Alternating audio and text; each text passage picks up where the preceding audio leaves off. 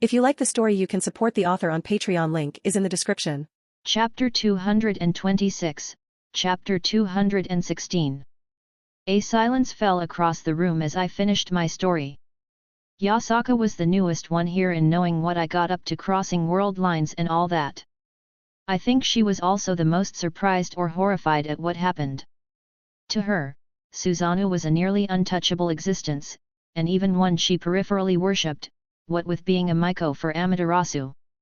Please don't kill the Susanoo here. My fluffy fox finally spoke up.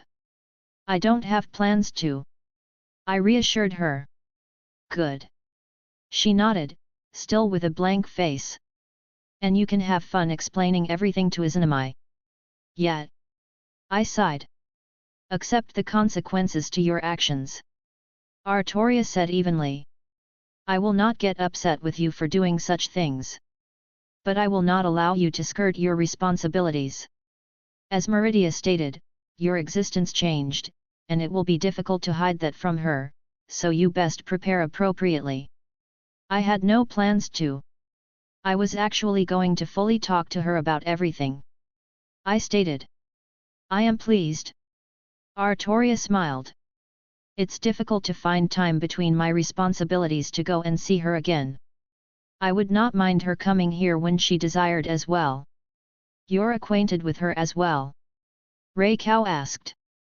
Indeed. Our first meeting was, not quite ideal. But I would call her a friend at this point. Artoria explained. I can understand your skepticism, but I support Yasaka and Will's opinions in this matter. It would not be fair to judge her based on our home world's depictions. I understand. I suppose I do have some bias. Reikau acknowledged her own sentiments. I am upset that you took the risk. Meridia still looked annoyed with me. But I am also happy that you can further protect yourself. She crossed her arms with a little glare. I am conflicted. I wish you would first consult with me on such things beforehand. But I can also understand that it was not possible to do so in your situation. Skathik seemed to keep quiet, allowing the others to express their thoughts on the matter. I don't want to see you get hurt. Jin said quietly. It doesn't sound like he was as strong as the gods I'm familiar with, but please be careful. Are your gods strong, lass? Skathik perked up with a bit of interest. It was funny that Jin still sort of accepted the role of the younger one even when she was probably the second oldest here. Jin nodded. Using the terms of this world, I think you could say they would be in the top 10? Though that's just my speculations, I couldn't even really gauge their strength. They were my creators and I didn't even harbor any kind of motivations like that back then. But I do recall the scene of the god of darkness sundering the moon on a whim. Yeah, that's something to think about. Though, the moon on Remnant looked a tad smaller than what I was used to. Impressive. Skathik acknowledged.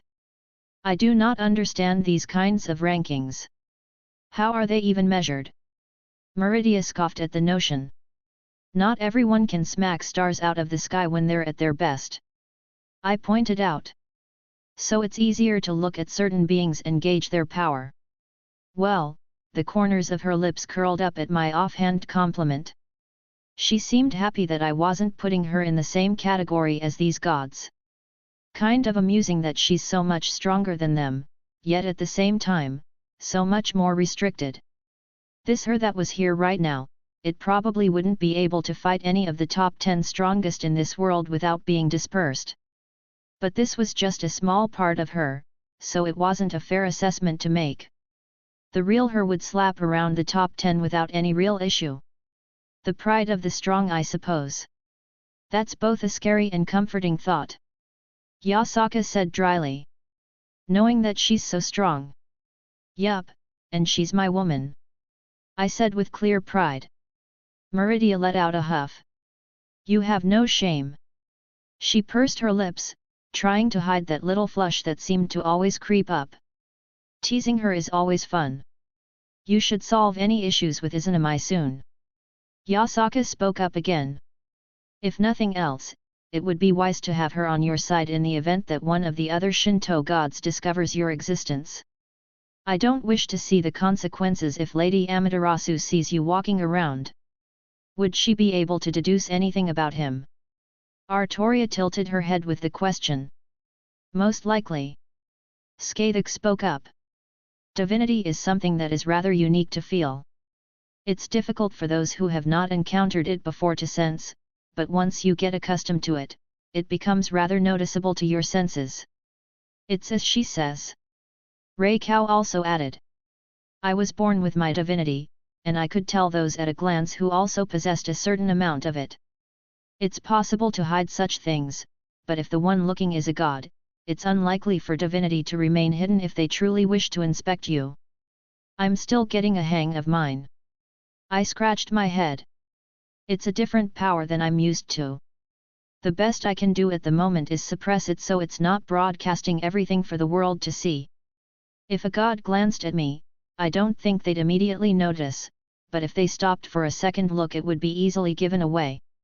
A passing glance may not raise any suspicious, someone actually looking at me intently, yet, I don't think I could hide it. My patron would be sensitive to your origin. Yasaka bit her lip. I could leave if it's inconvenient for you. I don't want to. Absolutely not. Yasaka cut me off. I refuse your suggestion. You are someone important to me and I won't allow some self-imposed exile for something that may not even occur. Almost to accentuate her point, her tail found itself wrapped around me once more. Don't take my concerns to heart. I'm stressing over the worst-case scenario and I don't believe anything would truly happen.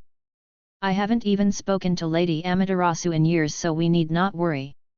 Her tone didn't really leave any room for argument. I put my arms up in surrender. All right, I won't bring it up again.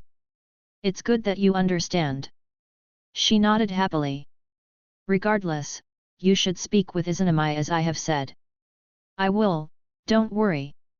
Even without this whole mess. I wanted to catch up, she's someone I care about too.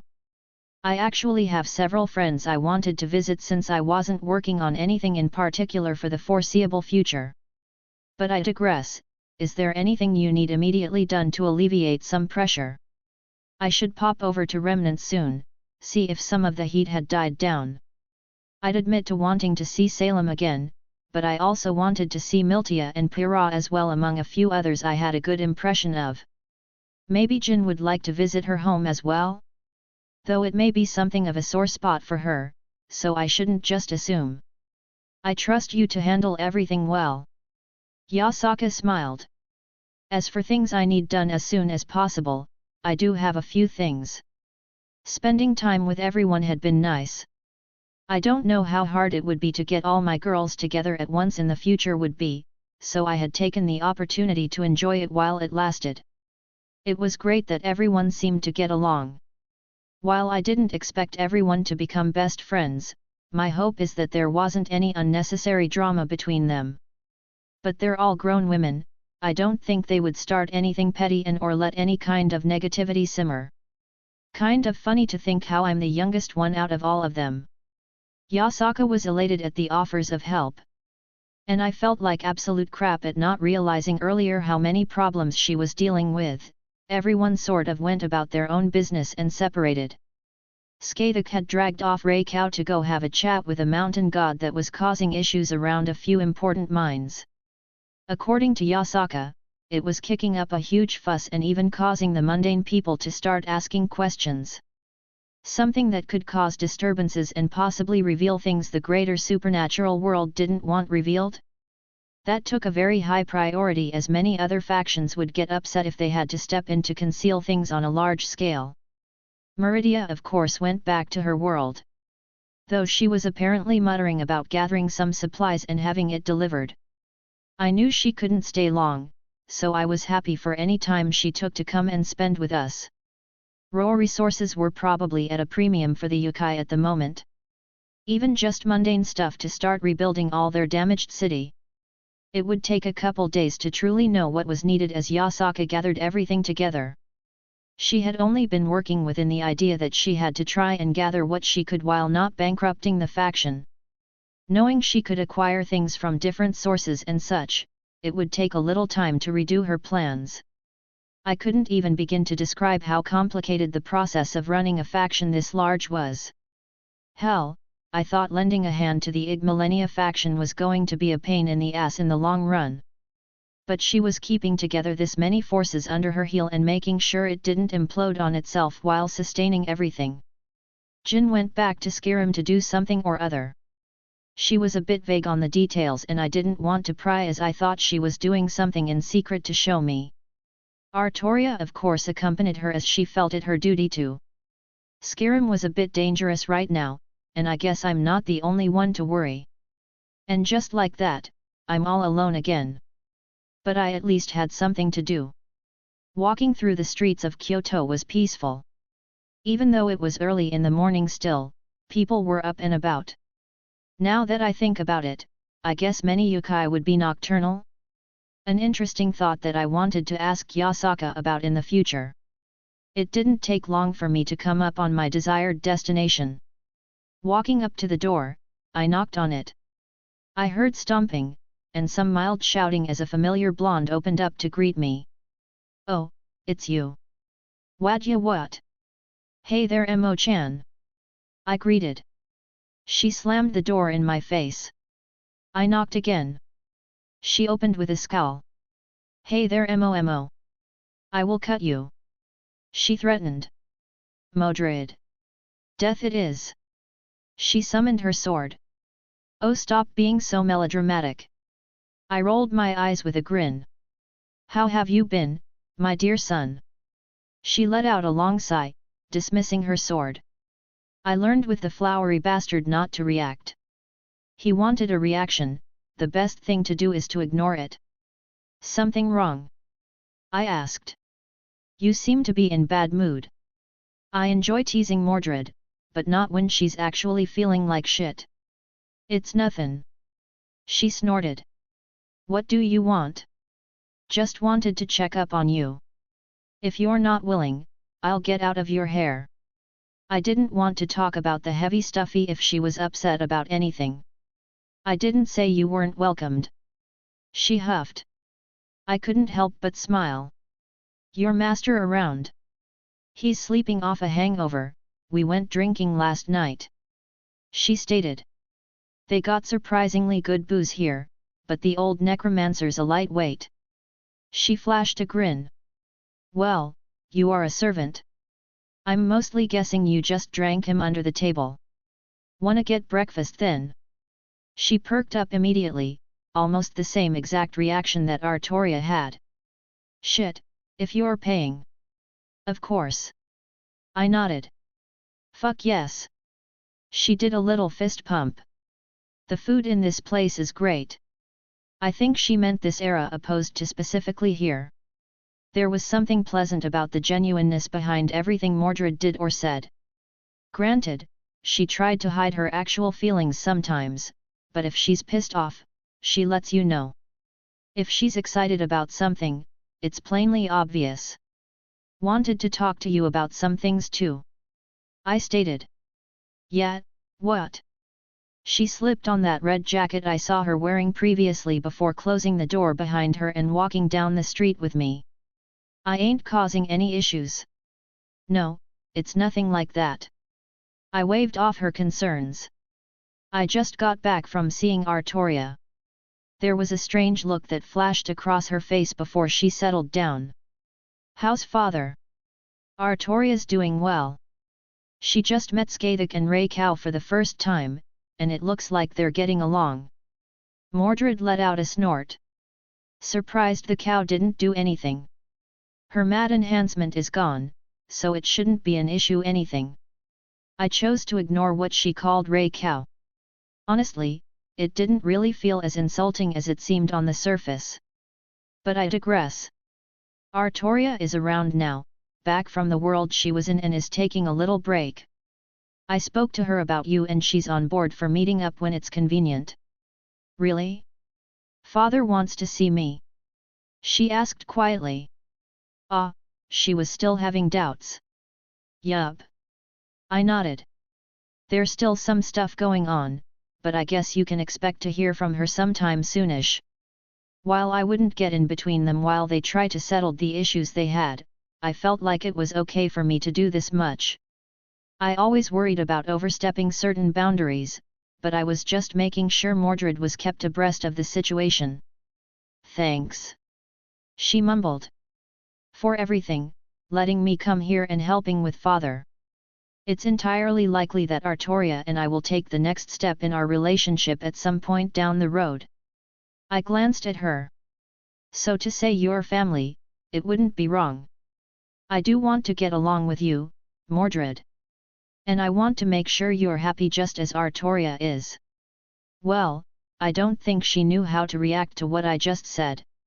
She looked surprised and unsure of herself, which was a little amusing to see. Thanks. She managed to whisper before ducking her head. The rest of the walk was in pleasant silence. Been dealing with some personal stuff all day, so chapter was delayed. Entirely possible this extends into tomorrow and I won't get the chance to write anything. Chapter 227, Chapter 217. Wilhelm. Yasaka perked up, looking at me from behind her desk. There were stacks of paper all about in an almost comical way as she went through documents and reports. It was the first time I'd been in her office. I was going to ask if you were busy. Did the stacks of paper tip you off? She snorted with a laugh, almost deprecating in nature. She let out a sigh, setting her pen down. This is actually a good day. Really, this is a good day. I blinked in surprise as I took a seat. At least I don't have to deal with a court setting today.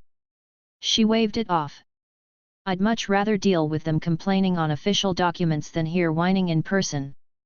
I swear, it's like they don't realize everyone had been hit hard in the attack. She groaned, laying her head on the desk. Something happened? She asked, her head still laid down as she stared at me. No, why? I didn't expect you to come by and see me so soon. Maybe when I went to go pick up Kuna from school. She replied, lifting her head up and propped it up with her arm. Not that I'm complaining. She finished with a smile. There's no issue, I just wanted to see you. I returned the smile. I did see Mordred and we had breakfast together. It was nice. That's sweet. Yasaka cooed. I hope Artoria and her can settle everything. Did she talk to you? Yes, we spoke a bit. She told me of her origins. Though, I had suspected as much with all the clues I had been given as well as what you get up to. She shook her head with a laugh. First Minamoto no Rei Cow, and now Arthur Pendragon. Is it strange that your world's version of these figures are female, or is it my world strange that they're male? Hey, I never thought of it that way. I shrugged, not dwelling on it too much. History recorded them as male in our world as well, so probably my world. I laugh. Besides, you forgot to mention Mordred. That doesn't count. Mordred apparently likes male pronouns, so it's not weird that specific historical fact was muddled. Honestly, I don't know if she does or not and just went with it because she was told to. I've been using female pronouns and she hasn't really gotten upset. I think it's more the intent than anything. Though, I should probably ask her at some point. It would be the polite thing to do. Oh. Yasaka suddenly shot up straight. Before I forget. She started rummaging through the drawers on her desk. Ah, here it is. She presented an envelope with a noble-like insignia stamped over wax. I didn't really know what to say as I accepted it. Is this what I think it is? Yes, the Gremory family insignia. I doubt anyone would actually pretend to be them and do this. Yasaka replied. Interesting. I looked it over. So, where do you shred things it? Or should I just turn it into ash? I won't tell you what to do with it. She stated. But you should hear everything that accompanied it before you make your decision. I let out a sigh. Fine, let me hear it. The person who dropped it off was very specific that it was at the behest of Venelana Gremory, or rather Lady Gremory. Yasaka said calmly. They were waiting outside the gate for hours until I got back, and they were very polite with their approach. My grandmother. I pursed my lips. I admit I haven't given her any real thought since she was mentioned by Okada Tsuji. You're under no obligation to respond, nor even read it. If you want to discard it and never mention it again, I'll happily go along with it. No love for devils. I don't think any faction in the world actually likes them. She deadpanned. Unfortunately, they seem to have a stranglehold on certain products and technologies that make it so we have to interact with them in some capacity. Products? Remind me again which ones are so important. I knew a lot of things, but I wasn't omnipotent. Well, I could list certain technologies. Hell, I use the DevielNet more than I should. But if we're talking about strategic resources, Phoenix Tears are something that's hard to come by, off the top of my head. Ah, I recall those. Something about requiring a ritual for the Phoenix family member to shed a tear and whatnot. It's supposed to have some insane healing properties, but doesn't do much for missing limbs. That's more or less correct. It also helps with diseases as well. It's impressive and all, but are healing magics and potions/regents really in short supply here? Short supply? I can't say they're short, but mostly faction specific. Good healing is hard to come by unless you're part of the Heaven faction or important in some pantheon. To us mortals and such, finding someone proficient in healing that can do something close to the ability of a Phoenix Tear is difficult. We of course have many in our number, but compared to our entire population, it's only a small fraction. Most holy type healing based magics are not compatible with yokai due to our origins. While we don't suffer the same backlash for such things from true sinful species like devils, it's still less than desirable. That's something I can help with. Really? She blinked. If you could supply a large amount of healing supplies, it would be very beneficial. We would have to stop paying outrageous amounts for the small amount of Phoenix Tears we can get our hands on. If they can be used in the middle of a battle, they would be worth their weight in gold. Ah, I seem to understand. It's not that healing is unheard of. It's that most healing is not compatible with every species around, and it's almost like a magic doctor, not a consumable like a healing potion. I guess it isn't so surprising. I can't compare the modern world to somewhere like Tamriel. Tamriel hadn't been polluted, so to speak, like Earth had, and as such hadn't lost the majority of its magical nature on the surface. And Phoenix Tears apparently don't discriminate at all, making them even more valuable, even ignoring the strength of their healing. Yet, I can see why Phoenix Tears are so valuable after giving it a bit of thought. They're no apples from Eden's tree, or peaches of immortality, but they're probably the best us mortals can get our hands on. She sighed. I took a healing potion out of my ring and set it on the table. I have some things going on that should begin a steady supply of these. They're fairly decent healing items, aptly named healing potions. The ingredients come from Meridia's world, but I also have some people under me starting research on growing them from where Mordred and Co came from. Interesting. She picked it up, examining the bottle. She didn't even hesitate to pop it open and take a drink. She paused for a moment, deep in thought. I felt a warmness wash over me. I've used a Phoenix Tears before, and this is much lower than one, but if they're mass-producible. They are, to an extent obviously. I would offer to go buy up large quantities in Skyrim, but they're currently having their own difficulties and supplies are hard to come by. No, this is fine as is. It's not an emergency, but something to look forward to down the line. It would free up a lot of money and resources on our end from having to outsource. She set the healing potion down. Oh, that's a surprise. She mumbled. It doesn't seem to overdraw the body's vitality like most senjutsu healing does. There are other things, I'll give you a list of sorts when I start up production on my end. You're so good to me. She smiled. And the others already are doing things. Skadik and Raikau went to deal with the biggest pain right now. I don't know what I'd have done without you all. I flicked the letter in my hand into my ring for now, deciding to think about it more later. It's not like you haven't helped us either. Accepting my requests without a second thought, and even helping get everyone settled. That's nowhere near the same. She huffed. I just had to snap my fingers to make that happen. Yeah, and how easy do you think it is for Skadik and Raikau to handle a mountain god? I snorted. Hell, Skadik will probably have fun doing it. She blinked.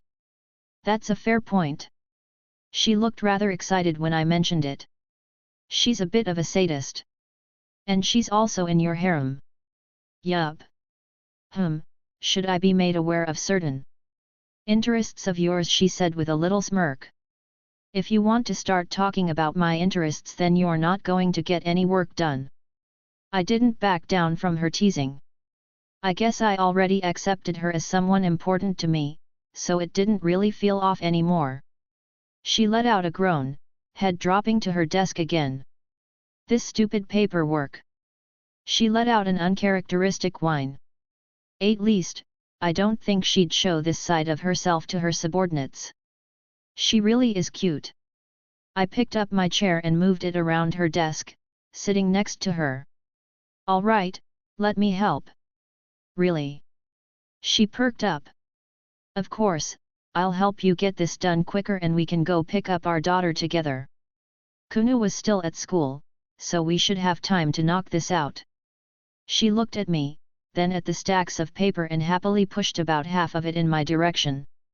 If you don't think you can do anything with the documents, put them in a separate pile, I'll look them over later. Okay. I nodded, taking a pen. I paused for a moment. So, a random thought.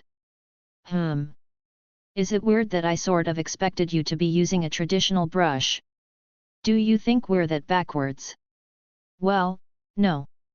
But it's just. I'm messing with you. We actually used them when pens first came around, then I nipped that in the butt right away. Had some elders kick up a fuss about it too, spouting all that nonsense about tradition. Oh, what happened? We don't talk about them anymore. I think you're doing this on purpose. I stated. I don't know what you're talking about. Yasaka hummed, holding my arm with her tail wrapped around me in the way I've come to enjoy. I'm not complaining, mind you. But you're definitely doing this on purpose. Am I not allowed to be affectionate with the father of my daughter? Yasaka grinned. I grumbled but didn't dwell on it any longer. She was definitely doing this on purpose. We were talking the long way towards Kunu's school, as in walking through a very populated part of the city. It was actually very roundabout and added probably an extra 20 minutes to reach our destination. People were watching us very intently. Yasaka was a very well-known figure to all of them. To call her a celebrity wouldn't be wrong either. While I'd been on the internet here, there were plenty of forums and websites dedicated to Yasaka, and not entirely in a wholesome way. So, yeah. People were watching us, taking pictures and such. Even her guards were keeping their distance, making this look like a romantic outing, which it was. And not that our relationship wasn't kind of known already, but it hadn't been made this blatantly public before. I just want everyone to know that you're my man. She said sweetly. I suppose it doesn't hurt that it also distracts people. Gives them something to talk about other than the attack and the subsequent mess that's still being dealt with. Weaponizing celebrity gossip. Yes, it's quite the coincidence. You're lucky you're so fluffy. I ran a hand through her fluffy tail. I honestly didn't mind. I actually liked that everyone knew that Yasaka was now mine.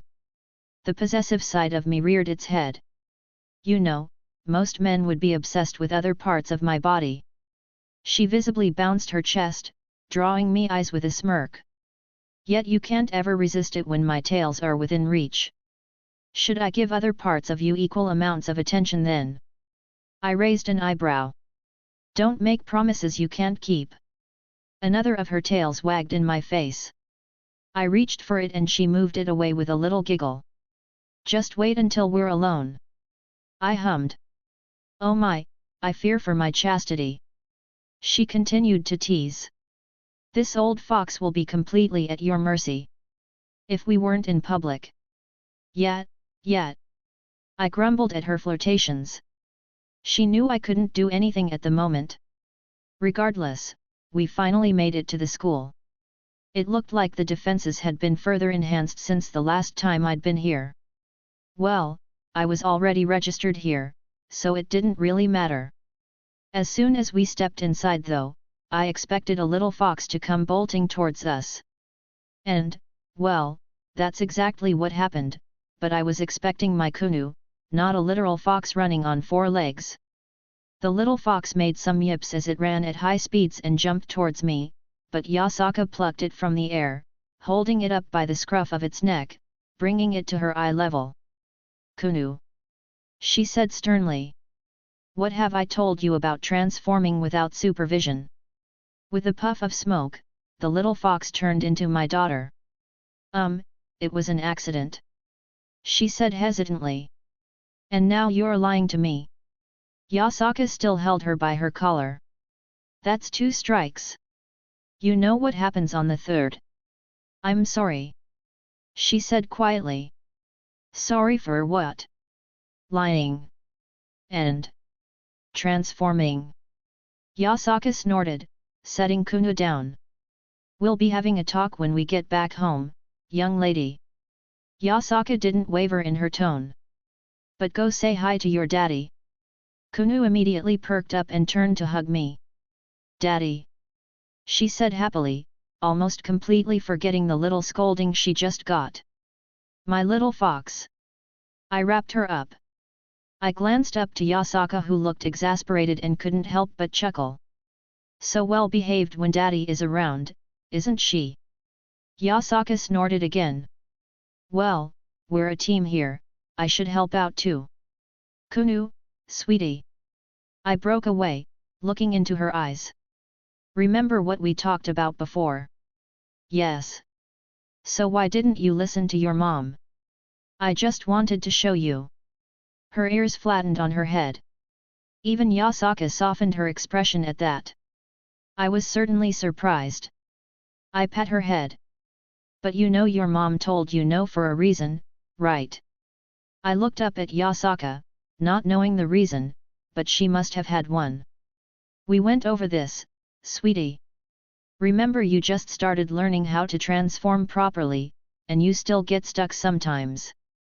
If neither I nor your teacher is around, it could be dangerous. Yasaka knelt down next to me. I'll make you a deal. If you can go through your next 5 lessons without any problems, I will let you do it whenever you want provided that it isn't causing problems. Really? Kunu perked up excitedly. But you're still going to be in trouble for lying to me this time. Yasaka returned to her stern tone. I'm sorry mama. She replied. Good. I accept your apology. Yasaka nodded happily. Before turning back to me. You see what I have to deal with here? This little bundle of fur that can't sit still and always gets in trouble. I don't always get in trouble. She pouted indignantly. Can I show daddy my fox form again? Yasaka let out an exasperated sigh. Fine, you can show your daddy. Immediately, Kunu transformed, a puff of smoke surrounding a little 9-tailed fox, looking up at me and yipping. I couldn't help but pick her up as her little legs wiggled in my arms. This is ridiculously cute, I'm having trouble wanting to let go. Yes, that's how she ropes you in, the cuteness. Next thing you know, she's stealing snacks from the kitchen and hiding them in her room. Yasaka eyed her daughter. I rubbed her head and she made some very happy noises. This was my daughter, and I'm okay with this. So why can't she transform? I can't claim to be overly familiar with your species. But shouldn't it be something that comes natural? In normal situations, yes. Yasaka nodded. But Kunu is slightly different. Are you aware that the first child of every nine-tailed fox will also be a nine-tailed fox? I think I heard that before. It sounds familiar. I admitted. Yes, well. It mostly doesn't matter what race, our first child will always be a nine-tailed fox. I say mostly, because they're exceptions, like in the case of deities or maybe dragons. Something that can overpower our bloodlines. I get what you're saying. I continued to nod along. My mother was a nine-tailed fox, and my father was a one-tailed that she fell in love with. Such, I am fully Kitsune. Kunu's father was a human, so even if she is still a full-fledged nine-tailed fox, her origin is partly that of a normal human. Yasaka reached over, scratching behind Kunu's little ears. That doesn't mean anything is wrong, she simply has a little bit of trouble coming into her bloodline. It will come, but it's not as instinctual as it was for me. She's not the first one over the centuries, so we do have some knowledge on this stuff. So she was having trouble changing into her fox form. We began walking back home. The first few times she couldn't change back and she got so excited that she ran around, got lost, and we couldn't find her. Yasaka let out a laugh. It was the most ridiculous series of events. But eventually it got settled, but we've been making sure she's had an eye on her when practicing. Will she get as big as you? I asked. Are you calling me fat? She grinned a little, her teasing nature coming out. Oh, stop you evil woman. I nudged her. That is a landmine I will never step on. She laughed. Kunu should get around my size. It also depends on how far she takes her training with Senjutsu and Toki. But I'm surprised, have you seen my full form? I have. I nodded, picking up Kunu. Sweetie, you wanna play with Sir Wiggles? She yipped, nodding at me happily. I reached into my ring and into my hat to take out my little companion. Sir Wiggles hopped out with a small burst of lightning, and I immediately noticed something different about him. Though he happily started playing with Kunu so I would deal with it later. But yet, I saw it before. When I first came to Kyoto, you were stomping on some people. Oh, I remember now. Some idiots thought just flooding me with the weakest trash they could find would be a good strategy. So, I just transformed and stepped on them. Well, I guess that's one way to go about it. Don't worry. She brushed up against me, whispering in my ear. You're the only one I'll step on from now on. I resisted the urge to facepalm. Jin told you, didn't she? Yasaka began to laugh. She does love to share some interesting stories. Well, someone's going to get a spanking. Though she'll probably enjoy it. I'm sure that isn't the only thing her cute little butt is going to get, is it? Oh geez, she told you that too. I was a little surprised by that. That girl of yours has absolutely no shame. Yasaka smiled. I look forward to when I get my turn. Well, she had the full extent of Remnant's internet in her head, I can't really blame her there. With a shake of my head, I reached for Yasaka's hand, taking it into mine. Her tail quickly found my waist again, wrapping me up. Kunu and Sir Wiggles continued to run around and play as we walked back home. My eyes slowly opened as I felt something tickling my nose. A furry appendage rubbed against my face and I took a moment to remember where I was. A bed that wasn't mine, and a partially nude fox clinging to me. I couldn't help but run a hand through her closest tail. Lower. She mumbled. I raised an eyebrow as I let go of her tail, my hand trailing down her leg. I gave her butt a little squeeze, admiring the softness in my hand. I stayed over with them last night, and was about to head home, but Yasaka convinced me to stay for the night. We didn't really do anything beyond some kissing and cuddling, but it was still nice. You can play with my tits too if you want. Yasaka turned over, giving me a smirk while my hand was still playing with her rear. Tempting. I snorted, looking at her chest that only had a thin white shirt covering them. I hummed out loud. Am I really going to have to convince you to touch my chest?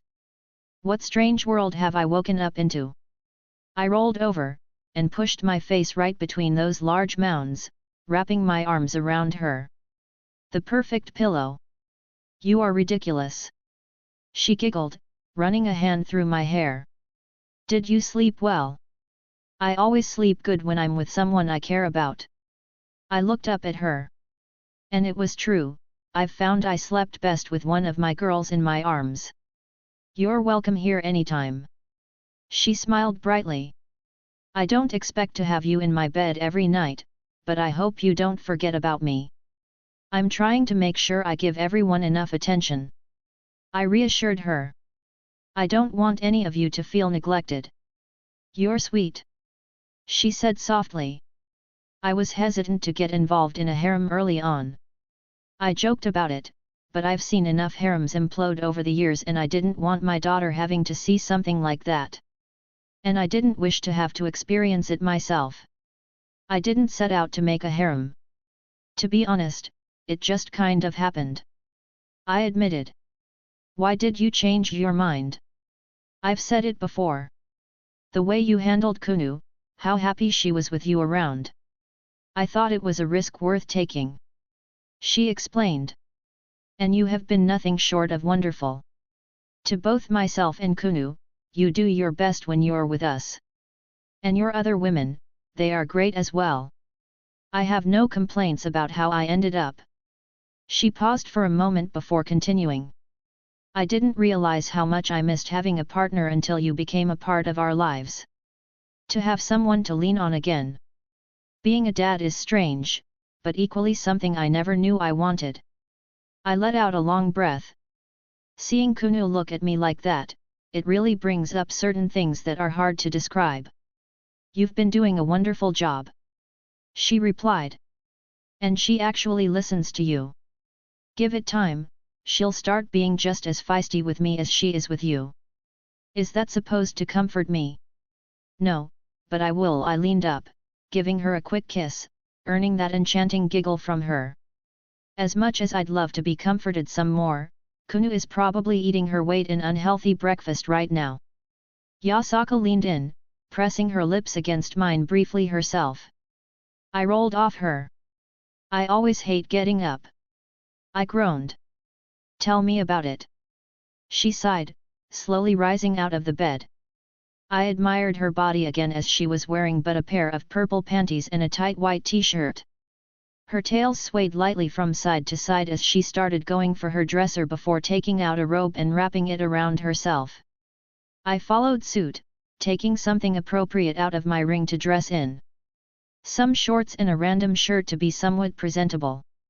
We walked out of the bedroom, towards the kitchen where Kunu was sitting at the table, a bowl of cereal in front of her. How many bowls have you had, Kunu? She stopped, then quickly took a spoonful and stuffed it in her mouth. Phh. Ahoy! Yasaka deadpanned, reaching for the box in front of the little fox. Funny, I just bought this for you a day ago and it's empty.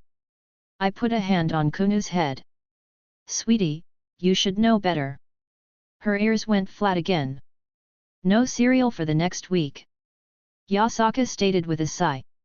She begged me to get this for her after seeing it on TV. What is this? I picked up the box. Super Saiyan Rangers, really? I blinked at it. Kunu loves it. Yasaka said dryly. I opened my mouth then closed it. I feel like my childhood is ruined. I loved Super Sentai as a kid, I mean, who didn't? The English version obviously being Power Rangers, which this crap totally ripped off. What is it even about?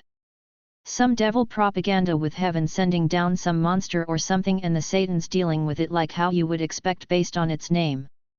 Yasaka started rummaging through the fridge. I'm morbidly curious now. We can watch it together. Kunu quickly said. I'll show you all my favorite episodes. Well, guess I'm stuck with this now. I'd love to do that with you. I smiled towards her. Even if I had no desire to actually watch this, it was something she wanted. But I have some things I have to go take care of today. You're going? Kunu pouted. Not leaving, just running some errands. I'm not leaving Kyoto. I reassured her. I didn't want her to think I was going away again. I'll be nearby helping your Auntie Artoria with some problems she's had. Is she okay? Kunu asked. She's okay. But she has some things she needs to work out with her son. Auntie Artoria has a son. Kunu seemed surprised. Yup, and I hope you can meet them soon. I patted her head again. If all goes well, that is. Yasaka walked up, tail rubbing against my arm. Thank you for staying around for so long. You never have to thank me for something like that. I replied. I'll always make time for you both. You promise to come back soon. Kunu tugged on my sleeve. I super promise. I knelt down next to her. Would you like Sir Wiggles to stay here with you? Yes. Kunu immediately agreed. With a laugh I took him out, letting Kunu hug him happily. Sir Wiggles definitely had a good impression of her if the feelings from the link between us were accurate. Okay, but you have to promise to be good for your mom. I promise. She nodded. Good girl. I rubbed her head again, standing up a moment later. Yes, let's see how long that lasts. Yasaka let out a laugh. Do I get a proper goodbye? I took a step forward, my hand cupping her cheek before I moved closer in. Our lips met as she leaned a little more into it, deepening the kiss. I'll see you soon. Yasaka spoke as we separated. Be back soon. I nodded at her before turning away. I didn't want to leave, but I did have things to take care of. With a wave of my hand, I opened up a portal left. Schweinorg. I recognized Rin's voice, turning towards her sitting down in chair at the kitchen table. Hey Rin, it feels like it's been forever. God, I know. She agreed. Wilhelm Artoria, sitting across from her, smiled at me happily. Artoria. I couldn't help but smile back. You're back. Yes, Jin is in her workshop and we finished everything we needed to do last night. Artoria replied. Did you spend the night at Yasaka's estate? She asked, not really in an accusatory way, but more in simple curiosity. I did. I didn't hide it. Reikau and Skathik back. Yes, they have both claimed rooms upstairs and I have not seen them since they retired for the evening. They returned rather late, so I assume they will still be resting. Oh well, let them sleep in. No idea what they did, but they certainly deserve a nice rest. I turned towards Rin again. So how's it been? Meh. Rin sighed. Still kinda exhausted. Really? It couldn't have been that bad traveling Skyrim. No, no. She waved me off. But I used a spell to push away my fatigue and tiredness for too long and it's caught up with me. How many days in a row did you use it? I blinked. 4 days. Artoria answered. Against my wishes, she continued to push herself. We were doing important work. We were acquiring treasure from tombs filled with undead and monsters. Important work. Rin stated. Very important work. I nodded. See. Rin exclaimed. Important work. You both. Artoria sighed. I never understood the obsession with material wealth. Sorry, the woman who had multiple divine weapons in a literal kingdom says what? Right. Rin snorted. Well, that's not quite the same. Artoria stumbled. Ahoy. I call bullshit. Besides. I continued. I'm a devil and part dragon, being greedy is part of my nature. I feel like that's an excuse you'll use whenever it's convenient. Rin deadpanned. You have good instincts. I offered no argument. I walked over, giving Artoria a quick kiss on the cheek, earning a happy little noise from her. You pick up any new tricks while in Skyrim, Rin? Yeah, they have an interesting system of magecraft. I added a few things to my jewel craft arsenal and some of their own spells. Rin replied. Now that resources aren't much of an issue, I've been able to experiment a bit more to push my craft forward. I'm glad. I smiled. How about any progress on your kaleidoscope studies? Had some ideas, but I need to test them out. Seeing what you did with the house and the doorway gave me some inspiration. Rin said lazily. And you need to take out Ruby for those. Yeah, that. She sighed.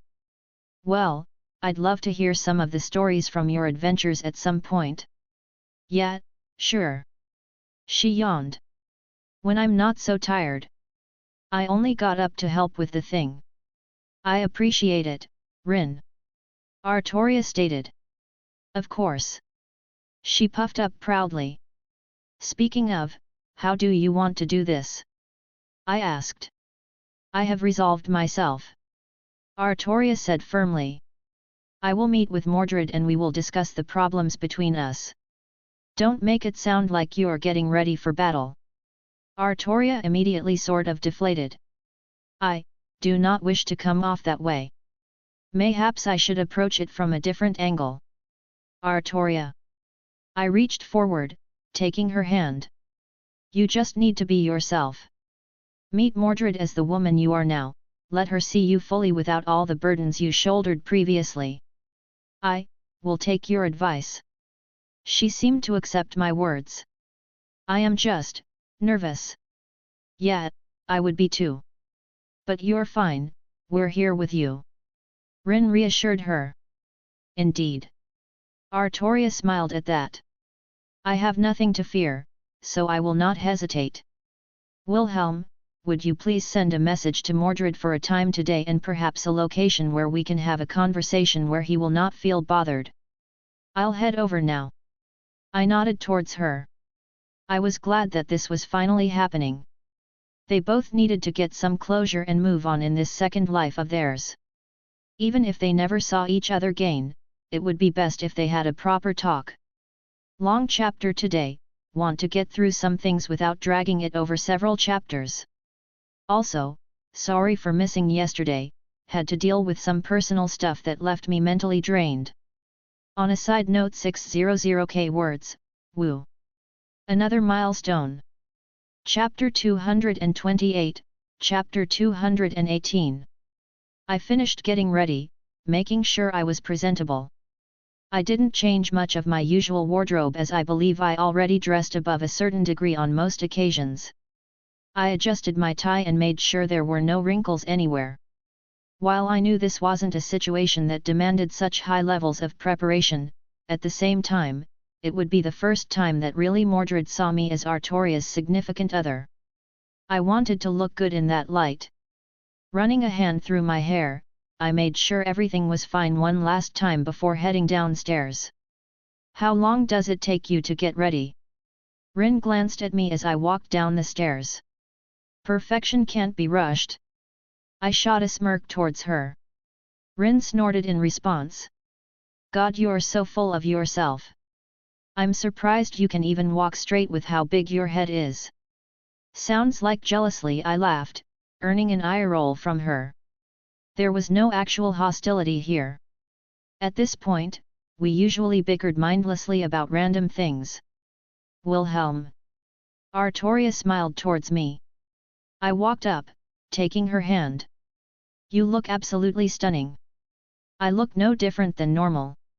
She looked confused. Imagine that. I winked towards her, enjoying it as she turned a little red as she realized what I meant. Blah.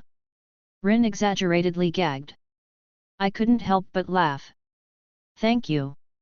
Artoria regained a normal expression. Of course. I brought her hand up to kiss it. She was probably stressed, so I wanted to lighten the mood a little bit. I guess she saw through my intentions easily enough. You good? I am prepared as well as I am going to be. She nodded. It sounded a little morbid, that she was resolving herself for something horrible. But, coming from someone who also had unresolved issues, I could understand her sentiments. To others, it may seem like a silly thing, but she's probably feeling a lot of pressure right now. You're fine. It's all going to be okay. I squeezed her hand a little bit. Both Rin and I are here. Rin was probably a better pillar of support than I was at the moment. They had known each other longer and faced many life or death situations together. Calling them best friends might be too weak a term to use. He's right. Rin spoke up. It's not a big deal. We've dealt with worse situations before. You are correct. Artoria nodded, easing up a little bit. Mayhaps I am just continuing to overthink it. I am happy to finally confront this. I do not wish for it to continue being a thorn in my heart. Well said. I swung her arm up, earning a little noise from her. You ready to go? Why yes, let us depart. I do not wish to be late after everything. Artoria nodded, recovering quickly. Without another word, Artoria led us out the door with a look of confidence on her face. This is the place you have chosen. Artoria looked at it, then at me. I kinda know the owner. It's where Izzy and I first met. He knows how to keep things to himself. I explained. Technically, it was a bit more than just keeping his mouth shut. Izzy supported the place, and there were certain restrictions that he had to adhere to that were backed by her power. It was simply a bar, but it wasn't the worst place to meet up. And it would be more to Mordred's liking if I were being honest. And the owner was obviously aware of Izzy. And he knew my face and knew I was friends with her, so I was confident based on everything I knew at this point. I'm pretty private person most of the time, so it should speak to my willingness to do this here. Very well. I appreciate the concern over privacy. Artoria nodded in approval. Pushing the door open, she stopped after taking a few steps inside. Rin and I immediately followed as Artoria and Mordred locked eyes. There was an instant hostility. I don't even think it was conscious on either part of them. Maybe something more ingrained on their Saint Graphs as they had each killed the other. The same way a dragon would react to an anti-dragon weapon. Mordred sat down with her master next to her. Carrie seemed almost protective. If that was the right word to use. I couldn't admit to knowing the depths of their relationship beyond the obvious, but I assume they had some kind of closeness due to the bond they shared. Mordred. Artoria finally spoke up, seemingly taking a lot of effort on her part. Father. Mordred answered just as awkwardly. Well, they didn't start swinging swords, so I'd say this was a good start. I gently placed a hand on Artoria's shoulder to break her from her stupor. She tensed ever so slightly, but began moving towards the seat opposite of Mordred and Carrie. Both Rin and I flanked her on both sides, sliding into our own seats. There was an awkward silence that followed. But it seemed that Artoria took the initiative. I heard that you fought well in your Grail War. It was probably an easy subject to breach with. Mordred actually perked up a little. Yeah, I beat several servants all by myself. I see, well done. Artoria didn't know how to respond again. I shared a look with Carrie, who also felt stifled under the awkward atmosphere. It's weird seeing you without your armor. Mordred finally spoke again. Artoria tilted her head. I no longer need to hide myself. Rin has helped me find clothing I enjoy wearing. She paused and blinked. Ah, I forgot to do introductions. She turned towards Rin. This is Rin, my master. Hello, I'm Rin Tosaka. I summoned Saber during my own war. I'm also a student of Zelretch. Rin did a polite greeting. Haven't heard the Tosaka name in a while. Carrie decided to respond. Carrie Sisagu, also the master. I'm just a freelancer with no important background. I've heard of you. A lot of magi say that you usually do good work and get things done well. Rin stated. "HOH, those old stuffy people think so highly of me." Carrie looked amused. Rin shrugged. "Well, they aren't that nice about it." Carrie snorted. "Sounds about right. Should I introduce myself?" I raised my hand. "Screw off, Schweinorg." Rin immediately denied me. "Hat." Mordred let out a small laugh at her dismissal. "Has anyone here not heard of you prancing around yet?" I decided to ignore them. "I'm Wilhelm Henry Schweinorg. I have several titles, but at this particular moment, I'm Artoria's boyfriend." I slowly reached out for her hand. She didn't deny me, her hand squeezing mine a little. There was just the tiniest hint of red on her cheeks. Probably declaring this in front of Mordred made her get a bit flustered. "So you weren't lying, hey?" Mordred's blunt words rang out. "No. We have been in a relationship for a bit now." Artoria decided to respond. "How'd that happen? He doesn't seem like the type. Acts too much like the flowery bastard." Mordred asked. I guess it was an easier subject to broach for both of them. Artoria actually smiled. "Yes, he does remind me of Merlin sometimes. But he is also kind and treats me very well. His sincerity is what won me over when we met." "Should I take it as a compliment that I'm compared to Merlin?" I questioned. "No. Fuck no." They both answered almost immediately, sharing an amused look before going silent again. Mordred began tapping on the table as the silence took hold again. "Do you?" Artoria began to speak but was cut off. "Why?"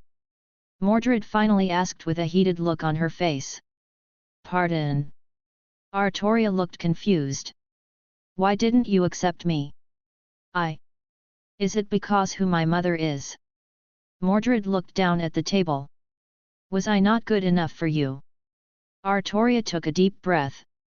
"The circumstances of your birth, they are memories that haunt me. I did not wish for you to be born, you were a product of Morgan's schemes." "Is that why you?" "Mordred," Artoria said sternly. "Please allow me to finish," she stated, waiting for Mordred to respond, but with no response she continued. "I do not blame you for Morgan's machinations. Mayhaps at the time, I failed to see beyond that." "Is that why you said I wasn't worthy of being king?" Mordred asked, her voice quiet. Artoria took a deep breath to settle herself. "I thought I knew everything I needed to for ruling. During my life, I thought I was the only one who could take the true path to elevate Camelot into what I had envisioned. When my knights began to leave, I still held firm to my belief, even as I watched in pain at their departure. When, Lancelot, I still believed my path true and righteous and did not waver. Even as I was forced to sentence Guinevere for her crimes, I did not waver. It was only the moment that I had your blood on my hands and I looked around and saw all the familiar faces of my comrades on that field did I come to the conclusion that I was wrong." Artoria took a deep breath again. "At the moment you asked me, I had a very specific idea of what it meant to be a king. In my eyes, you were too brash, too impulsive and aggressive. You got into fights constantly and you never thought through your actions." She sighed and shook her head. "But you were also kind. You helped those in need without fuss. You were never the one to throw the first punch in fights without honor. You never acted as a coward and performed your duties to the best of your ability. You were one of my finest knights." Mordred was silent as she processed that. Many intense emotions flashing across her face. "Do you still despise and reject me?" "I never despised you, Mordred. I hated what you represented to the former me. A loss of control, a reminder of what had been done to me by Morgan. Even after dying, and remember your face in those final moments, I can't hate you. I realized, that for all the grief I had, you were suffering just as much. So I would be a good king? If we were back in Camelot, would you tell me that I'm worthy?" Mordred asked. Artoria opened her mouth but went silent for a moment. Throughout my life, I thought I knew what I was doing. When I laid there dying, I thought I was wrong about everything. When the world offered me a choice, I wished to participate in the Grail War and attain a wish. I again was so sure of myself that I eventually thought removing my existence from history would be the best option to remedy my failures. To make it so I had never existed in the first place. What fucking bullshit is that? Mordred slammed her hand on the table. Do you think we fought just to fight? We fought under your banner. If you weren't there, what was the point of everything we did? Artoria didn't get upset at her outburst, instead let out a self-deprecating laugh. Yes, I have been made aware of my folly. I appear to have the habit of thinking myself correct on any path I take. It took me a long time to come to the understanding I have now. If you ask me if you are worthy, I can simply say I don't know. You don't know. I often think about what I could have done different, how I could have changed things for the better. But I simply do not know the answer to your question, Mordred. At the very least, I believe you would have done a better job than I did. I always looked up to you. Mordred said quietly. Even when the witch would tell me stories, I always admired you. I just wanted to help you shoulder your burdens. She clenched her fists. You never gave me a chance to prove myself. Artoria's eyes softened. Was that your wish for the Grail? She asked, able to guess at this much. I wanted a chance to pull Caliban from the stone and prove my worthiness. Mordred actually looked a little sheepish. Compared to how proudly she declared it to me the last time it was brought up, it was an odd thing. Oh Mordred! Artoria said softly. I think that's a wonderful wish. I do not believe it matters anymore, but I would have supported you fully in such an endeavor. I do possess the Caliban from this world. If you wish it, I think it would suit you more than me. Really? Mordred looked surprised. You would just give it to me after everything? Even if you don't hate me for being born the way I was, I still ended your kingdom. I ruined your perfect story and rebelled. Yes, you did. I cannot say that your actions did not bring me torment. However, they were not without cause themselves. And you were not alone in your actions either. There were plenty of others who were to blame, and you should not be the only one to shoulder any perceived sins. Artoria replied, a sad look on her face. I believe that many of my actions would have led to an inevitable conclusion even if you had not taken such a course. Once more, Artoria took a deep breath, a small smile appearing on her face. If it would alleviate any of the guilt you feel, Mordred, I forgive you. The look on Mordred's face, it was like she was about to burst out in tears. Well, I believe I'm going to get a drink. I abruptly stood up. Carrie, Rin, care to join me? I very smoothly made an opening to give them some privacy to themselves, as I didn't believe our presence here was necessary anymore. Thankfully, they took the hint, and silently got up as well. As fucking subtle as a horse. Mordred snorted, running a hand across her eyes as she looked away. Is he seriously someone you're dating? He has his flaws, but I do not regret my decision. Artoria smiled. Why is it so hard to believe? He probably didn't tell you about all the crap he pulled during the war. Mordred snickered. The details were vague. And I do believe there are stories to be had. Artoria looked interested. Oh shit, yeah. I'll tell you everything he said when we met. Yeah, really going to need that drink now. Late release, Pat Rayon chapter took longer than I expected. It's another faux interlude, so expect that in 7 chapters.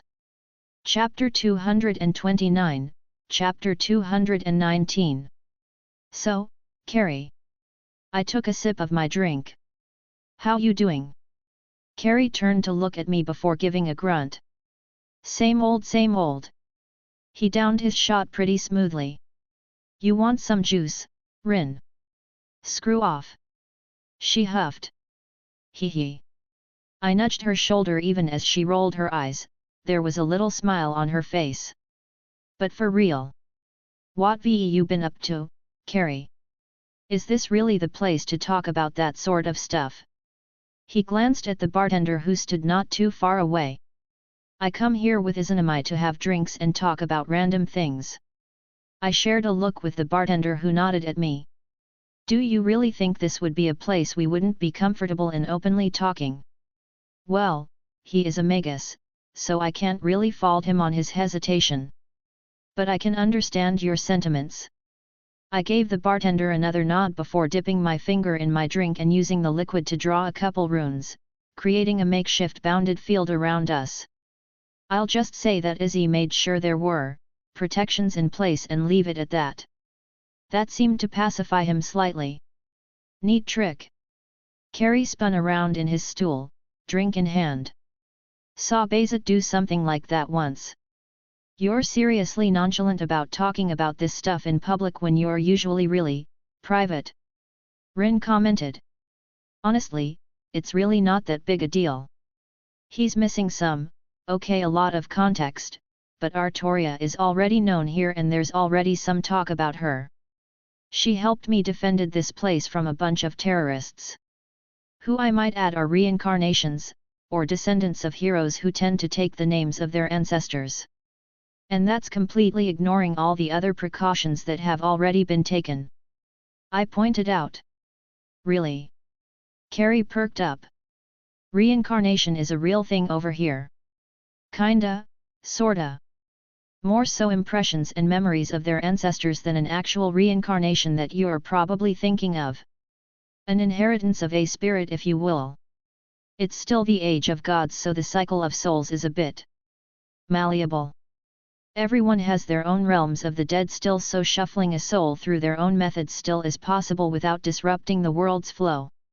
Not to mention my own circumstances.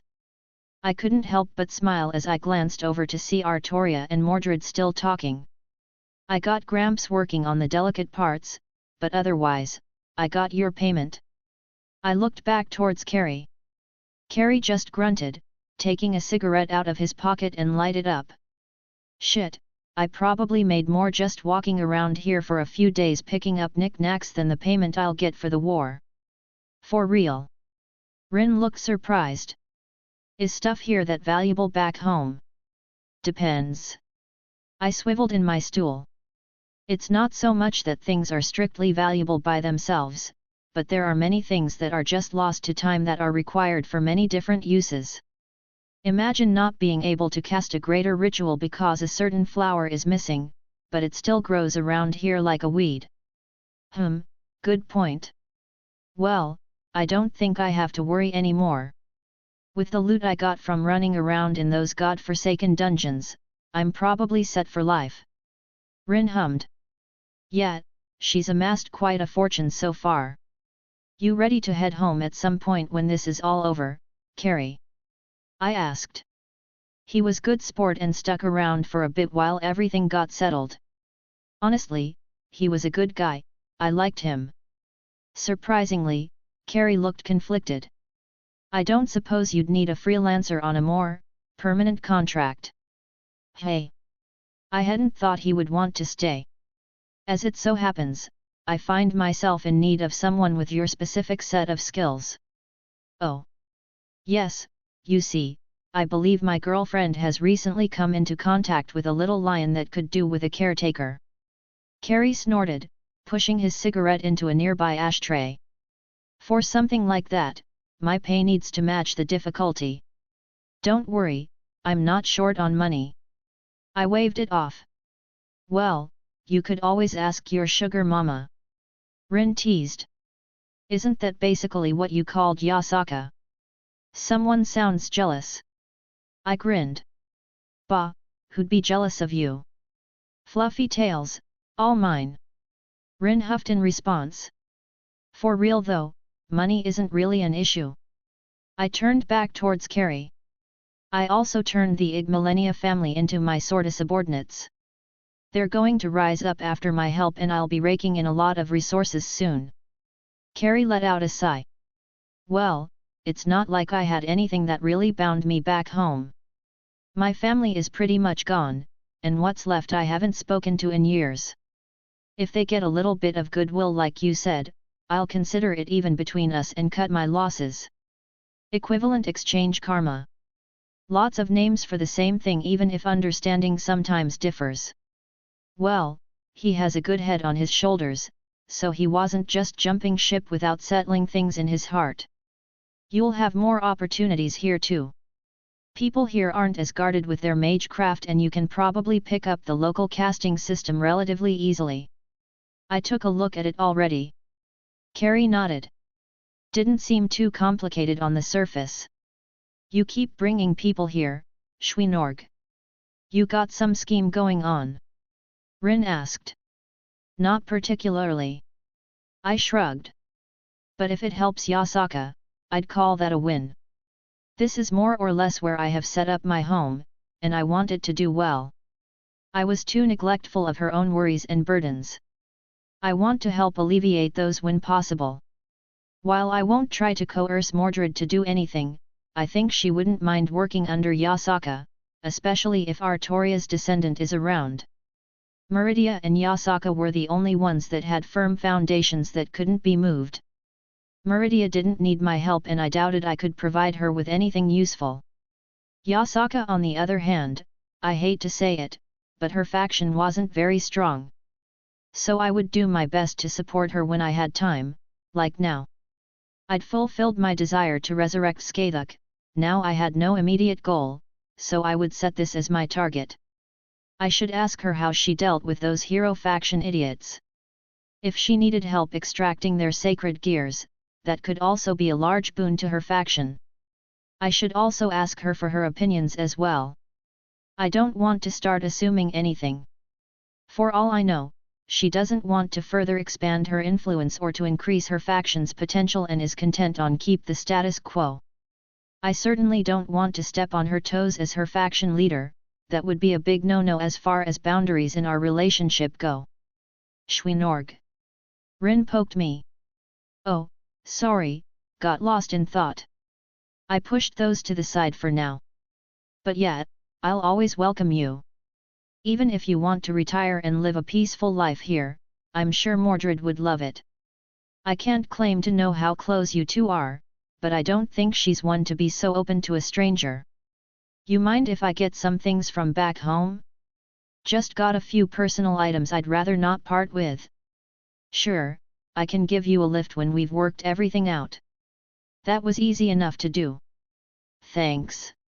He nodded towards me in appreciation as his attention was forced back behind us. Artoria and Mordred started walking over, showing a lot less awkwardness between them. With a little flick of my finger, I removed the bounded field. Yo! Mordred casually walked over. They got any good stuff here? She eyed the drinks on the shelves. I think they have a minimum age requirement. I replied. I'm older than you. She said without missing a beat. Height requirement. This supposed to be a fucking roller coaster. She snorted. How do you even know what that is? Random things, I don't know. Half the shit the Grail gave me I have like no context for. Like, the fuck is a Maserati? Hey, that really is just a random thing it told her. A type of car. I said idly. Well, Mordred seemed much more relaxed and back to her normal self, so that's good. Whatever. She shrugged. Oi, necromance, we're done. I wanna go back to watching that thing on the TV. It's called a movie. Carrie sighed, standing up. I'll catch you all later. I waved a casual goodbye as Mordred and him left. I'm guessing you've settled things for now. I turned towards Artoria, who had been silent in these few moments. Yes, we have talked about several things. Even Artoria seemed more peaceful. You look better now. Rin commented.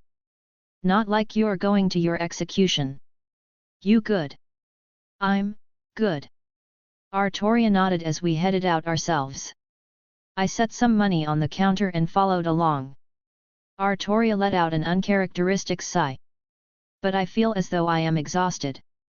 She took the initiative and reached for my hand as we walked down the street. "Thank you." She looked up at me. "There is still a long ways to go before either of us truly moves on, but I feel as if a weight has been taken off my shoulders. I didn't do anything. You're the one who was willing to confront your own demons." Not that I was calling Mordred herself a demon, but I think she got my sentiment. "I just brought her around. I'm happy for you." Rin spoke up. "You going to be seeing more of her?" "Yes, I do believe I will." It had been rocky as a start and there were still some strong feelings, but I believe I will be trying to spend more time with Mordred. I wish to try and be a proper parent, as ridiculous as it sounds since we are both dead. "That's going to be tough." She didn't seem like someone who needed a parent. "But she also seemed to really look up to you."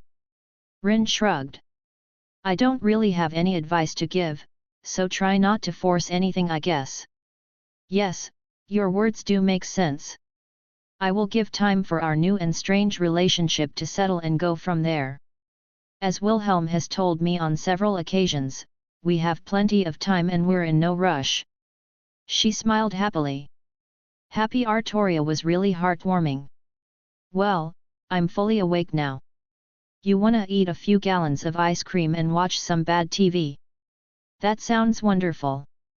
Artoria responded immediately. "Well, I'll give you two your girl time." I laughed. "Wilhelm, I didn't mean to."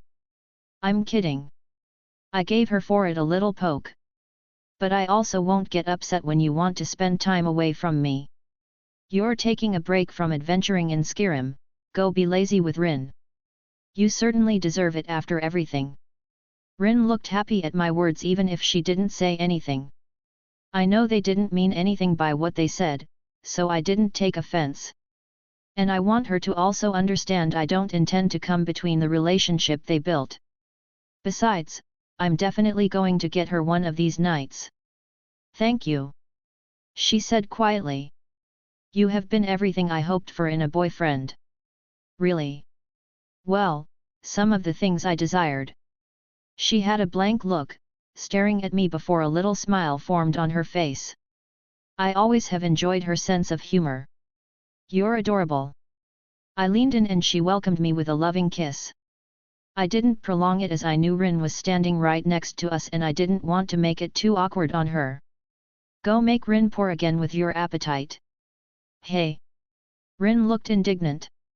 "My appetite isn't that bad." Artoria also squeaked out. I just laughed again at their reactions. "I'll see you both later, I'm going to hop over and see Izzy." "Oh, please give her my best and tell her to come visit. I wish for her to meet Rin and we can spend time together." Artoria perked up at the mention of our mutual friend.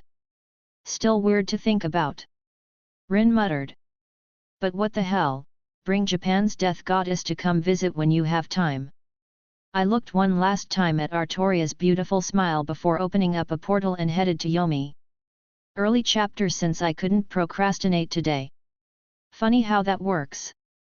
So, we got Izzy coming up right around the corner, should be fun. Chapter 230, Chapter 220. Yomi hadn't noticeably changed in my absence, not that I believed it would. The eerie land of the dead still felt just as unwelcoming as the first time I had been here. Though I knew that nothing would actually harm me or even try as Izzy had a firm hand on what occurred here. Honestly, I don't even know if anything lived here besides her anymore. There were legends and myths about certain creatures and such, but I had encountered nothing in my admittedly few times being here. Well, I now had some free time, maybe I should explore in the future? Izzy's house was almost comical in how out of place it stood.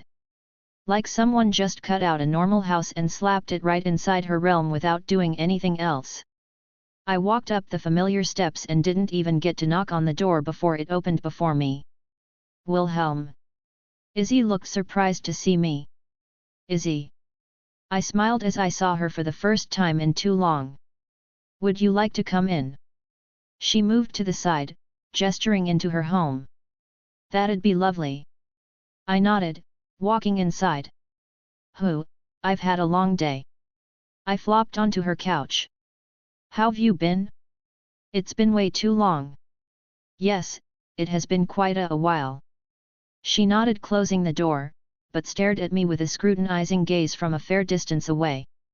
I looked back and felt weird with how awkward she was being. Oh. I realized. I guess you can feel it, hey. Are you referring to the feeling as if you will draw a weapon on me at any moment? She raised an eyebrow. Or perhaps are you referring to the aura of my son that seems to permeate your being? She added an extra dry tone. You are very different, and I don't know what to say. It makes me question if you are who I think you are. Wait. What? You think I might not be me, yet you let me into your home? Yes. Do we need to have a talk about stranger danger? I take it back, you are definitely Wilhelm. She snorted. I doubt anyone else would say something so ridiculous to me. Does my new feeling make you dislike me? I know that there was a strange relationship between Campioni and gods in that particular world line. An instinctual desire to fight each other even if they had no true dislike. No, it's difficult to explain. She shook her head. It was almost like an instinctual repulsion. Though I am over it now. Well, as long as our relationship didn't sour. But I wish to know why you feel so similar to my son. She added. Others may not be able to recognize it, but I would know my son's presence anywhere. So, that's a long story. I paused, letting out a sigh. You're my friend, Izzy. She blinked. I greatly appreciate you saying such a thing, but I don't understand the sudden admission. In fact, I am slightly worried now. You wondered about Artoria, didn't you? And about other things around me that confused you?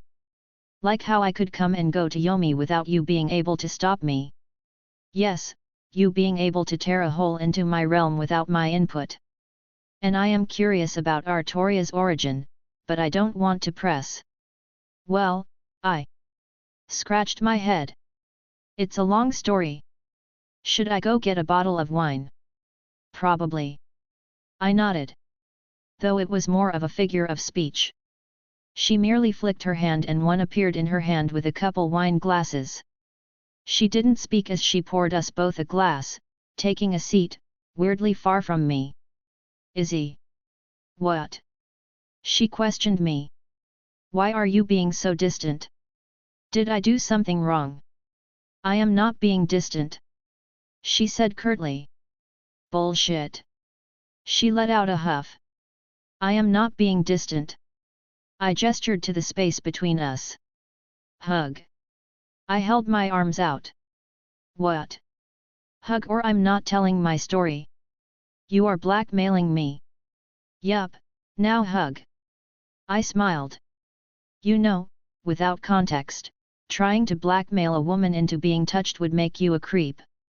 She snorted again, getting up from her seat. But there was also a faint smile that wouldn't leave her. I think I'm legally still registered as a minor in Japan. I pointed out. A mature woman inviting a handsome young boy into her home. She opened her mouth. Are you implying that Izanami no Mikoto, goddess of death, mother of Japan, is a cougar? Hey, I didn't say it, you did. I should smack you. Bold talk for someone in hugging distance. I took a step forward, wrapping my arms around her. She didn't stiffen either, if anything she welcomed it wholeheartedly. I said it before, but you are infuriatingly kind sometimes. She said quietly. I'll take that as a compliment. It was about half and half. Still taking it as a compliment. She seemed to be more at ease. What's wrong, Izzy? I finally asked as we separated. She let out a sigh. It's nothing important. She waved me off. Go on with your story, I want to hear what you were about to tell me. She sat down next to me, sipping her wine. And I really wish to know why you feel so similar to my son. I'm trying to hold myself back from being aggressive about it, Wilhelm, but for some reason it's giving my anxiety. I let out a sigh. Alright, but it'll take a bit to get to that part. That's fine, I have nothing else planned, ever. She leaned back. Thank you, by the way. I'm not used to having people care about me like this, it's nice. Well, you're stuck with me now. I grinned. Joy. She drawled. I suppose it could be worse. My life would be more boring were you not such a fool. Admittedly, I did have her go fight Godzilla Light with me, however. Who's more foolish, the fool or the one who's friends with the fool? I smirked. She raised an eyebrow. So that's how it's going to be. Come at me. I did the little gesturing motion as an additional taunt. I'll remember this, don't you worry. She calmly set her wine glass down. But stop getting distracted. Explain what you were going to explain. Fine, fine. I huffed. All right, so I should talk about my origins. To be honest, I'm not exactly normal. Yes, you're a half-devil. She said dryly. I opened my mouth and closed it again. Okay, that's fair. I sighed. Let's try this again. My origin isn't really normal for this world, even considering the supernatural aspects. Are you an alien? She asked. I blinked at her sudden question. What? Her lips curled up. You're messing with me. Well, you are smart enough to catch on. Now who's getting distracted? Ugh, you're right. Seriously, keep going. Now I lost my place. How did you lose your place? You spoke like 2 sentences. She groaned. Maybe I'm not smart enough to remember. I hummed. Well, as you keep proving, being able to speak does not make one intelligent. She retorted with a little smirk. I just nodded, accepting it. I was expecting a more subtle remark. Honestly, I love how she's able to quote Star Wars with me. Please, like there's anything subtle about me. She said with an arrogant little smile. Definitely not a cougar. I'm sure she could sense my sarcasm. Why you? She slapped my shoulder. Just for that, you're punished with being confined to Yomi. Insulting a goddess like that. She huffed. For how long? I leaned over. At least another few hours. She looked away. Izzy, what's wrong? I didn't want to push her on it, but something clearly had her upset. With a sigh, I decided to not bring it up again for the moment. You know, it's funny, you're not the first person who asked if I was an alien. I laughed, remembering my first time meeting Ruby on Remnant. She seemed to recover a little bit. Really? That's either a strange coincidence, or I'm closer to the mark than I thought. I'm not an alien. I rolled my eyes. Technically. Now that I think about it. I was joking, but your tone is making me question many things now. I was born on this planet. I offered. And that comment doesn't fill me with assurance. She pointed out. All right, I usually start this off with explaining my magic. The one with the colorful portals that lets you trespass into my home without my consent. Do you have to make it sound so creepy? I'm sorry, did this cougar hurt your feelings? You're never going to let that one go, are you? Nope. All right, moving on. I clapped my hands. So, my magic is known as the Kaleidoscope, which is the operation and manipulation of parallel worlds. I looked at her as she digested that information. Awkward silence. I see. She finally spoke after a couple minutes. You do. I tilted my head. It took a lot of explanation on my part when I told Yasaka. Wilhelm. She responded. I am a goddess. Nothing against Yasaka, but she does not have as much of an understanding about the world as I do. Fair point. Yes. She pursed her lips. Though I am still confused at a great many things. That's it, no other reactions. I'm processing. She snorted. I think some things are starting to make sense now. You said before that you traveled to the land of shadows and trained under Skathuk, yet Skathuk died centuries ago. I didn't question it before and merely wrote it off as something unimportant. Oh, she's dead in this world. I sort of voiced my thoughts. I didn't realize. And a comment like that answers many more questions. She said dryly. Parallel worlds, it's not an unfamiliar notion, but not one I thought a mortal would touch upon. So, yeah, I travel to other worlds frequently. I could have guessed as much. She replied.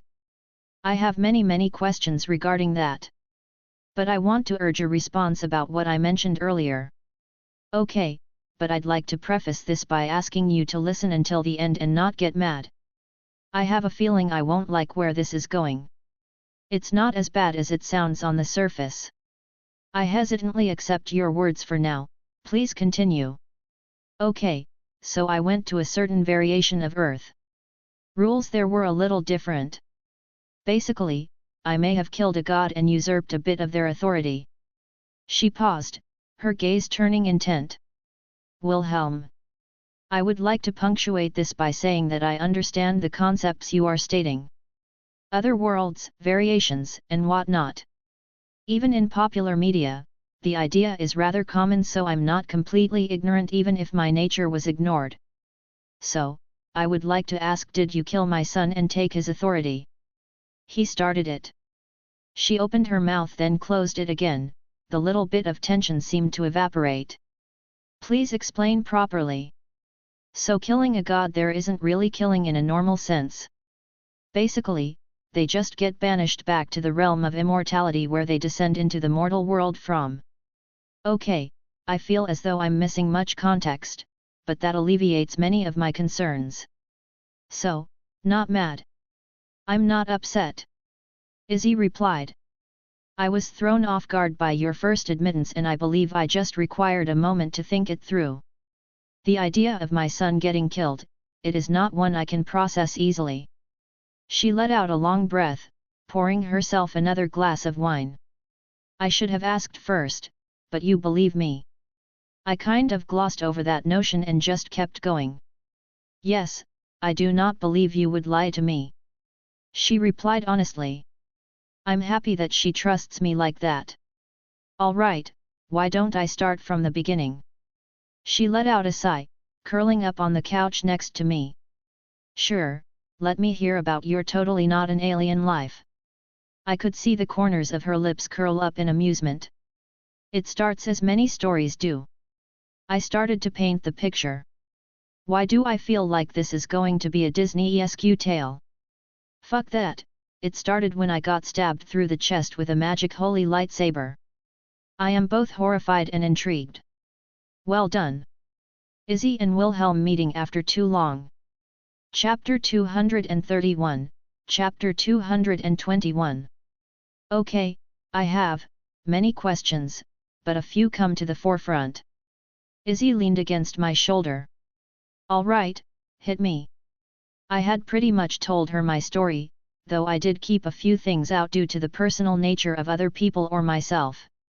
It's not like I was going to go into detail with how I spent my first night with Meridia.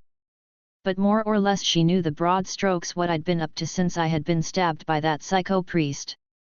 Speaking of, maybe I should find him? Give him a taste of his own medicine. So, I just want to repeat, for clarity's sake. She cleared her throat. You saved a king of a large nation in another world. He was so grateful, he bestowed upon you a harem of 3,000 of his daughters. Uh-huh. I nodded along.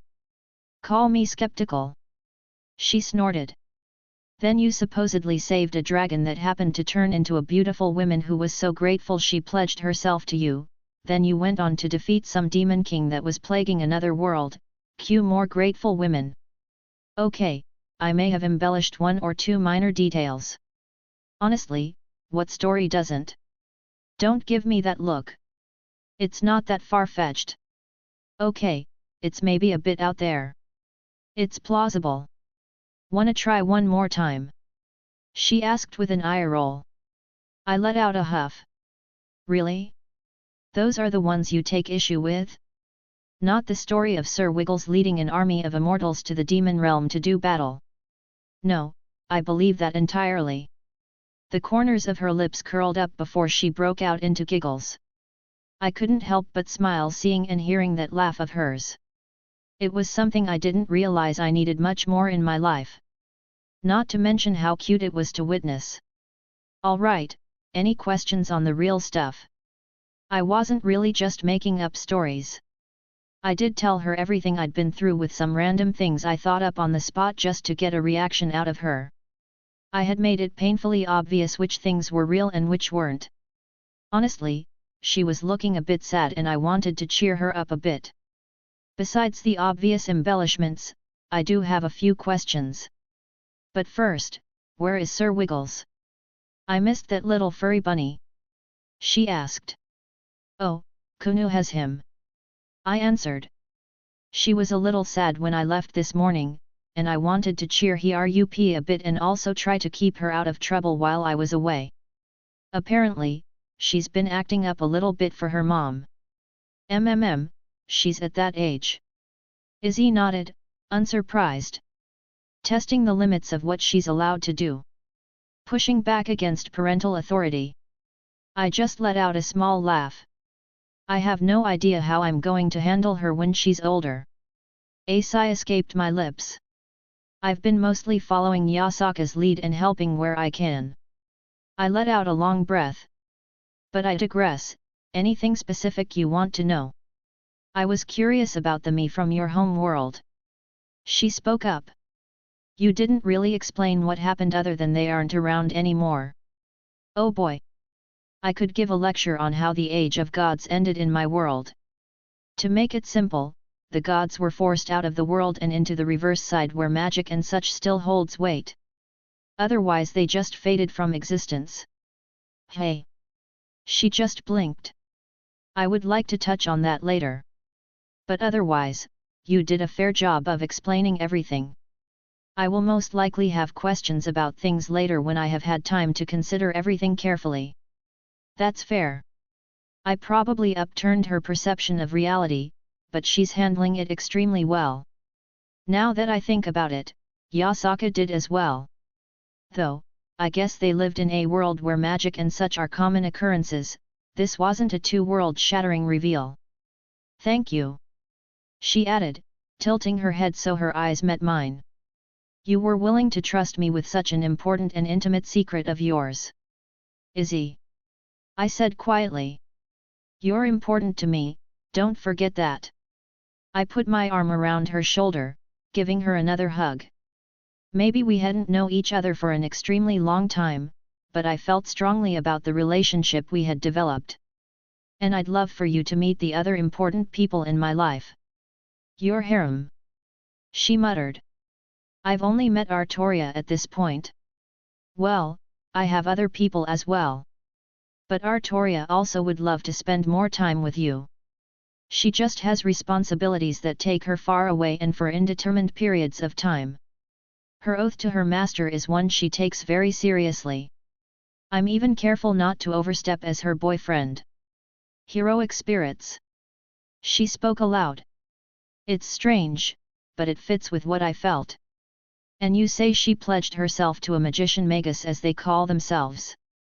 Yup. Rinto Saka. I nodded. She's something like a sister, I suppose. She's my Gramps student as well. And she wouldn't be scared of me. She had expressed an interest in meeting you. I won't lie and say that certain myths and legends haven't precluded her perspective, but she's not going to be afraid of you at this point. I smiled. She didn't react, but I think she was happy. You know, some of their identities are probably going to cause issues if they come up. It was obvious she was speaking of my girls. Skathak is dead, and she was not someone many could dismiss. You have Indra's son-daughter, at your side now. You have King Arthur, one of heaven's most powerful soldiers, walking around with her own Excalibur. She paused. Actually, I take it back. Please tell Indra in explicit detail everything you have done to his daughter. I would love to see the look on his face. I blinked at that. How would he even react? Bewildered, insulted, confused, then insulted some more.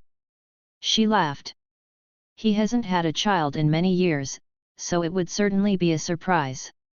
Not to mention he's one of those types that would seek revenge if someone even accidentally bumped into one of his children.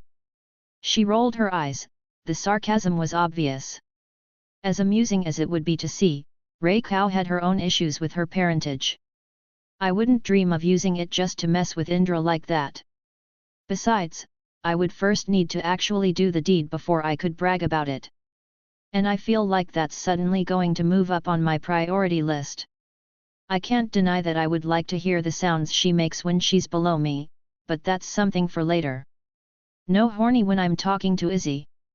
Well, it's probably best to leave that issue be for now. I shrugged. You think they will remain unknown forever? She questioned. No, I'm not that naive. Hell, Skathuk and Rei Kao already went out and are probably going to get noticed soon, but that's on their own prerogative. Personally, I'd rather they have time to settle down and develop some sense of normalcy before the world starts calling. I feel like all of them deserved some manner of peace and happiness, as most of them did not have very good lives. Though, I'm sure Skathuk would disagree and go pick fights just to prove me wrong. Can't say I don't adore that side of her though. The kind of woman who wouldn't hesitate to punch me if I did something stupid, but then cradle my head in her lap with a smile. You've put thought into it then. She sighed almost longingly. You really care about them, it's sweet to see. Of course. I perked up, smiling wide.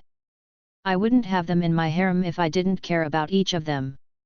Well, that, and I don't trust myself to not develop attachment if I tried anything casual.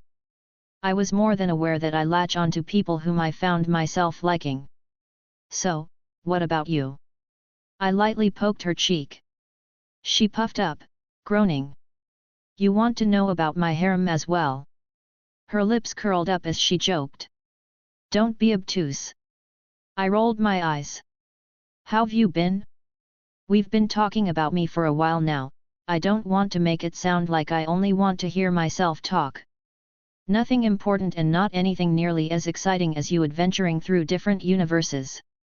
She shrugged, but I felt something was there. I have done what I have always done.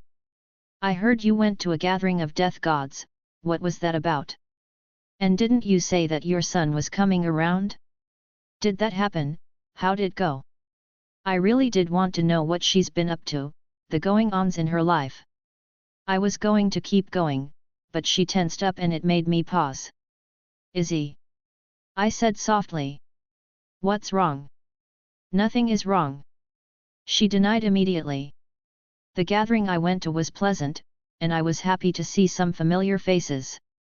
I generally get along with the other death deities since they are also ignored by their pantheons. We're basically co-workers if you want to see it that way. That's nice, and I'm glad you had a good time. I'll be asking for more details later. I nodded, before meeting her eyes. And what about your son? I raised an eyebrow. She went quiet, and that told me what I needed to know even without words spoken. Oh, Izzy. I pulled her into another hug and she didn't resist at all. If anything, I think she welcomed it more fervently than before. It's fine. I'm fine. She whispered. I have long been used to being abandoned. Once more will not do me any further harm, my tears have since dried up. Did he just not show up after saying he would? I felt a rage swelling up inside me before I pushed it back down. He made Izzy cry. I took a deep breath, calming down. She didn't need that from me right now. Can I? Please, just don't bring it up anymore. She cut me off, her voice very quiet. Just, let's talk about something else. She wanted a distraction. I paused for another moment before taking out the letter. I figured it would take her mind off her own problems at the moment. Apparently my grandmother sent me this. I set it on the table in front of us. She was quick to accept the change in subject. Did they not take the hint I gave them last time? I would have thought the body would be obvious enough. She deadpanned. Well, Yasaka told me that the person delivering it was very specific that it was just from Lady Gremory and no one else. I made sure to clarify. And I notice you haven't opened it yet. She eyed the latter suspiciously on the table. I haven't. I admitted. I almost just tossed it away as soon as Yasaka handed it to me. I ran a hand through my hair. Honestly, I don't even know if I want to humor the idea of opening it. Part of me just wants to tear it up and wipe my hands of this whole thing. To finally just move on and stop caring. Devils are nothing if not persistent. It is unlikely this would be dropped anytime soon. It may just be better to deal with it directly and finally be done with it forever. She suggested. Besides, you don't even know what's written. Will you be my mail delivery service again if I write a response? I looked at her, giving a smile. That got a small reaction out of her as she appeared humored by the idea. Do you wish to give me another body to put on their doorstep? I let out a sigh. Would that make them leave me alone? Probably not. She said honestly. Devils are strange, they would probably consider it a challenge and try harder. Oi! I playfully swat her shoulder. Half devil. I pointed to myself. Half strange. She offered with a giggle. I snorted, nudging her as she nudged me back. Open it. She finally said. You will regret it and it's only going to hang over your head if you leave it as is. I groaned, picking it up. Finey. I huffed, flicking my finger and sliced off the side of it, letting the letter inside fall into my hand. You read it. I shoved it over to her. You big baby. She rolled her eyes, taking it from my hands. It says right here that a Nigerian prince needs your help. He's willing to send you part of his immense fortune, if you only give him your credit card information. Oh, come off it. I reached for it as she turned away. No, no. This is a good opportunity. She held it away from me. Don't you want to be a millionaire? She giggled.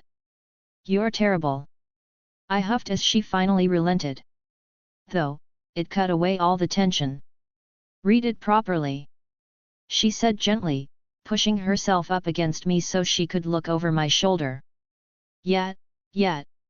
I held it up for both of us to see, reading over each line. It didn't take long to work through, as it was barely a page long. I set it down with a blank look. Well, that was significantly more mundane than I thought I would be. She basically apologized for how Okada acted, and asked about meeting up at some point. She offered several ways for me to get in touch with her if need and even said she would not follow up and not bother me anymore if I didn't respond. It said a bit more than that, obfuscating the point a bit, but that was basically the summarization. True, I thought it would be much different. I felt her hand gently rub my back. You feel better? I let out a sigh. Yet. I would admit it. I probably would have just left it and forced the anxiety on myself. I set it back down. Thanks. I smiled up at her. Of course. She smiled back. Will you respond? I don't know. I ran a hand through my hair again. I really don't want to, but at the same time, I feel like I should. I'll put it on the shelf for now, give myself a few days to think it through. Maybe talk it over with the others too, get their opinions. That is a mature way to handle it. She nodded in approval. Certainly better than your first impulse. Actually, my first impulse was to light it on fire. I pointed out. Fire solves every problem. What if your problem is your house on fire? Well, the fire can't burn your house down if you burn it down first. I smirked. Impeccable logic. She laughed. I love to see her like this, but knowing that she's actually upset still and just hiding it. I still don't have anywhere to be for a while, want to hear some more stories? I offered. I would love to.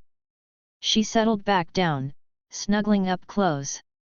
All right, let me tell you the story of how I took down a bullhead, a type of flying machine like a helicopter with a huge dildo. You're making that up, she said instantly. Nope. Okay, I need to hear this. I told her a brief version of my stint in Remnant previously, but I would go into more detail this time. It all started when I fell from the sky, and a girl thought I was an alien. Wilhelm. Yasaka looked up from her desk smiling at my entrance, but she paused and looked concerned when she noticed my expression. Is something the matter? Maybe. I said evenly. You should have an extensive information network all over Japan, right? I do, and my concerns are rising. She confirmed. And a god coming down to the mortal world from Takamagahara would be something you keep track of, correct? Yes. She once again confirmed. Good. I nodded.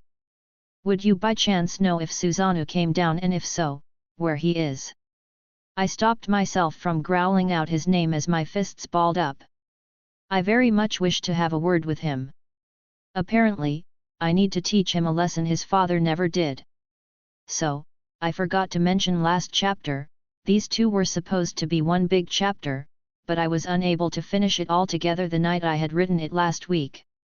Probably why it felt like it wasn't going anywhere, as it was supposed to lead up to this point. That was my bad, should have mentioned it or even put a part 1 or something as indication. Chapter 232, Chapter 222. Wilhelm. Yasaka said slowly. I would very much appreciate some context right now. I took a deep breath, calming myself down. He was supposed to meet with Izzy.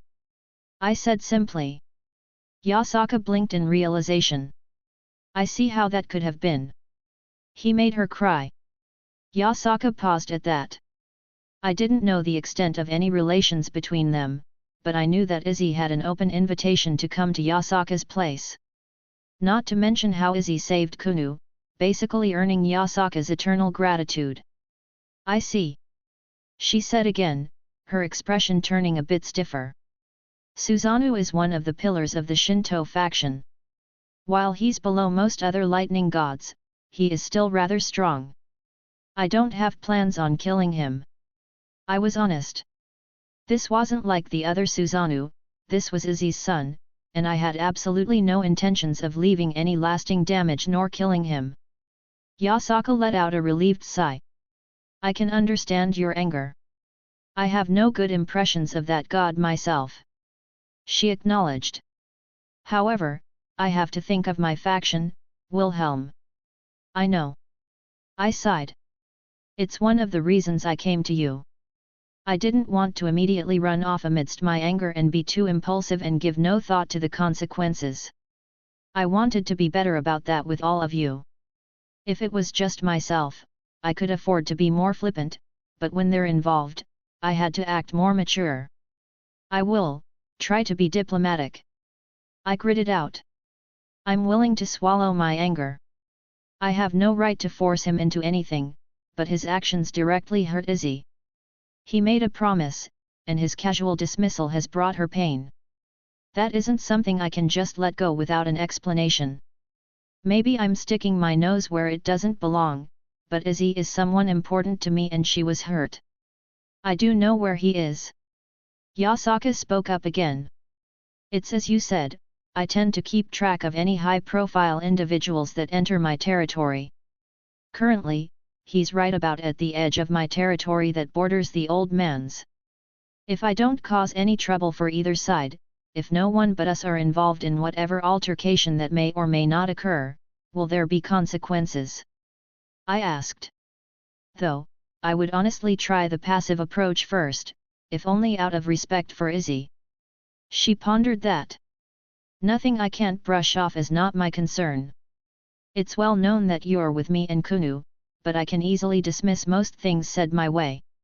However, if my patron asks, "Are we not together?" I smiled towards her. "I don't want to get in the way of your responsibilities. If you tell her about me besides the obvious personal things, I would be in no way upset." She smiled at that. "I won't ask you not to do this, but just, please be careful." She got up and walked forward, wrapping me up in a hug. "And thank you for telling me in advance. I'll be back soon." I kissed her on the forehead. I wanted to play with those tails, but I had a different priority right now. "I have the general location of where he's at right now, do you need anything more specific?" she offered. "Just a general location is fine, I can go from there." She walked back to her desk, shifting through several things before pulling out a piece of parchment and handed it to me. "On the off chance of a fight, if it's kept just between you and him, the others won't interfere. Don't escalate it beyond that, or the consequences will be something I can't shoulder. As in, don't get other pantheons involved, and obviously don't kill him. Worse comes to worse and I beat him up, well, that's a private matter, and at most, his siblings would probably make fun of him if the myths were close to accurate. The fact that I'm with Yasaka, who was Amaterasu Sumiko, well, it could be said I was somewhat involved with the Shinto faction if you squint. Regardless, my anger was not diminished. I waved my hand, tunneling through space to the estimated location, giving Yasaka one last look before walking through. I don't know what I had expected, but this pretty much lined up with the mental image I had of the gods so far. There were yokai and other various supernatural species walking around. But the most eye-catching thing were the courtesans trying to catch the attention of every passers-by. It was a red light district. This is what he blew off Izzy for? I obviously had nothing against women of this profession. My mother was a prostitute and I would not deny it. However, the fact that this was the reason Izzy was sitting alone at home and crying. I sucked in a deep breath as I eyed the building in front of me. It didn't look out of place, or rather significant in anywhere. There were many others on the same street down the road that I could see, almost as if it was merely chosen by happenstance. "Reikau," I sent through the link. "Master." Reikau sounded happy to hear from me. "Is something the matter?" she questioned. "I'm going to do something a little bit foolish. I don't want you to worry too much." "I see, and I suppose I can't talk you out of such actions." "Sorry. I am thankful you told me before you did anything. I will not dismiss whatever reason you have for doing so, but I hope you will talk to me afterwards." She seemed to understand my sentiments well enough. Of course. I wouldn't hide anything from them. And I felt a bit better after telling both Yasaka and Reikau that I'd be getting into a small mess. With the link we shared, she should be kept abreast of my actions in cases like this. Yasaka could have dealt with some very real consequences had I not talked to her, and Reikau would worry through the link we shared. I straightened my tie before walking through the door. The smell of alcohol and smoke immediately entered my nose and I almost reeled back at the heaviness of it. "Greetings, sir. Is this you first time?" The woman at the front walked over sensually, her kimono barely covering her breasts and her legs were almost fully on display. Yet, I couldn't help but think she couldn't compare to any of my girls. I took out a pouch full of gold and tossed it into her arms. She looked at it, opening up and then back at me in confusion. "I'm looking for someone," I said with a strained smile. "In case of damages." I made sure to iterate. She blinked in realization and quickly made herself scarce. I wouldn't be surprised if fights and such broke out often with beings of higher strength walking around without a care in the world. Combined with attractive women and alcohol, it's just a recipe for disaster. There was no need to look around, I already found my target. Ha ha ha. A laugh bellowed out, like thunder. "Lord Susanoo," a woman moaned seductively as she draped herself over the owner of the loud voice. A larger man sat with his back to me in a private booth surrounded by several women. I stopped for a moment, comparing him to the Susanoo I met in the other world. This one was still pretty big, but noticeably smaller than the one I killed. Though, he could still be called burly with wild, untamed hair. I would be polite, for Izzy's sake. Something I had to remind myself of. I would not immediately go and start making a mess. Again, I reeled in my anger. I calmly walked over until I came upon him. Lord Susanoo, I began to speak but was interrupted. Just leave the drinks here. He shooed me away. I paused, taking another breath. Actually, I'm here to talk about something. Beat it, brat. He snorted, still not even turning towards me. Can't you see I'm busy? I'll sign an autograph or whatever later. He shooed me off again. I tried my best to not show off my disdain. Lord Susanoo, I just have something important to talk to you about.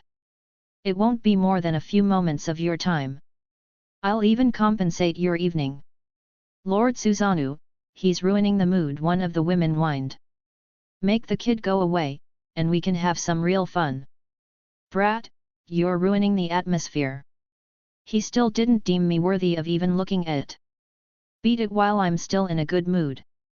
I let out a sigh. Please, I just want to ask you about something involving your mother. I gritted my teeth, trying to ignore his attitude towards me. Though, a heavy air settled down around us. The atmosphere turned tense as Susanoo went rigid. I couldn't finish as he swatted his arm towards me and my vision was filled with lightning. I contemplated several things as I went flying through the wall and out the building. Perhaps I shouldn't have mentioned Izzy? I knew that the other Susanoo treated her as a taboo subject, not to mention Izzy called him a mama's boy that one time. I didn't outwardly react, even as I looked up at the darkening sky, wooden debris all around me as I had collided with the dumpster out back. With another deep breath, I stood up, brushing myself off. I was polite, was I not, Drake? I asked. I even called him Lord Susanoo as a term of respect. You were very polite.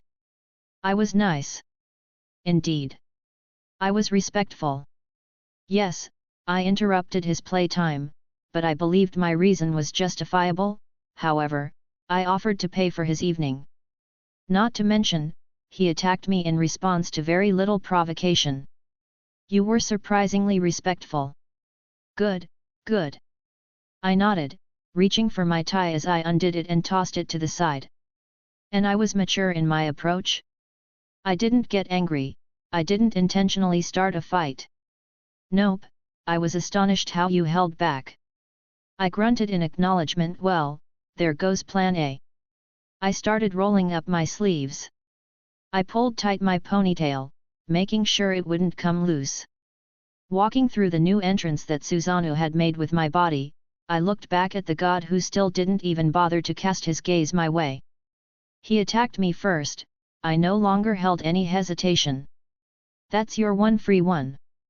I said calmly, moving back towards him. This time, we're going to have a proper talk. I put a hand on his shoulder and he slowly turned towards me. You dare touch me, mortal. His voice wasn't very loud, but there was a certain weight to it. The girls all around him shuddered in fear. As if moving in habit, lightning began to crackle down his body as he swung his arm at me again, once more practically in dismissal, though the force was much more than the previous swat. Except, this time, I reached up and caught it, not allowing it to budge an inch. My own lightning flared up to meet his as his eyes widened. The first time he actually looked at me, and he looked confused and stunned, a realization dawned on him that something was seriously wrong. I felt my Campione nature start swelling to the surface and he continued to stare, dumbfounded. I waved my free hand, opening up a portal as I gripped him tight, pushed my feet against the ground, and threw him through it. His eyes completely widened at my sudden action, and possibly the utter absurdness of it all. With a thought, it closed right behind him as I swept my gaze around the girls who had egged him on. With a snort, I opened another portal, hoping through it. High above the ocean's waves, I slowly descended downwards, my wings out behind me. I crossed my arms as my gaze met the god I had previously thrown. He stood atop the waves, glaring up at me. The sky above seemed to grow dark, the furrow of his brow signaling thundering in the distance as clouds gathered around. The only reason I think he didn't immediately shout and yell was the sheer surprise at what had just occurred. I didn't back down from his murderous gaze. My own lightning slowly began to crackle around my body. My divine power just begging to be brought to the surface to face him. I learned from the last Susanoo, that it was best to get away from civilization for something like this, and the ocean was probably the best place. I clenched my fists hard enough to feel my knuckles crack. Now, we can have a proper conversation. So, Susanoo isn't a particularly nice fellow in his myths. Coming down to the mortal world, then getting sidetracked and blowing off Izzy to have fun? Yeah, a lot of gods are kind of assholes. Chapter 233, Chapter 223. I floated down silently, touching the water, and used a little spell to make sure I had an even platform to stand on. I'm getting some déjà vu here. Drake commented. It had been the simplest place to drag him to where there would be no collateral damage. Especially if I didn't want to make too large of a mess for Yasaka, the further away the better. And we're just a few miles off the coast of Japan, so not in anyone else's territory. Susanoo stared at me, there was clear anger in his gaze. The fact that he wasn't saying anything, I didn't know if anyone had ever dared to treat him this way. It probably threw him for a complete loop, and he was still processing the last minute. I couldn't help but continuously compare this Susanoo to the other one. And based on first impressions, I feel like the one I killed had been a bit more mature. Then again, I found him while he lived in seclusion, he probably had his emotions tempered by his time alone. Devil! Susanoo finally spoke, but it felt more like a booming growl than actual spoken word. Oh, are my ears deceiving me? You're actually addressing me. I snorted. What's your game? He questioned, obviously confused at this whole thing.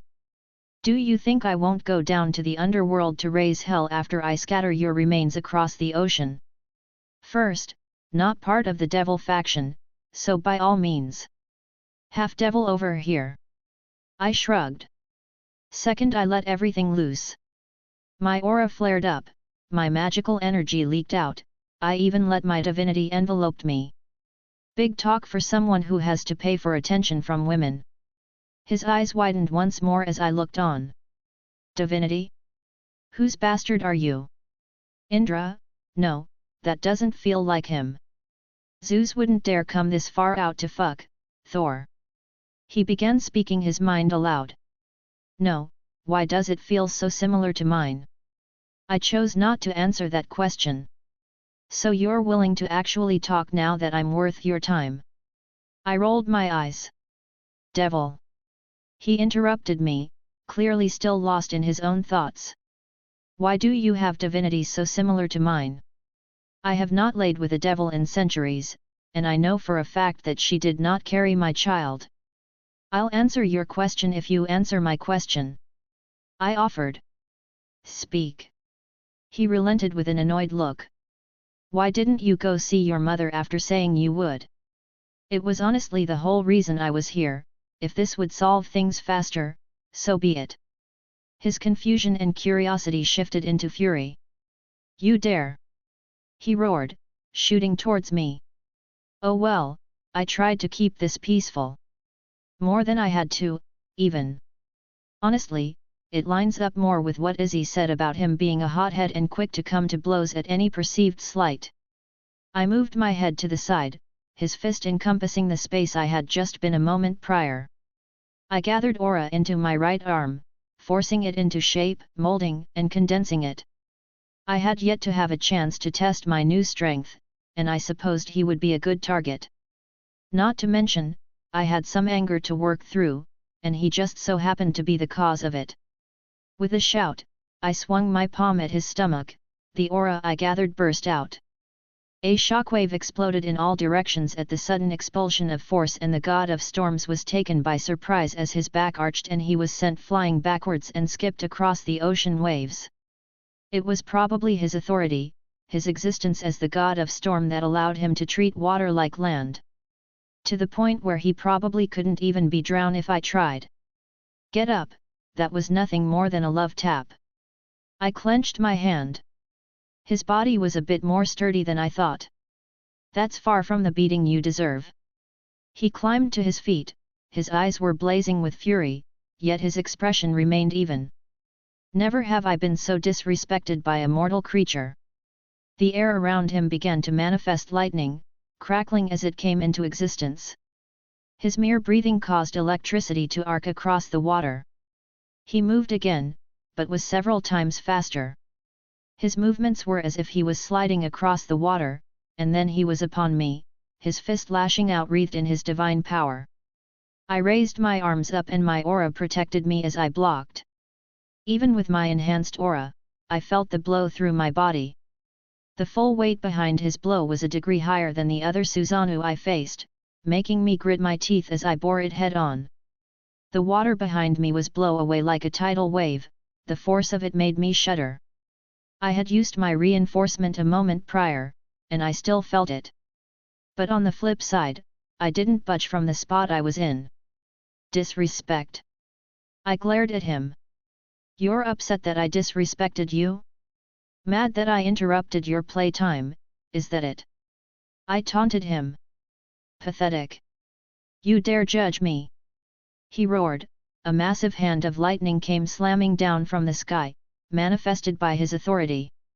The rolling clouds that had been forced into existence above us started roaring with thunderous rage that matched his own. I didn't even look up, my sword flashed out of my ring and shot towards the sky to intercept the attack. Your anger right now, it pales in comparison to mine, I said with a surprising calm. He sneered, swinging his fist again, the power of a god condensed at his fingertips.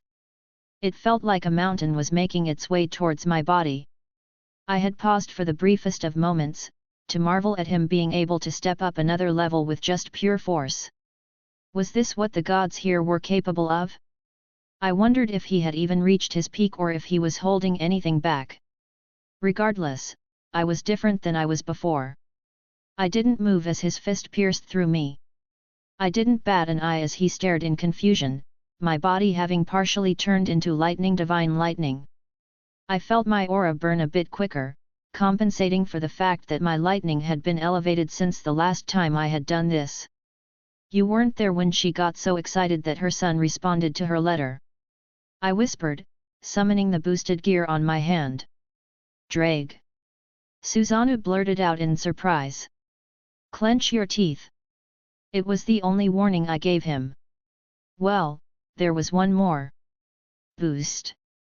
I roared, slamming my gauntlet-clad fist into his face.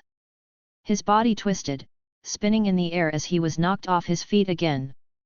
It was the first time I had boosted after becoming a campione, and boy was it an intoxicating feeling.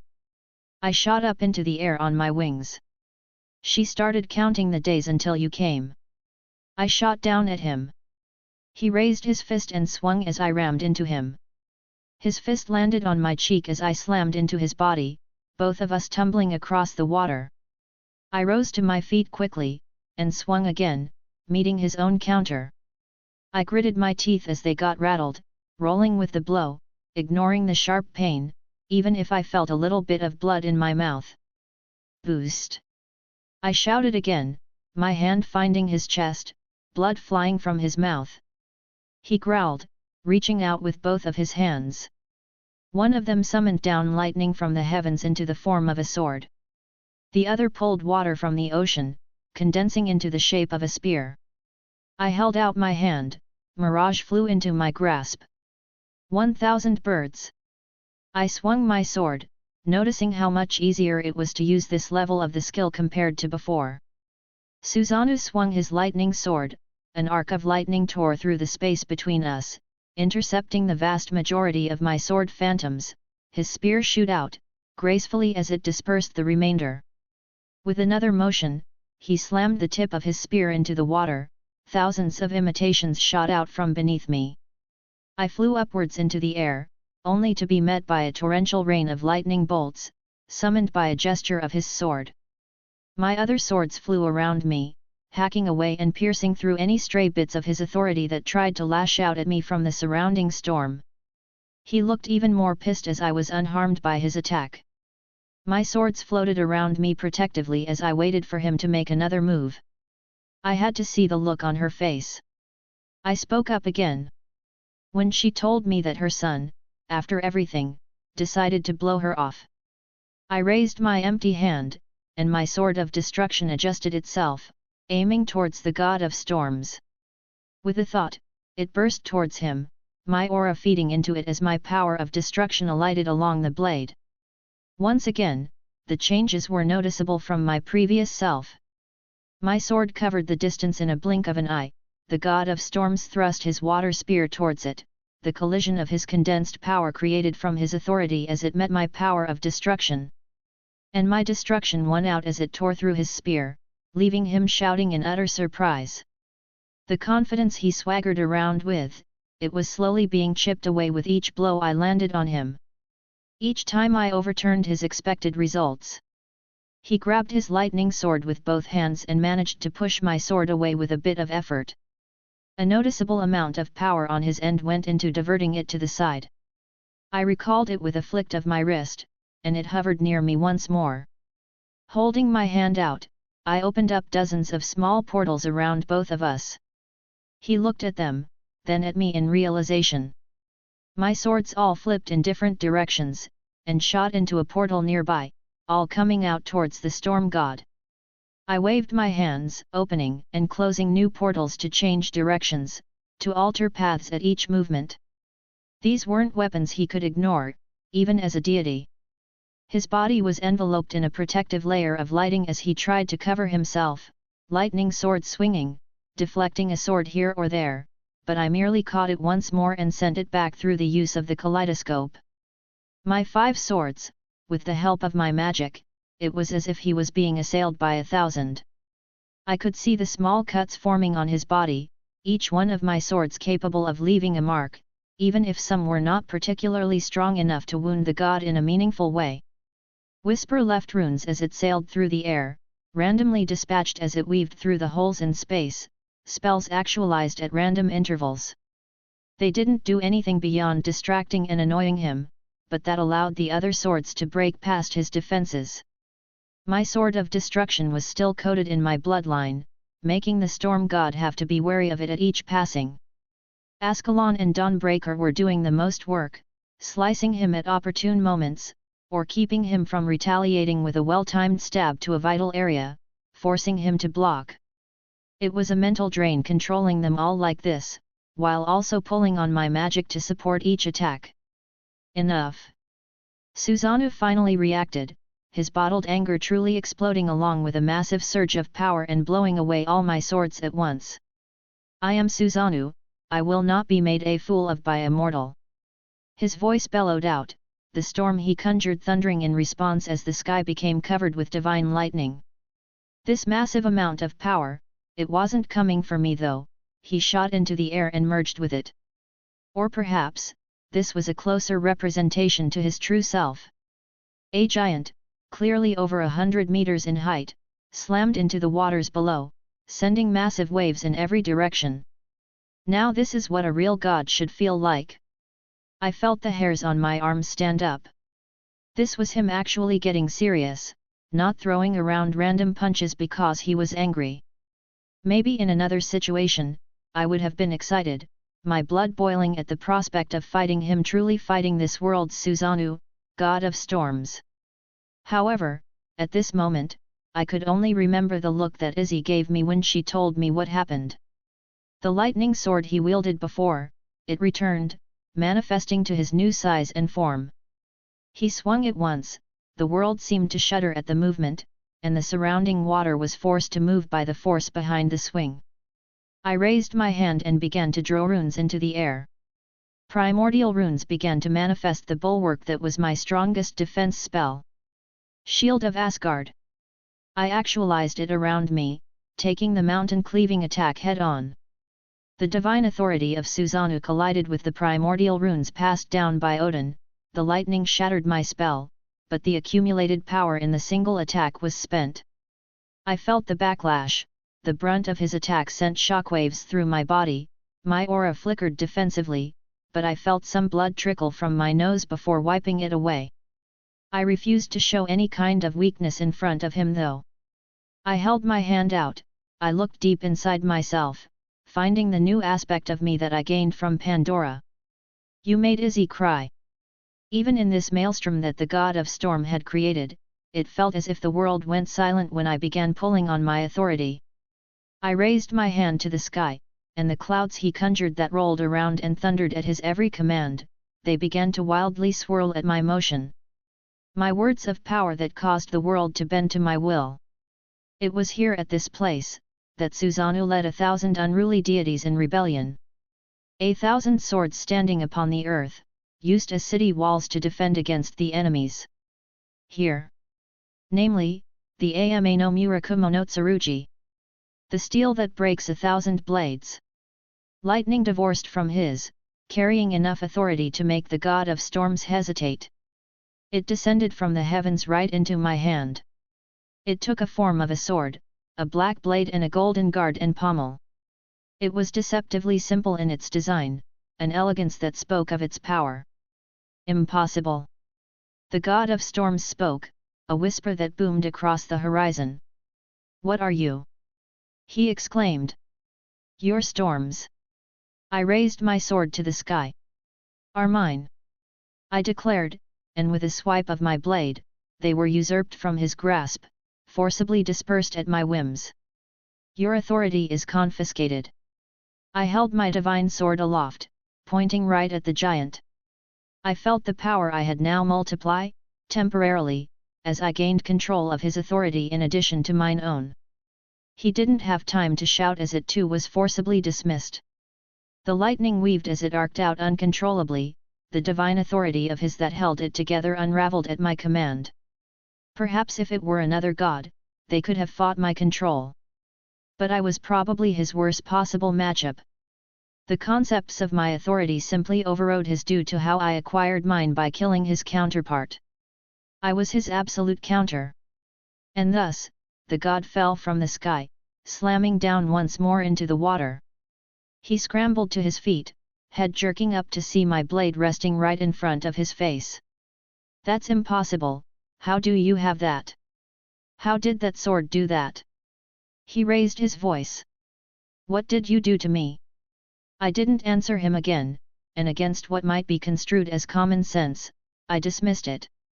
My authority returned back inside of me. Again, he was utterly confused, standing back up to his feet. He opened his mouth to talk but was interrupted as my fist met his face again, knocking him up into the air. He landed on his feet, catching himself. Despite everything, the absurd advantage I held over him, he was still a god. Something of this level, it wouldn't keep him down for long. He roared, reeling his arm back and swung at me, shockwaves emanating out at the sheer force. I felt my aura flare up, taking a large portion of the blow. I didn't break eye contact as I spit out a mouthful of blood. That all you got? I smirked, following up by burying my first into his chest. He let out a pained noise, taking a step back. You're one tough mortal bastard. He growled, coughing out some blood of his own, but that didn't stop him as he swung back at me without a second thought. There was no more techniques involved, no more authority, no magic, and no weapons. We simply started throwing punches at each other. It was more than just beating him in a fight. I wanted to destroy that inflated ego of his, to make him feel even a smidgen of what Izzy did. With an almost reckless abandon, even blocking was left to the wayside as we kept trying to knock the other down. Our fists began flying without pause, taking any opening to send another blow at the other. He would go for heavy punches, and I would hit him with several jabs in response. He stood there and took it, just so his heavy fist would connect. We continued trading like this what felt like an eternity.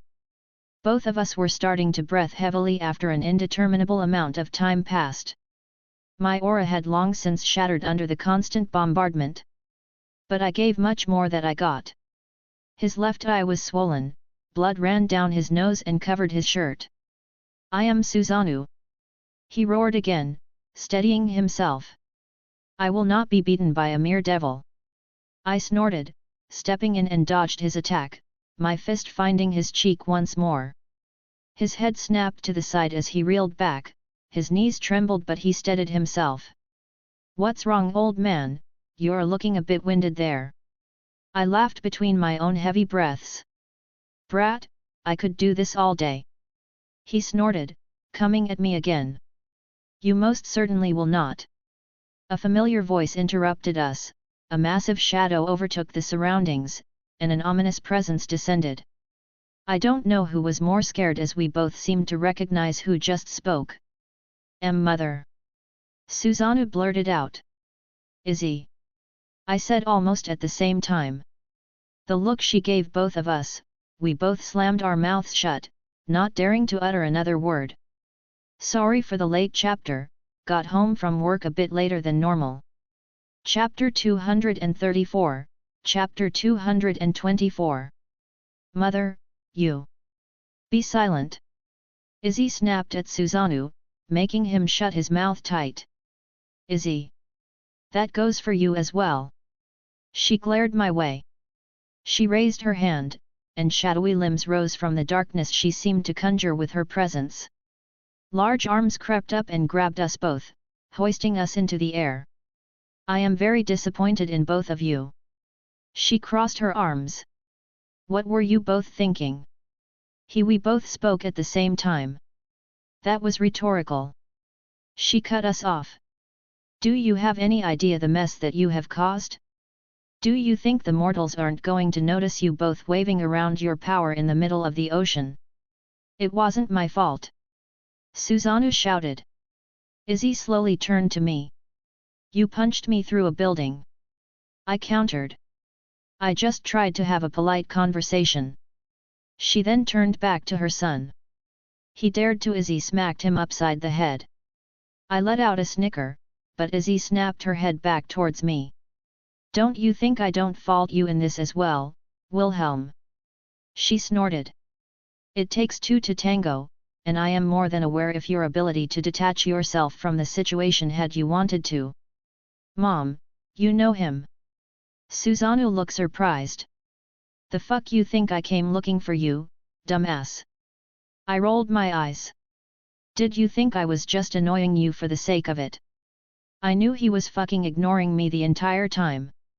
"You dare!" Susanoo roared as the sky thundered, but Izzy pushed his head under the water, only lifting him up after a few moments after it settled once more. "Susanoo no Mikoto." Izzy narrowed her eyes, a sarcastic undertone in her words. "Raise your voice like that once more and I will let everyone currently watching see how I bend you over my knee. I do not care how old you are nor your status, you will be respectful in my presence, are we clear?" "Be but mother? This mortal?" Izzy raised her hand up. I asked a question. "Yes." Susanoo shrinked away. Izzy nodded, content, before she turned back to me and adopted a new frown. "Wilhelm," she punctuated. "Do not call my son a dumbass, even if it is well deserved." "Mother." Susanoo looked shocked at her words again. "At least in my presence." She added on. "Fine." I huffed. "Good." Izzy nodded once more. "Mother, how do you know him? Why are you treating him so well? He's only one of those devils." "I'm your son, a god!" he exclaimed. "She's my friend," I answered. "What?" Susanoo started to raise his voice but glanced at Izzy and lowered his voice back down. "You overstep, my mother would not lower herself." "Susanoo, who I am or am not friends with is not for you to decide." Izzy cut in once more. She turned to me with a softening expression. "Wilhelm has been a wonderful addition to my life and I value the relationship we have. Even if I find myself upset with him right now. Ah! If I could, I'd hug you right now. I wiggled in the shadowy hand still holding me up. Susanoo just gaped at our conversation. I'm going to kill you. He stared at me with a hint of bloodlust in his eyes.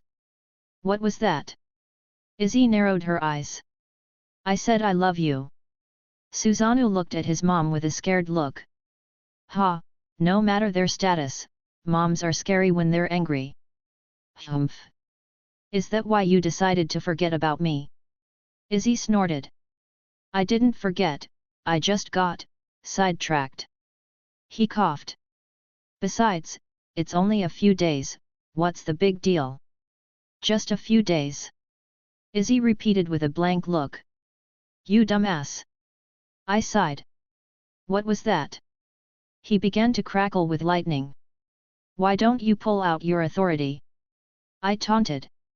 His eye twitched. I don't know what trick you pulled, mortal. But I shall tear this seal apart and rip you limb from limb when I get my hands on you. Honestly, it should be back any moment now. I had more or less shut it off with the help of my sword due to the overlapping nature and the conceptual advantage I had over him. Izzy huffed, waving her hand as the familiar entrance to Yomi opened up right on top the water. I honestly thought she had to be in Japan to be capable of this. Then again, the ocean here belonged to Susanoo in a way, and she was his mother. She didn't speak as she started walking inside, the shadowy hands pulling us along with her. How many centuries has it been since my children last visited? She began to speak. Then I finally get a response from my youngest. We walked up to her house, and I think Susanoo was surprised to see it right in the middle of this dreary place. She pushed the door open unceremoniously, practically tossing us onto the ground. Then he just doesn't show up and has the gall to say, it's only a few days. She muttered, walking into the kitchen. And an awkward silence fell across us, ensued, etc. Susanoo blinked at that as if he was actually listening to her words. Mortal. He finally spoke, turning towards me. Was my mother truly saddened? Do you think I came and actually tried to bow my head and get an answer because she was happy? I looked at him incredulously. I don't give a shit about your status. If it weren't for you being Izzy's son, we would have finished that fight properly. And at this point, we both know how it would have ended, and it certainly wasn't me opting to just kick his ass like I did. He opened his mouth and closed it again. You aren't one of those Satans, who are you? He finally asked. Wilhelm Henry Schweinorg. I waved my hand flippantly. Half-devil bastard, you wouldn't have heard of me. You wield drag. He muttered. Yet no one knows of you. That's surprising. All of his wielders in the past became known very soon after awakening that blasted thing. Yet, you showed surprising competency that spoke of training and experience. Not to mention that power of destruction. I wonder if those devils know that you're running around outside of their authority. Why does it matter? I already said I'm not part of their faction. I snorted. I've never even been to hell. Was he trying to make conversation or just satiate his curiosity? It's weird how quickly his tone became less arrogant than before. Izzy walked back into the room, carrying a tray with teacups and some wash rags. She quietly set the tea in front of us as she scooted up next to Susanoo. Mom. Susanoo sighed as Izzy started wiping away the dried blood from his face. You may heal quickly enough, but you are still a mess.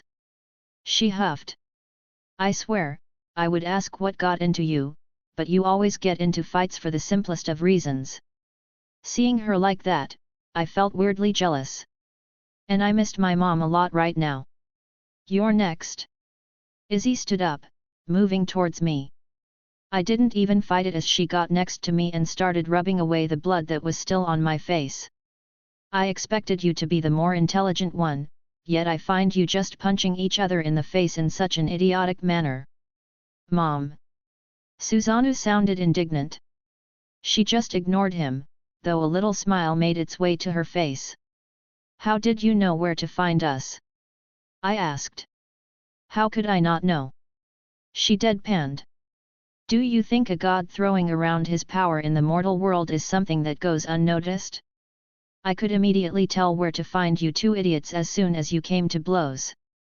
Not to mention, I have no doubts that my other children are also aware what you've been up to, Susanoo. She glanced at him from the corner of her eyes. Oh great, I'm never going to hear the end of it from that boy. Excuse me. Izzy turned to him fully. Susanoo cleared his throat. Amaterasu is going to nag me non-stop. Izzy snorted, turning back towards me. Lay in the bed you have made, my son. Susanoo grumbled. It wasn't my fault. I was minding my own business. When this freak of nature comes and messes with me. Seriously, how many more devils are going to pop up that we have to actually pay attention to? He even looks like that other freak of nature. He jabbed his finger at me. Susanoo, mind your tongue. Izzy chided. I'm not wrong.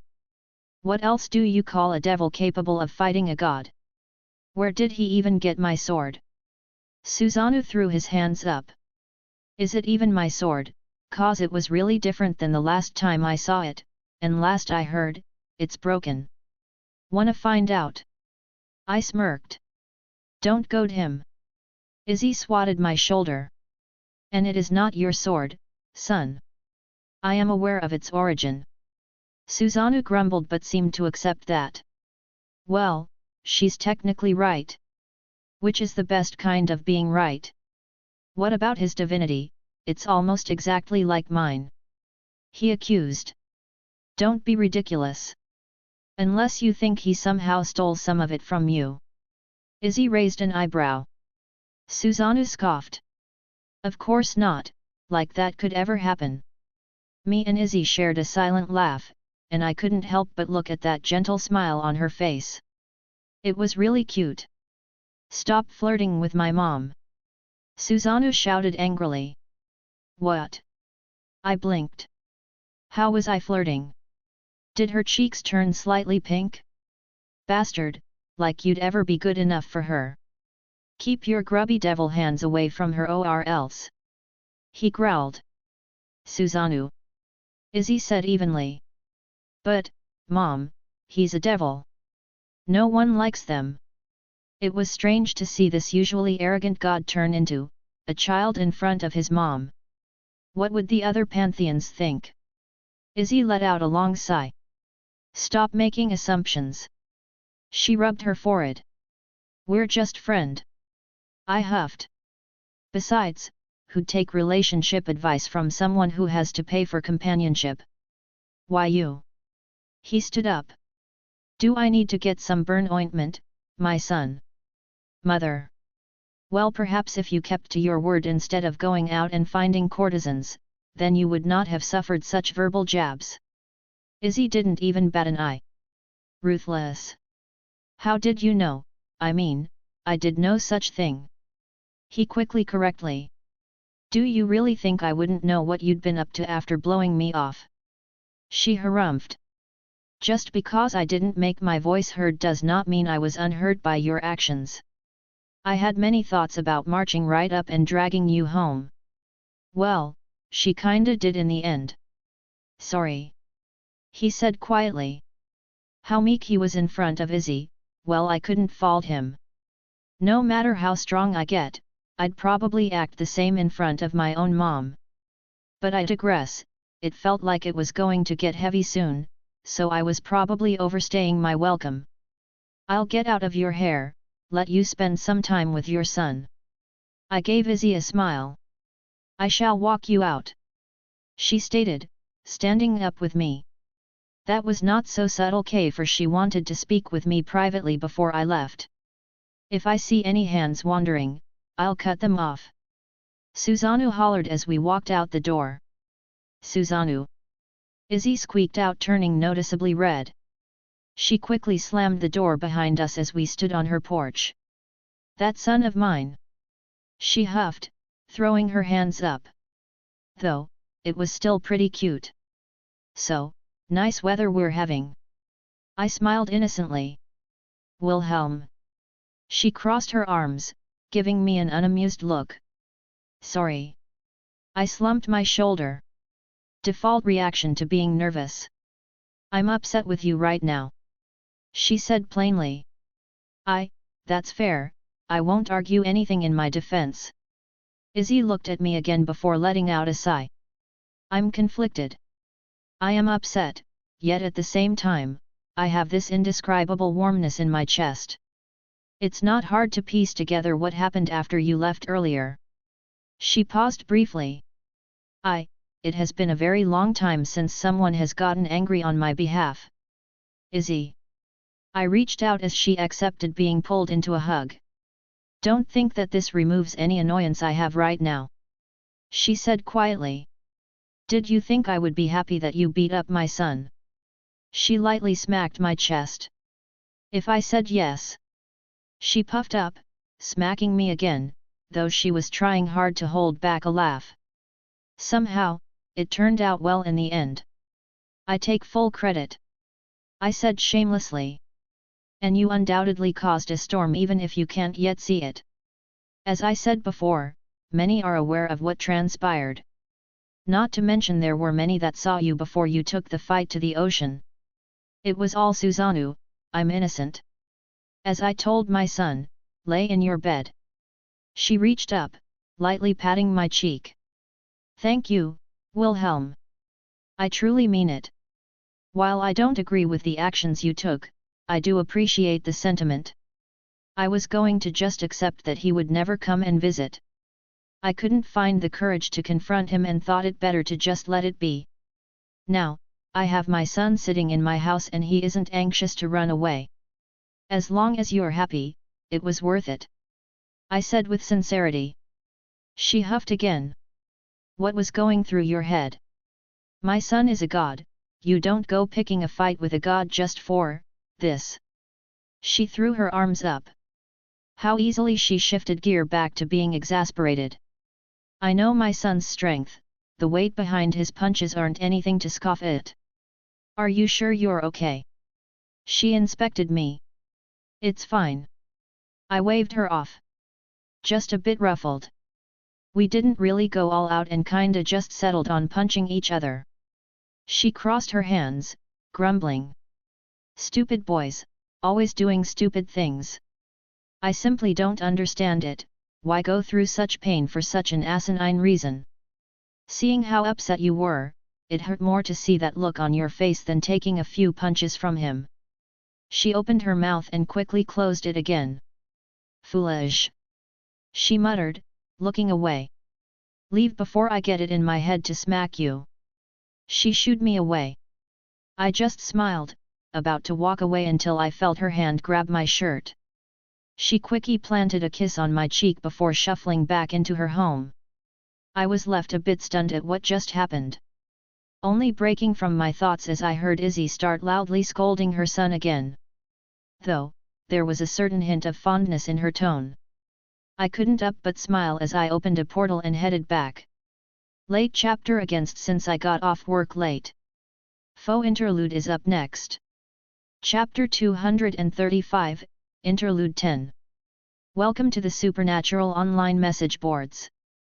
You are currently logged in, Nascent_Kaleidoscope. You are viewing threads you have replied to, and threads that have new replies, or private message conversations with new replies. Thread OP is displayed. Last 10 messages in private message history. Threads and private messages are ordered by user custom preference. Black Diamond topic, Godzilla in America. In, Boards News Events International News. Just_A_Muffin, original poster, verified Muffin, veteran member. Posted on April 3, 2009. Holy shit. So, my last big post basically started the same way, but here we go again. Basically, and I can't believe I'm typing this out, Godzilla appeared in America? I just don't even know anymore. So, people know, I got my sources. And they're all saying, that yes, something resembling Godzilla appeared in off the coast of New York, very visible to the normal people out there. Got lots of pics to share. Link link link link link link link link link link link link.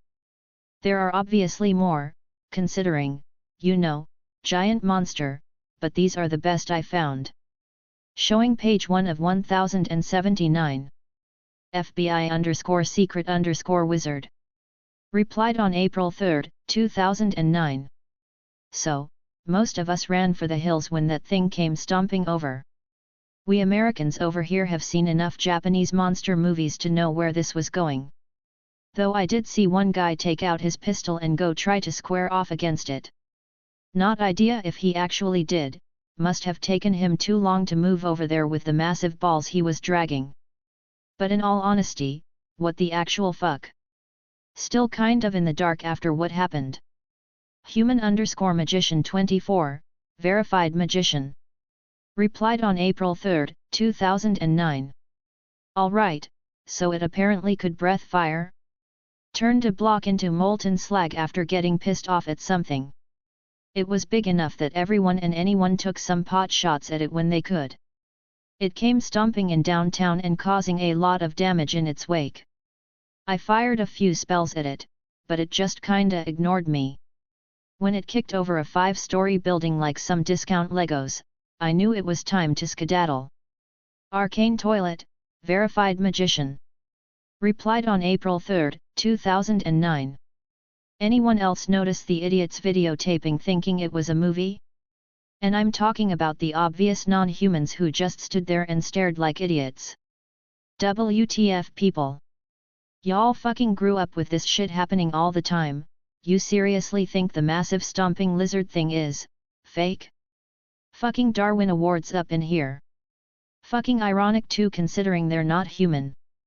I_read_ backwards. Replied on April 3, 2009. And there goes my shitty house, thank God for insurance. Do you think I'm covered for Godzilla attacks? Fountain_of_middleage. Replied on April 3, 2009. And here comes the giant robot, and no, I'm not kidding.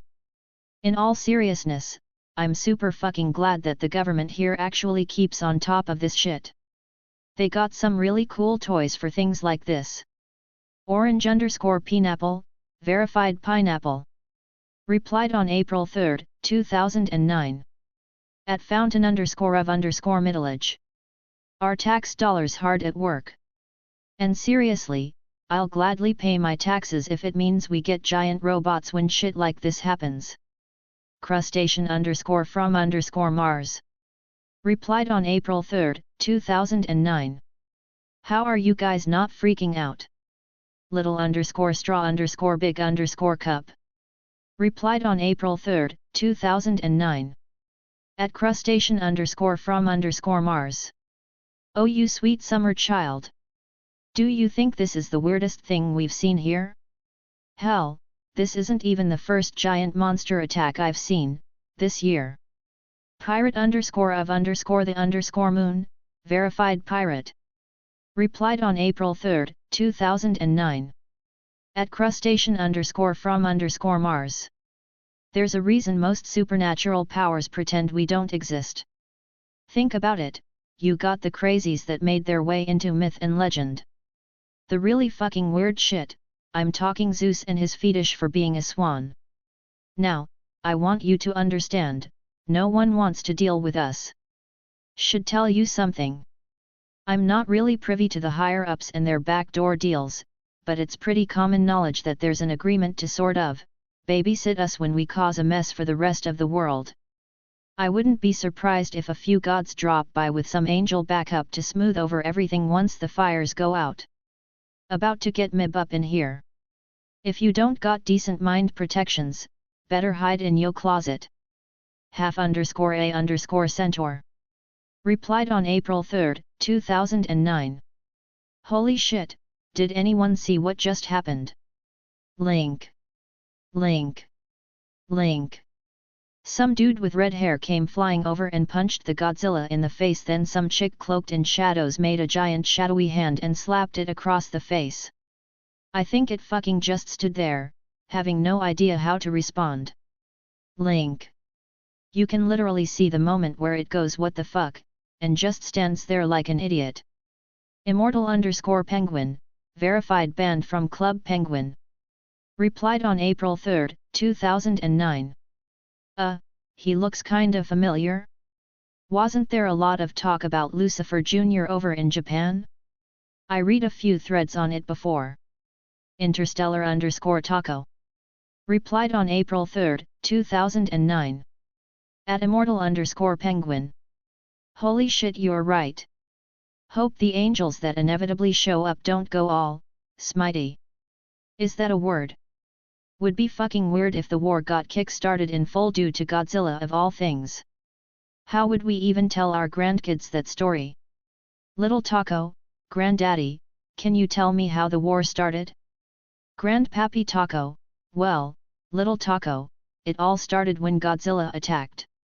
Dragons_r_sexy. Replied on April 3, 2009. So, do you think that thing is draconic in nature? Asking for a friend. Spellslinger for hire. Replied on April 3, 2009. At dragons_r_sexy.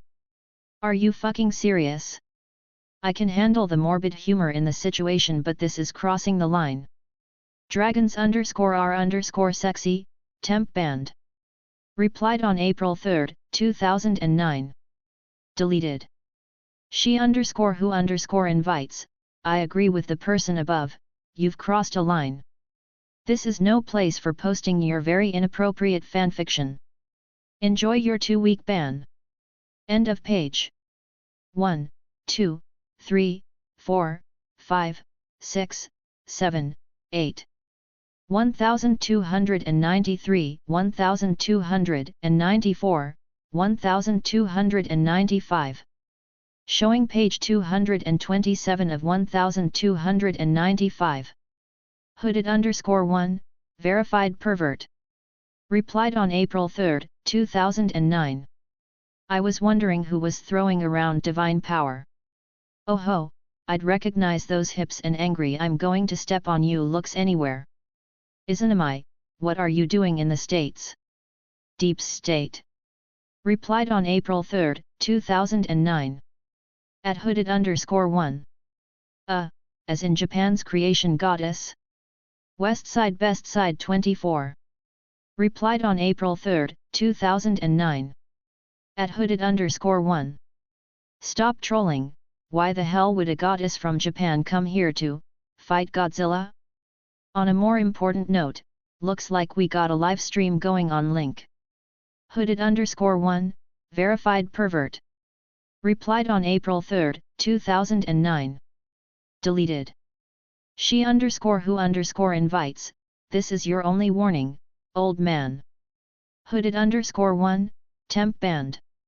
Replied on April 3, 2009. Deleted. She_who_invites, and here's another 2-week ban, you old bastard. 21_and_still_hits. Replied on April 3, 2009. Anyone notice on the live stream how the woman just stopped multiple times and visibly took out a phone, then moments later, she_who_invites responds to someone who claims to recognize her as a goddess? She_who_invites, moderator, verified not as anime. Replied on April 3, 2009. At 21_and_still_hits. You got something to say? 21_and_still_hits. Replied on March 18, 2009. I saw absolutely nothing. On a completely unrelated topic, I bow to our not goddess moderator over lady. Express_canoe, verified boat. Replied on April 3, 2009. I didn't see anything. Praise be. Keyboard_with_a_sword. Replied on April 3, 2009. Praise be. I_read_backwards. Replied on April 3, 2009. Praise be. Does this mean I can claim my house being destroyed as an act of God? Fuck it, I'm doing it anyways. Also, anyone else see Lucifer Jr. try to sneak away with the giant severed arm of the robot? Then proceed to beat Godzilla light over the head with it after getting discovered. Secret_magical girl. Replied on April 3, 2009. I was too busy watching Definitely Not As In I rip out the spikes on the monster's back and make it cry. Am I allowed to feel sorry for the giant monster? End of page. 1, 2, 3, 4, 5, 6, 7, 8. 1293, 1294, 1295. Welcome to the Supernatural Online Message Boards. You are currently logged in, Nascent_Kaleidoscope.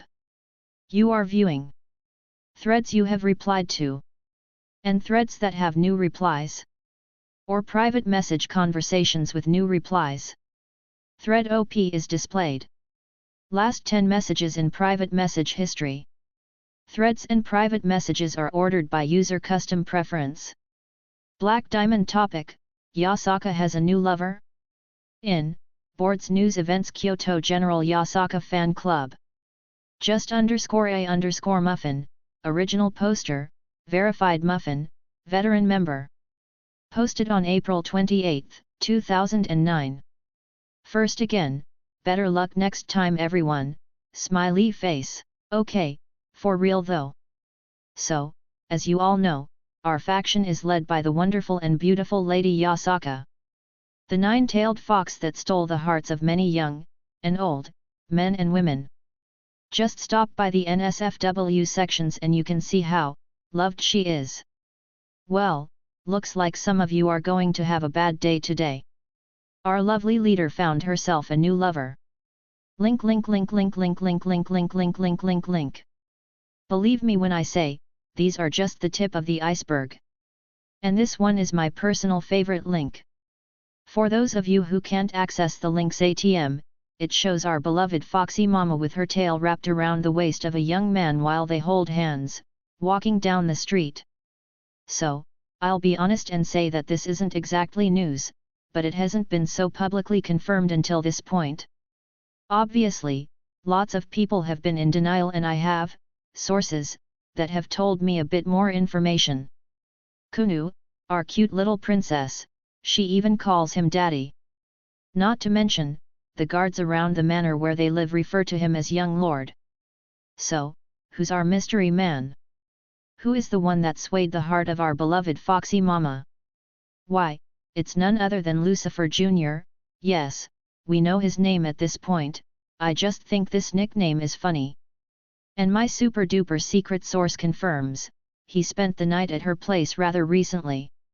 Obviously, no personal leaks of any kind are going to be spoken from my lips hands as I do honestly respect Lady Yasaka from the bottom of my heart.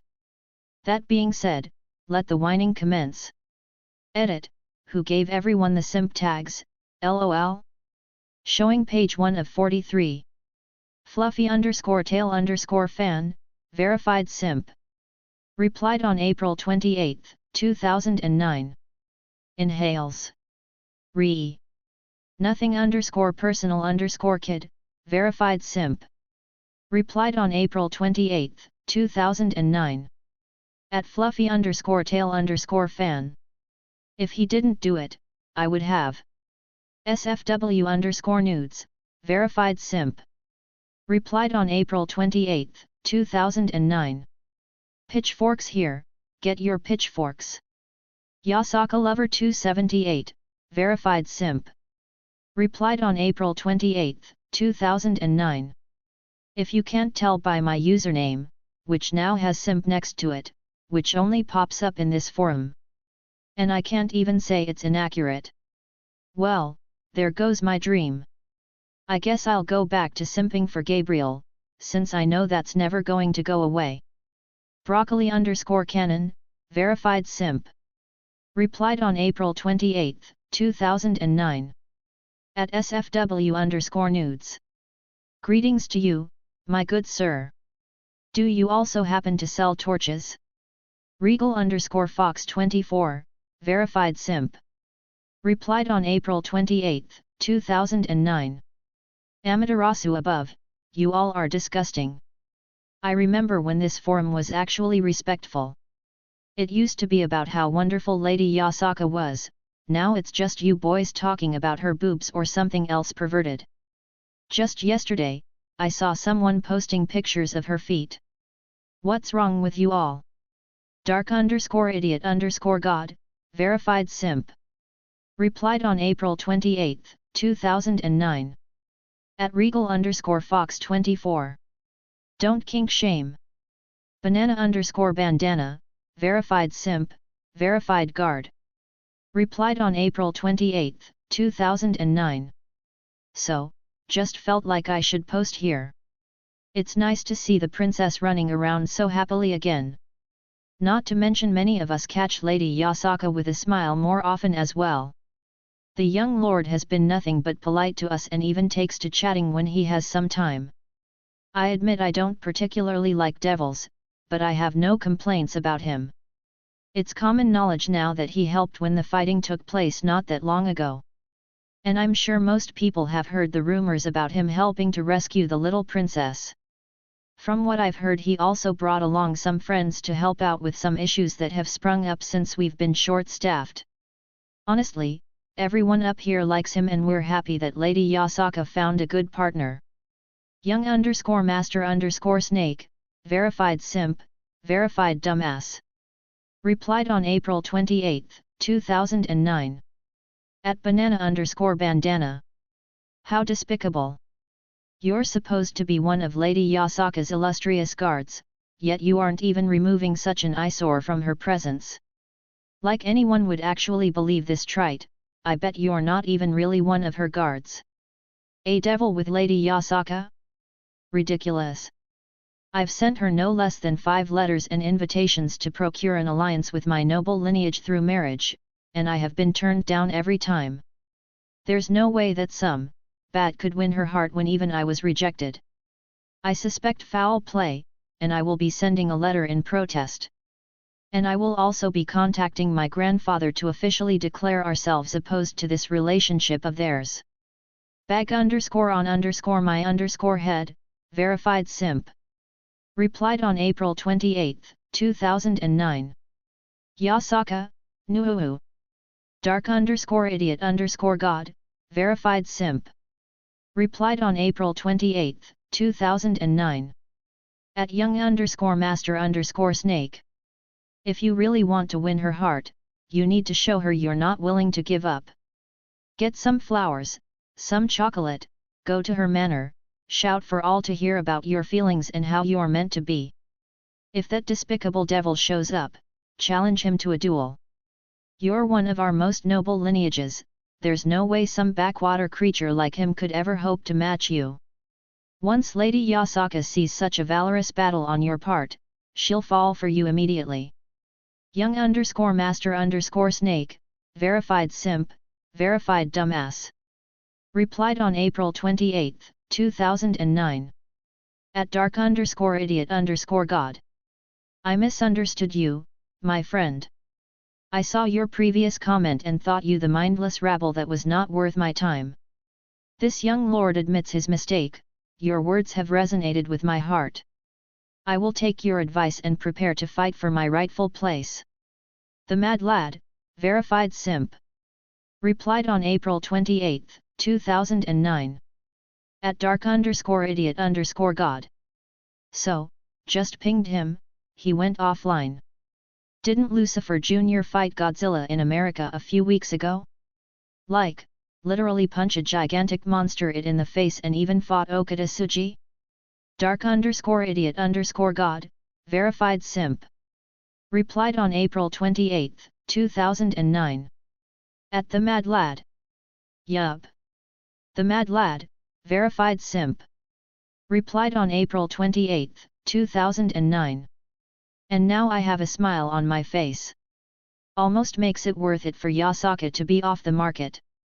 Dark_idiot_god, verified simp. Replied on April 28, 2009. At the mad lad. Hey, aren't you that popular artist that draws Yasaka nudes in the NSFW section?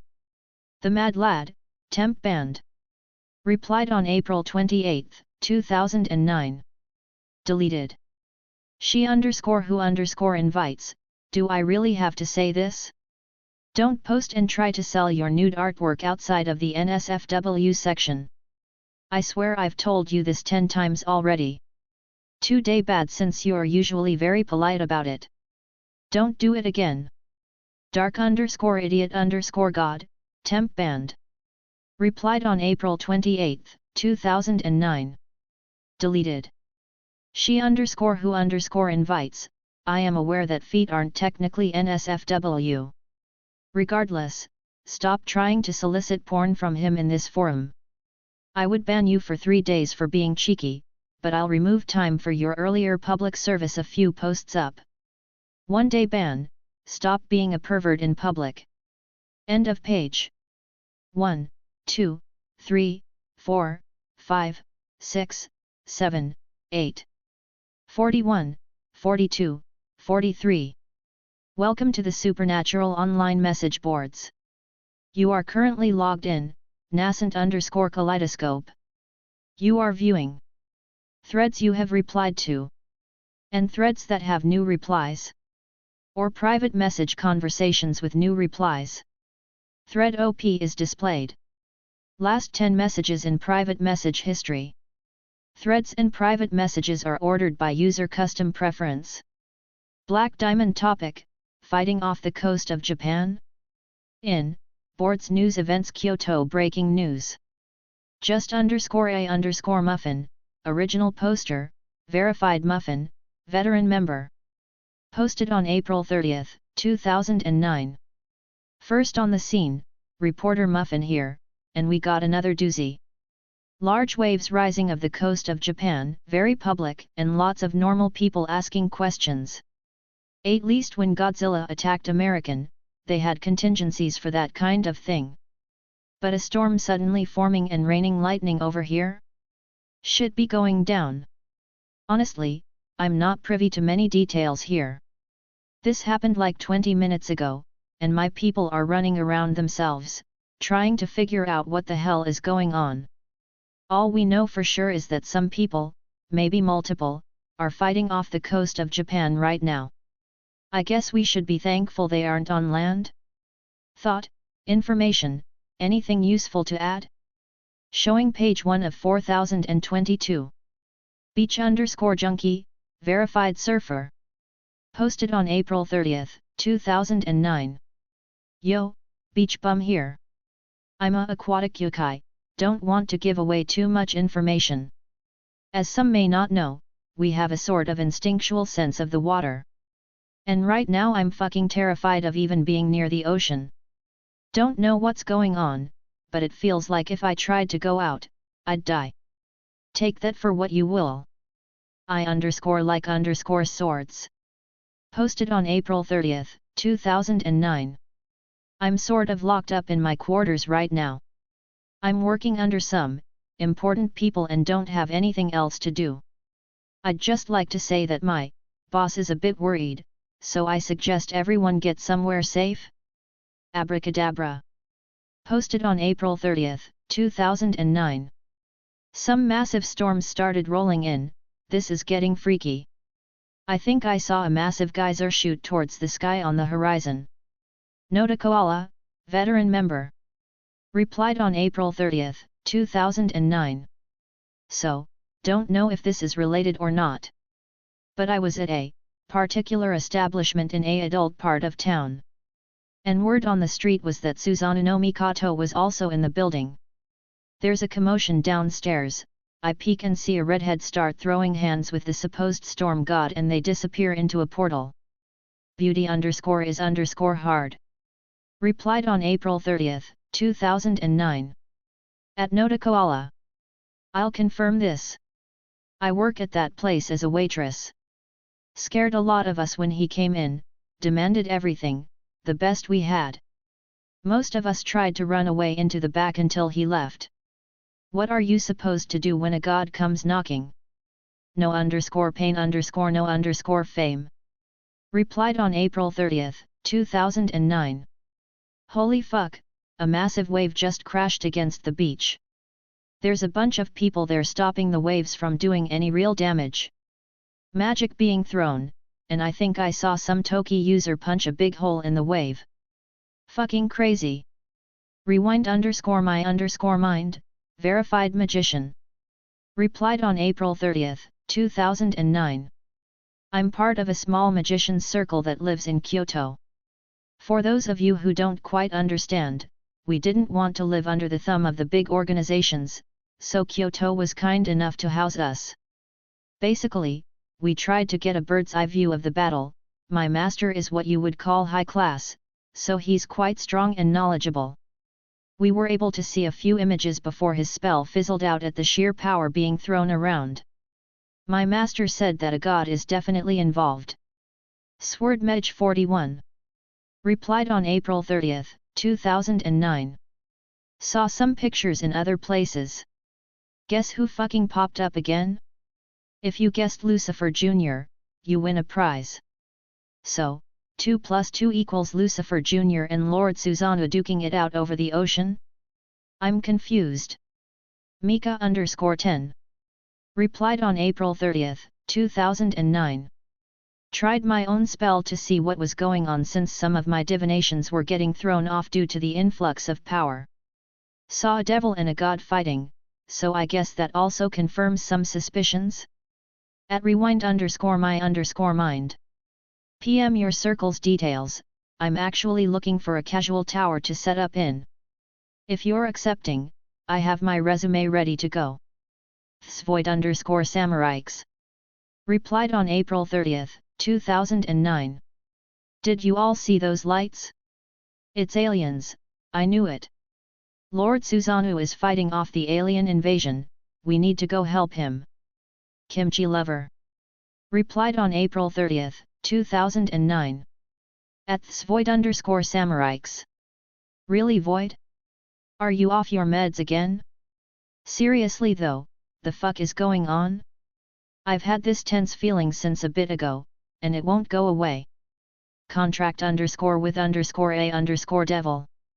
Replied on April 30, 2009. How interesting. I was able to procure a visual with a few spells that seems to withstand the power being thrown around. Some things aren't so clear, and it's a bit difficult to see from the distance I had to set up, but beggars cannot be choosers, I suppose. If anyone wishes to watch with me, link. Quality as you might expect is lacking due to recording a magical projection through my phone. But, it is a wonderful distraction if nothing else. Rewind_my_mind. Replied on April 30, 2009. At contract_with_a_devil. How did you stabilize your scrying spell? My master said that the divine power being released was enough to shatter his own spell sequence from just the residual pulsing of it. I can't fathom the amount of power you would need to sustain such a thing, and you are much closer than my master was able to get. Contract_with_a_devil. Replied on April 30, 2009. At rewind_my_mind. I've had many centuries to master my art, young man. I do so love your inquisitive mind though, feel free to message me, I wouldn't mind answering a few magic-based questions. Small_giant. Replied on April 30, 2009. Damn, each of their punches is creating a shockwave that send a small tsunami in every direction. And all that lightning, I can barely make out their figures, but the red hair on the devil makes it a little bit easier to see. He's tanking a lot of it and keeps going. At contract_with_a_devil. Thanks for the stream. End of page. 1, 2, 3, 4, 5, 6, 7, 8. 4020, 4021, 4022. Showing page 188 of 4022. Red_princess. Replied on April 30, 2009. At holy_justice_night. And I'm telling you, that he doesn't have the power of destruction. holy_justice_night. Replied on April 30, 2009. At red_princess. Like anyone would believe a devil. Hellspawn will spout lies to distort all truths. I only pray that the heretics kill each other and accept the true Lord's mercy on their souls. Sword_maker_devil. Replied on April 30, 2009. At I_like_swords. That is an interesting theory. And did you see what he did with his swords and those portals? It gave me some ideas to work with myself. I feel like I've been hampering my own skill by thinking so straightforward. I_like_swords. Replied on April 30, 2009. At sword_maker_devil. Yes, it's always beneficial to view how others wield the same weapons as oneself. If nothing else, it can become inspiration on how to better your own techniques. Susanoo_worshipper 47. Replied on April 30, 2009. Devil scum. Lord Susanoo will wipe your kind from existence. We await your order, my lord. Our swords are ready to follow your lead and strike down these creatures and cast them from our lands. Y'all phone. Replied on April 30, 2009. At Susanoo_worshipper 47. Seriously, stop making alt accounts, everyone knows you're the same person. There's no legion waiting for him after the fight. Back on topic. Does anyone know what spell he's using to make those portals? It doesn't match any I know of, the sheer stability of them is in itself impressive when a god is right next to them and they never once waver in their stabilization. Enthusiastic_melon. Replied on April 30, 2009. At y'all phone. I have been wondering this myself. I witnessed his magic used some weeks ago during the mess that happened in Kyoto. My calculations are coming up, strange to say the least. At this point, I'm open to any theories, perhaps it will give me inspiration for a different approach. They couldn't possibly be worse than my last attempt sprouting an apple tree that somehow grew watermelons. Secret_magical girl. Replied on April 30, 2009. At enthusiastic_melon. Aren't you supposed to be working right now, Enthusiastic_melon. Replied on April 30, 2009. At secret_magical girl. Aren't you? Secret_magical girl. Replied on April 30, 2009. At enthusiastic_melon. Touché. Let's not tell Red about this. Snowy_rainforest. Replied on April 30, 2009. Sweet Christ vacationing in Valhalla. Is anyone watching what the fuck is happening? Did Susanoo just grow like 100 meters tall? Red_princess. Replied on April 30, 2009. Is this what happens when a god gets serious? How is Wilhelm able to fight something like this? How did he get so strong? He's not even that old. End of page. 1, 2, 3, 4, 5, 6, 7, 8. 4020, 4021, 4022. Showing page 377 of 4022. Red_princess. Replied on April 30, 2009. Does anyone know what happened? He just summoned another sword or something and everything stopped. I could barely see it, that massive giant just fell over after he pointed his sword at him. Orange 27. Replied on April 30, 2009. Been reading several pages now, anyone notice that red thing on his arm? Too blurry to make out, but it was taking hits from Susanoo. Maybe a sacred gear of some kind? Thsvoid_samuraiks. Replied on April 30, 2009. At red_princess. I've been saying this all along, he's an alien. He's not from this universe, so obviously he has powers from other worlds. He probably used something we don't understand to seal away Lord Suzanu's godly power. Red_Princess. Replied on April 30, 2009. At Svoid_Samurikes. Would you stop already? I'm looking for serious answers, go troll somewhere else. At Orange27. He doesn't have a sacred gear, he was checked when he was younger. Llama_King, verified royalty. Replied on April 30, 2009. At Red_Princess. Ignore Void, he's famous around here for saying crazy things. He usually gets banned by now, but no idea where the moderators are. Hooded_1. Replied on April 30, 2009. That sword gives me a strange feeling. I tried to take a look at it with a divination, but something repulsed me. Whatever it is, it's dangerous enough that the Storm Kiddo was completely neutered at a gesture. Light_of_Ireland. Replied on April 30, 2009. At Hooded_1. If you are who I think you are, then that is an ominous statement. Should we look into it more? Hooded_1. Replied on April 30, 2009. At Light_of_Ireland. Bah, you can if you don't care about that old hag getting in your way. I like my balls where they are, thank you very much. Though I suspect some of the others won't take heed. Those old-fashioned foggies don't even keep up with modern technology, so they probably have no idea what's going on, ha. A_white_dragon. Replied on April 30, 2009. At Orange27. I think I know what that is. Now to book a flight over to Japan. Fists_over_bloodline. Replied on April 30, 2009. So manly, he withdrew his sword and started fighting with his fists.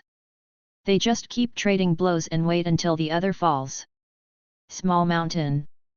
Replied on April 30, 2009.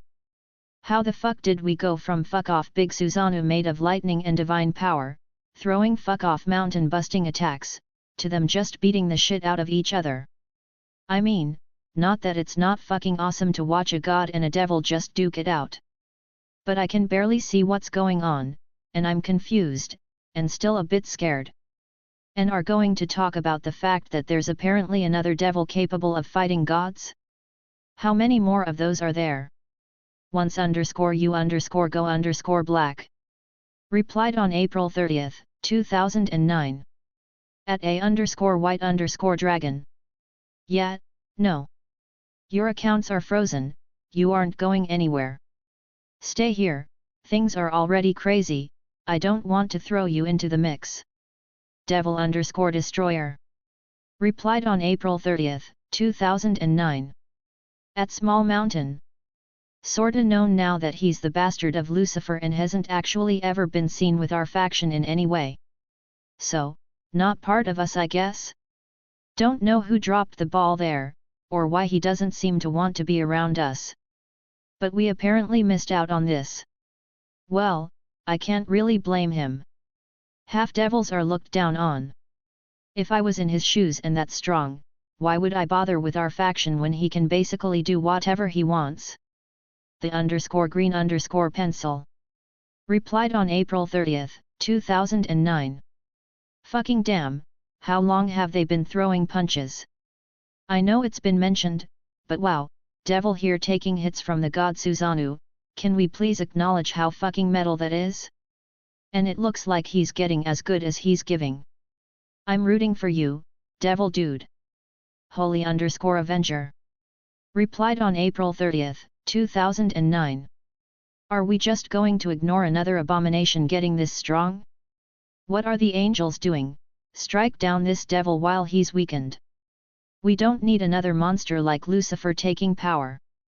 The_green_pistol. Replied on April 30, 2009. At Holy_Avenger. Fuck off with this crap. If you want him to die so much, why don't you go over there and challenge him yourself, coward? Secret_magical girl. Replied on April 30, 2009. Well, looks like everything ended. I think that's Izanami breaking up the fight. This has been eye-opening to say the least. Now comes the headache of the paperwork detailing everything that happened. Going to have to listen to a bunch of old guys argue back and forth about this mess for the next few days. End of page. 1, 2, 3, 4, 5, 6, 7, 8. 4020, 4021, 4022. As promised, another interlude with this format. Sorry for late chapter, the one I did tonight took me a long while. Chapter 236, Chapter 225. I let out a long sigh as my shoulders slumped. I didn't regret my actions, but damn did I keep doing things that made me so exhausted. I was healed up after basically having a slugfest with a god, something I didn't think I would ever consider being a thought that would have crossed my mind several months ago. Taking out my kaleidophone, I looked at a missed message from Artoria informing me that they would be waiting at home when I was finished. Well, at least it didn't have the same undertone as the last talk I had with everyone. No, it came off as more of a habitual worry than anything else. And honestly, I couldn't really fault them for that. On one hand, it's not like I ran off unprepared or with little thought. But at the same time, I would be just as worried if they got up to the same things I did. I was confident in Scathach when she faced Athena, that didn't mean I didn't have any worry in my heart. And I just looked a mess. Honestly, the only reason my clothes held up so well was because the dust that Jin had originally wove into them. It was basically all used up after the Grail War, but it made my clothes extra sturdy. However, I could see tears at the seams, not to mention scorch marks and rips from just the fight itself. And now I's just procrastinating. I cast a few spells to clean up most of the blood and made myself presentable before heading off. I waved my hand, creating a portal right to my living room, and right to the waiting figures of two of my girls. As always, it's nice to be home. But my attention was grabbed by both Artoria and Rei-Kao waiting for me. They both gave a warm smile as I walked forward, closing the portal behind me. Master. Rei-Kao sounded relieved, even though she knew I had been okay. She immediately got up and pushed my head right between her breasts like she did often. I am happy that you're safe. Well, if I have something like this to come back to, how could I not be? I felt no shame as I took those massive boobs into my palms, earning a little surprised squeak from her when I squeezed them. Master Rei-Kao playfully swatted at me with a little red on her cheeks. I couldn't help but laugh as I relinquished those heavenly mounds. Artoria. I smiled towards my beautiful knight. Wilhelm. Artoria greeted. I am also very relieved that you are unharmed. She looked at the sorry state of my current dress. Ha! I let out a long breath. Honestly, it's not as bad as it looks. I am aware. She responded.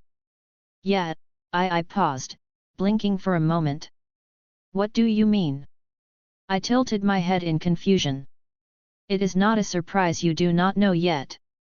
But, you have already become rather famous from your battle with Susanoo. Artoria replied. I admit to not being too familiar with this era's technology, but from what Yasaka explained you are trending. I believe you should be familiar with the terminology. I opened my mouth and closed it again. Well, fuck. I sighed, understanding what she meant. Yasaka showed us how many people were speaking about you. It was quite impressive that so many could speak at such great distances. And there was much praise for you, fighting against Lord Susanoo like you had. Rei-Kao tried to soothe me. I will always accept my ego being stroked. I snorted. But there goes my anonymity, and by extension, you all will probably be dragged into the spotlight. Had someone been scrying us? I doubted a god or the equivalent would have posted or streamed our fight. So it had to be a mortal magic user of some power and renown. I was understandably distracted, so it's possible it may have slipped past my detection. Or rather, perhaps it was far enough away that it didn't get picked up by my senses? Well, I can't claim to be omnipotent.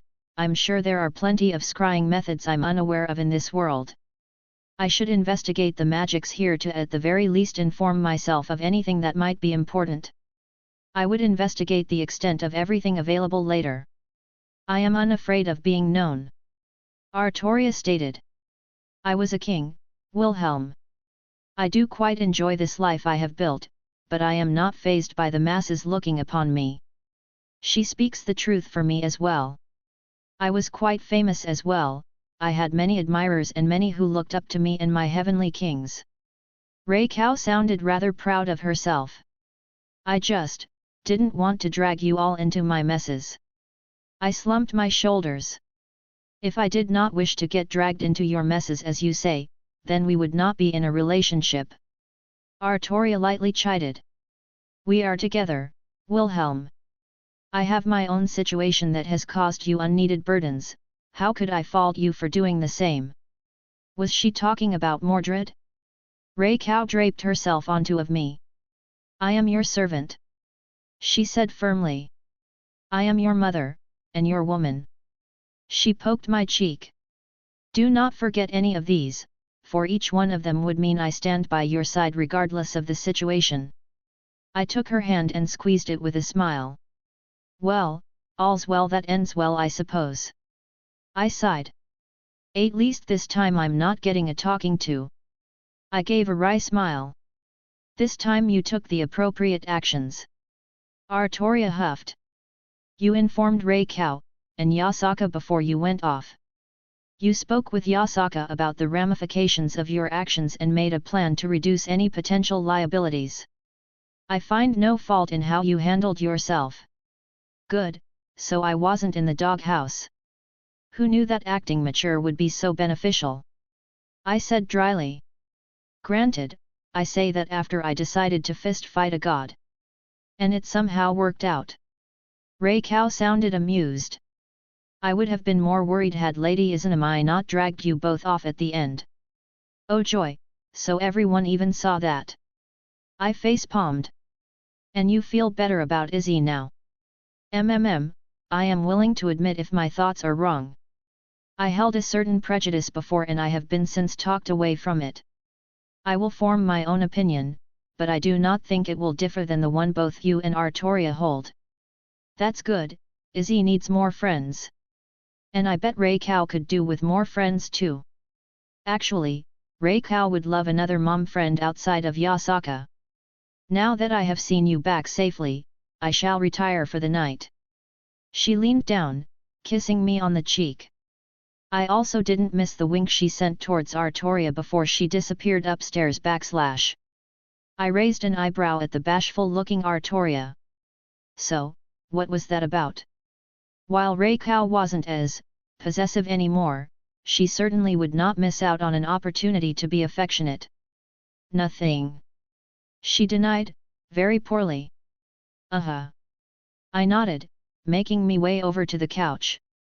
I assume you wanted some time alone. She shifted her eyes to the side, looking even more embarrassed. I requested to have you to myself this evening. She admitted, walking over. She tucked her hair behind her ear, giving a cute smile as she slowly slid into my lap, our faces barely a few inches apart. It's been tough on you these past few days. I wrapped my arms around her. I could understand it, with the confrontation with Mordred happening, her emotions were still probably all over the place. She happily laid her head on my chest. Yes, but there is also a freeing feeling that came with it. She let out a long breath. I wished to have some time with my boyfriend and the others agreed. Though, you should be prepared for them taking their own time. She giggled. That's fine, I didn't plan on doing anything big anytime soon. This whole thing's with Susanoo, it was not something I intended. I am aware. She stated. We all are. Yasaka explained to us when she came over. All of you were gathered? I asked. Meridia was unable to come over, she had something keeping her attention. Artoria shook her head. But I was keeping her abreast of the situation. Yasaka had come over with Kunu after picking her up from school, only leaving when we saw that you were safe with Izanami afterwards. Rin had quickly went to bed after that, scathing as well as she said it was expected of her student. Yeah, that sounds just like her. I shook my head with a laugh. Jin too was worried, but she calmed down once Kunu came running over. Artoria smiled. She is quite the energetic child. It's a shame Meridia didn't get to meet Kunu yet, but at the same time, I really want to be there when it happens. Do you think Meridia will be as warm towards her as you think? Artoria questioned. I can see your thoughts. She is aloof and appears rather cold or indifferent, but honestly, she's a big softie at heart. I laughed. Yes, I have seen her facade break sometimes when you tease her. Artoria quirked a smile. I couldn't resist any more, I leaned in and placed a light kiss on her lips. Have I ever mentioned how adorable your smile is? Mayhaps once or twice.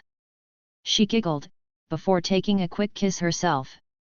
Before we indulge. She quickly broke it with a whisper. I have a question I wish to hear your opinion on. Oh. She looked unsure. I have the desire to bond with Mordred. Taking the first steps are always the hardest. Yes, I have raised an idea to the others, but I do not know if I am taking advantage of, well. She went quiet. Hey, no judgment here. I'm in your corner and I'll do my best to support you. Yes. She gave a small smile and thanks. I wish to bring Mordred over and meet Arthur. She said plainly. That's not a horrible idea now that I put some thought into it. I gave myself a moment to think it through. I believe I have been neglecting Arthur and have merely dropped him into Yasaka's lap. I took responsibility and I wish to make sure it is settled to a satisfactory end. He had spoken of a sister and a Pendragon family, something I desire to acquire more information about. She bit her lip. And I am nervous about being alone with Mordred thus far. I believe that Arthur would do well enough as a distraction that I may not make a fool of myself. Oh Artoria! I cupped her cheek. I don't think you're doing anything wrong. And besides, does Mordred also not have a link to Arthur just as much as you? Honestly, I think it would do Mordred good to see him, and it's a good opportunity for you both to spend time together without any awkward feelings being prevalent. It's a good distraction while also being a good idea regardless. And the Pendragon family is an interesting topic to pursue. I honestly don't know much about them outside of the common knowledge. Didn't that kid say his girlfriend or lover or something was being held to keep him in line? Oh yeah, he fell for his maid. I guess I'll let Artoria handle things on that front. She wanted to shoulder the responsibility herself it seemed. The others said much of the same thing. I suppose I am once again overthinking things. It seems we both do that. I grinned. It is not just Mordred and Arthur. Artoria continued. While everyone was gathered, we had spoken on many different topics. Oh? Things other than your super secret girl talk. I laughed. Yes. She nodded. Yasaka is still in need of help, so we all wished to lend her aid. Things had been pushed back slightly due to abrupt circumstances. So I messed things up. I sighed. Cease. She poked me.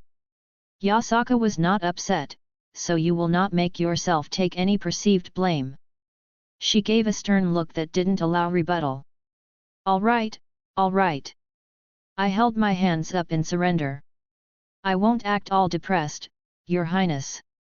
She pursed her lips. Good, as you shouldn't.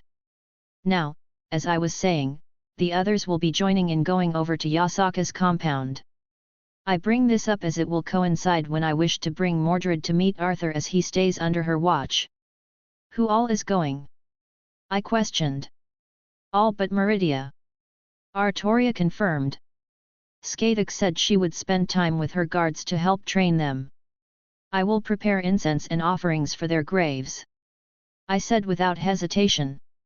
She is not taking them under her tutelage, merely training them in ways they already know. Artoria explained. Okay, so some may survive, I said dryly. She is not that bad. On a mountain, I replied. No magical cold wrapped around me, and a sealed corrupted divine spirit underneath. That mountain climbing during my time in the land of shadows was certainly not enjoyable. Mayhaps we should speak with her so none of them die, she said quietly before continuing. Jin offered to teach magic to any who desired, which was not an inconsequential amount. I believe most of Yasaka's forces were trained in this Toki. Makes sense. I rubbed my chin. And Jin would make a wonderful teacher. She's probably more knowledgeable about magic here than I am at this point. Many people would be surprised how many breakthroughs can happen with a few pointers here or there. It's so easy to get wrapped up in one's own thinking that pointing out a slightly different approach could have amazing reactions. Yes, I felt the same way. Her knowledge was already extensive and it's spreading out to cover even more every day. Is it weird that I love having my girls be praised? And Ray Cow. I am not aware of the specifics, but they spoke of something. Artoria shook her head. But we all planned on going to Yasaka's compound the coming day. We all hope you would come. But if you are unwell or recuperating, I would love to come with you. I wrapped my arms back around her. I knew she wanted more moral support, even if it was specifically from me. And I'm mostly fine now, just a bit exhausted after everything. Having my aura dried out just doubles the feeling. Which is probably the only downside to the ability. Wonderful, it makes me anticipate tomorrow. Artoria smiled brightly. I have some things I want to talk about myself but, I'm honestly too tired to even broach them. So, instead, I let my hands slide down her back before resting right on that perky butt of hers. You and your insistence at holding my posterior. She let out a huff, cheeks reddening. Does it truly entice you that much? She muttered. I raised an eyebrow, giving her a noticeable squeeze.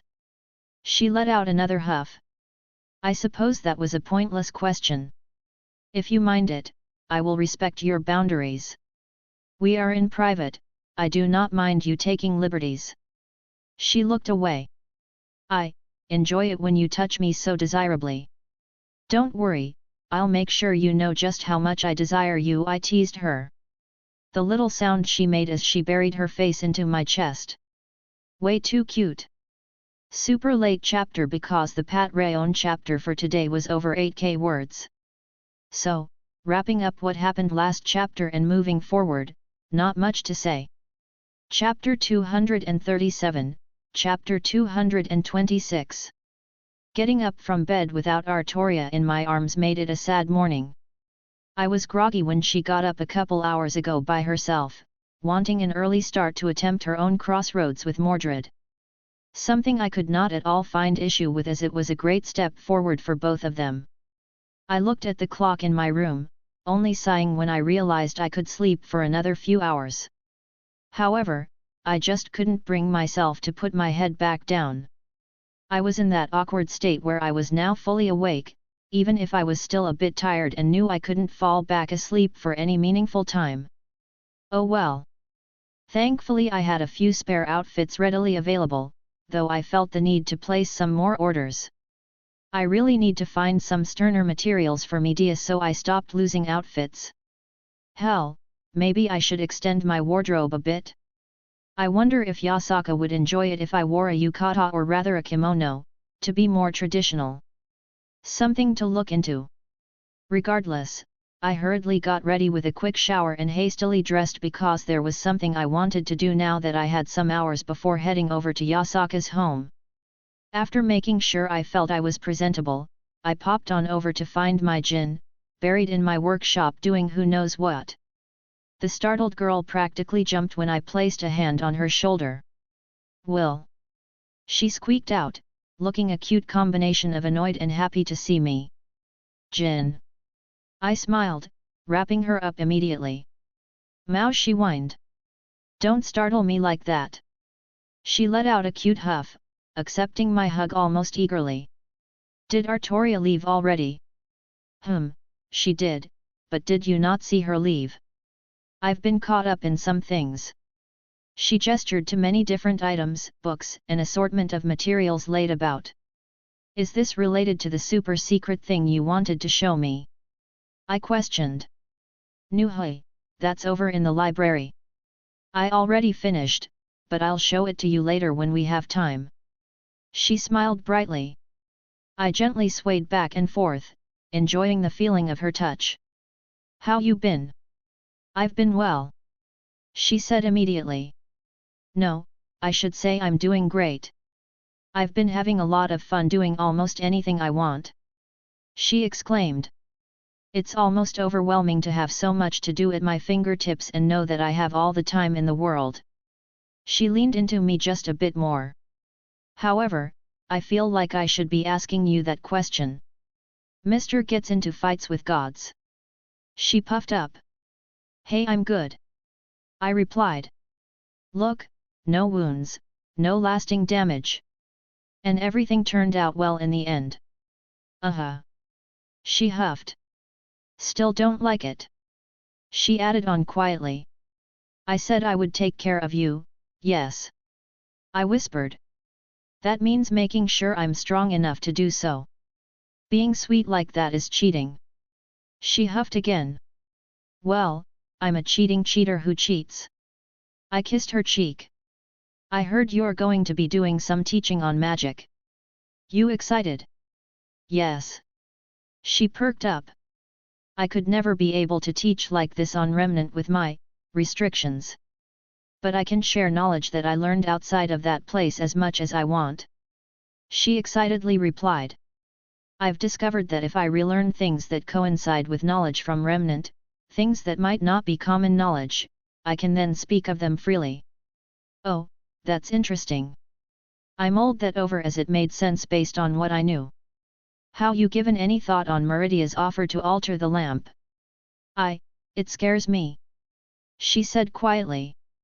I know Meridia wouldn't harm me, but the idea of being changed. Hey, I understand. There's no push, no expectation. I brushed some hair out of her eyes. My Jin is perfect by just being herself. Happy Jin noises ensued, and it was just as cute as I would imagine. I've said it before, but seeing any of them happy really brought a smile to my face. Did you sort the materials around? I need some stuff and don't want to mess up anything you did. I booked on her the nose. She nodded. I have almost everything sorted appropriately. She tilted her head, silent for a moment. However, maybe it would be easier if you told me what you need and what you're doing. If you need any help, I'd love to be of assistance. I would absolutely love it if you helped me. I said with all sincerity. One of Jin's things was that she apparently wanted to be helpful. I don't know if that's just a holdover from the many years she spent in her lamp. The ideas and concepts engraved into her creation, or if she simply had that kind of personality. Let me show you what I wanted to make. I began to explain my intent to her. Good morning, my student. Skathik looked up at me from the table. She had made herself what appeared to be a cup of coffee and was reading a newspaper. Skathik. I smiled. I still felt my heart flutter, just seeing her in my life, even doing the most mundane of things. Her simply being her again, it made me feel at peace. I didn't realize that they had a newspaper in Kyoto. I mean, it made sense, but it's just one of those things you don't really consider. I happened upon it by chance. After your latest escapade, I wished to keep up to date on any news. Shikami sipped her drink, almost unconcerned about the whole thing. Though from what Artoria told me, she looked just as concerned as the rest of them last night. Good morning, Skathuk. Jin walked right behind me. Hello, Jin. Skathik smiled humoredly towards the artifact spirit. You're looking very energetic this morning. Did he finally make you a proper woman? She teased. I just sighed. Honestly, I don't know what I expected. Nope, he still hasn't bent me over and taken me yet. Jin replied without hesitation. Skathik paused, blinking at her. I suppose she wasn't used to the bluntness that Jin was willing to use. Though her expression quickly morphed into a grin. Phew, what a boldness you have. Jin shot her a smirk but didn't respond. You're terrible. I said dryly, giving Skathik a kiss on her cheek. My, and you made this terrible woman yours. What does that make you, Skathik laughed. I never said I don't make foolish decisions. I shot back, stealing her coffee and taking a drink. She raised an eyebrow as I locked eyes with her. Just remember, we will be sparring at some point for you to hone your new abilities. She said calmly. That's future me's problem. I laughed, setting her cup back down. Would I regret it later? Definitely. But for the current me, it was too fun to see her reactions. Anything interesting in the news?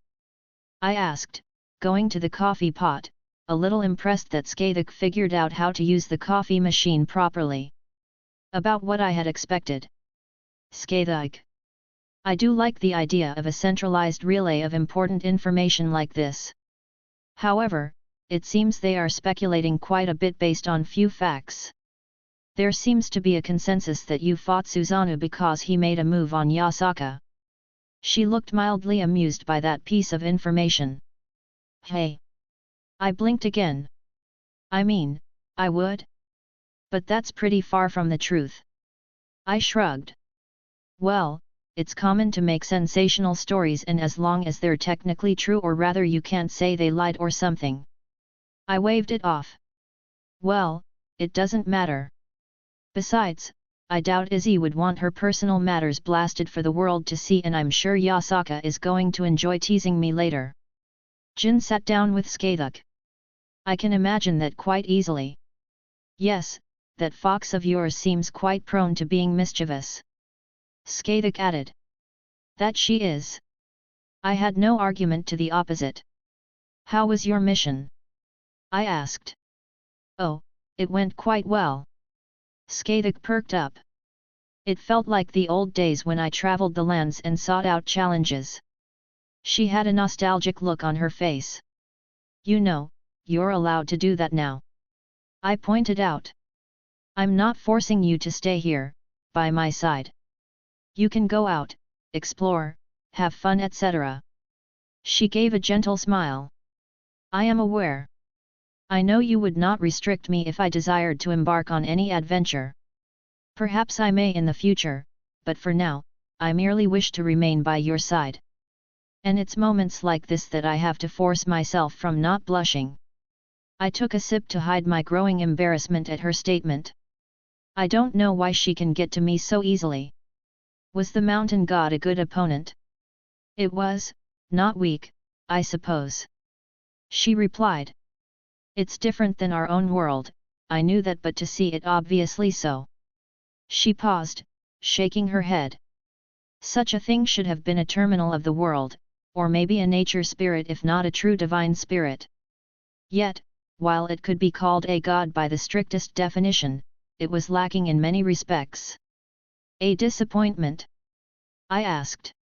No, I did not expect much, but my previous experience had caused me some manner of regret that it was not the same.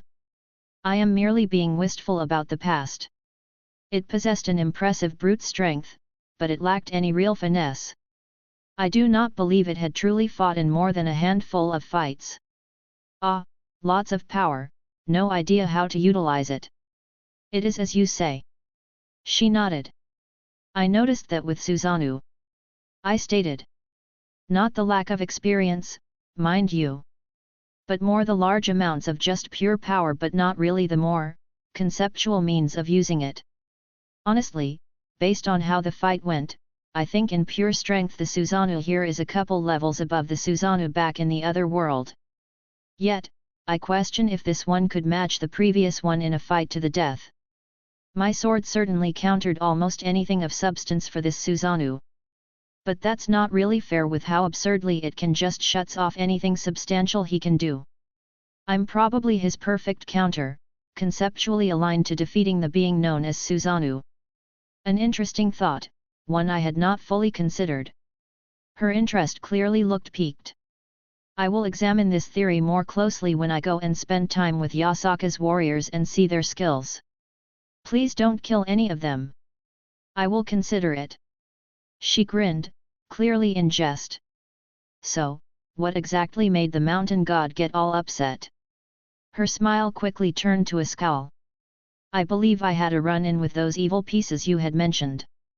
Did someone try to force one into you? I said calmly, but I felt my anger start boiling up at the idea.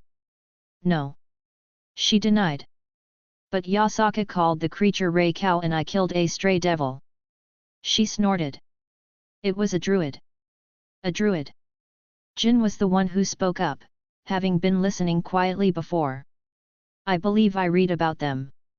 Their magic is intertwined with the natural world. A manipulation of nature different than most mages. Yes, I could recognize the art it used from my homeland. It also took a lot of effort to converse with it after turning into that abomination. Can you explain it fully? I asked. Skathik let out a long breath. The creature had mindlessly been eating away at the mountain god's domain, enraging the mountain god. Due to its magics, it was able to somewhat corrupt the area. After subduing the mountain god, we learned of this corruption and sought out the source, and we found this devil. I recognized the magics it used immediately. They are something revered and almost sacred back home. They have long since been used for fighting and warfare, but their essence stems from harmonizing with the world. Druids are a profession to be respected. She said firmly. Druidism is almost antithetical to the nature of devils. Why was he turned? He was forced. Her scowl deepened. Even with my magics, engraving a primordial rune onto his soul to push away the mental pollution, he could only relay minimal thoughts before his body broke down. He was obviously not in his correct mind when he did what he did. But he spoke that a devil forced the evil piece into him at some point. The druid had escaped and over time, slowly morphed into the creature we had fought. I let out a sigh, running a hand down my face. I'm sorry you had to experience that. I know those evil pieces had been abused in the past and they're certainly going to continue to be abused. I have no love for them myself. Mimicking me, Skathik let out her own sigh, dropping the scowl. If I see such an act happening in front of me, I do believe I will be removing the heads of those responsible. I have no issue with the idea of intent behind them from what has been explained to me. If someone wishes to change themselves, it is not my place to voice my opinion. However, I vehemently despise what has happened here. If you want to hunt down devils who abuse them, by all means. I had no complaints. I'll pull up a chair and watch as you tear them apart. Phew. She let out a small laugh. You know the right things to say to me. Bloodthirsty Skathik is just as cute as bashful Skathik. So where did Rei Cow go? I finally asked, noticing she wasn't around. She volunteered to look after Kunu for the day at her school. As I offered to begin training Yasaka's people, some of which took to guarding the school her daughter went to. Since it was the first lesson, we came to the conclusion that having them all present would be most beneficial. Thus, Rei Cow suggested she take their duties over for the time being. That was really sweet of her. I couldn't help but comment. And it's sort of ironic that Rei Cow, known for slaying many yokai in her life, is guarding a school of yokai children. Yet, Rei Cow would probably be a better guard than the contingent of yokai that Yasaka had over there. She actually looked really happy to do so. Jin stated. I think she wants to spend time with Kunu. Well, I can't fault her on that. She's just too cute. Jin cooed. I laughed, patting Jin's head. Oh. I paused for a moment. I almost forget. I rummaged through my ring, turning back to Skathuk. I wanted to give you something. Oh. She raised an eyebrow as I presented a bracelet to her. It's beautiful. She muttered, taking it into her hand. I matched the color scheme to your hair. I smiled. Thank you, Wilhelm. She said softly, looking it over. And it isn't just a piece of jewelry. Nope. I grinned. It's like my ring, having its own folded space attached to it. But it's also linked up with the house. Jin helped me finesse it a bit. You should be able to grab anything in the storage room. Of which I was going to make sure is stocked with anything we might need. She carefully put it around her wrist, holding it helped to the light. I love it. She said again. He made one for all of us. Jin said happily, holding up a similar, but slightly different variation. Phew, no wonder you were so happy. She smiled towards the genie. I can see where you found such feelings from. She got up from her seat, and walked over to me. You are a very sweet man. She placed a quick kiss on my lips.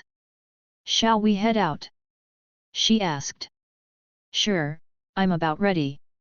What about you, Jin? I'm good to go. She hopped up. I nodded, waving my hand and creating a portal over to Yasaka's compound. Well, talk about perfect timing, they just got here as well. Yasaka's voice reached my ears. She stood there speaking to Artoria and Mordred. Yo! I waved to both of them. Sup? Mordred said evenly. And I noticed a very familiar sword in her hand. Hello, Wilhelm. Artoria smiled. Hey, they looked rather comfortable in each other's presence, at least on the surface. I'll have to ask her how her morning went with Mordred. Hello. Jin stepped up. You must be Artoria's son, I'm Jin. She happily greeted the knight. Why yes. Mordred blinked at the sudden acknowledgement. I guess not many people are so blunt with her parentage. I'm Mordred Pendragon. She said with clear pride in her voice. I could see the little smile make its way onto Artoria's face. So, weren't you both supposed to be here like, a couple hours ago? I questioned. We were sidetracked. Artoria coughed. Ahoy! I gave her a dry look. Let me guess, you stopped for breakfast or something similar. I do not know what you speak about. Artoria looked away. Mordred seemed surprised by her bashfulness. It was probably a side of Artoria she wasn't used to seeing or hadn't seen before. Yes, I'm thoroughly convinced. I deadpanned. Have you met Arthur yet? Nah, just got here. Mordred spoke up, playing with the hilt of her sword. Well, he's probably going to get upset when he sees you with Caliban. I laughed. The corners of Mordred's lips curled up. Well, if he has a problem with it, he can try to take it from me. She gave a toothy grin. Well, you're going to need a place to keep it. I flipped my hand over, holding out a bracelet I made specifically for her. What's this? She looked at it, taking it from my hand. It wasn't quite jewelry, more a strap for around her wrist, if a little more elegant than that. I wanted to make sure it matched her personality. Storage bracelet, you know how to manipulate your magical energy, yeah? Use it to feel around the thing, it shouldn't be difficult to use. Mordred looked at it, I felt her magical energy slowly feed into it as her eyes perked up. She then looked at her sword, then back to her bracelet, and the sword then disappeared. Fucking awesome. Thanks. No problem. Wanted it to be easier for you to keep your stuff. I smiled, turning towards the others. And don't think I forgot you too. Wilhelm, you didn't have to. Artoria said, but she exuberated happiness. I do not believe I've ever received jewelry before. She said quietly. It was inlaid with the same green that matched her eyes. She quickly put it on, staring at it around her wrist. "Oh, this is lovely." Yasaka also spoke up. "And you say it has a pocket space attached to it?" "Yup, wanted to make it function as well." I chuckled. "Oh my, this is simply wonderful. Thank you, Wilhelm." Yasaka admired hers as well. "Well, I'm glad they like them. Still had to give the others theirs. I'd probably go see Meridia after I's done here, and spend a bit of time with her. First you protect me from that vicious god, and now this." Yasaka gave me that look, the one I knew when she was teasing. "Pardon?" Artoria tilted her head. I let out a sigh. It's the current speculation, that apparently, I was defending Yasaka's honor because Susanoo was being aggressive with her. It's better than people knowing you got into a brawl with a god because he wouldn't see his mother. Skathik snorted. I can't argue with that. Was he strong? Mordred asked. Yup. I replied. Pretty damn strong, though we weren't really trying to kill each other. At least, I don't think he went all out or whatever. Lady Yasaka. A new voice resounded, one I recognized. Soma. Yasaka greeted him. I have brought him as requested. He bowed as someone walked into the courtyard behind him. Arthur Pendragon looked a bit better since the last time I saw him. Like he had a bit more life behind those eyes of his. He carried himself well, not cowering even as all our eyes landed upon him. He glanced at us, especially Artoria, and even Mordred. It was clear he had questions, but he held it in. He kneeled before Yasaka. Lady Yasaka. He respectfully greeted. Arthur. Yasaka said curtly. She was obviously still upset with him, and no one could blame her. You have proved a valuable asset, completing every assignment I gave to you to satisfaction. I thank you for your praise. He bowed his head. I am relinquishing you to Artoria for a bit. You will listen to her orders. Yasaka turned away after giving her blunt orders. Jin, Skathuk, why don't I show you both where the training area is? It was an obvious cue that she wished to step away. Skathuk and Jin nodded to her as they followed behind. I decided to stay back and see how this played out. Arthur blinked. Did she say Skath? The sound of steel meeting steel screeched throughout the area. Arthur held a blade aloft, holding back Mordred who casual waved Caliban at him. Interesting, Arthur had a way to keep a sword stored away. I felt the spatial fluctuation, and eyes a little interested. Who Arthur couldn't speak again as Mordred pushed away his blade, knocking Arthur back. Not bad, I guess. Mordred snorted. If he didn't have a good instinct, his head would have been rolling on the ground. Indeed, his skills are admirable for his age. Artoria nodded. Arthur stood back up, shaking off the sudden blow. Who are you? Why can you wield Caliban? That blade doesn't accept wielders so easily. Mordred snorted, slamming the tip of Caliban into the ground. Shouldn't I be asking you that? Who the fuck you think you are? Using my father's name like it belongs to you. Arthur blinked. Father. You don't deserve to face this sword. She let go, letting it stand there, upright for everyone to see. Her red lightning crackled around her hand as Clarent was summoned. Let's see if you're worthy to call yourself his descendant. Wait. Arthur called out, only to go flying back blocking a blow from Mordred's Clarent. You call yourself a knight? Mordred scoffed. Does any prissy noble these days get to claim that title? Did you find some lord to pay for it? Are you even a real knight? Mordred walked towards him.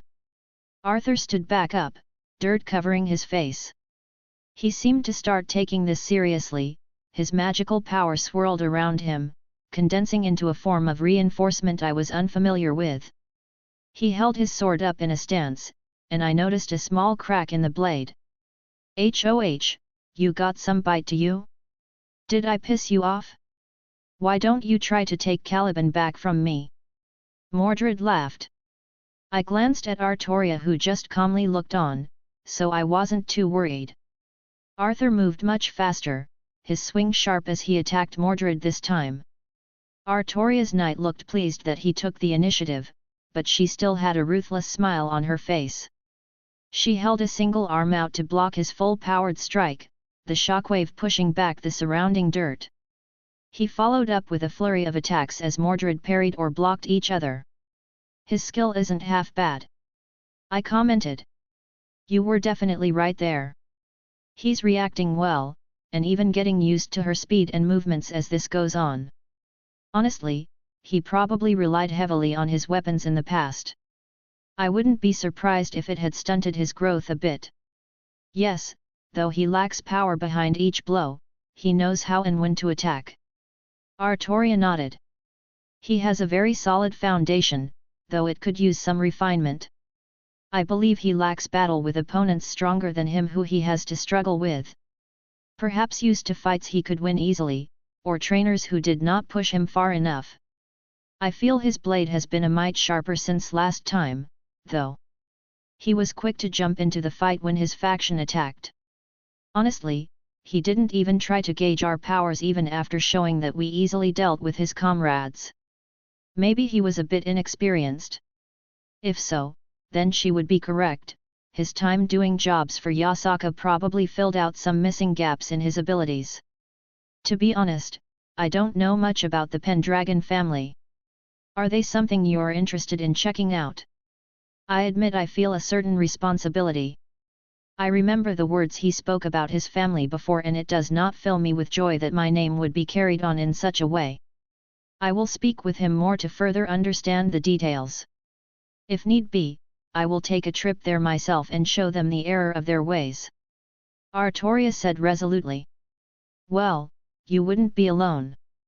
I smiled towards her. I'll definitely be there with you, and Mordred would refuse to stay away. Artoria let out a small laugh. Yes, Mordred would assuredly show them his displeasure. Is that all you got? Mordred roared, kicking Arthur across the courtyard. If that's it, you'll never be worthy of that name. Arthur scrambled back to his feet, but Mordred gathered her lightning and stomped on the ground, sending a wave of it towards him. He slammed his sword down, trying to shield himself as it washed over him, crackling across his skin as he let out a shout. He growled, standing back up, glaring at Mordred's casual stance. With another roar, he charged at Mordred, gathering a lot of his magical energy onto his sword, slamming it down overhead. Mordred blinked, bring up Clarent to blow with both hands. Actually felt that one. She smirked, both swords struggling against one another. She let out her own shout, swinging Clarent, and shattered his already diminished blade. Arthur stepped back, staring at his destroyed weapon. That was a magic sword created by a famous blacksmith. He let out a sigh as the naked hilt fell to the ground. Pfft! Mordred snorted. Like that cheap thing could stand up to my Clarent. She swung her blade onto her shoulder. Arthur looked, defeated. I don't doubt he could still keep going for a while, with much more to show for his efforts, but his heart simply didn't seem in it right now. Who are you? She grinned. I'm Mordred Pendragon, true heir to Camelot. She declared without a hint of hesitation. And you? She leveled her blade with him once more. Are going to earn the right to call yourself that name, even if I have to beat it into your body. I turned towards Artoria again, who let out a sigh, though that little smile never left her face. If you want to read 7 chapters ahead or support me, visit mypat.rayon.com/asteriaforone. Chapter 238, Chapter 227. Stop fidgeting. I huffed, my hand engulfed in a golden light as I healed Arthur's shoulder. Mordred stood nearby, crossing her arms, and continued to glare at him. It wasn't so much hostile, but it was obvious she still looked down on him. What a fucking disappointment. Maybe you should be called Tristan, you have that same woe is me fucking annoying look about you. She snorted his disdain, finally turning away to fetch Caliban. Boo-hoo, I fucked up and have to shoulder the consequences. She threw her hands up. I felt Arthur stiffen in my grasp, but his expression didn't change. I paid attention as Mordred easily pulled Caliban from the ground. I didn't know the exact mechanisms of this Caliban, but I did know it had a similar function to not allow anyone unworthy to wield it. Like most powerful weapons here, it had to accept its wielder. Didn't even have the decency to fucking try either. Mordred continued in annoyance. Your footwork was a complete mess. Did no one teach you not to stay flat-footed? I could have skewered you a dozen times while you just stood there with a stupid look on your face. Mordred. Artoria gently called her name. Yet. Mordred calmed down at her call. Little shit needs to get his head pulled out his ass or he's just going to continue being useless. Well, leave it to Mordred to not hold her words back. I don't think any of us would say he wasn't talented, but he really didn't look like he put 100% effort into his little spar. Arthur. Artoria turned to him. He perked up a little bit at her gaze. I wish to know more about the Pendragon family. He opened his mouth then closed it again before letting out a sigh. What do you want to know? Mordred also listened intently, her attention right on the man who took her father's name. Explain the structure of your family. How it came to exist, and what powers it holds. Artoria said simply. Arthur rubbed his eyes, shaking off the dirt from his body. We trace our origins back to King Arthur, as specified by our namesake. I admit to not delving too deep in our archives, but it's what I've been told since I was born. And no one I've met seems to dispute this fact. You do not know from whom you have descended? Artoria questioned. Did King Arthur not have many cousins? How can you be sure you came from him and not his sister? Arthur shrugged. At this point, I don't think anyone cares. The name seemed more important than the honor that should have come with it. Artoria took a deep breath. Continue. We aren't that different than the noble families in this country. He looked lost for a moment before continuing. We've survived by producing some powerful warriors and magicians over the centuries. And we've made sure to keep ties with certain organizations like the Church. The great clans, that's a pretty good comparison. I vaguely knew of them as well, 5 great clans that controlled a good portion of this country's supernatural communities on the human side. They had a strained relationship with the yokai. Yet, and having a bunch of powerful weapons doesn't hurt either. Mordred added. You speak the truth. Arthur didn't deny. We have many armaments that have been gathered over the years. We'll get to that in a moment. Please continue explaining the family to me. Artoria ushered him back on. There is not much to say about the family itself, it became tradition to name ourselves after our ancestors. He shook his head. I was named Arthur Pendragon when I was born, and my father took up the name of Uther at that time. So they just call the firstborn Arthur Pendragon? Mordred asked incredulously. That's fucking stupid. What if twins are born? What if only a girl is born? What if multiple children are born? Are they just tossed to the side as unimportant? Mordred raises a good point. What of the other children of the family? I am sure that you are not the only one of the recent generations to exist. No, there are several hundred people in our family. He shook his head. And if someone proves to be more talented, they can claim the name and take the position as head of family in time. I've fought off many attempts to claim it for me over the years. How ruthless! Artoria muttered. They created a system that no longer fosters new generations but pits them against each other to create the strongest. There would be no bonds formed, only the lobbying for more power and authority. I could only trust 2 people in the family. Arthur smiled bitterly. Yes, you mentioned your lover and your sister. Artoria sighed, rubbed the bridge of her nose. This sounds like a large mess to deal with. What are their forces like? Allies, or other people that would help them? Mordred asked. They have a tentative alliance with the church, though they often butt heads. They have good relations with the Golden Dawn. My father had my sister Faye go over to them for her magical studies when she revealed her talent to better foster relations. Arthur explained. Faye. Yes, my sister was given that name when her abilities in magic were revealed. Arthur nodded. She was barely a year old and started being able to push and pull the magic in the air subconsciously. At least, that is what I've been told. Hey, impressive. What is this, Golden Dawn? Artoria asked. It's a magician association. Arthur rubbed his head. Apologies, I don't know much about them as I never had a talent or inclination to learn more than basic spells. I know a thing or two. I spoke up, drawing their attention. So, the Golden Dawn is a magicians' association obviously.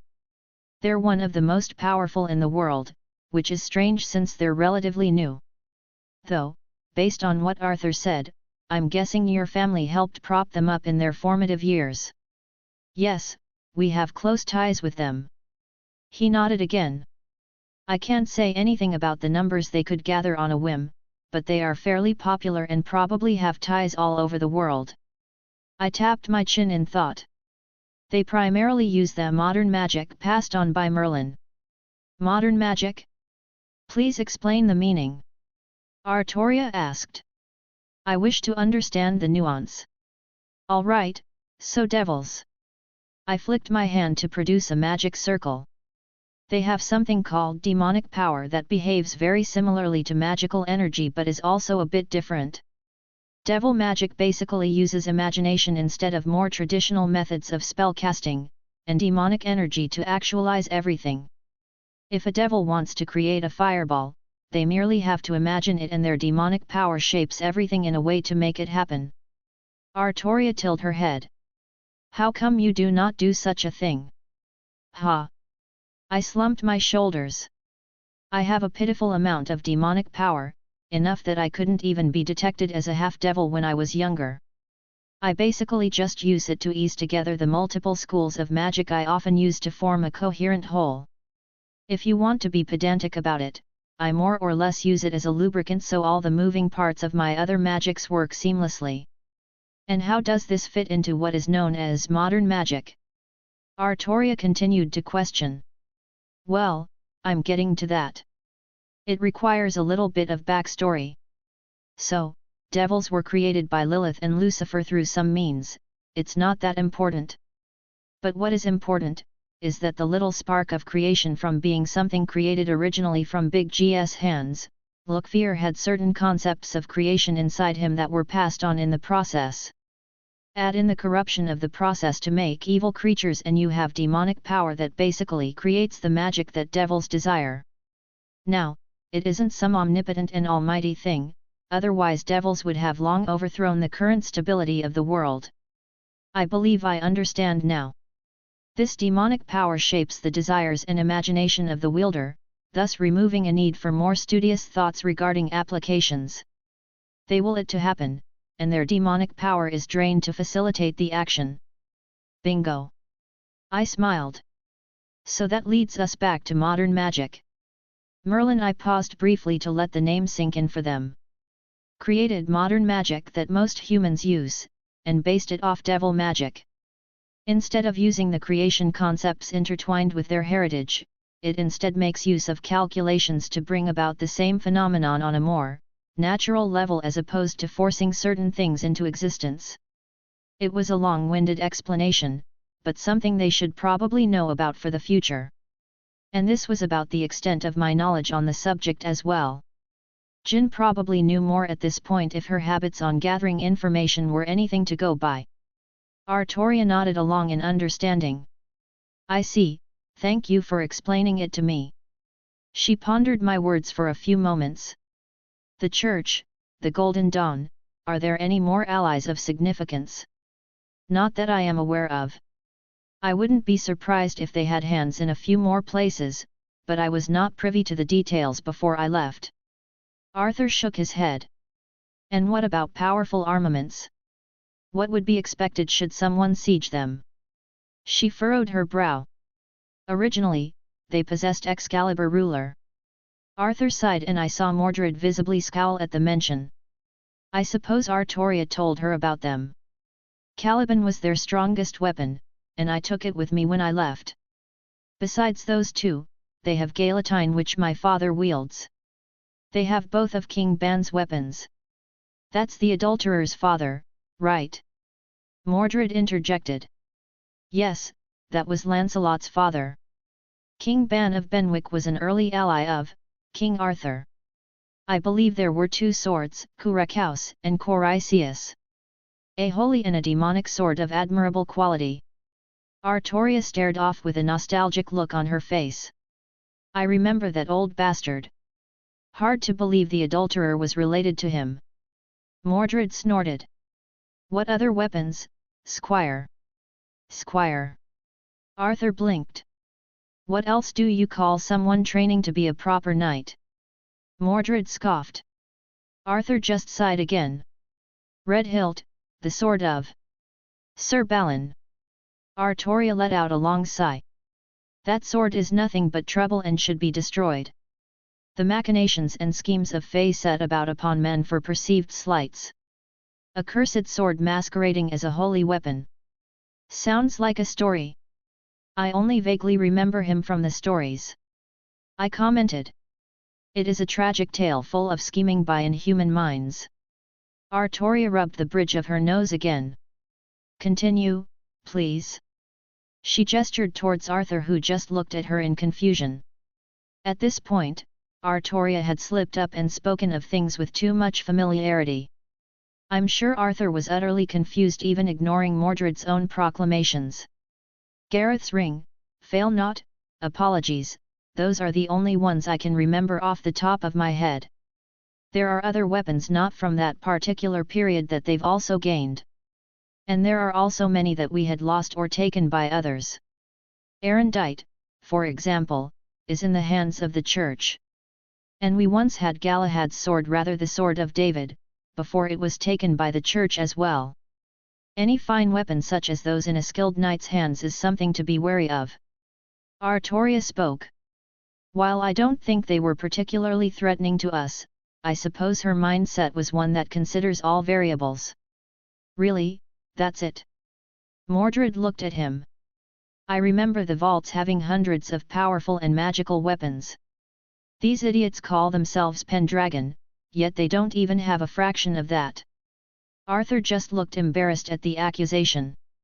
Well, there was a very durable sword I remember using as practice when I was younger. But it doesn't really have a famous name. Otherwise, I don't recall anything specific, though I am positive they have more than what I know of. Well, whoop-de-fucking-do. Mordred scowled. Please tell me we're going to kick their asses. I really want to vent right now. I shrugged. That's up to Artoria and how she wants to handle things. I turned to Arthur. You should be in contact with your sister, right?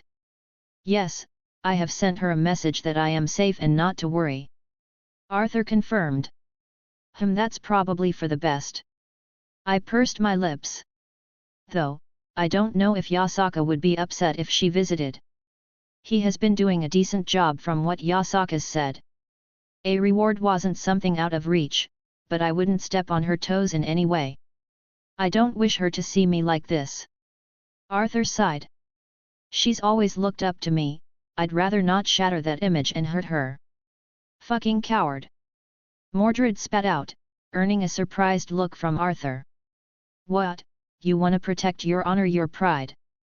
You fucking lost any of those when you were involved in kidnapping children. And now you're just pushing away the only family you have, someone that actually cares about you. Mordred looked actually upset. And truth coming from Mordred. She cared in her own way as well. The fact that he was descended from this world's Arthur, I think Mordred also felt a sense of responsibility. Going to be more fucking work than I thought. Mordred grumbled in annoyance. Pardon. Artoria interrupted. Can you please go back to that sword you mentioned? Artoria interjected, with a strange look on her face. Arthur blinked in confusion. Which one? The one you mentioned you wielded as a youth. I merely wish to verify. This sword you spoke of, was it shorter than the standard sword, barely more than a dagger, but weighing several times more with being exceedingly durable? Arthur tilted his head. Yes, how did you? And does it possess an amateurish engraving on the flat of it? It does, Welsh, Cledif Bach. I think it means little sword. Artoria finished. Artoria? I questioned. She bit her lip, a look of sadness visible in her eyes. When King Arthur was but a small child, he wished to finally wield a true sword as he was only allowed wooden ones at the time. He begged Sir Ector many moons for the opportunity, but was denied each time. When his name day approached, he tried once more. He asked Sir Ector, told him that even a little sword would do. It was a gift, with the help of Merlin, and Sir Ector carved that engraving himself. O Artoria! Even with all the differences between worlds, there was bound to be similarities. The names of the weapons passed around are enough evidence of this. Artoria closed her eyes, taking a deep breath.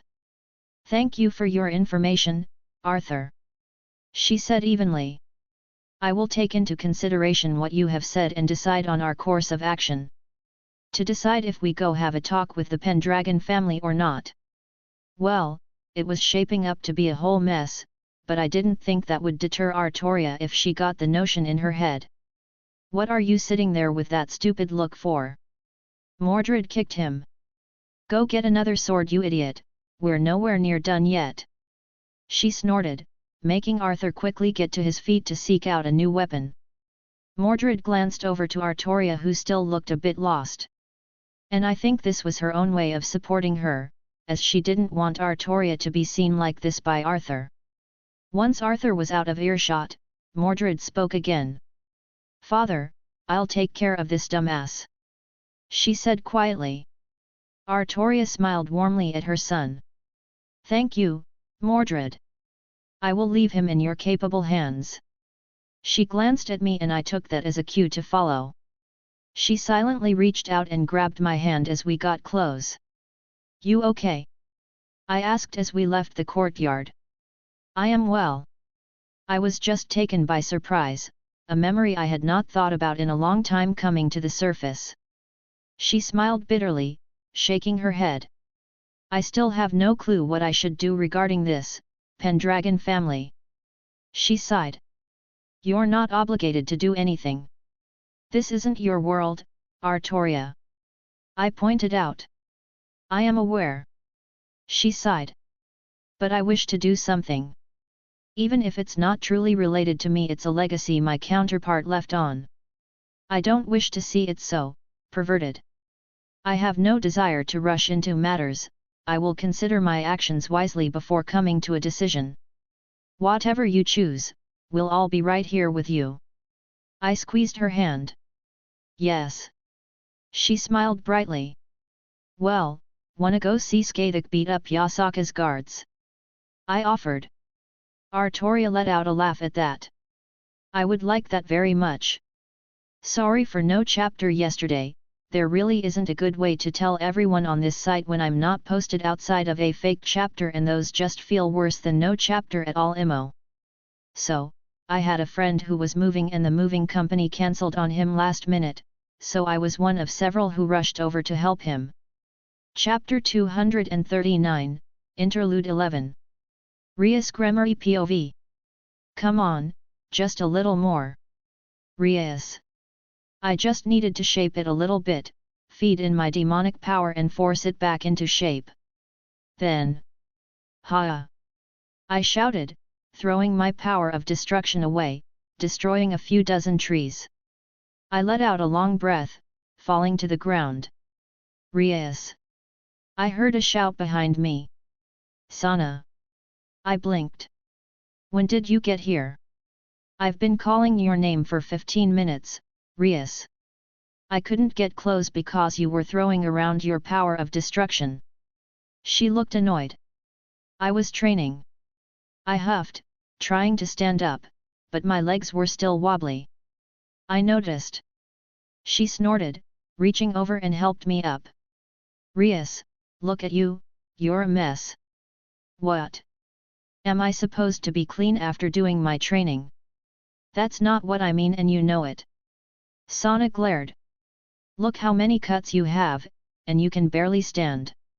You're completely exhausted, this can't be healthy to push yourself like this every day. I did just a light workout then practiced my power of destruction, it's not that big a deal. I waved her off. Rias, are you going to fall if I let go? No. She raised an eyebrow and I looked away. A light workout, hey? What's the big deal? We're supposed to push ourselves to get stronger. I started to get feeling back in my legs. Yes, and it's a gradual process. Destroying yourself every day isn't healthy.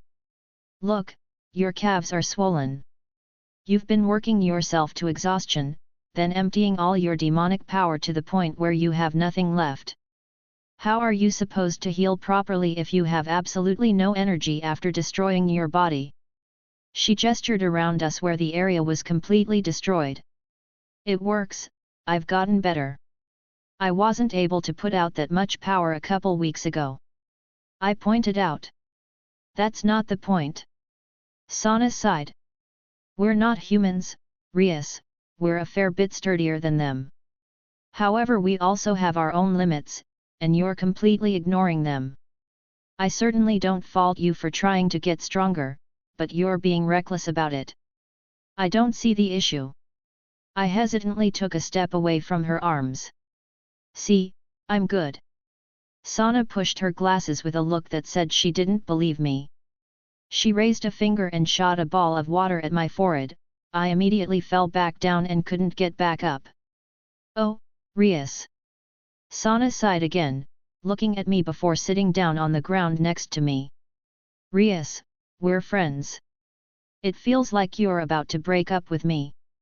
I shot her a smirk. Rias, I'm being serious.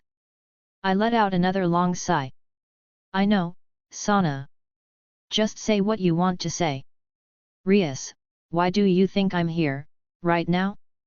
This is a property your family owns, why would I just show up? She waved her arms around. Your Queen Akeno asked me to talk some sense into you. You've been neglecting your other duties, and as soon as you have free time, you've disappeared to train. Why are people getting upset that I'm training? My parents made a huge deal that I was being lazy, now that I'm not, it's suddenly an issue. I shouted in annoyance. Rias, that's not what everyone's worried about. You constantly come to school covered in bandages, exhausted, and sleeping in class. You've pushed your duties off to Akeno, and haven't managed the territory at all in a few weeks. I've been busy. I don't have much longer before my marriage is supposed to happen. I scowled. I refuse to marry someone that's not someone I choose. If I have to go through this every day, then I will. After thinking about it, I realized I didn't really hate Riser, mostly. I hate what he represented, the fact that my choice in a husband was taken from me without my consent. I was supposed to be the heir to the family, and I'm being forced to marry someone against my will. Rias, if you want help with training, I'm always here. I saw you practicing your power of destruction, you know I'm better at control and magic than you are. I would have quite a few ways to help you in that regard. Not to mention, Konako and Kaiba have a better understanding of the physical portions, why aren't you using them? That's a good point, though I could only bite my lip in embarrassment. I just wanted to do it on your own. Sana offered. It sounds stupid when said out loud. I sighed. Rias, what's wrong? Sana asked. Nothing's wrong. I pulled my knees in, curling up. I'm just tired of being treated like I'm weak. You know that Riser sent me a letter? Basically, told me that I might as well just get married now and save myself the hassle. While I didn't hate Riser for his part in my forced marriage, I hate that he's an insufferable ass. Since when do you listen to Riser? We've gone to plenty of parties and different gatherings where he runs his mouth and you usually ignore him. Sana replied. No. You started getting more into your training, but you really started going overboard recently. Is this about Takao Wilhelm again? It's not. I denied. Rias, why are you so hung up on him? I'm not. Rias. It's just, I don't know. I don't know why his situation made me so annoyed. I felt like I did something wrong. If I was nice to him, and didn't pretend like he wasn't there, do you think he would have still ran away? I felt like it was my fault, that I should have done something more. And I was so worried about him. Then, he keeps popping up doing these ridiculous things and it felt like a slap in the face. So your pride was hurt. She looked at me. I can relate in that regard. Don't forget, he blew me up and I will certainly pay him back for that. But you're hung up on him in a different way. No, maybe? I don't know. I sighed, it was difficult to put into words. I know it's stupid. I felt like, it's not fair. How long had he been training for? He's only been aware of the supernatural for weeks, months. And now, we find out he fought a god and walked away? What the hell have I been doing my whole life? No one could even answer me on how he got so strong. It's like it just happened overnight and they're all confused too. He won't even talk to us at this point, not that I could blame him. I could literally take a bus to where he's staying, but I know I'd be kicked out immediately. It took some work to find out what actually happened with Okada since everyone was trying to keep the rumors from being spread. I only knew that they fought each other, and Wilhelm was the winner. There's even rumors of him using the power of destruction. I buried my head into my arms. The images are blurry, but it looked kinda similar. I said quietly. He wasn't supposed to be able to do that. And if he can even do that, then what am I even worth? Rias. Sana put a hand on my shoulder. I know what you're going to say. I sighed again. I know it's stupid and all that it's just. I feel that way about my sister sometimes. Sana interjected. It seems like no matter how hard I try, she's always so far ahead of me in everything and it looks so easy for her. She prances around dressed up like she does, handles all her duties to my begrudged admiration, and still is so strong that I can't even put it into words. How am I supposed to match up to that? I knew that Sana had some envy towards Sirafal, but I didn't realize they extended that far. I wanna be better. I muttered. I feel like a joke and I hate it. I used to be so proud of my title being called the Crimson-Haired Ruin Princess, it made me feel special. Now though, it feels like people are laughing at me when it's mentioned. Then let's be better.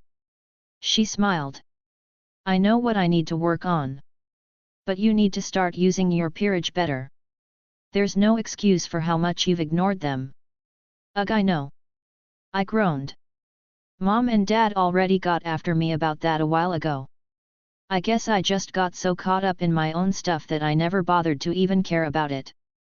I rubbed the bridge of my nose. How is your family? Sana inquired. Better, I guess. If it could be called that. Brother's not acting weird much anymore. It was strange to see him like that. I think Grafia finally talked some sense into him. Though, it's still a bit of a sore subject around him and he just goes silent whenever it's mentioned. I'm sure the rumors going around aren't helping that. Sana muttered. And it wasn't ever something we could have hidden. At this point, the whole underworld knows about Wilhelm and the fact that he fought Susanoo. A lot of people are asking about him. I can't even browse the devil.net without people talking about him. People asking questions why he wasn't seen around us, why he's never been spotted in the underworld. It wasn't hard to put two and two together. What are we even supposed to say? Sorry, you know that son of the current Lucifer, the one who fought a literal god, yeah we fucked that up and he doesn't like us, sorry. And the old Satan faction was using it as an opportunity to drag us through the mud. It's even more ridiculous considering that they despise half-devils. I've been hounded a few times myself. I ran a hand through my hair, removing some dirt. Saray actually asked about him too, wanted to go meet him. Oh Satans, that would only end up badly. What, you think they'd not like each other and fight or something? I asked. No, I think they'd get along well, and then get into a fight for fun. She deadpanned. That musclehead is, admittedly very likable in his bluntness, so I'm sure they'd get along if Wilhelm wasn't so distant. Distant? I guess that's one way to say it. He ran away from us and refused to even respond to any letters. Mom said she sent him one and he's yet to respond, so there's very little hope on that front. No use in thinking about it now. I looked up at the sky, the clouds were starting to get a little dark. I should probably head back. You okay? She asked with concern in her eyes. I can help you if you want. I can walk on my own now. I slowly stood up. Besides, if my peerage saw you carrying me in, they'd just worry even more. I shook my head. Before you go, I did have something to talk about in regards to being the other overseer of the city. Got a call from Sirafal, we're not allowed to leave Kuah for the time being. Besides going back to the underworld, that is.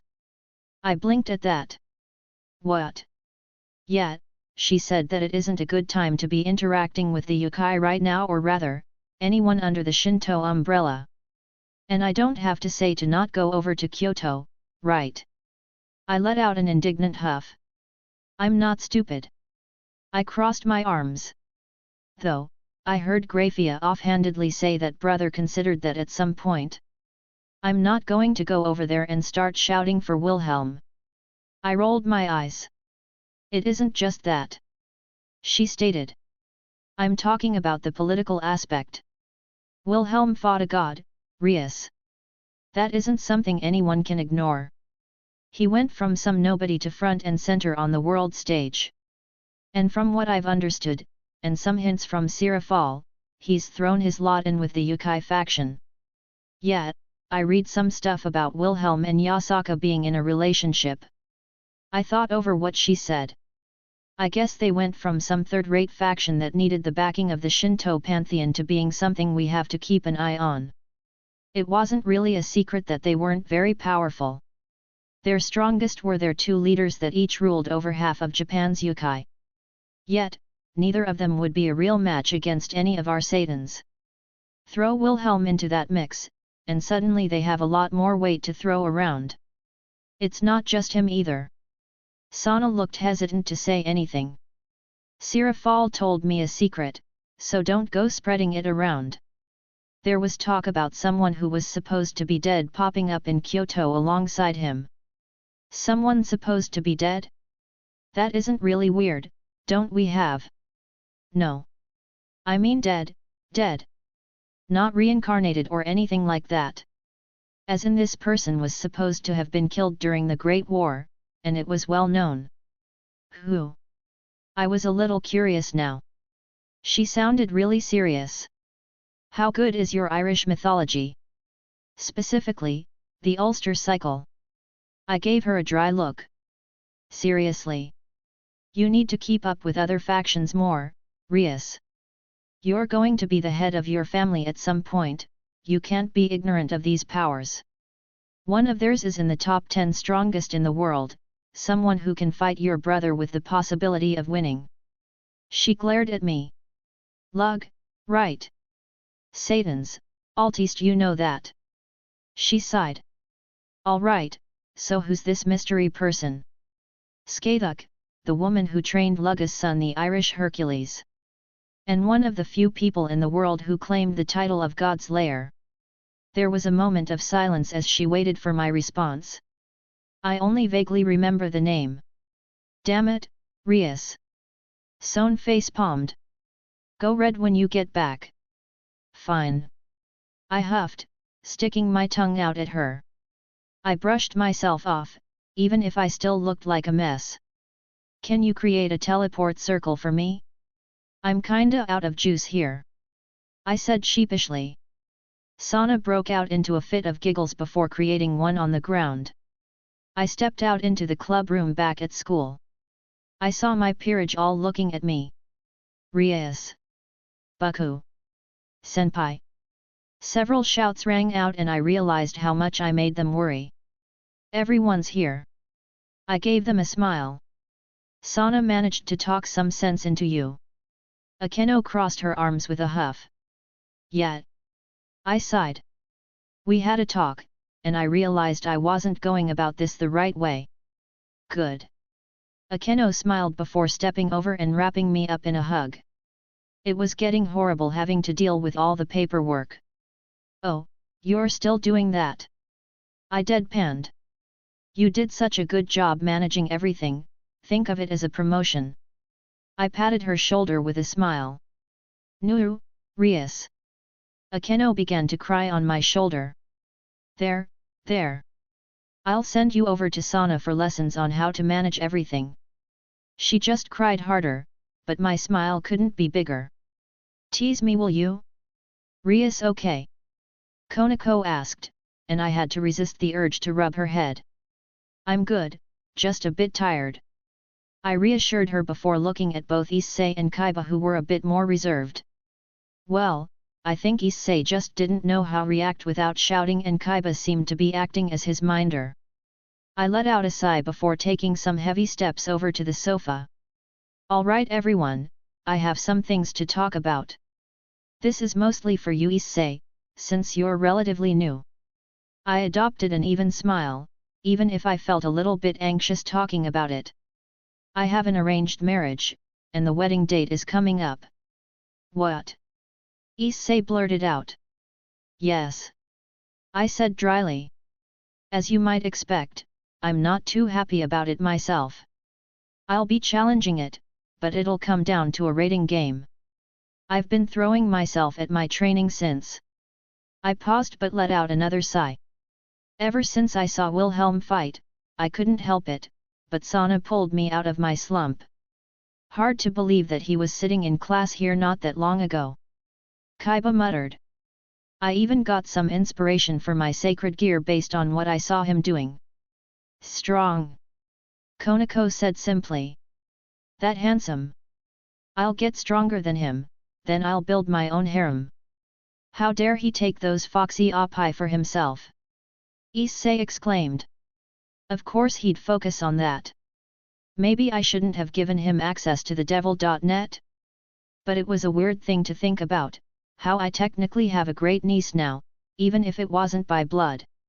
And it just further added to my depression with how I was so ambivalent towards him before. I'll never be able to pet the cute fox now. So. I decided to carry on. We're going to train, and we're going to win. It'll be our debut and I want everyone to see how amazing you all are. I turned to Kaiba. You have a better grasp of physical training, so I want you to think up a training regime for us in that aspect. Will do, Bucku. Kaiba nodded.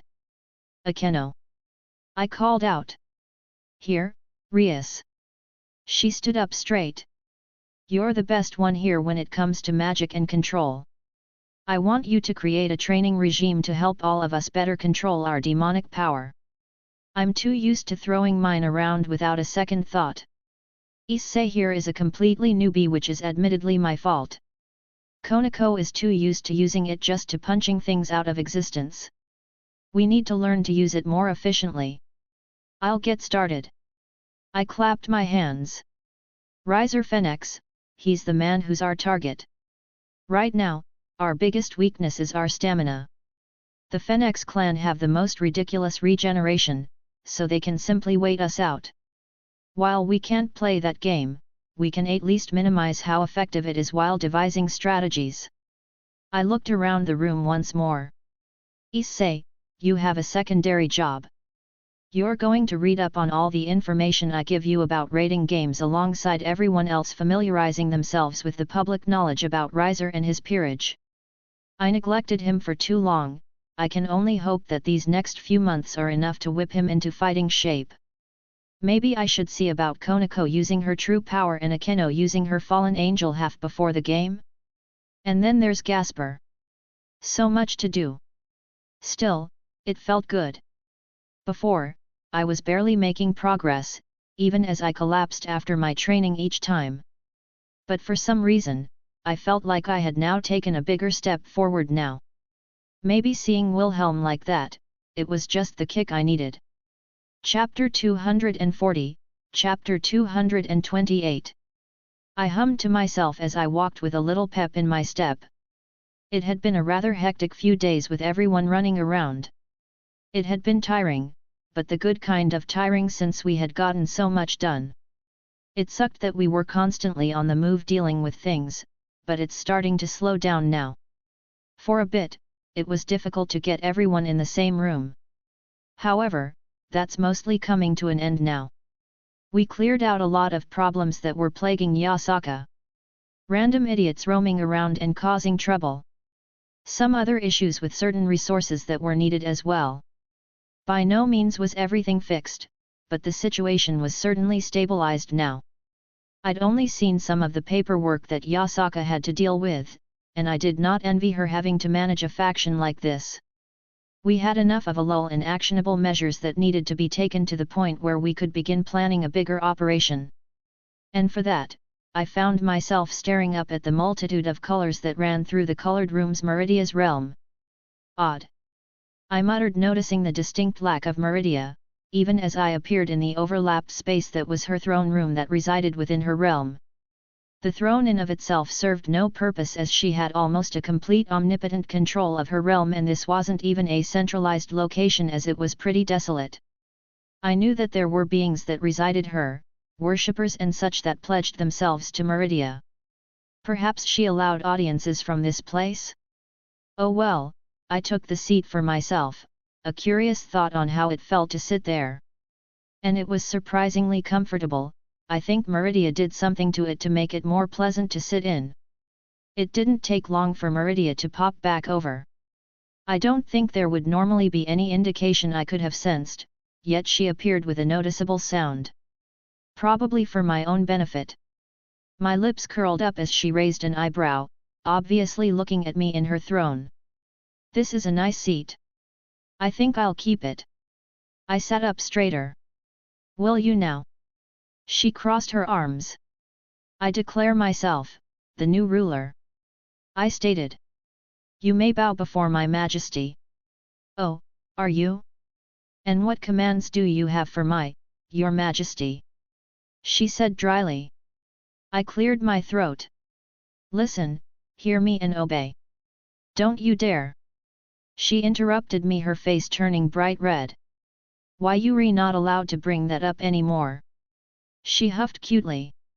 Do you have any idea how embarrassed I was? Remembering how I first met Meridia, it always brought a smile to my face. Honestly, I can only remember how cute you were. She let out another indignant huff, turning her head slightly. You always spout the most ridiculous things. She pursed her lips, walking towards me. Now, get your rear out of my throne, you silly man. How about we share? I offered, patting my lap. You will merely use this as an excuse to molest my legs. Yup. You do not even deny it anymore. Your perversions just continue. She sounded against it, but she plopped down in my lap with an almost expectant look on her face. My hands already found her thighs, running up and down their length. You dangle these in front of me and expect me to sit still. I whispered.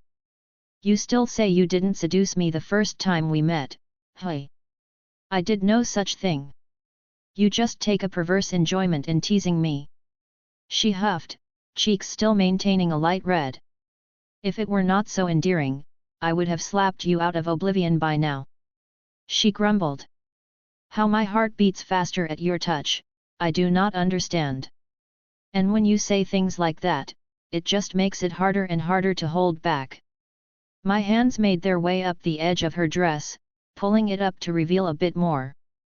I could hear her breathing hitch as I brushed against her inner thigh. Oh my, no undergarments, hey. Why would I bother with such a thing? She muttered. There is only one man in existence who is allowed to even approach me in such a way, let alone have the gall to undress me as he wishes. So I can undress you as I wish, I kissed her neck, nudging down the collar of her robes.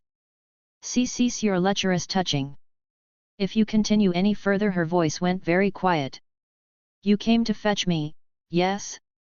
I do not wish for the others to see me in such an embarrassing state after you have thoroughly. She didn't finish, opting to huff and burying her head into my chest. After we've what? I teased her. You're going to make me say it, aren't you? The feeling of her melting in my arms, it was addicting. Something could be said for having such a powerful woman act like this for me. You know me so well. After, we make love. She whispered. I wrapped my arms around her instead of my continued groping. I could feel her heartbeat as we enjoyed the moment of silence. Even if I knew this form of hers was created from her own whims, it still was enough for me to feel the affection she gave off. As much as I love doing this, I can feel how much you enjoy this right now as it is pushing against my rear. She deadpanned. We should probably head over. Very well. Though I do not think I am needed. I am unable to bring my full force over there as I cannot leave my realm vacant, otherwise the others would notice. Not to mention, my power being displayed in any capacity may be more trouble than it's worth. Meridia, it's fine. I reached out, rubbing her hand. You just being there means enough to everyone. Fine. She huffed again, something she tended to do to hide her emotions. Let us depart. At that, I scooped her up into my arms and stood up. Don't you dare! She squeaked out. Wilhelm. She had the bright red hue back on her cheeks as I opened a new portal and stepped through. We stepped out into the training area, the sounds of painful whines filled the courtyard. Oh, quit your crying, you little girls.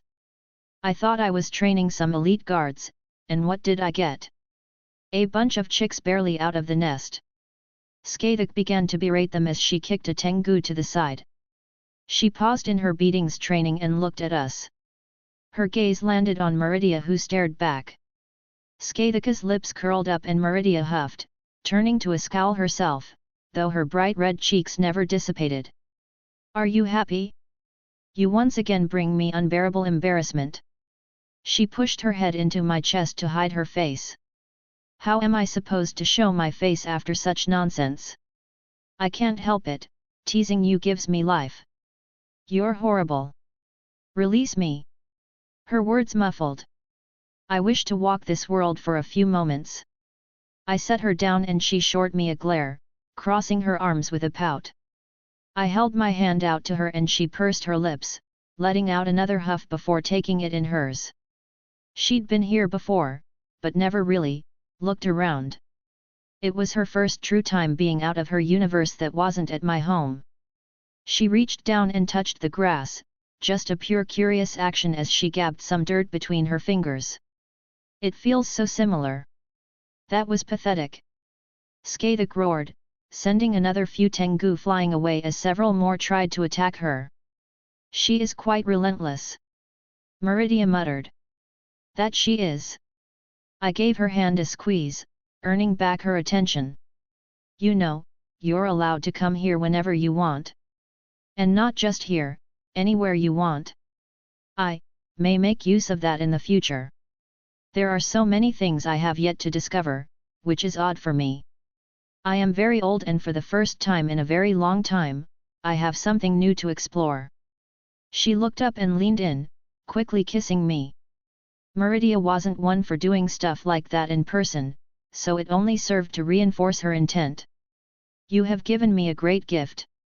Even if I am unable to partake very often, I will enjoy experiencing these new places. As long as she was happy, that's all that really mattered. If you're not going to use your legs properly, then I'll cut them off. Skathik shouted. No, I'm sorry. The Tengu shouted. Be sorry in the corner. She tossed him into the wall. Is this truly an effective training method? Meridia asked. She's actually pointing out their flaws and following it up with a painful reminder.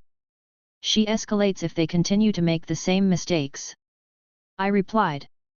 A painful cry sounded out. And what lesson did that one just learn after getting kneed in the groin? I think he tried to aggressively flirt with her the other day. I tilted my head. Ah, a pivotal lesson then. She nodded in approval. Young lord. I turned my head, seeing Soma fly down before us, respectfully bowing his head. And, Lady Meridia? He said hesitantly. Yes. Meridia picked up on it and confirmed her identity. Lady Yasaka is awaiting you both. Shall I lead the way after fetching Lady Skathuk? He offered. No need, I am here. Skathuk walked over. This lot is already done for the day. She turned back to them. These pitiful excuses for warriors get off early since they can't handle my full training regime. She snorted, before turning back to us. That bad? I asked. Oh no, they are actually doing quite well. But they are an arrogant lot, so any praise would swell their heads. She laughed. Hey! Soma here is one of the best learners of the group. Skathuk looked at our escort. Give it a few years, and he would be in what they call ultimate class. You overpraise me, Lady Skathuk. He bowed his head. He had a good attitude, makes training him easier. She nodded in approval. That's pretty high praise from her. An ultimate class was nothing to dismiss. Even if the group has such a wide margin that it included gods and random other species inside. I look forward to your lessons tomorrow. He had a small smile on his face. It is a rare privilege to be trained by such an illustrious figure. Skathuk let out another laugh. This one will continue to sing my praises even as I plant my foot into his kidneys. She turned to me. Why does my man not treat me the same, Because you're a sadist. I offered. Yes, and it seems you are a masochist for all these beatings you invite. She snorted, sneaking a quick kiss on my cheek. Soma didn't react. I think at this point, most people here knew that Skathuk was my woman, along with the others. Though, there were a few troublemakers who didn't seem to quite understand that a few days ago, i.e. the idiot who was still crying on the ground. Meridia, it is good to see you outside. Skathuk smiled towards her. Yes, it is hard to escape my duties. But I find myself excited when, outside. She chose her worlds carefully around other people. I can relate. I spent so long performing my own duties that coming outside was almost overwhelming. She let out a content sigh. But I believe I have held us up long enough. I am sure that Artoria is pacing around impatiently. All right, let's go. I smiled. I shall lead the way. Soma gestured to follow. You're finally here. It was Rin who spoke up first, arms crossed, staring at us as we entered a room in a more secured part of Yasaka's estate. I looked around to see pretty much everyone here, even the two wayward servants had been dragged in. I gave a nod towards them that they reciprocated in kind. My lessons carried on longer than I had anticipated. Skathuk replied. Are my men doing good then? Yasaka asked. Their performance has had a noticeable improvement from day to day. I have never trained any yokai before this experience, but I can't help but wonder if they have an inherent adaptation that allows them to facilitate such growth. That's an interesting thought. I rubbed my chin. Perhaps their origins being linked to imagination and as such lends itself to the ability to go beyond perceived boundaries easier with a bit of pressure. I voiced my thoughts out loud. Wilhelm, you're getting distracted. Meridia lightly poked me. Right, right. I pushed the distracting thoughts away. Sorry, ignore me. If only we could. Rin said dryly. I blew her raspberry. Everyone is here. Artoria took our attention. Ryder, Archer, thank you both for participating. She said to the other two servants. Yeah, no problem. Achilles smiled. Sounded pretty interesting anyways, but the pay sounds good too. And we would gladly help. Atalanta rolled her eyes at him. If nothing else, we do owe a debt that should be repaid. Kinda curious what they've been up to since I hadn't heard a peep about them recently. Artoria gestured to the large table set up in the middle of the room. We have a few pictures of our target. The castle that houses the Pendragon family. She unfurled the large images for everyone to see. Carrie, who was next to Mordred, let out a whistle. Just from the structural point of view, that looks pretty impressive. It's probably protected by every magical defense under the Sunday. That is correct. Arthur, who was keeping quiet in the back, spoke up, eyes turning to him. The Pendragon family has close ties to the Golden Dawn, so defenses around the castle are some of the best in the world. How could we Tolkien? Mordred asked. Oh, I can probably answer this. Jin perked up. I've been reading over some of the more common magics practiced around here, and from what I've seen and what I've been told, they should be a bit stronger than the Igmalenia castle you experienced. I did tell her about how well her dust bombs turned out. So, I'll just blast it with my noble phantasm. Mordred crossed her arms. And potentially kill everyone inside. I replied. In another situation, the more direct method would have been the preferred one. Artoria stated. But as it stands, there are two people we wish to remove from the castle without harm, which takes the priority. Yes, I have confirmed through my sister that they are both within the castle at the moment. However, I did not ask for specifics as I did not know if Elife was being monitored. Arthur explained. A rescue mission then? Carrie grunted. Makes things more complicated. Yes, I am confident that many of us could siege the castle by ourselves, but I do not wish to leave anything to chance. I hope for this to be meticulous, and quick. I wish them to surrender or be incapacitated in as little time as possible, and perhaps leave as many alive as we can. She added on with a strange look on her face. Yes, and there is the possibility of escalation beyond what you would prefer. Yasaka began to speak. Pushed into a corner, it's possible they call in reinforcements from the church. Aren't the church and them allies, shouldn't they help regardless? Rin asked. Only on the surface. Arthur spoke up again. The church is more likely to fish in troubled waters than help the Pendragon family. Given the opportunity, they would absorb them to empower themselves. So, same old church as usual. Carrie snorted. Never did like working with exorcists. Worst case scenario, heaven becomes involved and then it becomes a large mess. Yasaka added. If that happens, I don't think I would escape their gazes either due to our relations. I may have to play a few cards to dissuade them from pushing any matters. However, that is very unlikely, but it should be noted as a possibility. And I would hate for the Shinto pantheon to also get involved as a result. Oh, you got card to play against heaven. I quirked an eyebrow. Why yes, thanks to you. That young woman with the blade blacksmith sacred gear. Heaven may be willing to bargain for her either for her identity or her sacred gear. Yasaka replied. Oh, forgot about them. I guess she did still have most of them stashed away.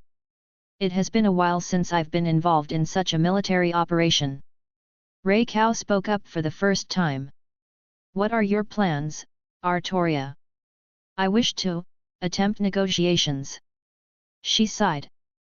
I know it will probably not provide any results, but I cannot simply attack without trying. The look on her face, it really probably grated on her. I could see how much this family was upsetting her by how they operated. But she had her pride as a knight, if words could solve a problem, she would attempt them. Whatever you want, we'll back you up. I answered. Thank you. She muttered. And please remember, that part of the reason for this approach is so we can settle this as quietly and quickly as possible. That's right. Yasaka nodded. You all may be able to get up and run around, but you're known to be associated with me and I'm stuck here.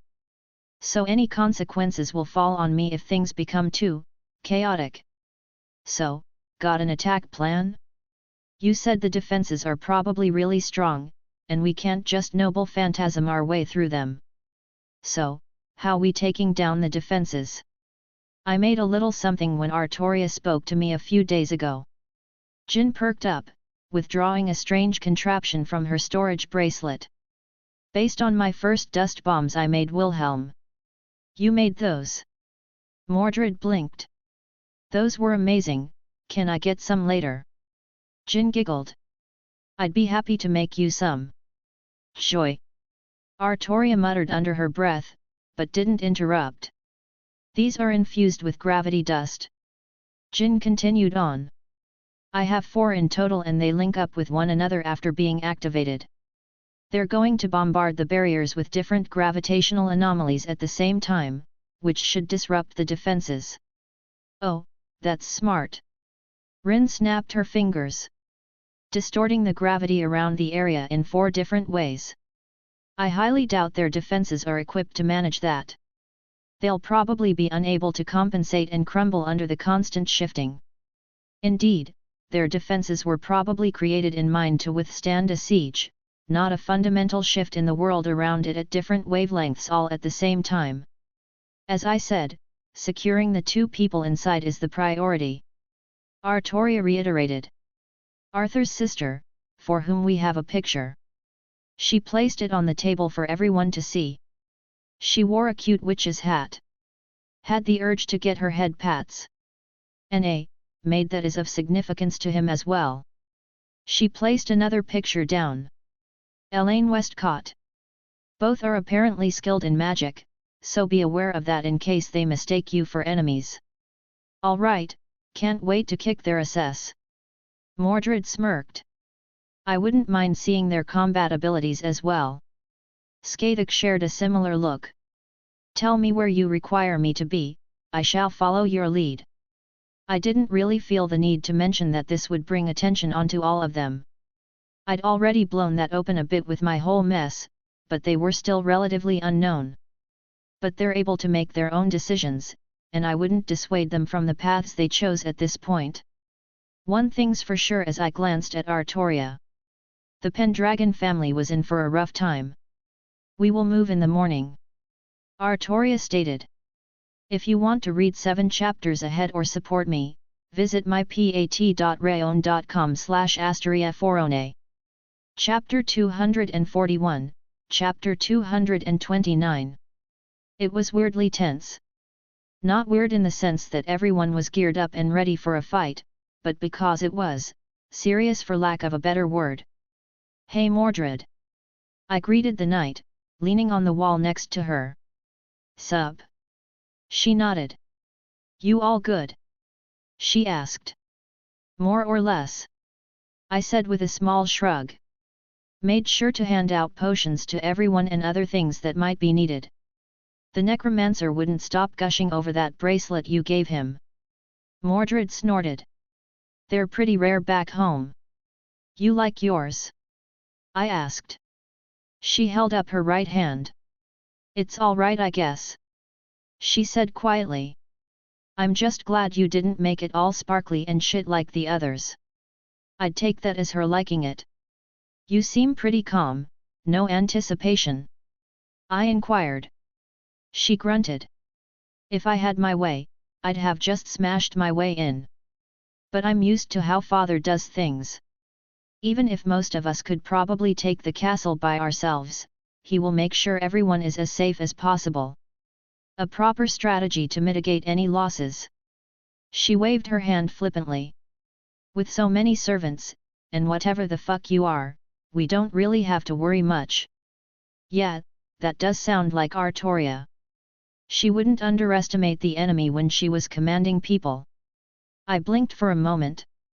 Wait, the hell you mean whatever the fuck I am? Father told me what you've been up to. You tell me what ya are. She raised an eyebrow. I opened my mouth and closed it. Fuck you. I shot back. Thought so. She looked rather smug. You know what? What, you gonna cry? She smirked. I ignored her attempt at getting to me. You look cute in that outfit. The corners of my lips curled up and I crossed my arms staring right at her. She twitched. Eat a dick. She huffed before pausing and looking back at me. Don't you dare say anything. What? I'm not saying anything. I admit I almost replied instinctively about Artoria. And well, my dick. You were fucking thinking it. She pointed at me. Damn right I was. Asshole. Bitch. Hat. She let out a laugh with a small smile forming on her face, one I couldn't help but share. I was glad she was looking as happy as she was. She was now spending time with Artoria and it seemed like many bridges were starting to get mended. Where's Carrie? I asked. Said something about stirring some coffee in his thingy, now that he can bring it with him. Mentioned that he's had too many missions that turn from quick combat into waiting for days. She shrugged. Don't understand the appeal, don't really like coffee. You're disowned. I deadpanned. Oh fuck off. She rolled her eyes. I shot her a smirk. Anything you need? Nat, I'm pretty good. Well, and I guess Artoria would like to be the one to supply her with anything she needed. An opportunity to act like a parent, I suppose. After this is over, you consider asking Artoria to go shopping with you. She could probably do with some more essentials now that she's settling down. You think she'd wanna do that? Mordred gave it some thought. I think she'd be absolutely delighted. She just looked thoughtful at the notion and I didn't push it anymore. I pat her shoulder. Going to make some rounds while we wait, holler if you need anything. All right. She nodded, a look of thanks on her face. I took that as a cue and went towards my servant who was being a bit quiet off to the side. Everyone else was more or less occupied, either doing their own things or talking with each other, but Reikau looked a bit out of place. Yasaka was happily chatting with Jin about something, the other servants were trading stories and Mordred met back up with Carrie and they looked to be discussing something as well. Really the only one absent was Meridia, for obvious reasons. Maybe I should surprise her and bring everyone to visit? Hey there! I wrapped her up from behind. Master! Reikau smiled, already having seen me approach. You okay? I rested my chin on her shoulder. I am okay, Master. She smiled. I am merely reminiscing about certain things and felt a bout of sadness. It has been a long time since I've participated in something like this. The Grail War was not quite the same.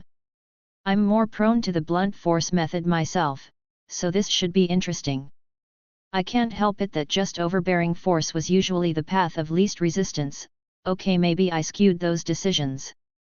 Also, I'm usually the one calling the shots, so to speak. Should be a nice change of pace. Well, a change of subject to ease her mind a bit. I'm sure this was bringing back both fond and sad memories. So, how was watching Kunu? She brightened up immediately. She is wonderful. Reikau gushed. All the children in her class wouldn't stop fussing over me once I introduced myself. And Kunu just continued to bring me around and made me involved in anything she could. Reikau had taken shifts of guard duty at her school, it's no wonder that she became familiar with everyone there.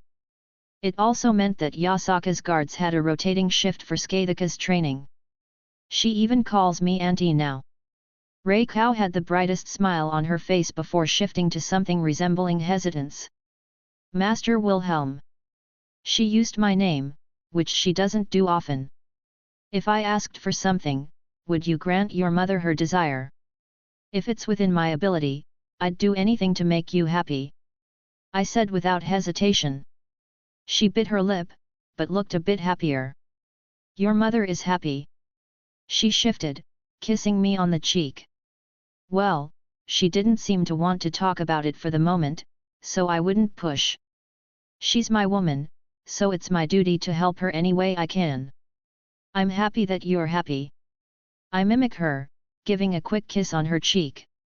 It was only a few moments later that Artoria and Rin finally came down the stairs, grabbing everyone's attention.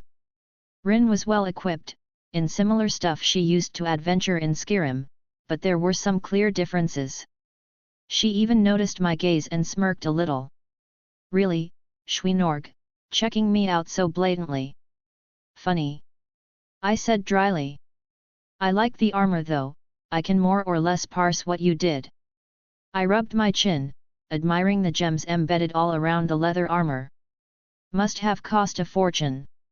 I almost cried until I saw how much I still had left. She acknowledged. Should keep me pretty safe, with my aura and everything. Yes, the priority is everyone's safety. Artoria added. I assume everyone has been distributed supplies in case of an emergency. I took care of it. I gave her a smile. Achilles walked over, stretching his arms as he took his steps. Time to head out? I've been looking forward to a little workout. Most jobs so far had been some mindless fodder that mostly terrorized the normal people. Indeed, in the event that negotiations break down, which I suspect they will. She said with a sigh. We will begin our attack. I would like to remind everyone, that disabling our foes should be the first priority when engaging. Yet. Don't kill the idiots, got it? Achilles said nonchalantly. Beyond Achilles' comment, Artoria seemed to take the silence as a committal. Jin, if you would, please. All right, I have the dust bombs here for everyone. Haven't thought of a name beyond that yet. She had the devices that looked much different than what I had used previously, float in front of her. Carrie took one, I took another, Artoria took the third and Jin held the last one. I also have these, for the signal. She passed out 4 similar-looking devices. Red means abort, green means set the bombs off. She tilted her head for a moment. And I guess they technically aren't bombs because they don't explode in the normal way. Thank you, Jin. Artoria held hers between her fingers. I assumed hers was the one that would send the signal. I expect everyone to behave themselves as befitting of their names and honor. She looked around the room.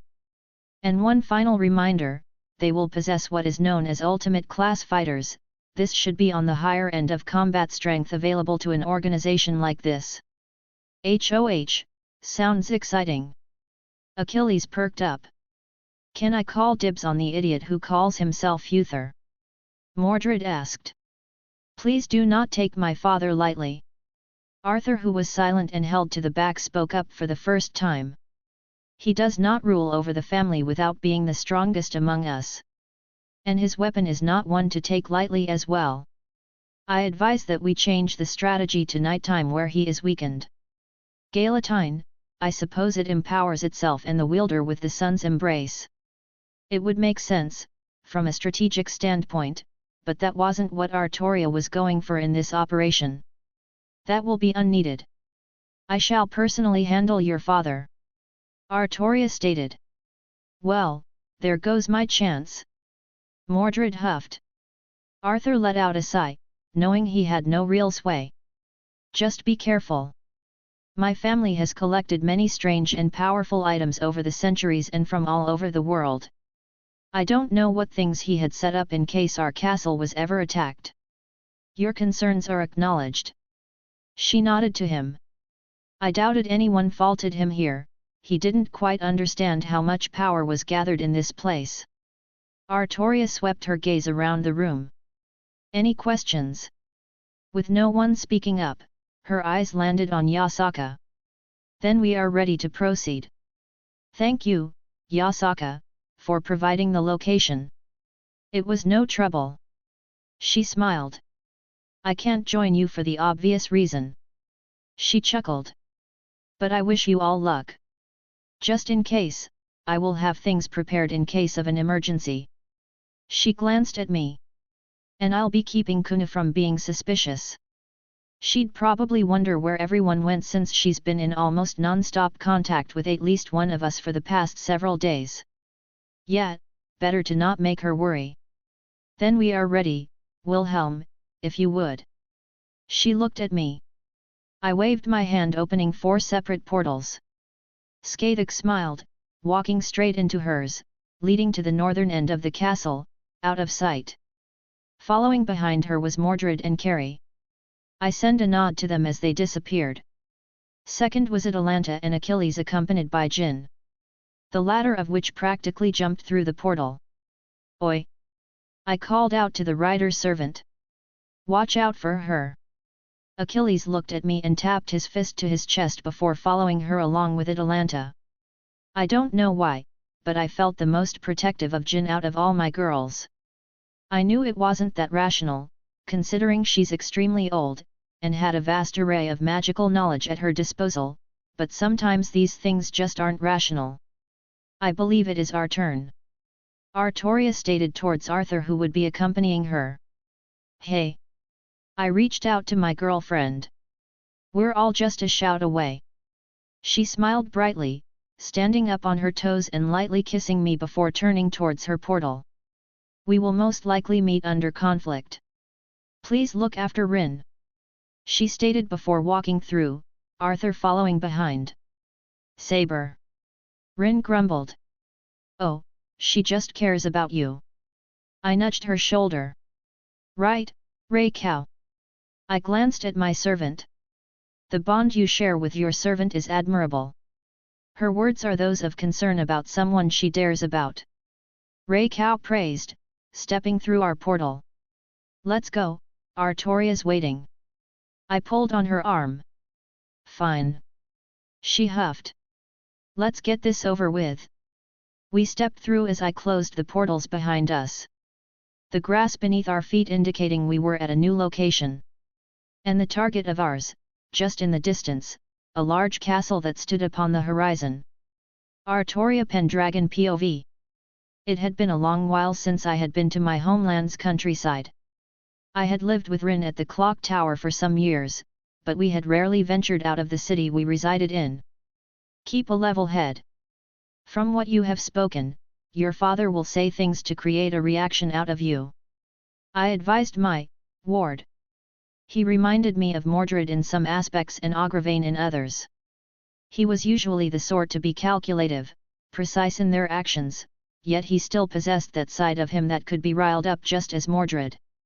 Mayhaps that was merely his youthfulness acting up? I am fully aware of my father's tricks. Arthur stated as he fiddled with the hilt of the sword at his waist. I will have to remember to find a sword for him. I am sure we could salvage something of good quality after the fighting had settled. As I had given Mordred Caliban, I felt responsible for providing him with an adequate weapon. While I did not believe his punishment was close being to over, it would be prudent he have something that could keep him alive for his jobs that Yasaka sent him on. I glanced at my ward once more.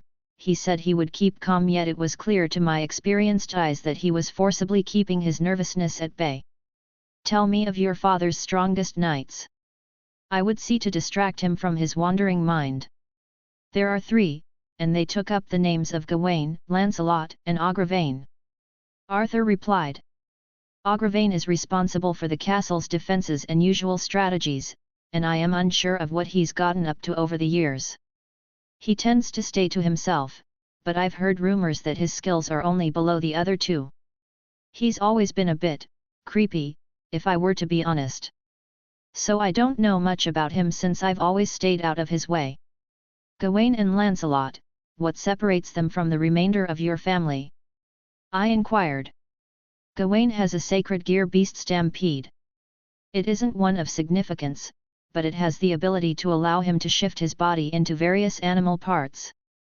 The highest level of which is able to mimic a dragon. I nodded along. I had known this information already, but it seemed to calm him down. And Lancelot? Lancelot is a master swordsman as well as having mastered the use of what they call toki in Japan. Arthur explained. He's the only one able to match my father in pure skills. He added after a moment. Those are just the very top, the family has other strong fighters and some powerful magicians. As we approached further upon the castle, I came to a stop, holding my arm out to stop Arthur from taking another step forward. We are here. The castle is right over there, shouldn't we? It appears that the defenses of the castle are quite powerful. Another foot forward and you would have entered their domain, I stated, sensing the boundary of the first layer of barriers. I could not admit to any expertise in the magical arts, but my ability to sense magical energy was quite good due to my draconic nature. Prepare yourself, I will be drawing their attention. I gave him a moment before placing my hand forward, just enough to enter the established boundary line. With a thought, I flared my magical energy, high enough that I believed Wilhelm and the others would even be able to sense it. Arthur stared in surprise as my magical energy flowed across the barrier, showing it for a brief moment to the naked eye. Another lesson he will be needing to learn. I wondered if Mordred's master would be interested in tutoring Arthur in how to deal with magical defenses and rooting mages. He could do with learning from an experienced freelancer, as Carrie liked to call himself. I believed that Arthur relies too heavily upon being stronger than his foes. Or rather, him having previously wielded powerful weapons to augment himself. I could feel people approach within a few breaths, their presences showing to my senses as they were not hiding. Good, I had thought they would notice my signal as a method of attention-seeking and not a hostile action. Arthur stiffened when they came into view and I could guess the man's identity at the front. He looked well kept, someone who would not be out of place at a noble gathering. Even with the armor he donned, and the cape behind his back, he exuded a feeling of nobility. He was flanked by 2 knights, but I did not believe them to be his strongest allies, as their presences were negligible. A show of force or to keep up appearances, either is likely. The man stopped a dozen yards away. He eyes scanning us intently as if to discover any concealed agenda. So the prodigal son returns. The man's deep voice echoed out. Father. Arthur said with some effort. The man, whom was identified as Uther, just grunted in response. You dare call me father after what you've done? I will have you whipped, boy. I didn't react, but I could tell it wasn't an empty threat. The way Arthur shifted in place, I could guess that it was something he had experienced before. Return the swords you stole. He closed his eyes with a sigh. I will only confine you for 5 years and lower your other punishments. This is my only offer at clemency, even if you are my son. I don't have them anymore, Arthur stated. Uther's eyes shot open, a flash of anger appeared for just a moment. That damn cao. He growled. I should have never listened to that brat and just took his spear when I had the chance. What did you do with my swords, boy? Excalibur ruler is gone, never to be seen again. And Caliban? I had confiscated Caliban from him. I spoke up for the first time. Uther's head snapped to me. And who are you? I am Artoria Pendragon. I said simply. I don't recognize you? Some bastard that was born outside the family. He muttered. It doesn't matter. You will be rewarded for returning my sword and my traitorous son. I raised an eyebrow. Traitorous? I questioned. What misdeeds has he committed? He disobeyed my orders and ran off with my swords. If not for that stupid brat cao, he would have already been hunted down. You have saved me the trouble. He snorted. I will instate your name on our family tree and see to it that you receive compensation. He nodded to himself, pleased with his perceived generosity. If the threat of a whipping was something that so easily left from his mouth, I held no fault for Arthur running off, as he put it. I took a small breath, clearing my mind of the annoyance this man was already submitting me to. I have come to negotiate, I stated. You want something else? Fine. State your desire, if it isn't too outrageous, I'll see it done. He waved me off. You misunderstand. I shook my head. Arthur is now under my protection, he is my ward. I have come to negotiate the release of 2 individuals currently in your castle. He blinked at that. What I thought would turn to fury instead came out as bellows of laughter. It reminded me of the King of Conquerors and his comments about me being a little girl. Let me guess, you want his sister and that maid he fancies. Uther spat out after calming down. Yes. I did not wish to waste more words than necessary on him. I don't think I will. Uther denied. What will happen is that Arthur will be coming with me for a well-deserved punishment. And you will be joining him unless I am handed back my swords immediately. The knight that had silently stood by him put their hands on their swords, a movement done as a threat. The only reason I retained that maid was to keep you from hiding in some hole somewhere. Uther snorted. Now that you're here, I don't need her anymore. She will pay for her crimes as well, helping you run away with our treasures. You. Arthur took a step forward, about to charge at him, but I once again pulled him back. It appears as though negotiations have broken down. I let out a sigh, taking out the devices that Jin had created. I attempted a peaceful end to this perceived grudge.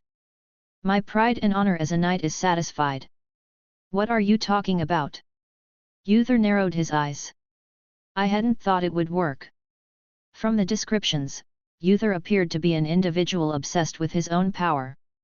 There was no thought in my mind that he would passively release a hook on Arthur, nor his sister who happened to be a genius at magic. I pressed the button on the device, signaling the others before activating the dust bomb that Jin had also given me. Though from what I understood, it more so used the dust in an implosive way and then directed the effects outward in a semi-controlled manner. Alas, my knowledge in this area was severely lacking for any in-depth knowledge on its mechanisms. Was that supposed to do anything? Uther mocked, looking around for any change. The barrier in front of me fluctuated as the gravity dust collided with it, but it held firm. This one alone? No, it is only one of many. I smiled. As if responding to my words, the ground beneath us shook. The barriers around the castle became completely visible to the naked eye as they vibrated in place, pulsing and straining against an invisible force before utterly shattering. I would admit to finding enjoyment at his shocked expression even if I did not show it outwardly. My armor manifested around me as I put the devices away. My invisible air was gripped into my hands. You no longer have barriers to hide behind. Shall we attempt another negotiation? I offered one last chance. He growled, pulling at the air as a sword was thrust into his hand. I knew not where it came from, but I felt a familiar aura from it. It was too similar to the Galatine I had known. The shape may be different, but the fires that burned around the blade were a familiar warmth, weaker as they might be. I will acknowledge this path you have chosen. I took a stance. I found this man repulsive, but he was a knight and as such, my honor dictated an appropriate response. A duel it shall be then. Sorry for the late chapter, did the thing where I accidentally set my alarm to AM instead of PM when I took a nap after work. Oh well. So, next chapter is like 8k words, which gets through all of this, so don't worry about it being like 5 chapters long. Edit, I misspoke, which might be blamed on how late I put this out after writing the other chapter. So, I basically pumped this arc out over 2 chapters or so with a cleanup the following. The next chapter is like 5k words which I denoted with a part 1 since I was up extremely late writing it last week. The following one is part 2 which is 8k or so words that wraps up the main part with another cleanup afterwards. Otherwise, it'd be like 5 to 6 chapters in all. Chapter 242, Chapter 230 Part 1. I looked around at the foliage, it wasn't particularly interesting, but I never liked sitting still. I snapped a leaf off a nearby tree, holding it up close to my face. I had been busy with many things since I left this world, and I truly haven't had the chance to inspect some of its aspects more closely. Flicking the leaf away, I knelt down and scooped up a handful of dirt, placing it in a bag and storing it away. What are you doing? Rin looked at me. Wanted a soil sample. I waved her off. Gramps' garden usually needs some very specific accommodations for the various things he grows. You never know what combination of minerals or esoteric variables would synergize with certain species. Rin just blinked. The old man has a garden. You didn't know? I pursed my lips. No. She huffed. Is it supposed to be a secret? Not really, he doesn't really publicize it, but even I remember a bunch about it. He'd taken people there before, or rather, I did in my memories. It could just be one of those things that has never been brought up. I shrugged. He keeps a lot of species from different worlds or those that have gone extinct. Not all of them serve any real purpose, some he just enjoys keeping around. I did want to check out and see if the old man managed to grow a sample of those trees I brought back from the Forever Fall forest back on Remnant. They were such a beautiful shade of red, I would see about planting them on my property. Hey, I'll check that out next time I'm back home. She nodded to herself. I glanced over at Rei Cao, who was standing nearby, protectively. She noticed my gaze and smiled back. Is there something you wish to speak about, Master? She asked through our link. Just admiring the view. I shot her a wink. That bashful look she adopted was all too cute. And I just realized, I can use our link to say all kinds of lewd things to you and no one will ever know. Master. Behave yourself. She puffed up. It's hard to do when you wear such a skin-tight battlesuit. Seeing your butt bounce with every step you take. The more I said, the brighter red she turned. My son harbors such lecherous desires for me. She spoke with a combination of embarrassment and happiness. Mother will take care of you whenever you want.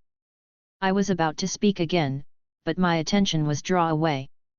Flipping my hand over, the device that Jin gave me lit up with the signal. Immediately, Rei Cao turned more serious and I pushed away my teasing. Rin. I called out, taking the dust bomb from my ring as well. All right, how's this work? Rin asked, stepping to the side. She looked ready to fight as well. And as Artoria entrusted Rin's safety to me, she would come to absolutely no harm. I fiddled with the controls real quick, starting the process. Holding it to face the barrier, it began to activate. Jin had made it in mind for those of less magical knowledge to be able to use. My Jin was brilliant, so it worked perfectly. Gravity dust, just as the name describes. It's a crystallization of the conceptual nature of gravity intertwined with the world's mana. Jin created this device to sort of grind it down, and condense it before gathering and redistributing the effects outward in a specific direction. A controlled implosion to propel it out from the front. Though it was nothing more than a firecracker, as the implosion wasn't the true purpose but rather the esoteric effect that was produced as a result. I really need to look into dust more. Rin sighed. I've just been so busy. We watched as the magical barriers around the castle became visible, shaking and shuddering under the bombardment. No rush, just keep moving at your own pace, dust will be here when you're ready to delve into its mysteries. I smiled towards her as the barriers finally shattered and dissipated. Game time. I stated as Rin lit up with her own magics. Without another thought, we burst out of the tree line, having been hidden behind a few bounded fields to obstruct vision. Keep an eye on Rin. Don't interfere unless she's about to be harmed. I stated to Rei Cao. Rin didn't need her hand held and I was curious to see how much she'd grown. Over or through, Schweinorg? Rin asked as we dashed towards the large castle wall. I looked up, immediately seeing people manning the walls, shouting and pointing at us. Magicians were beginning to form spell circles and archers knocked their arrows. Over. I decided, after mulling it over. I'll give a footing. All right, I'll handle these mooks. She declared, several emeralds between her fingers. She threw them in the air as spells rained down.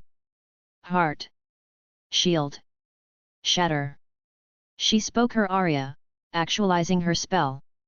The emeralds shattered, turning into large ethereal shields that soaked up the oncoming spells until they turned bright. Rin flicked her hand. Origin. She spoke once more and the shields warped and transformed, turning into the spells that were fired into them and shot back at the walls where the magicians were. The wall's parapet cracked and shattered under the returned bombardment as several of the magicians ducked for cover. I think she took the underlining concepts of Greater Ward and had worked them into her jewel craft. Impressive. The arrows that flew down were intercepted by a crackle of purple lightning from Rei Cao at my side. With a thought, my swords flew out of my ring, stabbing into places alongside the wall.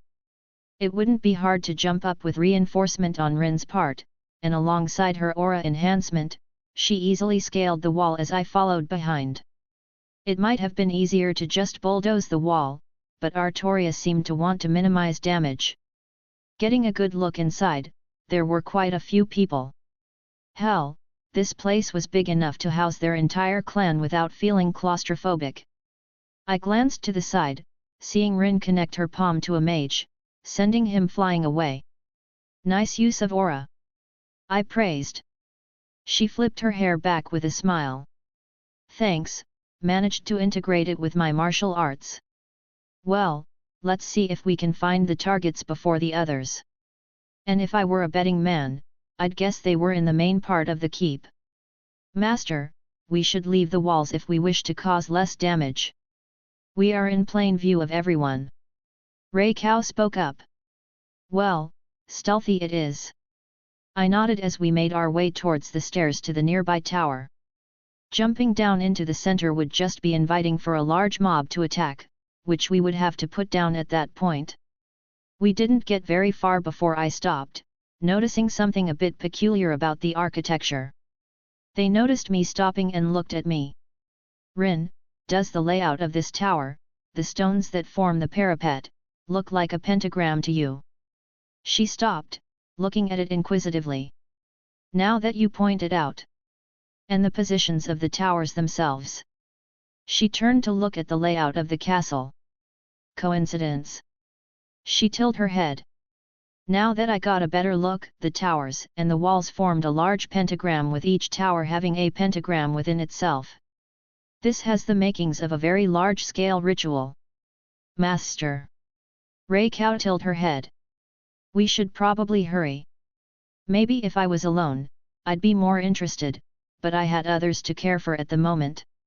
Even if the force we could bring to bear was ridiculous, I would rather not let my curiosity put Rin and Carrie, at the very least, in danger. There's more over here. We turned to see a dozen or so knights come running at us very quickly. These lot were much closer to what would be considered elite troops. Using the terms of this world, they would all probably be high in the mid-class range. I sighed, flinging several talismans towards them. Bind. I called out as they morphed into ethereal chains and wrapped around the knights. These ones were not very powerful. Admittedly, I'm much better at killing my foes, so let's hurry, I don't want to waste resources needlessly. And I knew Artoria would not like me killing these knights for fulfilling any perceived oaths towards the leader here.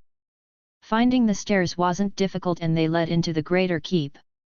The castle's decor changed quickly, representing the wealth and prestige of the clan as paintings and statues began to adorn the plan. We continued to meet resistance on the way down, various combatants left in our wake, either beaten into submission or otherwise bound and unable to continue fighting. Rin did well, her time in Skyrim had apparently given her a fair bit of combat experience as she navigated the whole fight without much trouble. Rei Cao, as ever, was graceful and domineering in her actions as she routed every foe that came her way. Enough that they began to back away from her as she gave that signature disgusted look towards them. I lifted up one magician by the collar. Where's the dungeon? I held him close to my face. Seemed like the obvious place to check first, and this being a castle, there was no doubt in my mind that there was a dungeon. I don't know, he sputtered out. That's unfortunate, because my companion will be asking you next. I gestured towards Rei Cao, who flicked some blood from her blade and scowled towards him. Rei Cao could honestly pull off the scary look well. Perhaps it was a holdover from when she still had her madness. Regardless, it was kinda sexy. Please keep her away from me, he squeaked out. Pull the torch over there. He hesitantly pointed towards one of many torches lighting up the room. It opens a secret passage. How cliché. I flicked his forehead, watching as his eyes rolled back. Seriously? Torch and secret passage? Rin said dryly. Right. I snorted. Anyway, here goes nothing. I reached out with some telekinesis and yanked at it. Nearby, the stones groaned and hissed as a wall opened up to reveal some more downward stairs. Okay, it was pretty neat. I should add some secret passages to my own home. I took out the staff of Magnus, casting a large candle light spell, lighting up the descending corridor. Immediately, I could see dozens of traps lining the walls. Okay, so not as stupid as I first assumed. Rin muttered. Not a bad trap, at least for a first layer of defense. She acknowledged. Rei Cao. I turned towards my servant, hand outstretched as it crackled with lightning. Mind lending me a hand? I smiled. Always. She reached out, her own lighting intertwined with mine as we aimed it down the hall and discharged.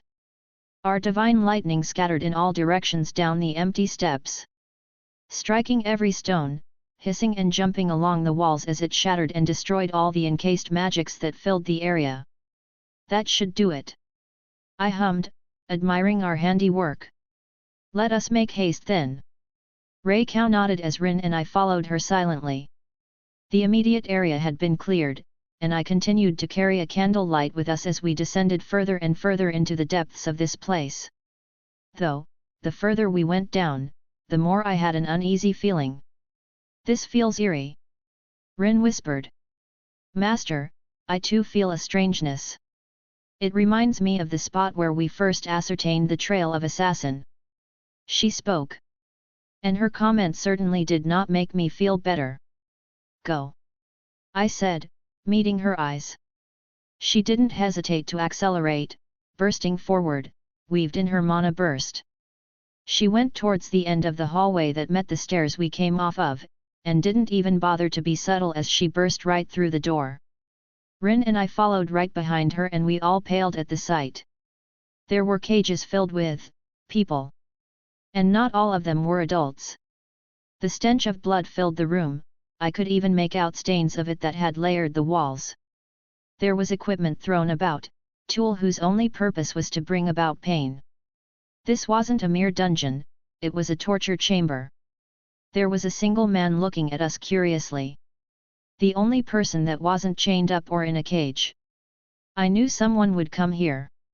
He smiled lightly. There was something off about him. He was gaunt, and almost looking hollow. He had black hair down to his shoulder, but his cheeks looked withered, and the robes he wore looked rather loose. I felt like he would fall over at a mere light breeze. Yet, he also had a certain aura about him that allowed others to recognize him as someone of strength. I felt the barriers go down, so it was only a matter of time. He laughed. Schweinorg. Rin whispered. This is giving me flashbacks to something I really don't like remembering. That certainly sounded like something I should ask about later. Children. Rei Cao muttered, looking around. You have children in here. She seated, staring at the man with clear hatred. Yes, Uther does so like to make examples. Parents disobey him? Go for their children. His subjects fail a mission? Down into the dungeon they go. He shook his head. You monster! Rei Cao shouted, lunging after him, sword in hand. A sword slid out of the man's sleeve, and he managed to block the blow with a strained effort. He hissed in pain as Rei Cao pushed down on him, his sword slowly being forced back as he tried his best to hold on. Rei Cao. I spoke, grabbing her arm, much to her surprise. Master. she blurted out, looking at me in confusion. I didn't explain, but I slowly reached towards the bewildered man. He didn't move as I grabbed his wrist, holding it up. He didn't react as I slid his sleeve down, revealing his arm. Jesus fucking Christ! I ignored the attempt of heaven's system to slap me with a sharp pain. My new defenses seemed to be able to mitigate it, so I paid it no heed for now. All down his arm were scars inlaid with curses on top of magical bindings. Rei Cao's eyes widened as she noticed the malevolent energy that pulsed off them. I didn't blame her. I thought the feeling was generated by him, not something that was acting like a noose. I reached forward and tore a piece of his robe off that covered his chest. There too they wrapped around him, like thorns. Curses ravaging his body and so many spells that ate away at him that I couldn't even believe he was alive, much less standing. Who are you? I questioned. He gave a wry smile. I go by Agravain. Why? Rei Cao whispered. As I said, Uther likes to make examples of those who go against him. Atalanta POV. Hello, I believe this is our first time having a proper greeting. The blue woman stated with a bubbly smile on her face. I'm Jin. Hello, Jin. I returned the kind smile. I'm Archer, also known as Atalanta. We had been introduced previously, but it was a quick name and reference, nothing else. Yo, I'm Ryder, also Achilles. Achilles introduced himself with a lazy wave. She seemed like a nice girl. I could not sense any falsehood in the way she presented herself. Do you have any proposal on how we should engage? I asked her. The splitting of our teams was no secret. Jin was to provide us with her ample knowledge in magecraft while Achilles and I would ensure her protection. The King of Knights had enough sense to balance out all sides with enough power and magic ability at each end. Minus her own, but she had her own plans there and I did not care to question it. This was a favor, and a job I was requested to do. Wilhelm had shown us kindness and we wished to reciprocate. The payment was merely an additional boon and I would have done so without any offered reward. Well, you two probably have enough experience in fights that I don't need to try to command you or anything. She shook her head. I'll leave that to you and handle the magic stuff. Sounds like a plan. Achilles grinned. Just point me to any of the strong guys and I'll handle them. It was interesting how easy it was to like this girl after meeting her only for a few moments. She just had that kind of personality that allowed one to feel at ease. I did wonder how Wilhelm was able to attract such a wide array of women into his harem. The servant we had met before, which had turned into a surprisingly pleasant woman after speaking with her recently. The King of Knights who turned out to be a woman. She was a respectable figure and was someone I could see myself befriending. The Queen of the Land of Shadows, another warrior who I could not help but respect. The yokai woman, the nine-tailed fox who ruled over the realm in which we wandered around. She held herself well and was someone not to be ignored. And lastly, the thing that he called Meridia. It reminded me too much of Lady Artemis, yet had a distinctly different feeling. I held my reservations towards that goddess, but I made no comment on it. A group of women, all from different backgrounds, yet all willing to share the same man. It was a strange thing. Ooh! Jin perked up, taking out the device she made. It's time, let's get started. Finally. Achilles flicked up his spear that he had been idly dragging around. Here we go. Jin held the device up as something activated. We watched as the barriers fell down and the people upon the walls began scrambling every which way. There was a silent agreement as we all shot forward, my eyes keeping track of Jin to make sure she kept up. And I was a little surprised at the pace she kept with us as she flew behind. I converted my magical energy into arrows and shot them towards the enemies upon the walls. Taking heed of the words from the King of Knights, I struck their hands, piercing through and removing them from the battle. Several more of my arrows penetrated the stone walls of the fortress, giving me a means to traverse the side of the structure. Bicha, sis! Achilles laughed as he was already upon the wall, a pile of bodies next to him. Not all of us are the fastest hero. I rolled my eyes, though his playfulness did tug at my humorous side a bit.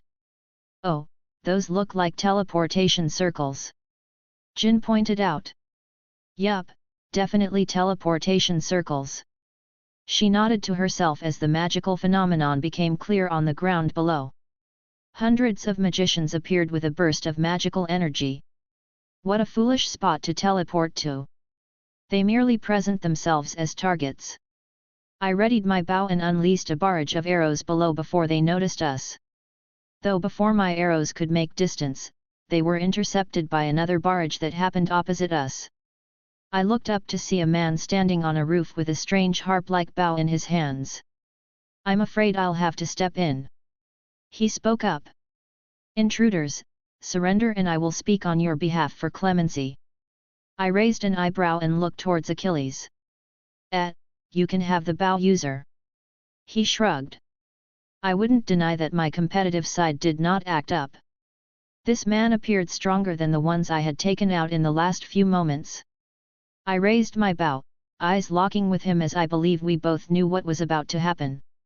I almost growled in annoyance as I was forced to jump to the side, a wave of fire filling the spot I was just in, turning a part of the stone to slag. Wench! Lay down thy bow and submit to Uther. Your punishment shall be less merciful if you persist. A larger man roared as he leapt across rooftops before landing upon the walls near us. Clad in the armor of these knights, though his sword seemed a bit spectacular in comparison.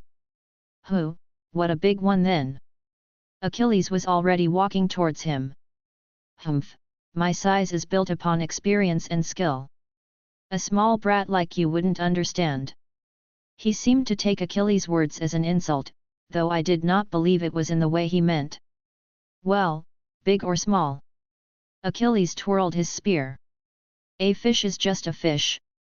He grinned. Insolent cur! He roared once more. You stand before Gawain, Knight of the Sun.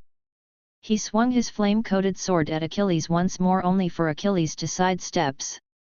Gawain, hey! Achilles chuckled. Nice to meet ya, I'm Achilles. And with a burst of speed, he planted his fist into the knight's chest, distorting the shape of his armor. I couldn't watch any longer as I turned back towards the archer. That idiot, Gawain! A musclehead through and through. The archer threw back his long hair. It doesn't matter, we have many magicians here and... Gravity! Jin shouted as a weight descended upon the world, impacting the mages below. Most of them were forced onto the ground, sprawled about and unable to get up. Ice Maelstrom! She held her hands up once more and a cascade of cold air fell down as well, freezing the surroundings that had just been hit by her previous spell. Well then! She was quite capable in the magical aspect. There were a few dozen that were able to escape her attacks, perhaps the more experienced and powerful of the lot, but Jin did not appear to need our help as she looked at them with confidence. I turned back to the archer. You were saying? He looked at the mages then back to me and took a deep breath. He ran his fingers along the strange harp-like bow, plucking its strings. A soft melody echoed out and dozens of arrows made of light appeared in the air and fired off towards me. I pulled back the string of my own bow and met each arrow with ease. He looked surprised at the speed and precision at which I countered him. So you got some skill? He snorted, plucking on the strings more vigorously. The arrows that formed numbers in the hundreds. I was given the name of Tristan, and with fail not in my hands, no archer can match me. He declared. And I took that personally. Scathing POV. Come on you bastards! Is that the best you got? The son of Artoria swung around her blade blowing away the knights of this place by the handful. Her master stood nearby, opting to smoke a cigarette, looking completely unconcerned with the fight. He glanced at me, glowing out puff of smoke. Honestly, it's probably best to let her have this. I cannot fault her actions. This is something personal for her just as it is for Artoria. I nodded. It was not my place to meddle with such intense feelings. I was here to support my harem sister, I believe was the correct term. A strange term even as I thought about it. Never had I thought it would be one I placed on myself, yet here I am. I glanced to the side where many more knights and mages began flocking to the ruckus we were stirring up.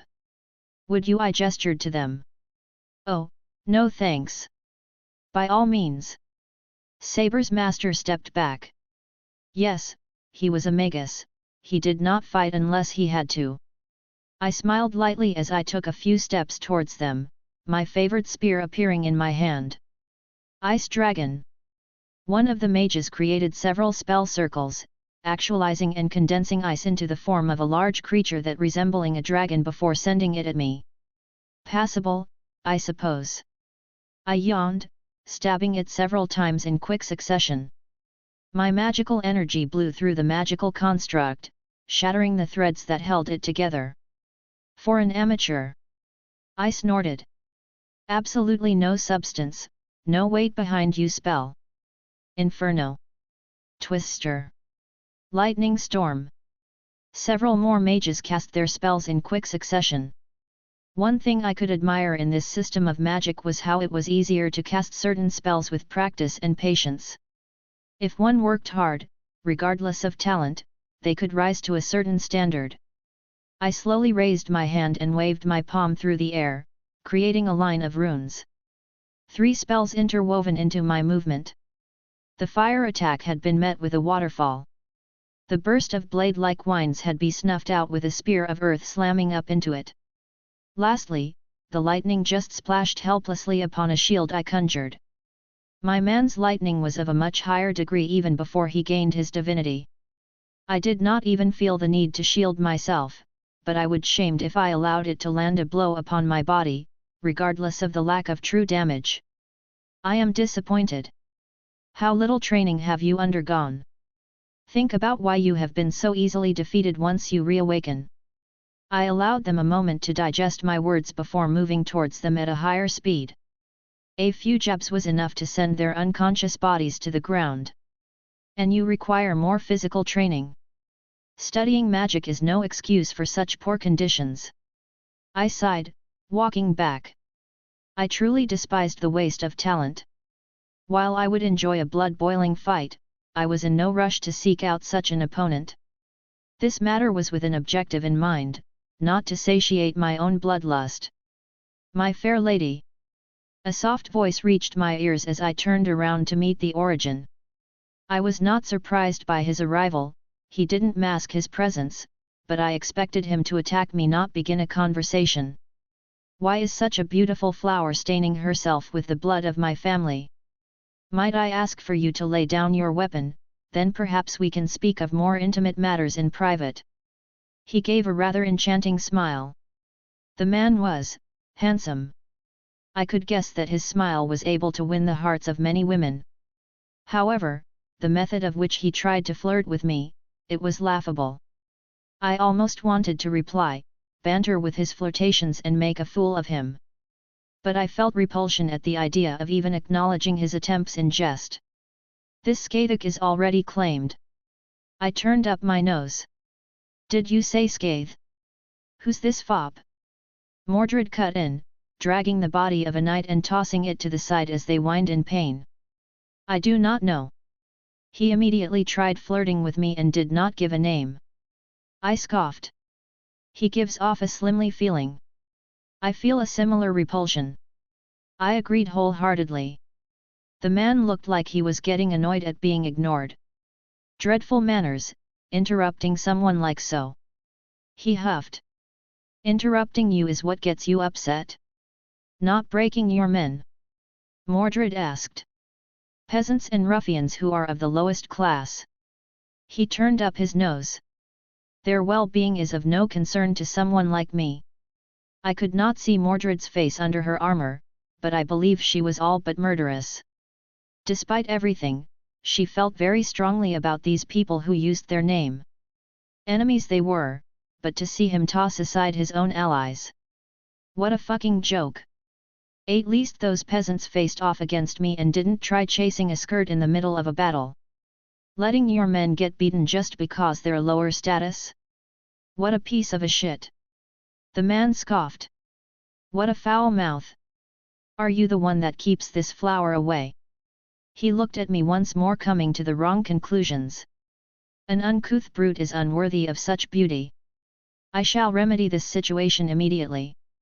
He drew the sword that was sitting on his back. You shall have the honor of facing Lancelot, strongest knight of Lord Uther. Mordred went still. I recognized the name, and I only had some knowledge of its significance for the lass. Lancelot. Mordred muttered as red lightning began to envelop her. The helmet on her head began to shift as its part slid down to reveal her face. Ain't that some shit? A vicious grin appeared. Well, Lancelot. She brought her blade up, leveled with him. My name is Mordred Pendragon. And I'm going to enjoy this far more than I should. Oh, make you have a certain type. Wilhelm POV. What are you insinuating? I looked at Artoria. I am insinuating nothing. I am merely pointing out the fact. It is nothing to be ashamed of, Wilhelm. Artoria replied. From what I have come to understand, many people have a type. Yours just happens to coincide with mature women. I don't have a type. I denied. It's just a coincidence. Besides, are you calling yourself a mature woman? I smirked towards her. My aging may have stopped at this physical state, but make no doubt, Wilhelm. I am many years older than you, even if we do not take into account the year I was born until now. She retorted. I should seduce Rin, just to prove you wrong. Please don't attempt to seduce Rin. As amusing as it would be to see you fail, it would just cause problems. Yeah, I don't want to ruin. I paused. What do you mean, fail? I quirked an eyebrow. I could seduce her if I wanted to. Oh, Wilhelm. Artoria chuckled, reaching over and gently patting my cheek. Is this the selective blindness I've heard about in men? What's that supposed to mean? It means, have you not seen Rin more interested in the women you bring home as opposed to you? Wait, really? Artoria shook her head. It doesn't matter, we have arrived. This conversation isn't over. I grumbled. I don't have a type. I simply happened upon some wonderful women who happened to be more mature. I let out a breath, as we walked up to the front door. So just knock and introduce ourselves. I believe that is the best course of action. Artoria nodded. Though, we didn't really need to knock, as we just walked straight through he-bounded fields. Before I could even touch the door, it swung open, revealing the occupants inside. Saber. Several voices blurted out, then turned to a young woman who looked exactly like Artoria behind them. What? The Saber they referred to blurred out in confusion. May we come in? I asked. Well, this is awkward. I said idly, as we had been staring at each other for like 10 minutes now. Who are you? I recognized the voice and face of the one who spoke up. The mirror image of a younger Rin Tosaka. Well, I should introduce myself, I guess. I cleared my throat. Wilhelm Henry Schweenorg. Grandson of Kisker Zelretch Schweenorg, Wizard Marshal of the Mages Association. Zelretch. Rin exclaimed. Who's Zelretch? The young man that sat between Rin and the alternative version of Artoria questioned with a confused look on his face. Shiro, you idiot. He's one of the only magicians in existence. We went over this last week. She smacked his shoulder. Shiro Emiya, one of the differences in my main world line. He doesn't exist there, however, I do know quite a bit about him.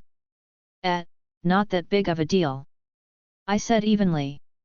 And I guess I don't have to introduce my companion, considering. It is polite to do so anyways. Artoria spoke up. I am Artoria Pendragon, it's a pleasure to meet you all. You are me. The Artoria opposite of us spoke up.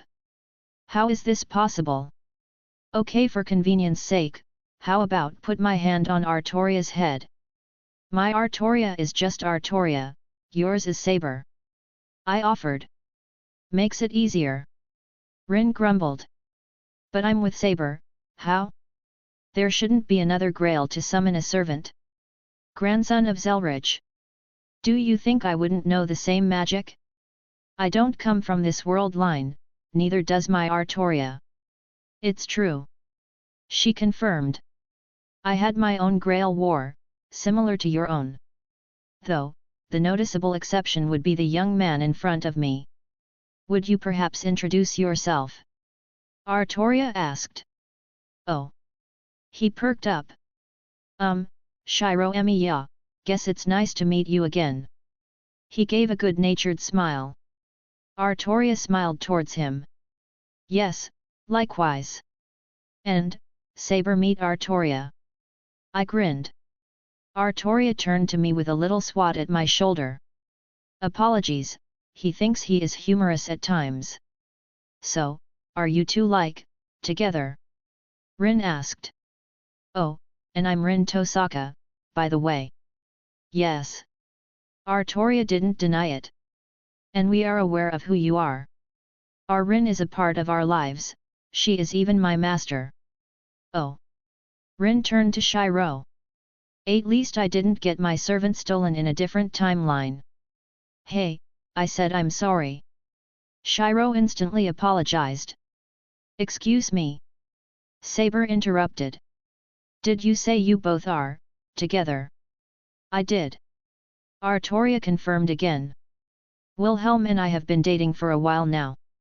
She reached out of her own volition, taking my hand. Oh. Saber blinked. You too. She said quietly. Wait, are you and? I gestured towards Shiro. Why yes. Saber was a bit more unfamiliar with those kinds of feelings as she immediately went red. Hey. Well, good for her. Even if she isn't my Artoria, I'm glad she's happy. Hey kid. I turned to Shiro. Want some advice on how to handle her? I wiggled my eyebrow. Both Artorias made the same noise of embarrassment. Wilhelm. Sure. Shiro accepted, probably not understanding what I was implying. Shiro. Saber made an almost exact reaction that my Artoria did. Oh my god, this is great. Rin just had the biggest smile on her face. You know, you both have almost the same hair color too. Weird coincidence. I blinked at that, looking at Shiro's hair, then pulling a strand of mine down to compare. Hey. I turned to Artoria. What a strange coincidence. Artoria narrowed her eyes. Are you insinuating something? Oh no, I'm merely pointing out the fact. The corners of my lips curled up. A young man with bright red hair. That is a happenstance and nothing more. I turned back to Shiro. Hey, Shiro. You wouldn't happen to have a fascination with swords, would you? I already knew the answer to that question. Yeah? I like swords, what about it? I turned back to Artoria. That proves nothing. She stuttered. It's not the same, he has an endless field of swords in his soul. I interjected, much to the surprised exclamations to the hosts. Artoria could muster an argument. I think someone has a type. I said with as smug a tone as I could muster. Author's note. Okay, I made a little mistake last chapter. It's 2 chapters that covers the majority of this little plot. Last week when I wrote it, I had to split it into 2 parts cause it was too long, but I didn't want to drag it out over like 6 chapters. Next one is 8k words and then a clean-up chapter. Added a little omake as an apology for my mistake. Chapter 243, Chapter 230 Part 2. I looked between Agravain and the cages again and felt utterly disgusted at what I saw. I took a deep breath and settled myself. Rin, can you please inspect the cages, make sure there are no traps? I asked. I knew Rin was just as repulsed, but this was an important matter that couldn't be ignored. Yet, she said quietly, going to the nearest one with a child who barely looked conscious. He did not look to be in good shape. She took out a jewel and held it up to her eye, scanning the surroundings intently. Agravain. I looked at the man again. The cages he stopped, and his body shook, blood started dripping out his nose as he twitched. I see, you're just as trapped as they are. I muttered, looking at the curses and bindings that were cast on him. Reikau. I called out to my servant. Our priorities have changed. Let the others find who we were looking for, we're on a different rescue duty. I could not in good conscience leave these people to this fate. Yes, Master. I am yours to command. Reikau nodded. I know Artoria would not fault me for this. In fact, she'd probably wholeheartedly agree with my actions. We're good Shwinorg. Rin called out. Though there are some marks left on the cages, they look like runes, but I don't recognize them and they're drawn in blood. Witchcraft isn't my specialty, but it looks similar to it. I walked over to where she pointed out. There were indeed some markings drawn about, hidden and unnoticeable if Rin hadn't been looking over the cages thoroughly. But these things are mystic codes, they're designed to act like shock collars on a bigger scale. She was clearly upset given her own tone and I couldn't fault her. Witchcraft isn't my specialty either. I bit my lip, considering our options. Reikau's mystery slayer would probably be able to cut through them, but the issue was any backlash suffered by other people. I drew a string of runes over the curses to isolate the effects as best I could before crushing the magics around the cage and pulled it open. Start healing everyone. I stated, going to another cage. A health potion for everyone and use healing spells too. I began setting them out for use. Right. Rin nodded, looking over the child. There weren't that many people/children in here, probably only a couple dozen, but it still took some effort to make sure everyone was stable. I don't know if I could acknowledge the effort that went into keeping them all alive. They were certainly not in good shape, but they weren't about to drop dead. I glanced many times at Agravain to see what he would do, but he didn't make a move. I realized what was going on at this point, but you never knew and I was quite skeptical of everything about this place/on this mission/about this family. Anything you can tell me about the large ritual set up using the castle as a foundation? I decided to try asking him as we settled the problem of the prisoners. You noticed that? He smiled wryly. He twitched again, gritting his teeth. Defense, Uther controls. He managed to grit out between spasms. A defense mechanism that Uther had control of? Master. Reikau put a hand on my shoulder. You look conflicted. I looked around the room once more at the people lying about.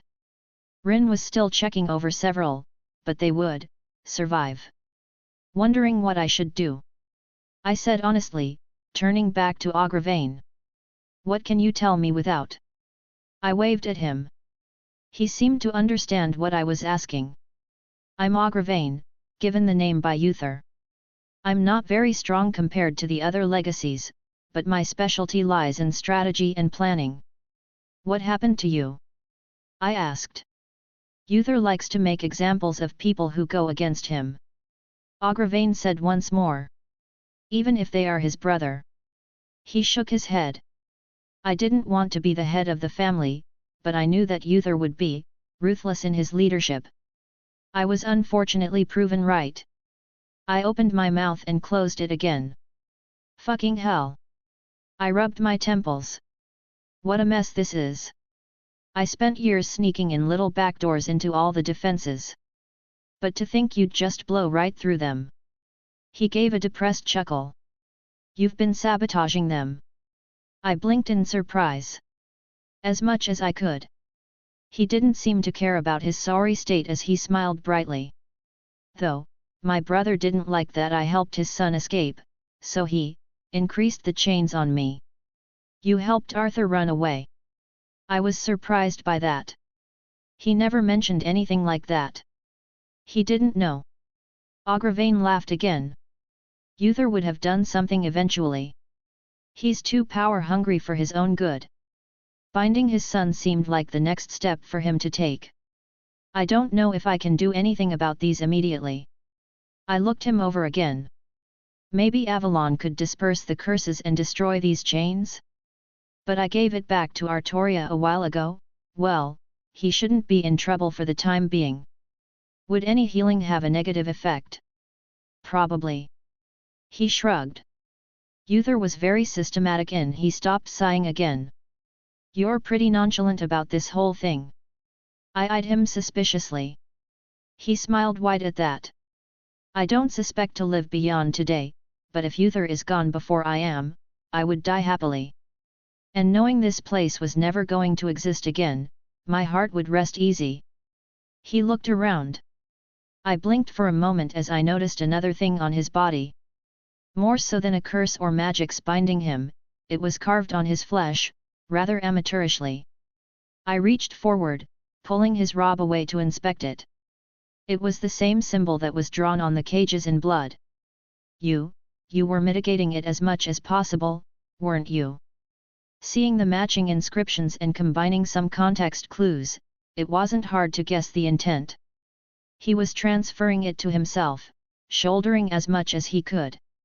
There was only a bitter smile in response. I was never very good at magic. He said quietly. I was about to speak again, but the whole castle started shaking violently. Strange noises echoing out and I felt like the temperature was increasing. Agravain's eyes widened, he looked frantic. No! He shouted. It's... He couldn't finish the sentence as he clutched his heart. Protect. He looked at me. I slammed my staff of Magnus into the ground and called upon my strongest defensive spell. Shield of Asgard. I cast as quickly as I could as it covered all the unconscious people. I felt the effects assail the barrier, something was trying to latch onto the people in here. Draining. Agravain raised a shaky hand towards the ceiling and spoke between pants. Family. He finished. A draining effect. I muttered. The ritual is used to drain the magical energy from family members. I tilted my head. That in of itself wasn't that bad, if every person contributed power to a spell, it would support it better. Life force. He corrected. My own eyes widened by the insinuation. Whatever it was, my shield was keeping these people from getting drained, which would definitely kill them in their current state. Schweinorg, any idea what's going on? Rin asked. The large-scale ritual, it's taking in life force to power itself and that implies some pretty nasty effects. I answered honestly. Magical energy would be one thing, and ignorable as far as morality is concerned. But something like this, that's the dark stuff you don't want to touch. Everything went deathly still for a moment, then a second later, I felt a large presence envelope the area. An roar reverberated, shaking the foundations of the castle. Achilles' POV. Come on, big guy. That all you guy? I taunted him as he stumbled away after taking my fist to his stomach. He reorientated himself quickly, let out a few pants before standing back up straight. Brat! He shouted, gripping his sword. Do you think a sneak attack like that would keep me down? A sneak attack? I blinked at that. I attacked from right in front of you. Humph, you won't get the better of me again. He snorted. Come, face my holy blade Dyrnwyn. Only the worthy can wield this mighty blade. You shall have the honor of face it head on. Dyrnwyn, hey? The name was something I knew from the Grail-given knowledge, though it's probably different in this world. Seemed pretty cool, I guess. The fires are hot enough, I can acknowledge that much. Well, it should make it a little interesting. I leveled my spear at him. Arrogant! He shouted, rushing towards me. His body became enveloped in a power I didn't recognize immediately. Was this that Toki I heard about? It made me grin thinking there were still things new to me. The wave of his sword sent flames cascading towards me. I tapped my foot against the ground before moving out of the way. Again, a torrent of fire filled the spot I had been in only for me to be several feet away at the blink of an eye. I looked at him and yawned, holding my spear over my shoulder. Too slow. Rawr! He shouted, bursting towards me with a sudden increase in speed, swinging his sword down. I raised my spear up with one arm to block. A wave of fire pushed against me, but I didn't budge under the flames. No, these fires couldn't touch me through my noble phantasm. Ha! I let out a breath, feeling the hot air fill my lungs. I guess I got excited for nothing. I stomped on the ground, cracking the stones beneath us and putting him off balance. With a flick of my wrist, I knocked his sword back, breaking his guard, and sent my elbow back into his chest. He crumpled under the strain, lifted off his feet and went sailing over the side of the wall, crashing into one of the buildings below. I took the moment to glance over at Jin, the woman that Wilhelm asked me to look after. Don't know why he was so concerned. She was currently handing a collection of magic users their asses. Oh well, I just shrugged and looked at the pile of debris I sent that night in to start moving about as he pushed his way up.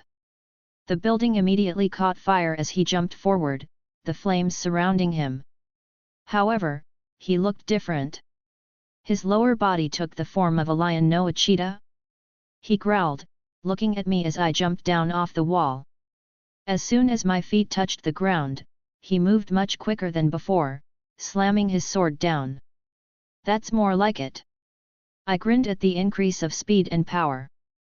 This was what I was expecting. Is this one of those sacred gears I heard about?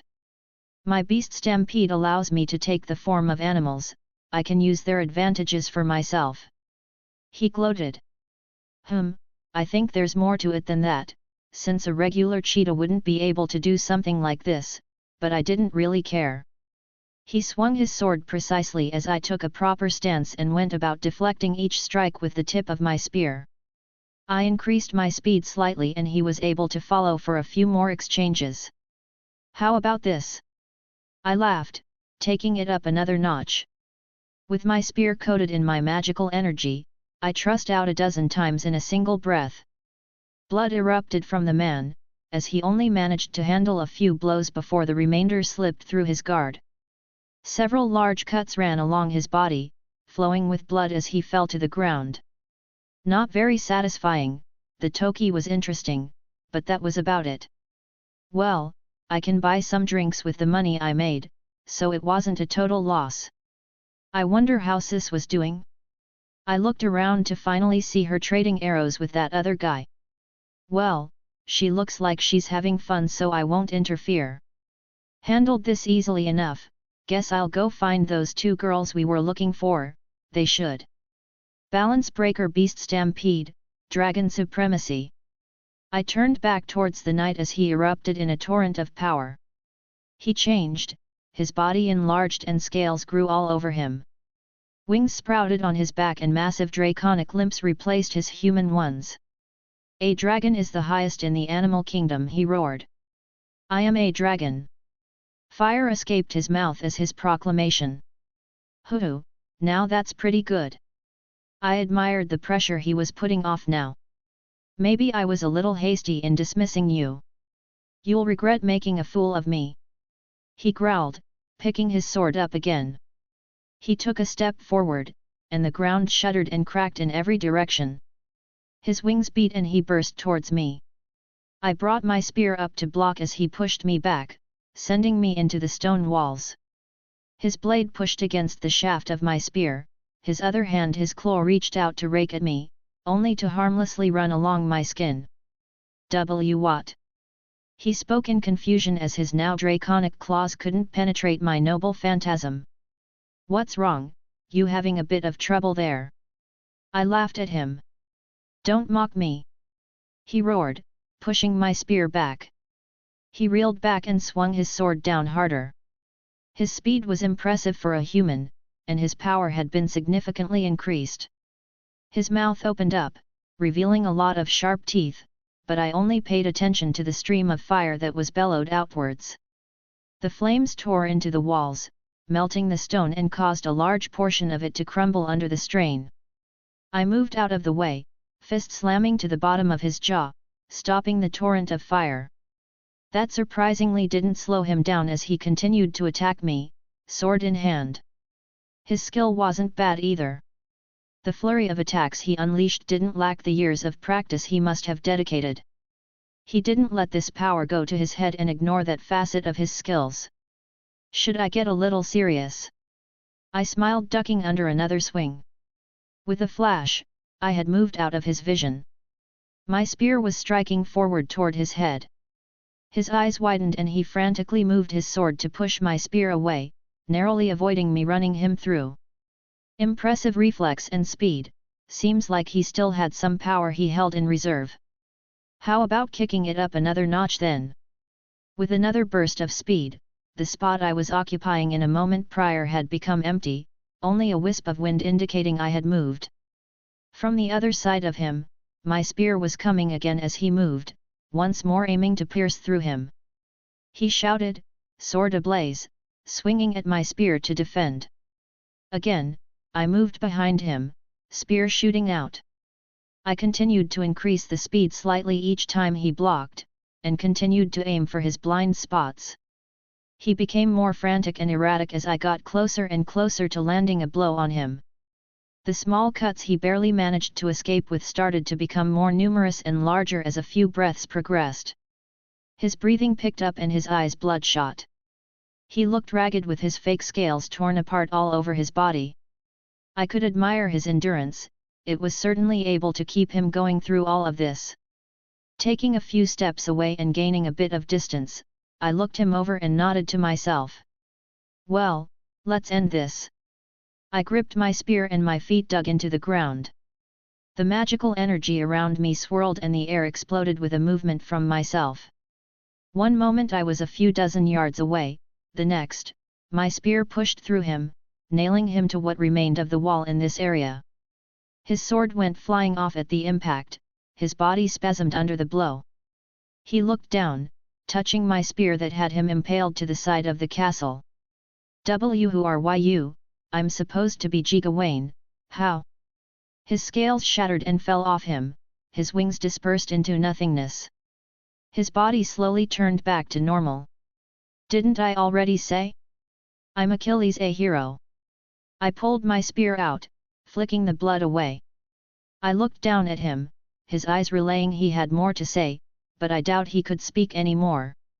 You weren't bad, maybe if you trained a bit more, I'd have had to try harder. I shook my head.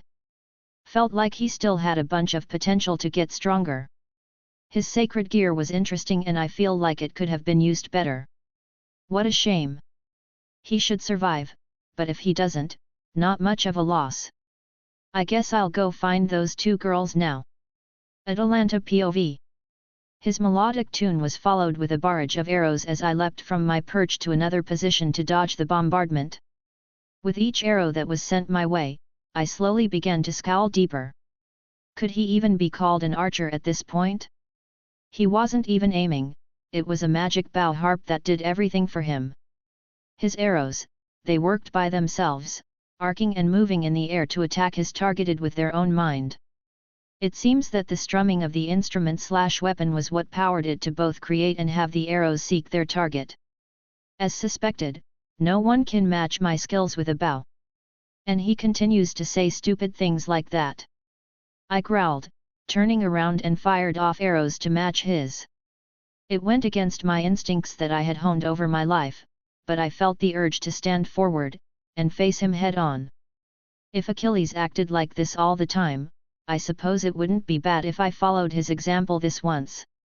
The music continued to play from his magic weapon, hundreds of magical arrows manifested and shot off towards me. I planted my feet firmly, and pulled back my string. My magical energy filled up and was released at the same time. The sky was filled with the collision of arrows. I calmly shot down each and every one that came my way. Each of his fake arrows that were shot from his fake bow were destroyed by my own. His arrogant demeanor, that annoying smirk on his face slowly began to disappear with each of his attacks that were stopped by me. Skills with a bow. I mocked him as our battle continued. Tell me when you deem to reveal such a thing. He scowled, pulling back his strings with a renewed fury. The music he created had sped up, and so too did the arrows behind him. I merely raised an eyebrow as I matched him arrow for arrow. His fingers carefully wove each note, and continued to escalate until he stood up looking at me intently. His concentration reached its peak, hundreds of arrows filled the morning sky and they all pointed down at me. I let go of the string of my bow, looking at all of them that hovered above. So you see the inevitable, he declared, with a laugh as he noticed me not continuing the bout. Go ahead, flail around with your bow, it doesn't matter. You'll never be able to reach me anyways. I took a breath and closed my eyes as I saw them start falling towards me. With the smallest motion, I stepped to the side, letting the first one impale the ground I had just been standing.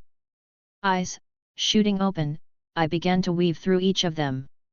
Jumping back, I avoided several more that came from both sides. Sliding to the right, another dozen passed me by.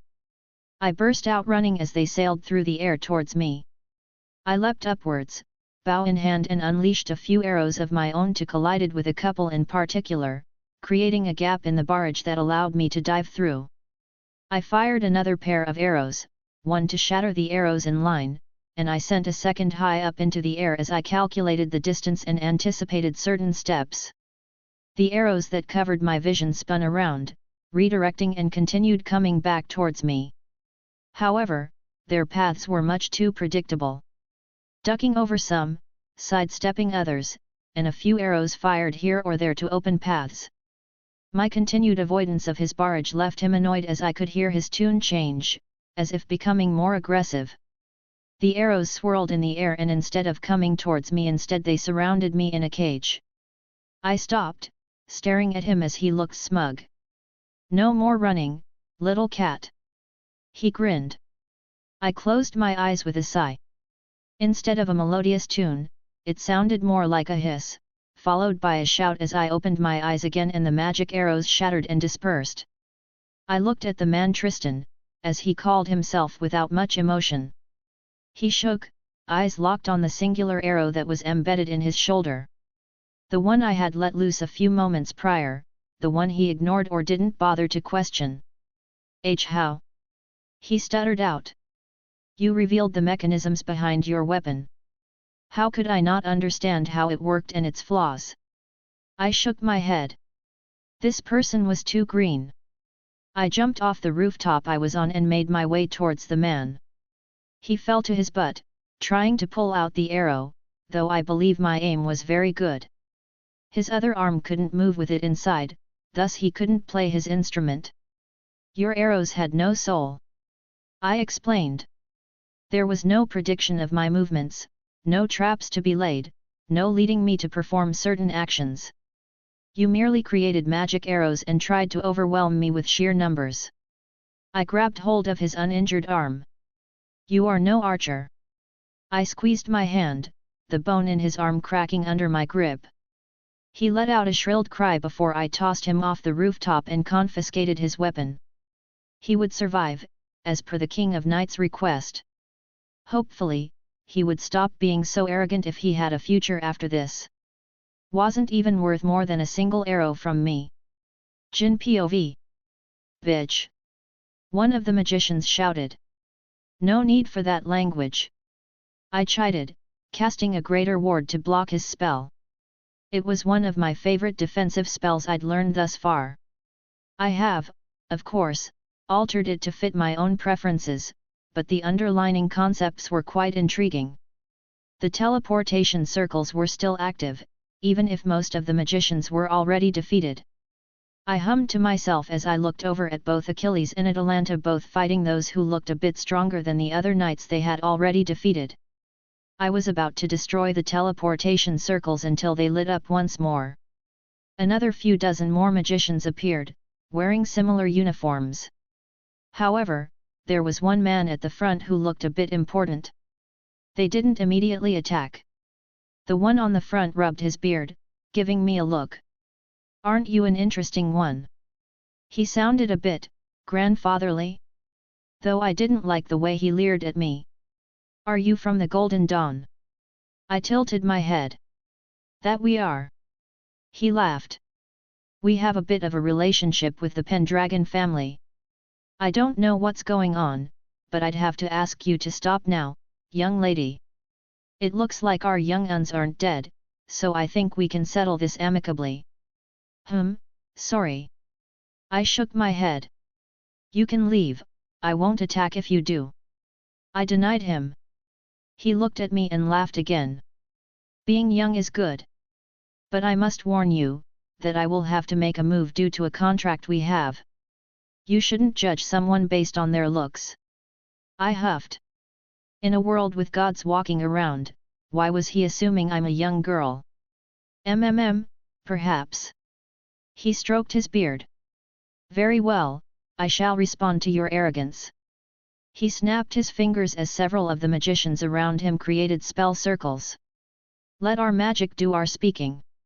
I looked at the spell circles, reading them and deducing what attacks they were preparing. "Elemental manipulation, the most basic form of magic," I stated. The magic back on Remnant, it was almost entirely derived from elemental destruction, only the more talented being able to stretch it for other uses. I liked the magic that I've learned since leaving, the different effects that come from a more neutral source. The older mage raised his hand, then lowered it in signal. The mages let loose a barrage of spells. The most basics, though basic doesn't necessarily mean bad. I waved my hands, creating my own magic circles, shaping my magic into my desired ways. Spears of ice came raining down, and as they got close, they immediately melted and turned to steam. I gripped towards the air, changing the structure once more. Using the knowledge of alteration, I learned from Skyrim and morphed it into a wall of water that split off to connect with the various fire spells that manifested. I raised my left hand up and returned with a spell of my own. Mass paralysis. My magic pulsed out, sweeping up all the magicians in the area. The greenish light enveloped them, stopping them from moving. "Interesting," the old magician stated, slamming his staff on the ground, dispersing my spell on his people. "It appears as though my students are not your match. Would you be qualified as a high class then?" he muttered. "Well, it should be a good lesson. I will take you on myself. My name is Albert Frotun, I'm a teacher at the Golden Dawn," he introduced. "Jin, I'm just a simple magician." I introduced myself. "I don't believe there is anything simple about you," he snorted. "Are you perhaps a genie?" "No, just a happenstance and similarity maybe." "I suppose it doesn't matter, let us fight." He held his hands up, a massive spell circle appeared above.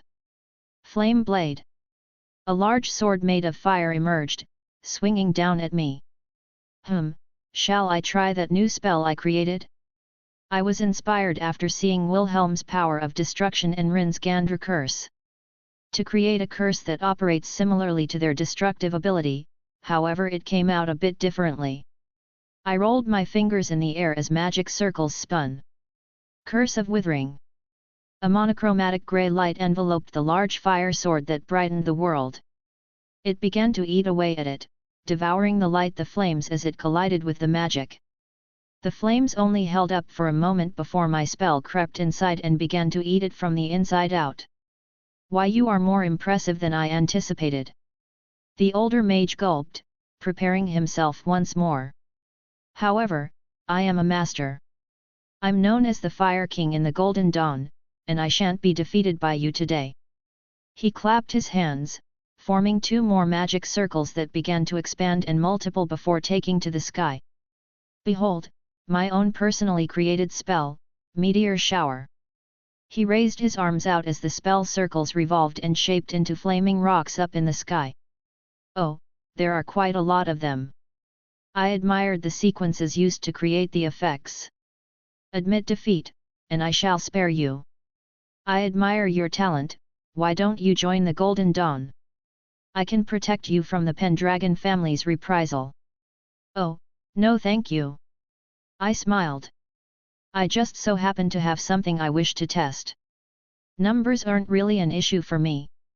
I was still connected to Wilhelm's our home. And the defenses he set up still answered to me, and I wished to see them in action before I modified them further. I used the bracelet and summoned the staves he stashed away. Hundreds upon hundreds of magical staves that were held within our home. I raised my hand up, my magical power channeled through each one. Fire! I commanded as they released their spells towards the spells in the sky. The barrage of magic, it was hard to see any individual spell amongst their number. You could even call it a kaleidoscope of color. I silently giggled to myself for the joke.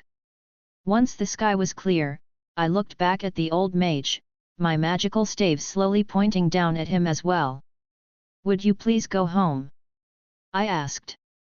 I truly did not like killing people if I didn't have to. The younger members that he brought with him were trembling. Okay. He said quietly, quickly activating the teleportation circle and taking his students with him. Well, that's the end of that. I smiled, dispersing the teleportation circle and put my staves back where they belonged. For my first fight, I think it went pretty well. I can't wait to tell Wilhelm how I did.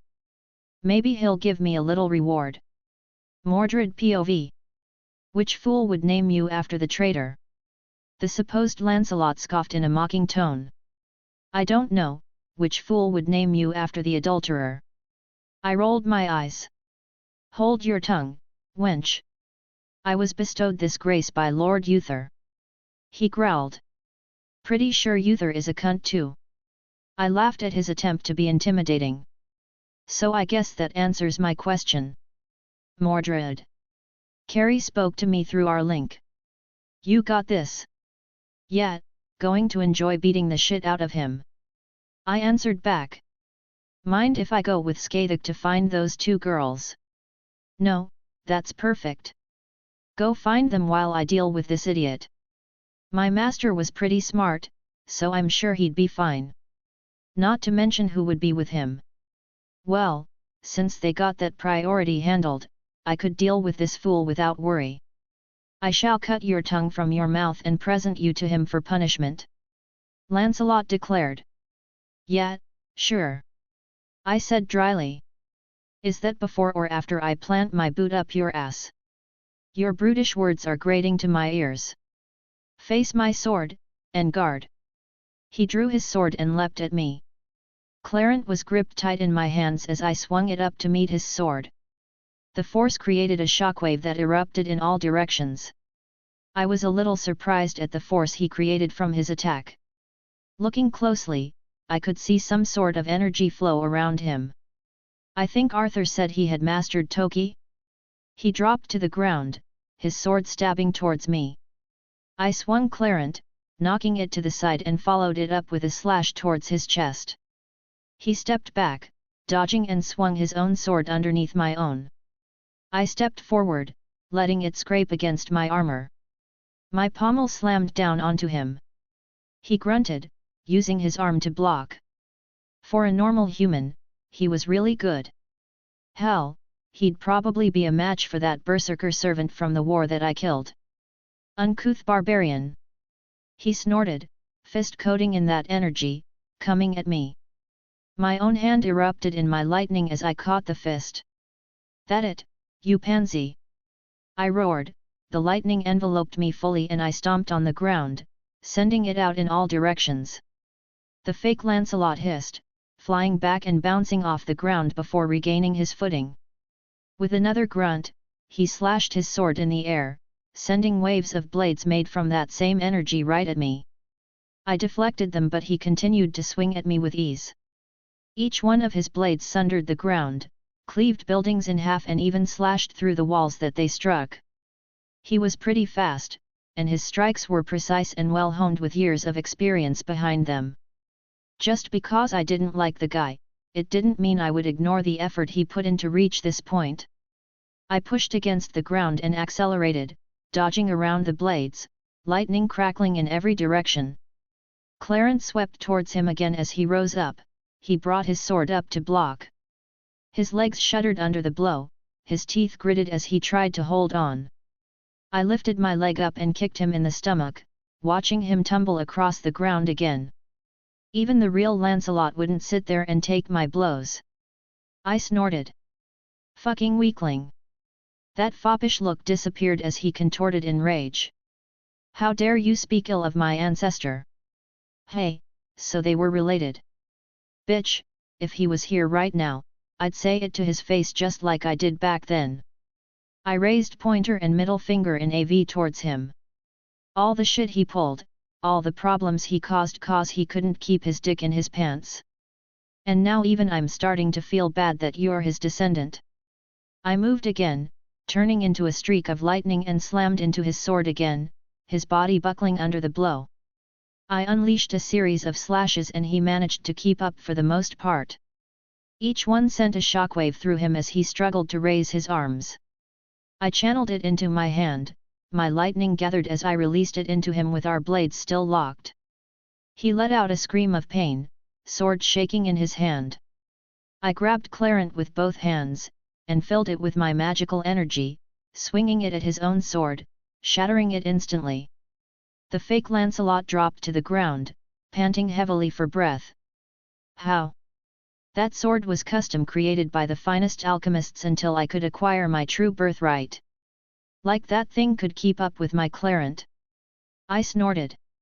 Kinda a dick move to destroy someone's sword intentionally, did it on that Arthur dumbass just out of anger.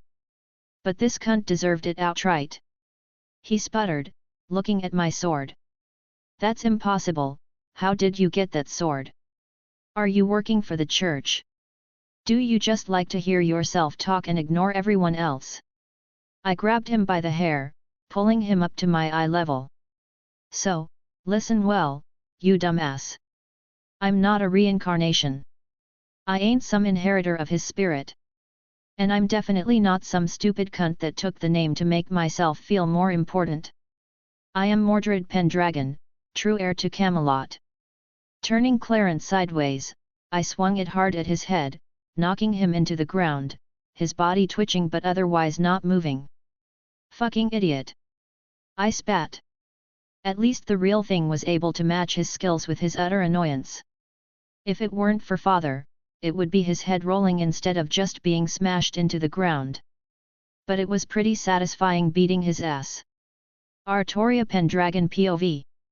Uther's blade did give me momentary pause, if just because the nostalgic feeling of seeing something that reminded me so much of my faithful knight's sword.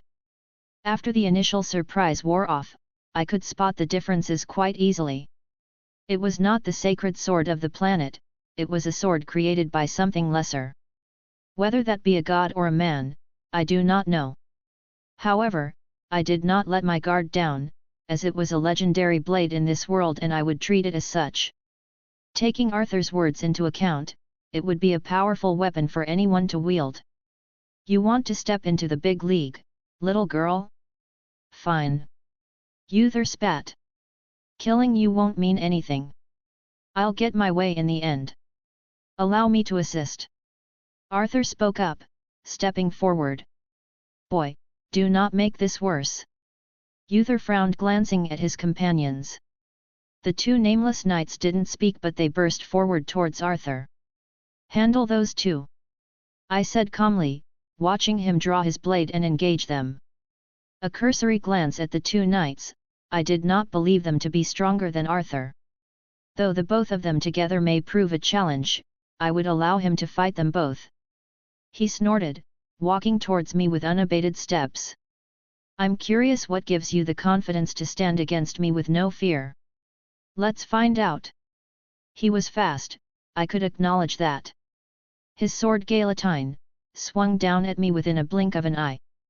A single, horizontal slash that threatened to cleave me in two if I made no move. I brought up invisible air, my eyes locking with his own as our two weapons collided, neither budging an inch. An invisible sword. I raised an eyebrow. Petty tricks. The flames that danced around his sword emboldened, the intensity increased and he attempted to push through my guard. I felt the ground under us began to crack at the strain. Ha! I let out a shout, knocking his blade away, earning a shocked look from him. Pivoting on my heels, I gathered momentum and swung my sword overhead. He brought Galatine up to block, knees slightly buckling under the sudden force. If that's all. I activated my mana burst, sliding my sword along his edge, I spun my body, sword seeking his torso. He caught it again with the flat of his blade, but he was unprepared for the increase in force, knocking him off his feet. He tumbled a few times before sliding back onto his feet. His metal greaves dug into the ground before he charged back at me. His blade was quick, swinging countless times in a few breaths.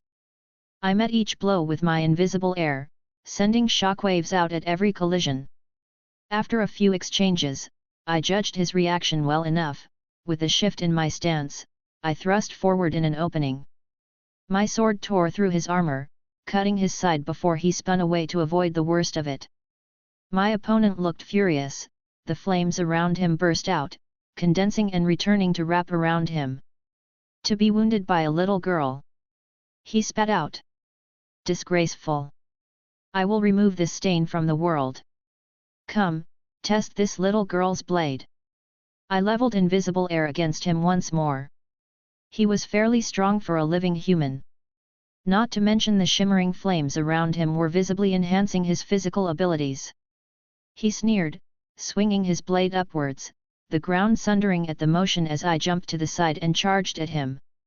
His physical prowess was impressive. I knew I could be wounded if I took such a blow. I ducked under his next slash, and struck true with invisible air, drawing blood from him once more before being forced back.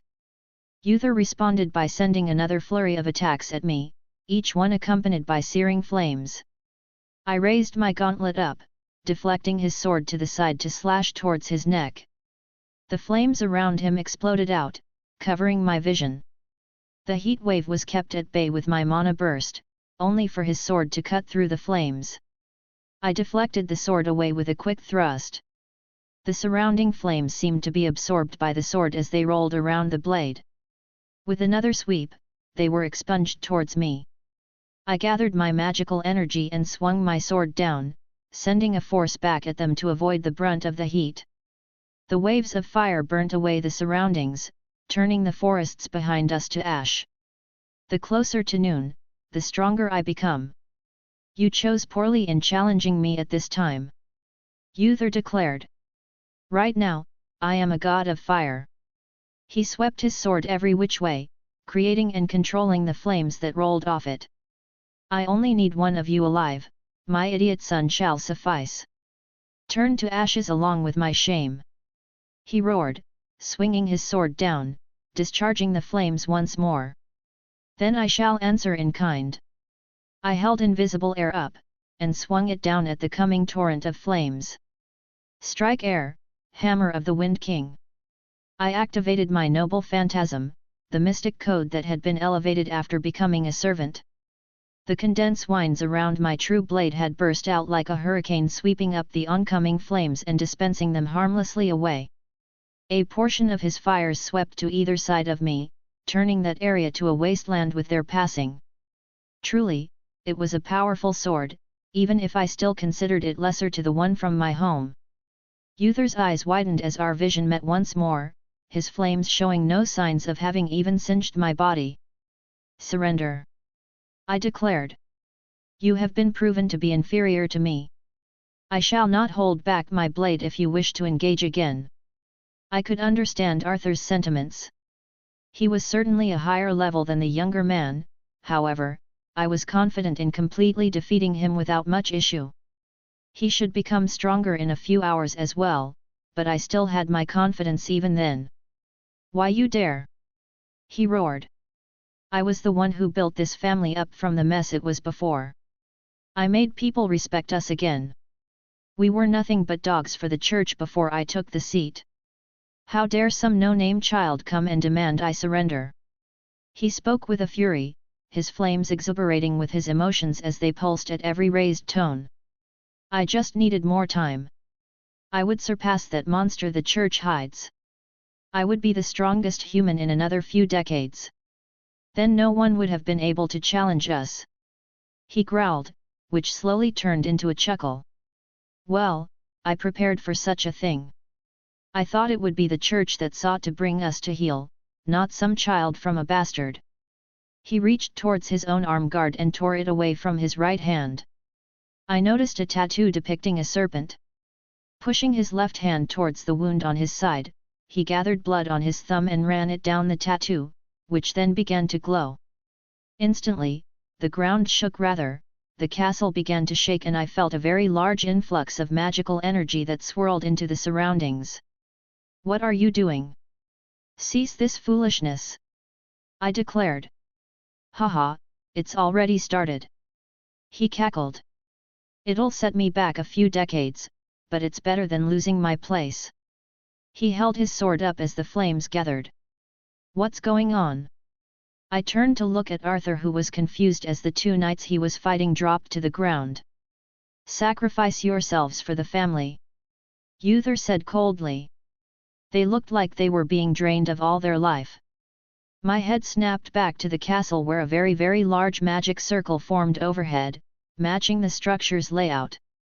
I will stop this. He didn't respond but swung Galatine towards Arthur, a massive torrent of flames sailing towards the younger man. I grit my teeth and moved to intercept. Can you stop me while protecting the disappointment? He laughed. I've prepared this for years. Finding the right materials to make sure we had a defense for those monsters I couldn't handle yet.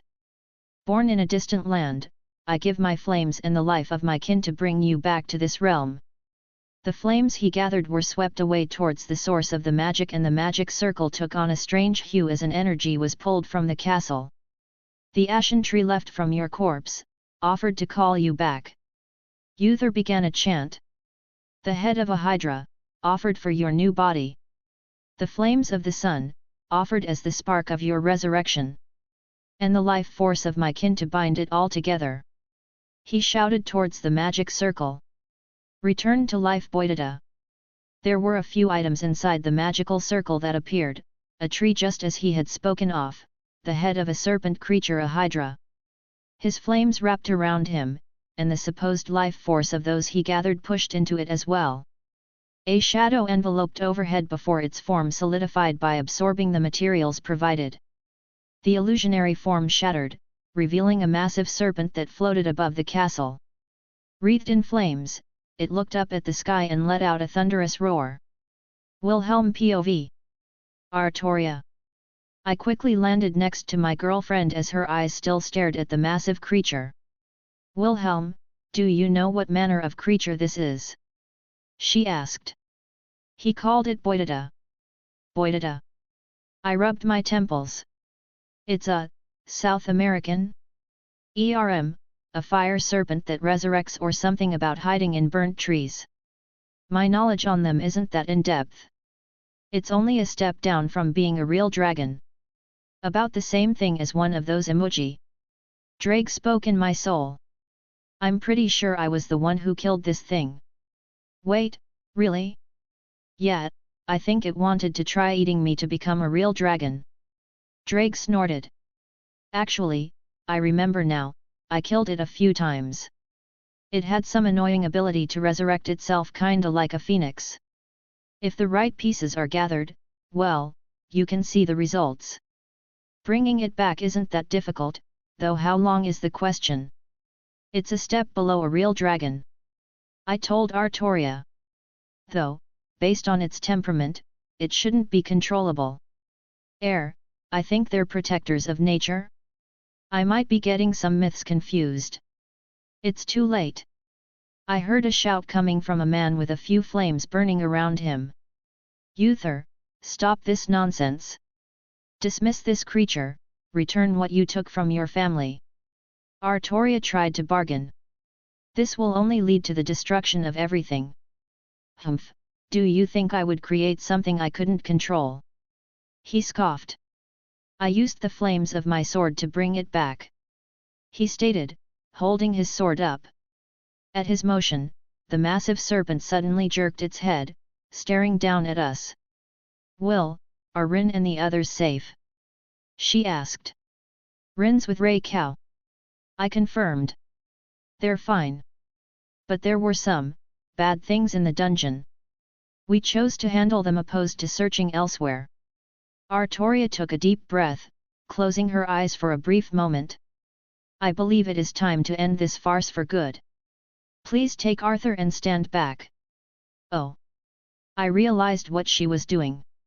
I immediately grabbed Arthur, who let out a surprised noise and flew to the side out of the way. "Shouldn't you help her?" Arthur questioned. "Kid, she doesn't need my help." I laughed. "You're in for a treat. You want to know her identity, right? Just keep watching." Uther cackled like a madman as he held the simmering blade in his hand. "Devour her, my pet," he declared. The coiled serpent hissed, letting its entire body unfold.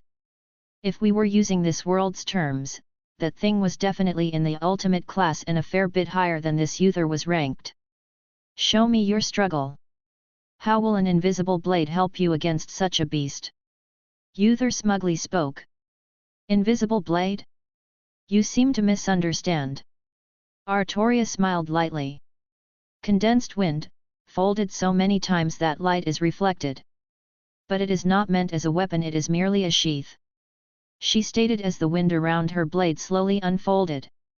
The shimmering golden light was slow to seep out, but once the wind was gone, the surroundings were suddenly filled with warmth. The phenomenon spread, motes of golden light slowly lifting out of the ground for as far as the eye could see. "What is that?" Arthur whispered.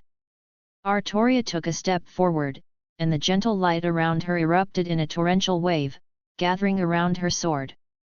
"Who are you?" Uther managed to force out. "Sheathed in the breath of the planet, a torrent of shining life." She held it up overhead. "X. No!" Uther roared. "Finish her!" he shouted towards the beast. It hissed, spewing flames with each motion, but complied all the same. The massive serpent reeled back and shot its elongated body towards Artoria. The flames engulfing its entire length as the creature that dwarfed even the castle, came barreling down towards her. "Caliba!" She swung her sword down. The waves of light were released. The serpent was consumed by the torrents of light immediately as its hissing disappeared and its flames were removed from sight. A massive pillar of light erupted at the focal point, eradicating any remains of the serpentine creature.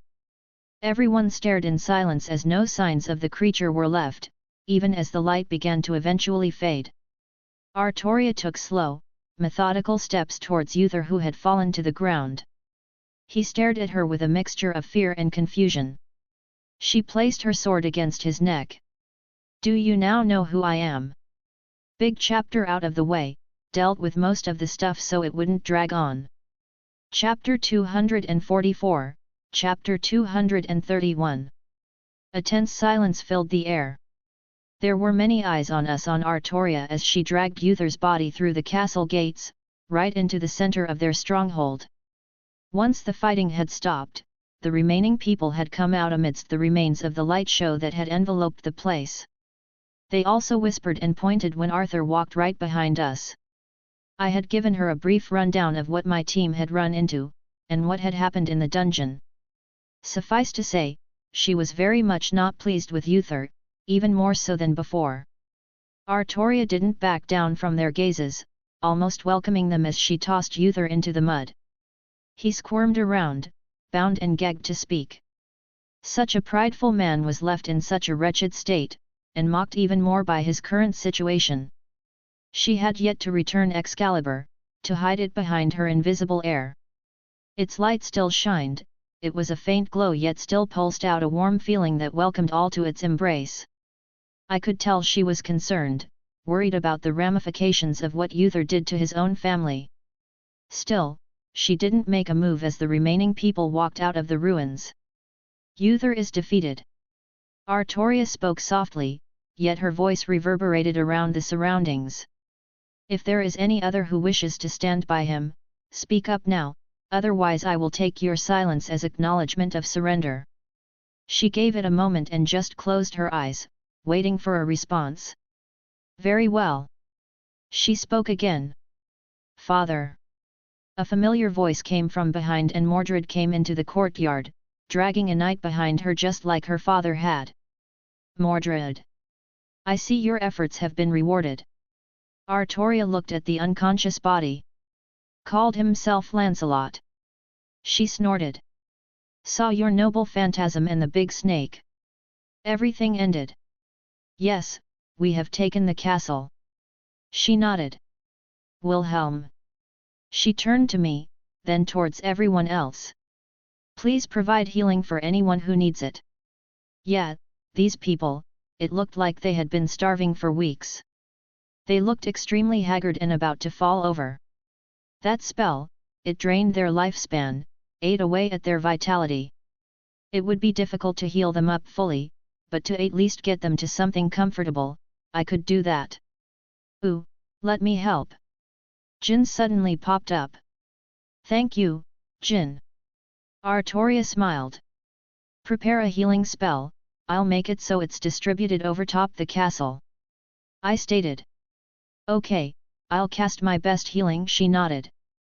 Well, I believe this was my first time using this particular version of my 9 realms. Withdrawing the staff of Magnus once more, I drew the runes into the air and began casting the spell. The breath of magic Vanaheim. I called out as a golden spell circle appeared overhead. It was a simple concept to intertwine with the godly realm of Vanaheim. While the Aesir were known as fierce warriors, the Vanir were known for their mastery of the magical arts. So I took the idea of my 5 elements mutual generation and applied it on top of the Norse cosmology that is Vanaheim. At this basic level, it acted as a consistent amplification spell. Though, there were a few kinks to work out, which was why I hadn't used it in combat yet. Jin held up her hands, glowing with a bright golden light. Grand healing. She let it loose towards my spell. The two combined and a bright light enveloped the entirety of the castle, and a rain of healing fell down onto everyone. I watched silently as the various people around looked up, the lights falling on them, healing them. While this kind of healing was not absolute, it was certainly effective at many things. There was a reason that despite healing being so readily available back in Skyrim, that potions were still the go-to means. Suffice to say, healing magic was not omnipotent, unless your name was Avalon. Nice light show. Achilles decided to lazily drag a person of his own on over and tossed him onto the growing pile of unconscious people. Thought you might want this one alive, called himself Gawain. Could transform into a dragon kinda. One of those sacred gears you've mentioned, I guess. So you slayed a dragon. I quirked an eyebrow. He gave a very dry look towards me, but I didn't press the joke now. It wasn't really the time. Thank you, Ryder. Artoria said kindly.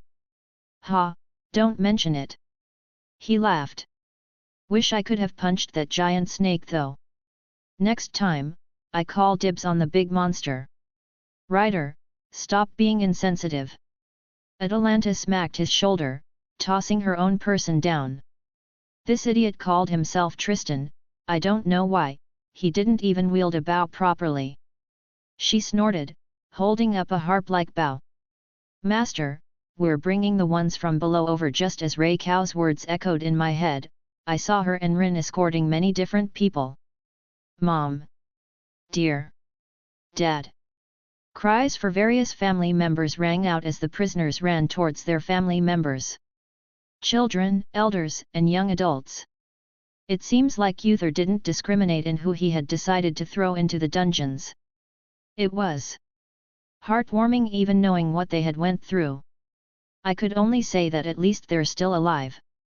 The last person to follow up was Agravain, his tattered clothing bellowing as he took haggard steps forward.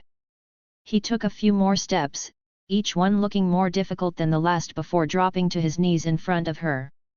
Your Majesty, he called out. Almost as if on cue, the surrounding crowd began to drop to a knee. Head down, bowed in reverence towards Artoria. I couldn't blame them, their entire identity was based around her, on her legend. And here she was, standing right in front of them. It might be strange that they believed such a thing without prompt, but there was no lying when she held that sword in her hands. There was no need to declare her name when Excalibur was shining bright for them to clearly see. It was impossible to not acknowledge the sword itself while basking in its light. "Rise," Artoria said softly. Agravain slowly lifted his head up and tried to climb to his feet, but his legs shuddered and he fell back down. "I. You have suffered." Artoria walked forward. "I was informed of what you have done." She pressed against her chest, another bright light enveloping her as her sheath was revealed. She held it up to him, letting it wrap him up in its warm embrace. The curses that were visible to the naked eye, they were grabbed a hold of and shattered by Avalon's light, and his wounds began to heal. His body had the correct color return to it, and even though his face still looked gaunt, there was a flicker of fire in his eyes that wasn't there before. "He would be quite pleased with you." Artoria gave a gentle smile. "Your namesake, that is." He was a man that rarely showed his emotion, and never told others of what he got up to. But he was a fine knight who handled what needed to be handled and silently carried his own burdens. "Your Majesty." Agravain looked up with a strange look on his face. "We submit ourselves to you." He bowed his head again. "Rise, Agravain." Artoria replied. "Speak on your feet as is worthy of your station.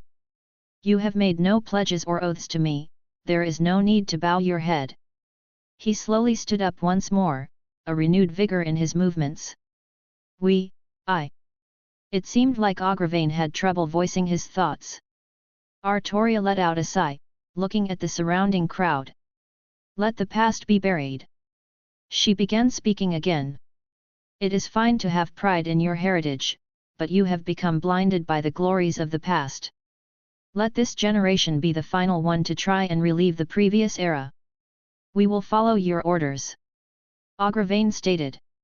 "Please, take Char." "No." Artoria cut him off. "I will not be taking any position of authority. Whatever you may perceive about me, know that my past is in the past." She swept her gaze around. "My path led me here by chance, not one I specifically chose. I felt a responsibility and acted according to my own honor." With that said, her expression turned hard. "You all are hereby put on notice." She took a few steps towards the crowd. "Uther had done despicable things, and many of you have paid the price. However, I am sure that there are also many that were complicit and even participated in such actions when they benefited you." Artoria stopped, turning back towards Agravain. "This man is someone I acknowledge. You are now leaderless, so he shall take the leadership. If anyone wishes to voice their dissatisfaction, now is the time." She glared towards the crowd. There were many knights who had participated in the fighting. While I know that many of them were just following orders, or stuck in their positions, I couldn't fault Artoria in her hesitance to trust everyone without verification. "Good." She nodded. "I shall say now, I will be confiscating the things I deem this family not worthy to possess as it currently is. Once you have shown yourself capable of acting beyond what Uther had created, you may have your things returned." Well, they couldn't really so no.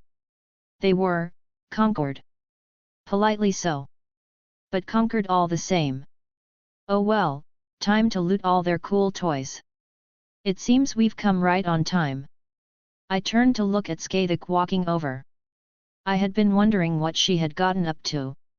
Carrie was right beside her, but there were also two more faces, I hadn't met but recognized from pictures. "Arthur."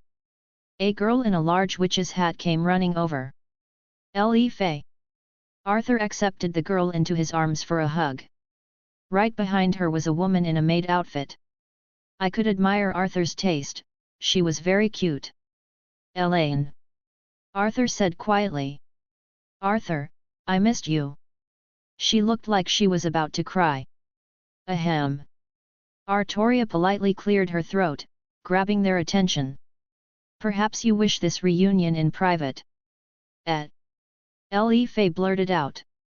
Who are you, what's going on? Is that Dad tied up? Li Fei. Arthur sighed. Apologize to he blinked. Her Majesty.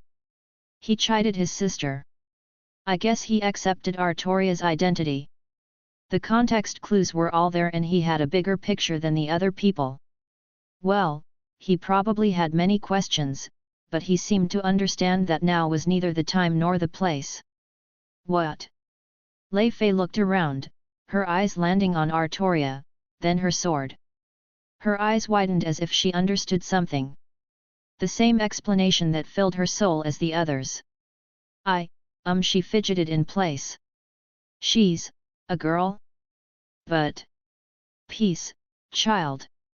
There is no harm. Artoria just chuckled, shaking her head. You do look so similar to her in her youth. She muttered, staring at Li Fei. Why, you Majesty? Agravain started speaking again. What would you have us do with Uther? He had harmed the people with blatant disregard and performed vile deeds for his own selfish desires. I believe you should know what to do with him. Artoria said coldly. It is your duty to weed out the individuals who would continue to harm others and the family or deserve of a similar fate. Yes. He sighed. I will see to it that he is executed for his crimes. And I will make sure the heinous ones shortly follow him. There was a sort of relief in his words as he said but, what would you have us do now? What is the point of the family in the first place? You are knights. You are here to foster the next generation, not fight for power or perceived glory in others worshipping you. If there is any honor left in this place, take to the old codes. Remember the oaths that are sworn upon your blades. Society has changed, people have different perceptions of morality. But there are still those who are in need, those who could stand to have an honorable knight by their side. To protect the realm. She finally dismissed Excalibur back into her soul, letting its light fade away. However, heed my final warning. She once more turned to the crowd. Her gaze was heavy, as not many dared to keep their heads up as she passed them by. Do not make me come back in this same capacity, for I will not be nearly as merciful. Wrapping up this little bit of the DxD arc. Sorry about no chapter yesterday, I just couldn't do it with how I was feeling. Chapter 245, Chapter 232. Based on everything that happened, there was no huge celebration or excitement once we finally got home. Rather, once we arrived at Yasaka's place where we agreed to meet back up at. But at this point, I felt like it could be called an extension of our home considering everything. I was a little worried about Artoria. While no one could dispute that she was morally in the right with her actions, in what we all did, it had led to several people dying.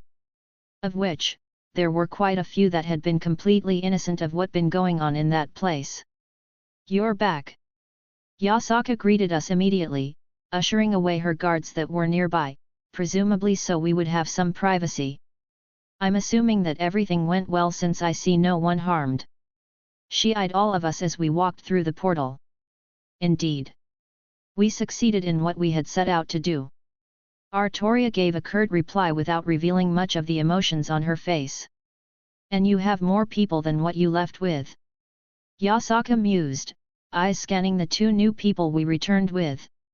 Arthur looked a little embarrassed as Li Fei and Elaine both sort of clung on to him from behind. My sister and my lover, Lady Yasaka. Arthur bowed respectfully. Yasaka tapped her chin, humming as she set her gaze on them for several moments. If they want to stay, we'll have to see about accommodations, I suppose. I wanna stay with Big Brother. Li Fei said quietly. I would also like to stay with Arthur, if it is not too much trouble, Lady Yasaka. Ellen said with a more polite tone as she stepped out from behind Arthur and politely bowed her head. Well, serving the Pendragon family had probably instilled those mannerisms instinctually at this point. Very well. Yasaka said, almost dismissively. Arthur, go take them to see Soma, have him arrange something temporary until we find more suitable permanent accommodations. Thank you, Lady Yasaka. Arthur dipped his head once more before turning towards Artoria. Your Majesty, he said quietly as well, lowering his head respectfully towards her as well before leading the others out. Yasaka looked, confused before realization dawned on her. She had a complicated look on her face, almost mirrored by Le Fay and Elaine, the both of them probably still didn't understand the situation fully Arthur was in. Oh, and Arthur. Yasaka spoke up right as he was about to exit, causing him to stop and turn towards her. I will be speaking with you three at a later time. Be prepared. He opened his mouth then closed it again, nodded his head before leaving. I guess they were going to find out what Arthur had been up to one way or another. I think that was Yasaka taking pity on him and letting him have a chance to explain himself on his own. Well, things would probably be worse if he waited until Yasaka bulldozed over everyone's feelings and relayed the information. Thanks for doing this. I spoke up, grabbing her attention. I took a few steps forward, and took her hand into mine with a practiced ease as I brought it up to give it a kiss. I know you're still not happy about Arthur. She gave a warm smile. That's true, but I don't mind lending a hand to those other girls. She let out a sigh. So, I assume there was more to the story based on everyone's reactions? I expected laughter and high spirits, not this somber atmosphere. I believe I would find a drink tempting at the moment. Artoria sighed with a frown. Couldn't agree more. Achilles snorted. You need me for anything, this doesn't really seem like something for me to stick around for. And Achilles could read a room, color me surprised. No. Thank you for your help, it was greatly appreciated. Artoria shook her head. Anytime. He waved her off. Going to find a nice tavern or whatever they got here now that I got some money to my name. Atalanta sighed. He could have handled that better, but I'll follow along and make sure he doesn't get into trouble. She gave a polite nod towards everyone as she quickly followed after the rider-servant. Scathach stretched her arms, letting out a thoughtful hum. I wonder if those people were let off too easily. It is a question I have been asking myself. Artoria let out another uncharacteristic sigh. It is simply impossible to sift through every person there and figure out who was complicit in Uther's madness. What happened? Yasaka asked. I don't recall hearing anything too absurd from that part of the world or the Pendragon family. Though, they are known for being a bit reclusive. Some shit I really didn't wanna see. Rin muttered. Uther thought torturing children was a viable political tool. Yasaka blinked at that, a scowl quickly forming on her face. Did he kidnap his own fucking family? Mordred snorted. Used them and threw them away whenever it suited him. And his top knights weren't that much better. I was scared to ask how many of the women there couldn't say no when that fake Lancelot came strutting around. Fucking slimy bastard. Oh no. Yasaka looked horrified. Tell me they were taken care of. I left them in the hands of Agravain. Artoria clarified. After subverting the hierarchy of the family, I placed him in charge. He is someone I believe is trustworthy, and he was someone who was willing to suffer to protect his own family. I fully believe he will fix things properly and not let those who sinned escape. Not to mention I confiscated many of their weapons so they will not be getting any ideas in the meantime. Artoria looked a bit pensive even with the proclamation. However, there was much damage done. Apparently, Uther had a large-scale ritual set up that drained the vitality, the life force of his family members to weave into the casting. He collected several items that conceptually aligned with a certain creature that allowed for its resurrection based on its own myths. I explained. Basically, a big fuck-off flaming serpent that was barely under a traditional dragon in its existence. I noticed the fixtures of it myself, but I did not have time to investigate. After the Golden Dawn magicians started teleporting in, I thought it was a lesser priority since it didn't appear active. Jin added. And you did wonderfully. I sneaked up on her, arms wrapping her up from behind. She brightened up quite a bit at that. And honestly, I think she thrived on compliments and acknowledgement. I suppose it wasn't strange considering how she lived before. There is no blame to be had. I do not think any of us would have expected that man to so willingly perform such heinous deeds. Artoria stated, as if making sure Jin knew she didn't blame the blue genie. Things going awry is pretty damn common. Carrie crossed his arms. Don't think I've ever been on a job that hadn't had a few surprises and turned everything pear-shaped. All in all, things could have been much worse. Especially if we never interfered in the first place. And we were able to mitigate some of the worst parts. Skathik also spoke up, adding on to Carrie's statement. The location we had found the two girls at was where many of the non-combatant were hiding amidst our assault. I believe the vast majority of them would have been killed under the actualization of the ritual had we not been there to protect them. That's a good point. I doubted they would teach all the help or lessers of the family the ways of magic or Toki or what have you. They would have most certainly been drained by the ritual and probably killed. Yeah, and the ones in the dungeon were saved because of us. Rin nudged Artoria. If we didn't do this, then they would have died. Rei Kao was silent, nodding along as Rin spoke. It was obvious she agreed wholeheartedly. She was very upset at what happened, which was completely understandable. Not to mention she's very protective of children. We did good, father. Mordred said. We had to do something when they were going around calling themselves Pendragon. They should get their shit together now and not be such an embarrassment. Yes, I suppose we did, Mordred. Artoria gave a warm smile. I am merely feeling regretful due to the ties we shared with them. Her smile slowly turned back to something neutral as she appeared to have another thought. And there is the matter of me acting less than covered in my actions. Please, like anything can top what Schweinorg did. Rin snorted. I deny nothing. I grinned. What happened? Yasaka tilted her head. I have yet to hear any noise, granted I don't keep up with much of the happenings on that side of the world. I released my noble phantasm on the creature that was summoned. And I made no effort to conceal it so everyone there is aware of who I am now. Artoria said truthfully.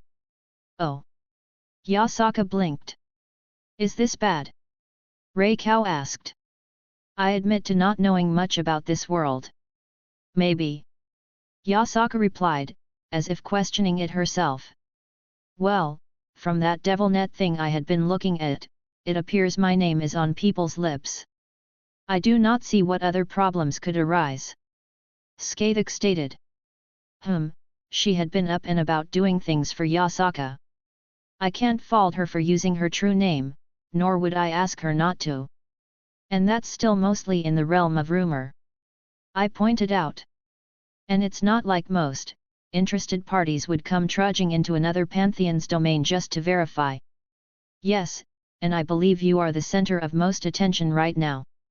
She laughed. I believe I have been regulated to unimportant in the rumors that have been springing up. Ugh, don't remind me. I sighed. Just kick the ass of anyone who tries anything. Mordred crossed her arms. I don't see what the big deal is. Can't we just tell them to fuck off? It's not that simple, Mordred. Carrie sighed himself. You got literal angels and devils running around here. Yes. Yasaka pursed her lips. And from what I've gleaned thus far, the Arthur from our world was far more involved in heaven's affairs. I remember some stories about him leading the charge with angels at his side against the forces of hell. That's so fucking cool. Mordred practically had stars in her eyes. Artoria even looked amused by her reactions. Do you think that they will come seek me out and by extension, you? She tilted her head. If what you say is true, then my relationship with Wilhelm may be a point of contention in their eyes. She furrowed her brow. God, it's weird to think that he's a literal devil. Mordred said blindly. Half devil. I corrected. Same shit. Also a dragon, and part god, or something. And I believe all three of those are hated by the church. Yasaka laughed. Hey. It was all I could say. Yet, Big G seemed to despise dragons. Fuck him. Drake added. Noted. And they consider all other deities to be complete blasphemy, and I'm a devil on top of all of that. The unholy fucking trifecta. I think one of the big issues would be the fact that the Excalibur here was destroyed. Jin interjected, earning a look of horror from Mordred and one of surprise from us. She looked back with confusion. What? Just because I've been researching other stuff in Skyrim doesn't mean I don't keep track of this place too. She huffed. I'm sorry for doubting you. I held my hands up in surrender. But you also raise a good point. The Excalibur. Yeah, hold the fuck up. Mordred interrupted. Explain, now. Artoria let out a sigh. It's not worth getting worked up over. It appears that Excalibur in this world had been destroyed and was later reforged into 7 more blades bearing its namesake. Arthur possessed one known as Excalibur Ruler, which could force those to bend their will to the wielder. That's... Mordred seemed at a loss for words. What the hell? Ignoring the fucking sword getting broken, who the fuck thought it was a good idea to add mind control to your sword? What kind of king needs to force others to listen? Mordred threw up her hands in anger. Going to go kick that brat's ass after hearing that shit. Mordred, calm yourself. Artoria said evenly. The nature of this world's Excalibur is different. Just treat it as another sword altogether. Fuck, I'll try. Mordred scowled. What happened to that trashy knockoff of his? I broke it and scattered its soul to the wind. Artoria replied. Good. She nodded. If I see those others fakes, I'll do that too. Actually, you may have a chance to do that. Yasaka sounded a bit annoyed as if she just recalled something. A while ago, I believe before I met Wilhelm. She flashed me a smile. The church was running around because several of their Excalibur swords were stolen. Oh. I blinked. I actually remember that too. I stopped at a bar when I got here, wanted to get up to date on some news. Wait. That fucking golden store, how could I forget about them? Bastards. Good job, Schweinorg. Rin deadpanned. Oh fuck off, that was after I just got back from the land of shadows.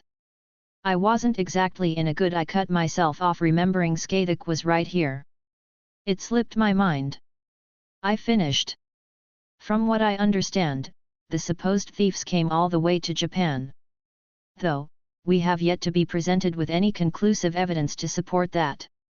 As such, we denied the church access to do a more thorough sweep of our territory. Yasaka continued. I'm sure they must have been thrilled at that. Carrie snorted. I think the church hates their authority being checked more than anything blasphemous that they shout about. Yasaka's lips curled up. You won't hear me say anything to the contrary.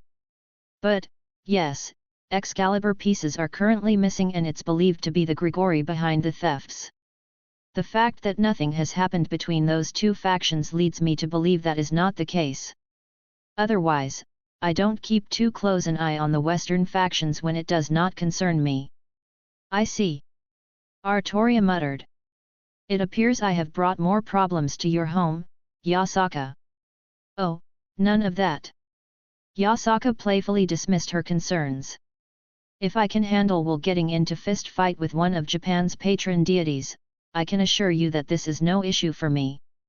We are in no way subservient to heaven or the church, if they want to try something. Yasaka developed a vicious grin. Well said. Skathik laughed. I dare them to come cause trouble. They will meet my spear. I feel attacked. I pointed out. But I also agree. At the end of the day, fuck 'em. Damn straight. Mordred grinned. He actually says something good for once, father.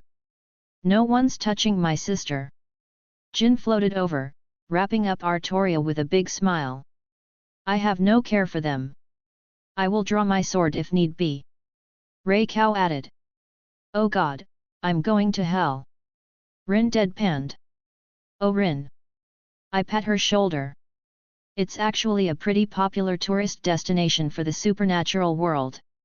You're fucking with me. He's not. Yasaka giggled. Kunu's been trying to get me to take her to Lucifer Land for months now. Rin opened her mouth then closed it several times. I need a drink. Seconded. Carrie muttered. Want to forget this conversation ever happened. Woo, drinks all around. Jin cheered. You, Missy, are going to go slow this time. I pinched her cheek. You got drunk way too fast last time. But drunk gin is also best gin. Oh, phooey. I wouldn't mind indulging. Rei Cao said gracefully. Should I remind you all that it's barely noon? Yasaka voiced. We all just paused there. Food. I offered. Shit, I could eat. Mordred agreed. I do enjoy the variety of food in this era. Skathik looked interested. Yeah, I'm kinda hungry. Rin nodded. I could eat. Artoria smiled warmly, looking around at everyone. I'm sure you could. I snorted, wrapping her up. What are you insinuating? Artoria stuttered. Nothing at all. Rin said dryly. Hang on, let me go make sure I have enough money to cover the costs. I only had a few 100,000 yen on me last time I check. Rin. Artoria turned red. Valper Galilei POV. Speak, what was so urgent that it couldn't wait? I was in the middle of my experiment, if it is not important. I narrowed my eyes. You will be among the next test subjects. Yes sir, it's about the stolen Excalibur swords we were watching over. The former exorcist, whose name I didn't care to remember, spoke up. Well, spit it out. I tapped my foot expectantly. The Excalibur swords, something happened. I turned to look at the second man who stood nearby.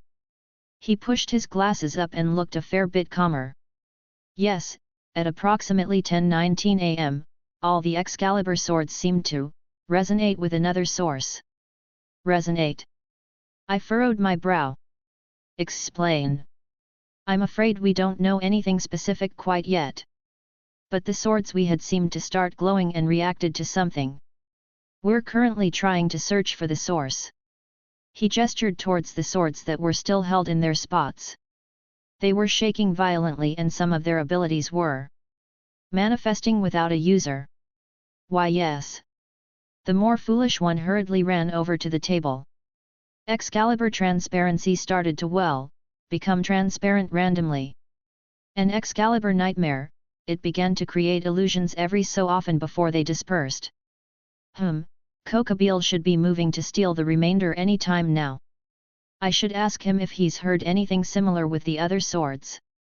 Interesting, very very interesting. Interlude next chapter. Chapter 246, Interlude 12. Sun Mukong POV. You summoned me, Lord Indra. I bowed before the leader of the Indian pantheon.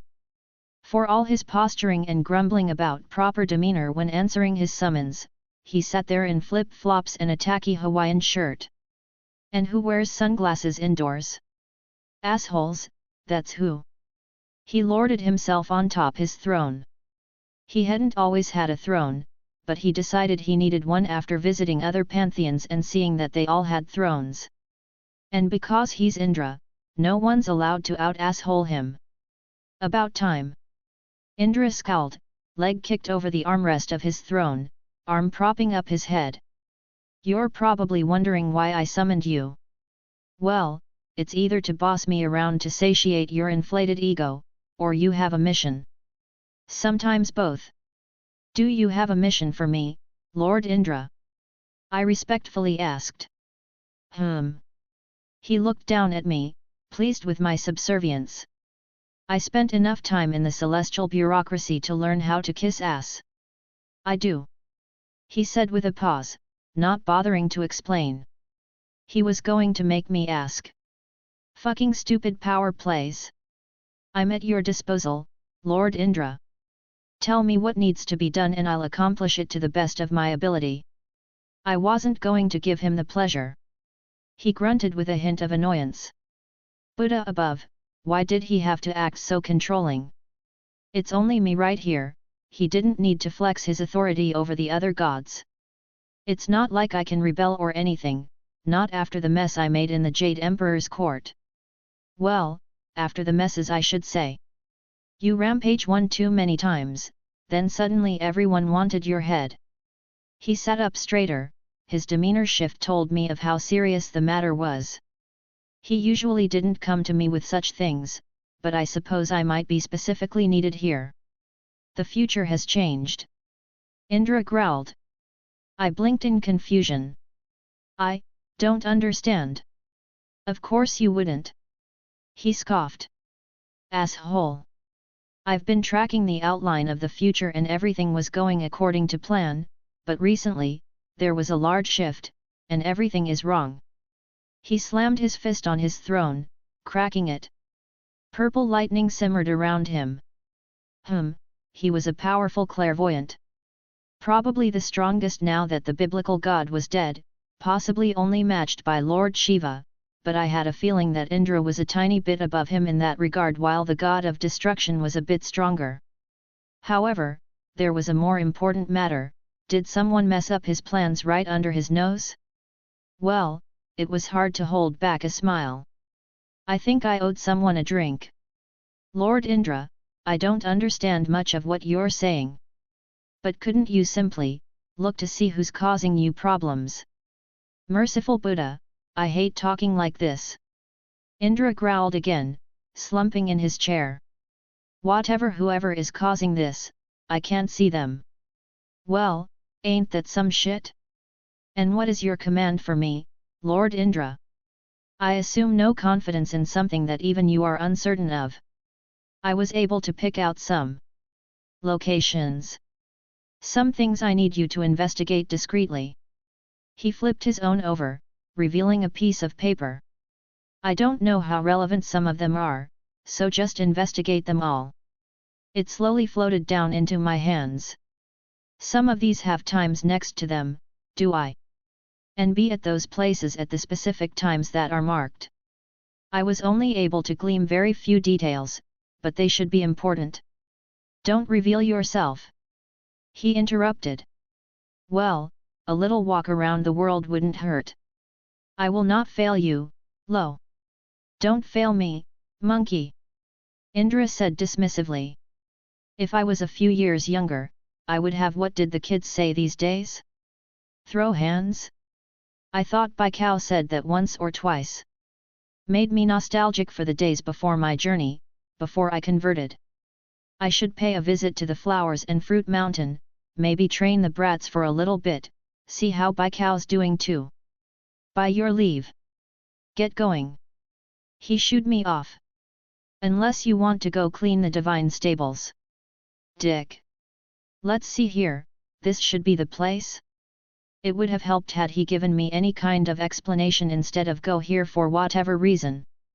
At least this wasn't one of the time-marked ones, which were due, in the next few days. Using my transformation spell was quite handy for situations like this. Made infiltration missions easy. Not many people expected the great sage equal to heaven to be undercover like this. There's no former Monkey King here, just a dashing young human, looking around.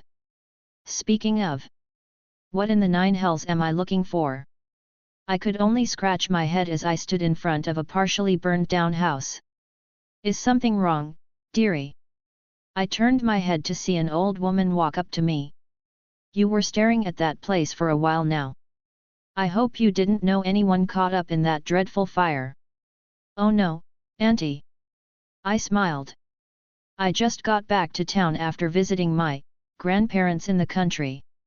Was wondering what happened. My acting skills were impeccable. What a shame. She shook her head. I remember a young man used to live here, kept to himself. I don't remember seeing anyone else. And just one day, the house burned down and I haven't seen the young man since. I do hope he's doing okay. Well, since that's literally the only noticeable thing around here, I could assume that was what I came for. I mean, there were some devils on the other side of town. But I think this was their territory or something. Yet, now I remember, that Satan Brat's sister was here. Well, staying the hell away from them. Don't want that freaky devil to come after me. Oh, I really hoped the devils had something to do with it. I would give up the peaches of immortality I snuck a few centuries ago if it meant I could see Indra's face if that happened. Do you remember his name by chance? I asked. I think it was, Shimoda. Shimoda Takao. She looked thoughtful. Yes, I think that's it. I'm sorry, it's been a long while and he was a quiet child so I didn't speak to him much. That name doesn't sound familiar at all, not that I expected anything. I half thought that Indra just wanted to jerk me around for a while just because he could. Wouldn't be the first time. It's all right, Auntie. I was just curious. I flashed her an innocent smile. My, aren't you a sweet boy? She rubbed my head. Kind of awkward considering I's more than 20 times her age. I have some cookies I made for my grandson, but he didn't come over. How about helping an old woman and take some off my hands? She gave that authentic grandmotherly smile that even someone like me couldn't resist. And I was a sucker for some cookies. Well, the trip hadn't been a complete waste, free cookies. But once again, why am I here? I looked around at the large crowds walking about, the utterly mundane and normal humans for the most part. It was easy to see through the disguises of the non-humans who were walking around. Not much could escape my fiery golden eyes. Yokai, devil, dryad, vampire, centaur? Hey, why was he under an illusion and pulling a carriage, and wearing leather, with a gag in his mouth? And this was why no one wants to come to America. Alright, let's see, I remember that some large mutant lizard attacked here last month. Which wasn't something worth talking about when mentioning this country. I did have a good laugh when I saw Izanami slap it across the face. It's nice to see that girl getting out of Yomi every once in a while. Last time I saw her, she was super depressed. And there had been a devil with her, the son of one of those Satan brats. And I just came from a part of Japan that was a small part of devil territory. Curious. There were a few connections so far, maybe I should go and visit Izanami? We're not exactly friends, but I didn't think she'd turn me away for a small chat. But there was also that mess that her son caused. That Susanoo raising a ruckus off the coast of Japan, fighting that devil. There were a few connections so far, maybe I should go and visit Izanami? We're not exactly. I blinked in realization, looking back at the paper. The one which told me to investigate some coordinates off the coast of Japan, which sounded suspiciously like the place where Susanoo fought. That's 3 times that devil had been involved. The first time could be hand-waved, just happenstance. The second time was a direct interference, and now the third where that young brat fought Susanoo. I'd have to be a fool, or Indra, to not see the obvious here. Though, that arrogant god usually has his head up his own. I took a deep breath. Amitabha. Peace. No need to drag myself down to his level. Well, I read most of this stuff on devil.net. One of the things that kept me entertained these days. I highly doubted Indra would lower himself to use it, so he's probably in the dark. Not to mention if he's this flustered about his future plans being disrupted, he'd probably more focused on that than the real happenings of the world. No, he probably was told that Susanoo got his butt kicked and had a good laugh at that then stopped caring. He looked down on the other lightning-based gods, so he wouldn't even bother acknowledging a devil that fought Susanoo. But that didn't explain how his predictions had all turned to dust. Regardless of this devil's strength, Indra was not a pushover. Especially when it came to looking into the future. As much as I disliked him, he's the only one of two who could have even claimed rivalry with the Christian God when it came to divining the future. Last time I heard, this devil was apparently living in Yasaka's domain. I rubbed my currently non-existent beard in contemplation. It had been a while since I'd seen that old bastard Nurarihayan, and Yasaka was someone I was on decent terms with. I could easily get an audience if I desired without getting those Takamagahara gods in a tizzy. The only issue there was that they're closer to the Jade Emperor than Indra, so it might cause a little friction. Gah, why were politics so annoying? I missed the days I just leisurely drank on the mountain and fought when I felt like it. I retired, and here I am still putting up with all this nonsense. And I knew as soon as I told Indra what I found out, he's going to go cause a mess. He's already throwing a fit when his little toy Cao died and went to a different afterlife. I didn't have much sympathy for that brat. He was a kid without a guiding hand, so his earlier years and attitude could be excused, but he still became somewhat a man and still had those stupid ideas. He wanted to slaughter anything non-human to prove himself or something equally ridiculous. To prove that humans were stronger or something. And the fact that he was using one of the biblical god's toys, his strongest one, in fact didn't seem to register on his mind. Well, Buddha was merciful. I hoped his next reincarnation was better. Maybe that was why Indra was ticked off? Losing his toy was one thing, but that spear disappearing was a whole other issue. Indra had some of his own toys that could match or beat it, but it was still a prize worth having, even if to keep it as nothing more than a bauble. I'm sure he'd love to keep it and lord it over the angels just to get a reaction. Well, I may as well finish up this list, otherwise he'd throw a fit. I got a couple days before this next one and the food here was always good. Buddha is merciful, I'm sure it'd be fine to taste a bit of the local cuisine. England, hey? Been a long time since I'd been here. Hadn't really had a reason to come back in about 600 years or so. Thankfully I didn't spread any new legends when I had a bit of fun at the time. Let's see, a castle in the middle of nowhere. Seems about right for how Indra's been sending me to places. I think I knew this place, something about a family here. Oh, that Pendragon family. Descendants of that one kid a few centuries ago. I remembered him, feisty little guy, learned Toki all by himself and got pretty dang good at it. He was one of the Heaven faction's heavy hitters outside of their realm. I transformed into a bird, flying over the walls undetected. I silently clicked my non-existent tongue at their lackadaisical attitude until I noticed the destruction all around. This place had been through quite the battle, lots of damage every. The faintest smell of fire and snake filled the air. I detected no signs of such things, yet they still persisted. Not only that. I felt a strange sense of peace sitting here. Like I could harmonize with this place and meditate fairly easily. A strange thing indeed for a place that had seen such a battle recently. Now my curiosity was piqued. I flew around for a few minutes, looking for a good target to follow. And wouldn't you know it, a group of people from the Catholic Church had arrived in a burst of light. I guess I couldn't talk bad about Indra's timing.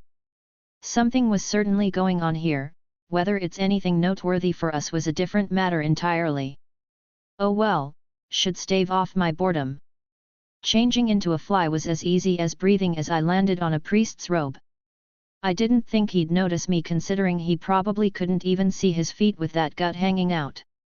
They walked with a purpose, everyone making way for them. I wasn't quite familiar with the relationships or factions here, being a bit out of my purview and a bit low on the totem pole for me. However, it was odd to see these outsiders run all over this supposed noble family for these humans. They pushed open doors and shuffled inside to a group of waiting men.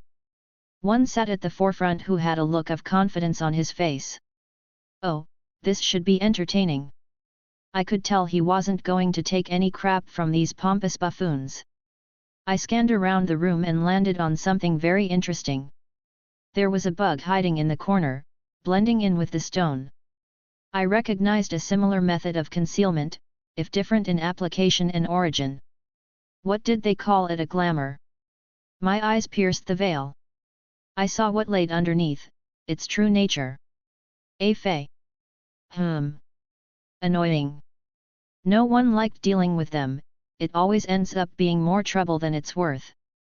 Well, just as I saw through it, it looked at me and saw my true nature as well. Typical, hard to hide or cheat in front of one of those things. They give devils a run for their money when it came to contracts and agreements as well.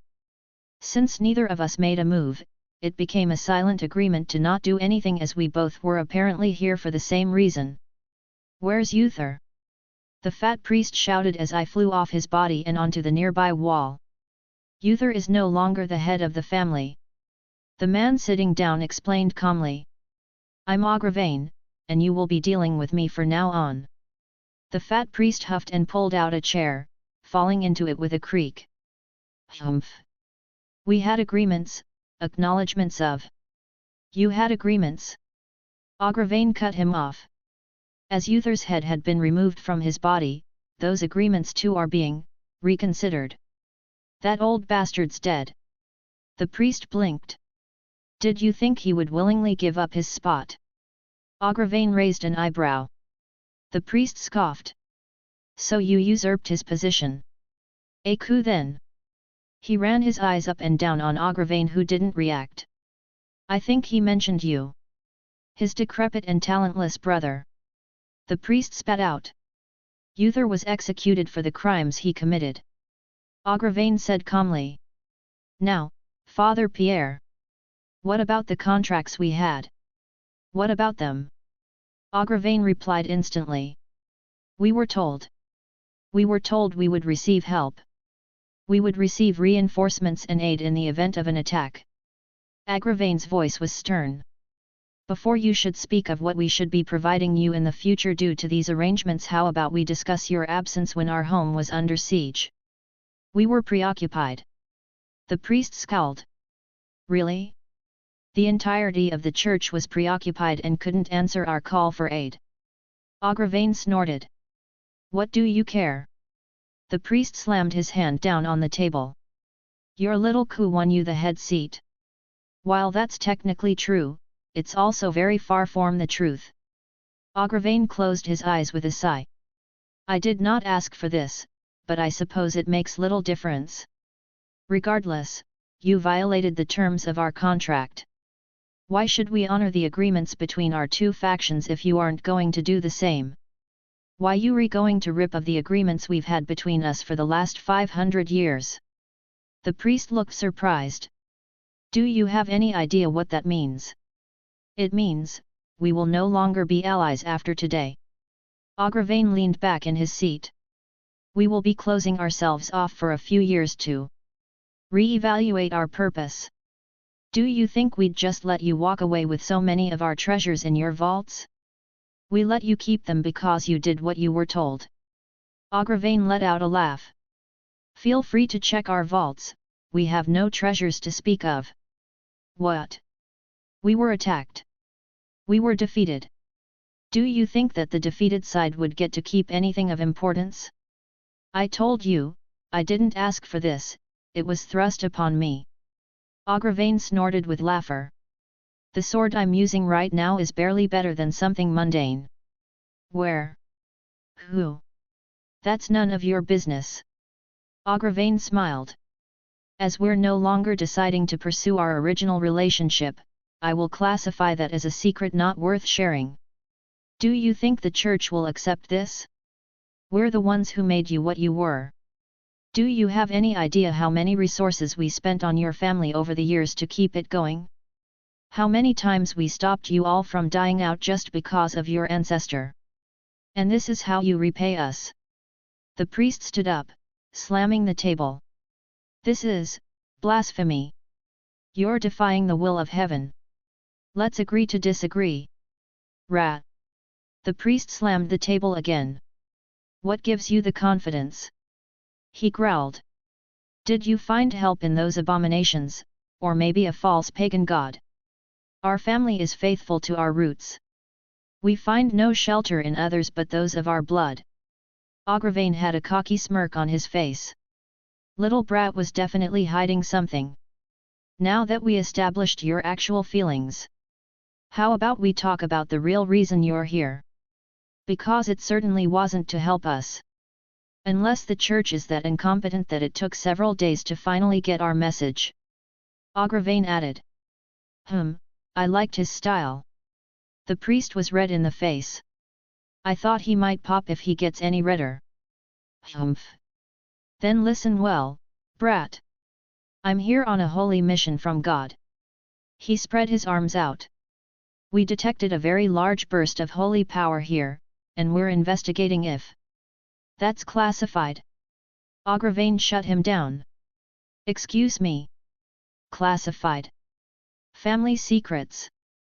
Agravain leaned back. Anything else, or shall I walk you to the door? Why you? He held his hand up in disbelief. Did you not hear what I said? I'm on a mission personally given by an angel. A mission from God himself. You dare deny me? Yes. Agravain said pointedly. Heathen. Are you done? Agravain said with a bored tone. This isn't the end of anything. All our sensors went haywire. Ever since the Excalibur swords had been stolen, we've been looking for them. Then suddenly there's a massive buildup of holy power that can match an archangel at the very least. And our sensors are telling us the Excaliburs were used here? We graciously allowed you to keep one of them. But there's no way that kind of response was only from one being used. The church demands an explanation. This was getting pretty interesting. Those Excalibur toys looked fun to play with, even if they couldn't match the complete sword from back in the day. What happened? There's been not a peep and a battle clearly occurred. If you don't give us a sufficient reply, you'll do what? Agravain tilted his head.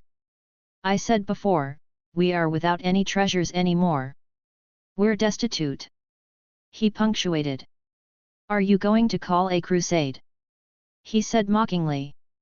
How comical that you're threatening us when you couldn't even spare any of your people when we were in danger.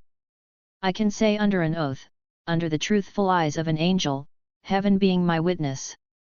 There were none of those Excalibur shards present that day. The priest growled under his breath. Lies, and twisted truths.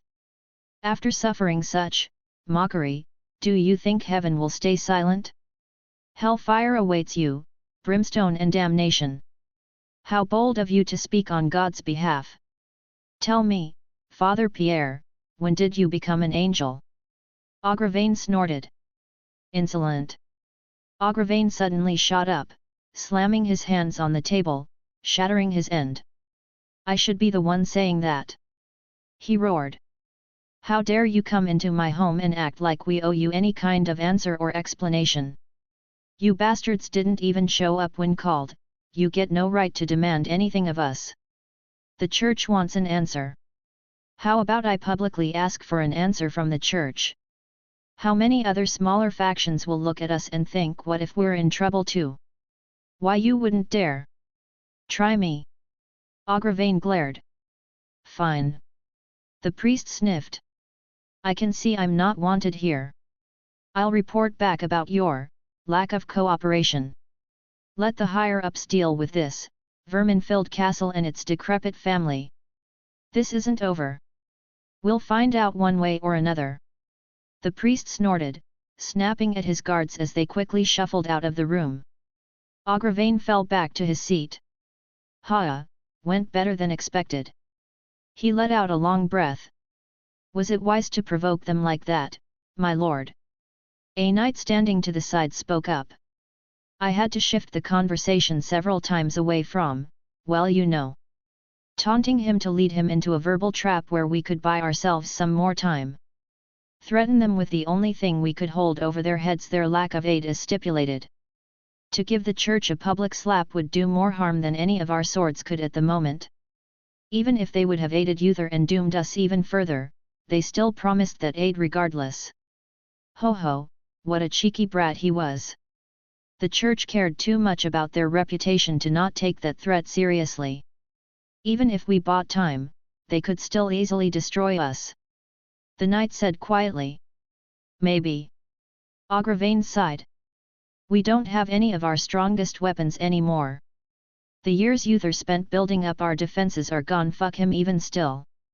We have nothing but the strength of our own arms now. So yes, we would find ourselves wanting should we fight. But, you forget who said they would be here should we call. But, after how church abandoned us when it was convenient, do you think? You saw the look on her face. The words she spoke with conviction as she promised aid should we stay true to our honor. Agravain sent him a glare. You saw her sword. He added on in but a whisper.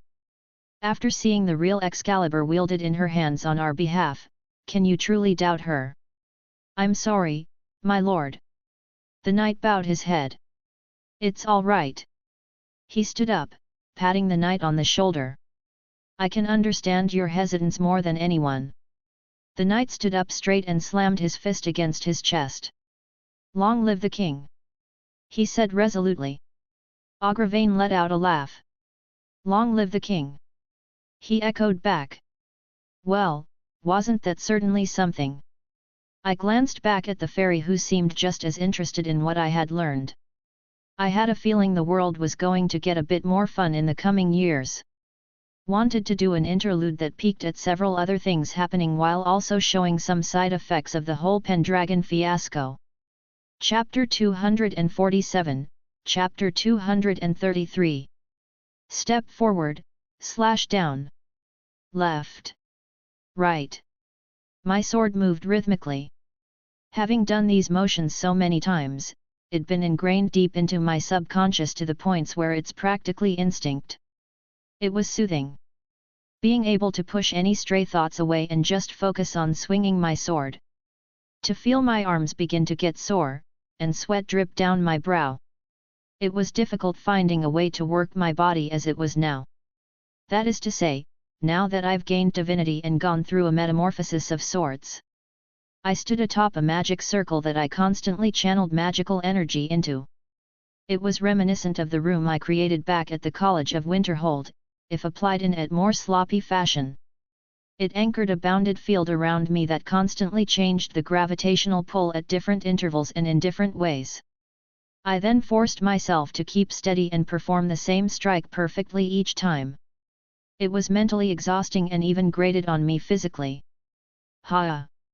I let out a breath as my sword came down to my side, and with a thought, I turned off the magic circle. While the application of the whole thing was magical in nature, the outcome was more of a natural phenomenon, so my magic resistance wasn't hindering my training. I was wondering where you had gotten off to. I saw Skathik approach from the side. My student snuck away to train and didn't even have the decency to tell me. Should I be offended? She gave a little grin. I blinked in realization.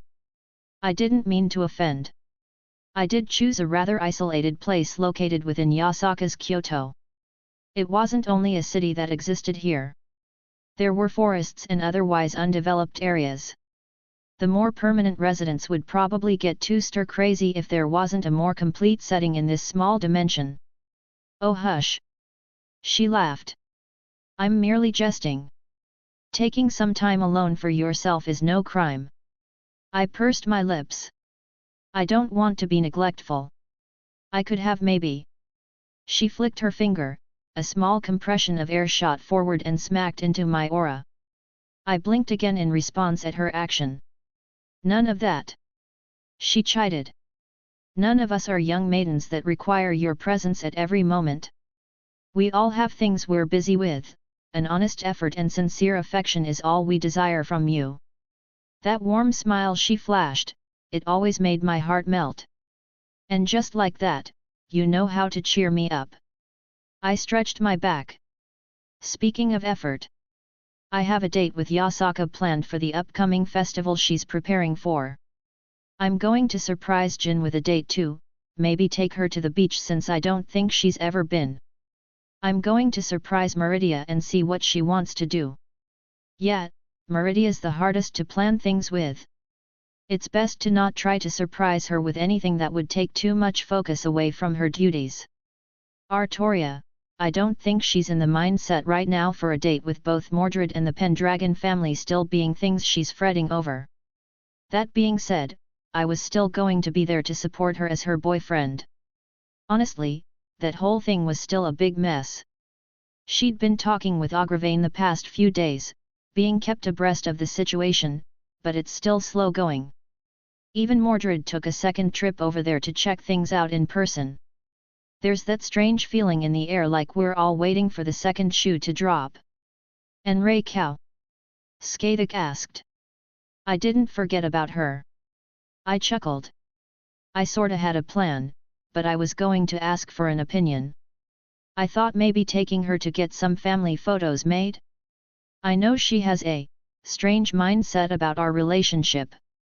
But I wanted to show her that she really means a lot to me, so I was going to get some pictures of us together and set them up alongside the one I have with my mom.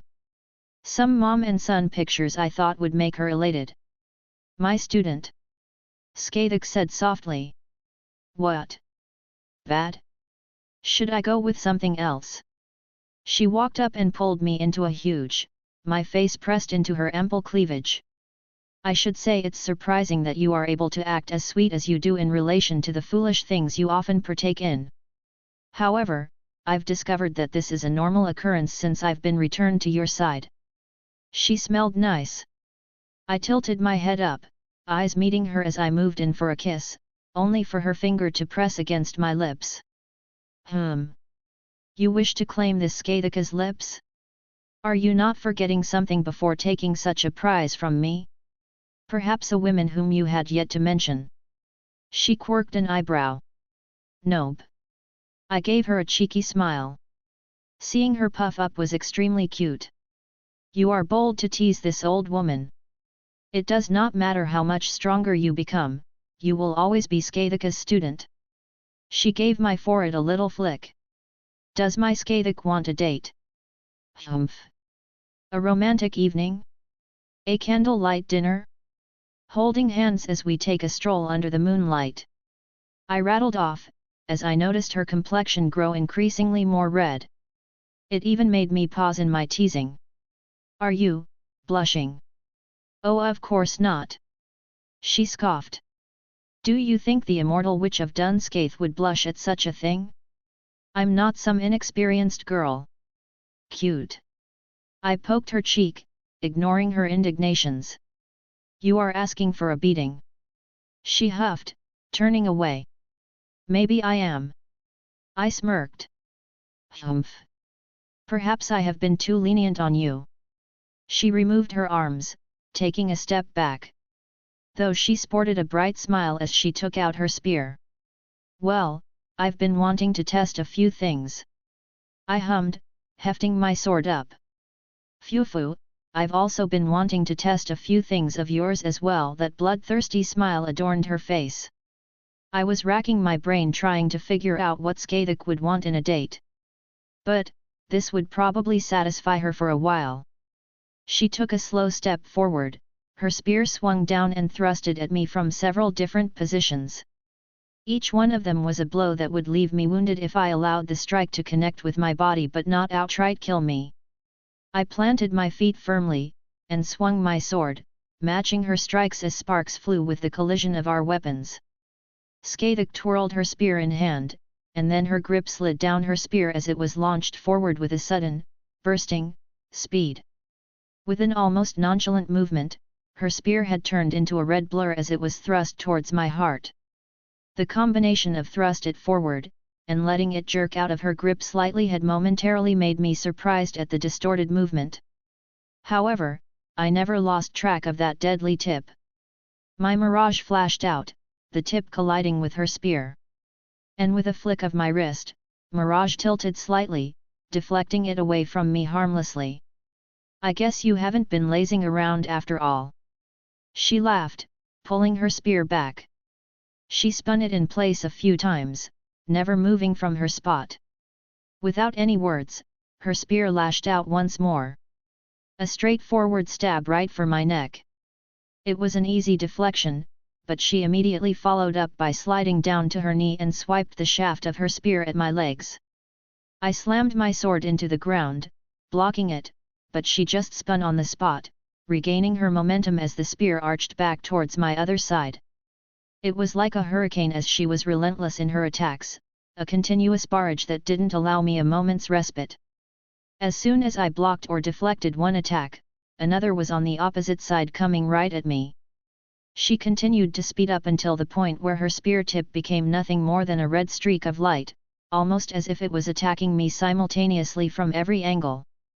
This dance continued, neither of us moving from the spot we were in as we each tried to win this spontaneous game that came about. No, it only came to a head when her spear slipped through my guard, flying by my face and tore apart a small opening in my aura. I let out a breath, my sword went slack in my hand and a sigh escaped from my lips.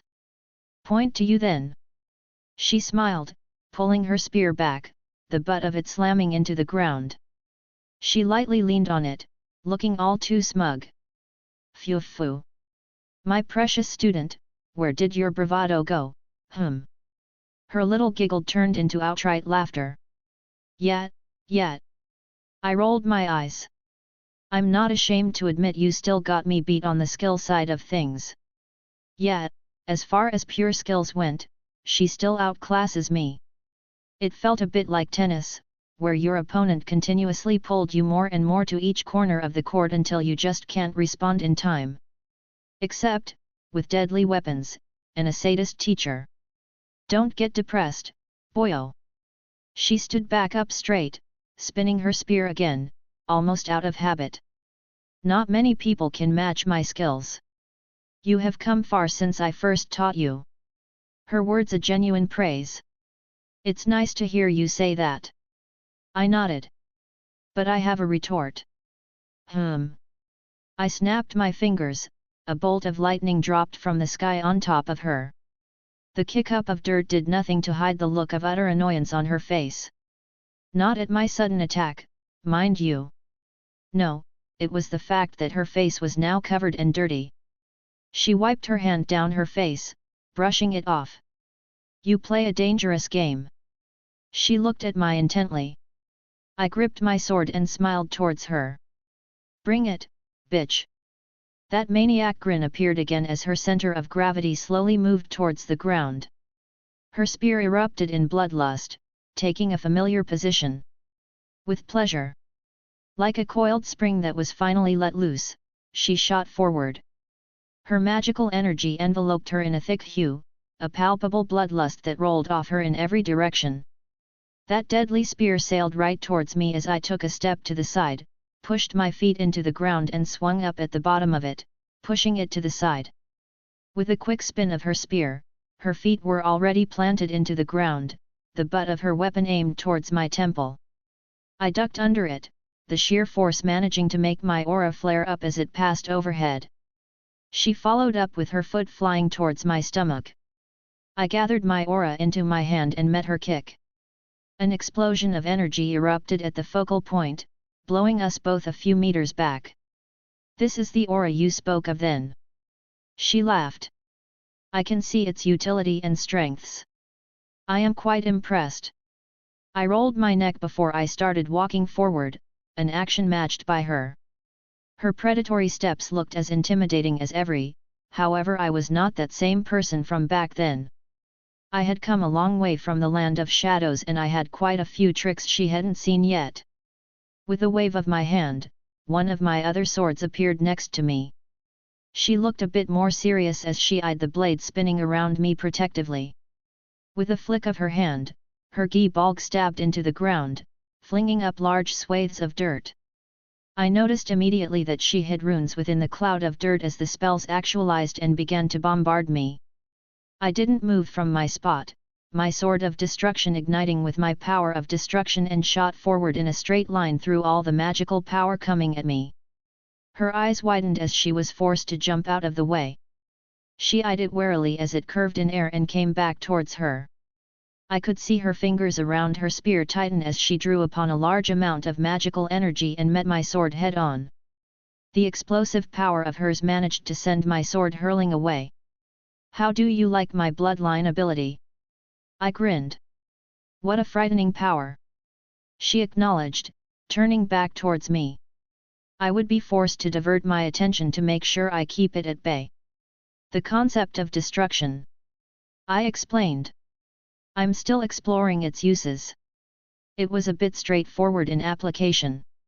We will need train with it more in the future," she decided.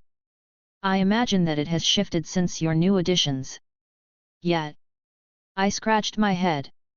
"Bit stronger, and it felt like it opened up more, if that makes sense. I needed to fully develop it now." "Good. I would be upset if you didn't acknowledge your immature use of it." She smiled but leapt up into the air without warning. As fast as she ascended, she was shooting towards me once more. "Damn it, give a guy some warning," I grunted, her spear meeting the flat of my blade. Our faces were only a foot apart at this point. "Here is a warning." She raised one hand off her spear, drawing a rune.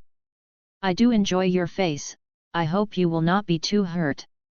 It wasn't just a normal string of runes, there was a primordial rune mixed in.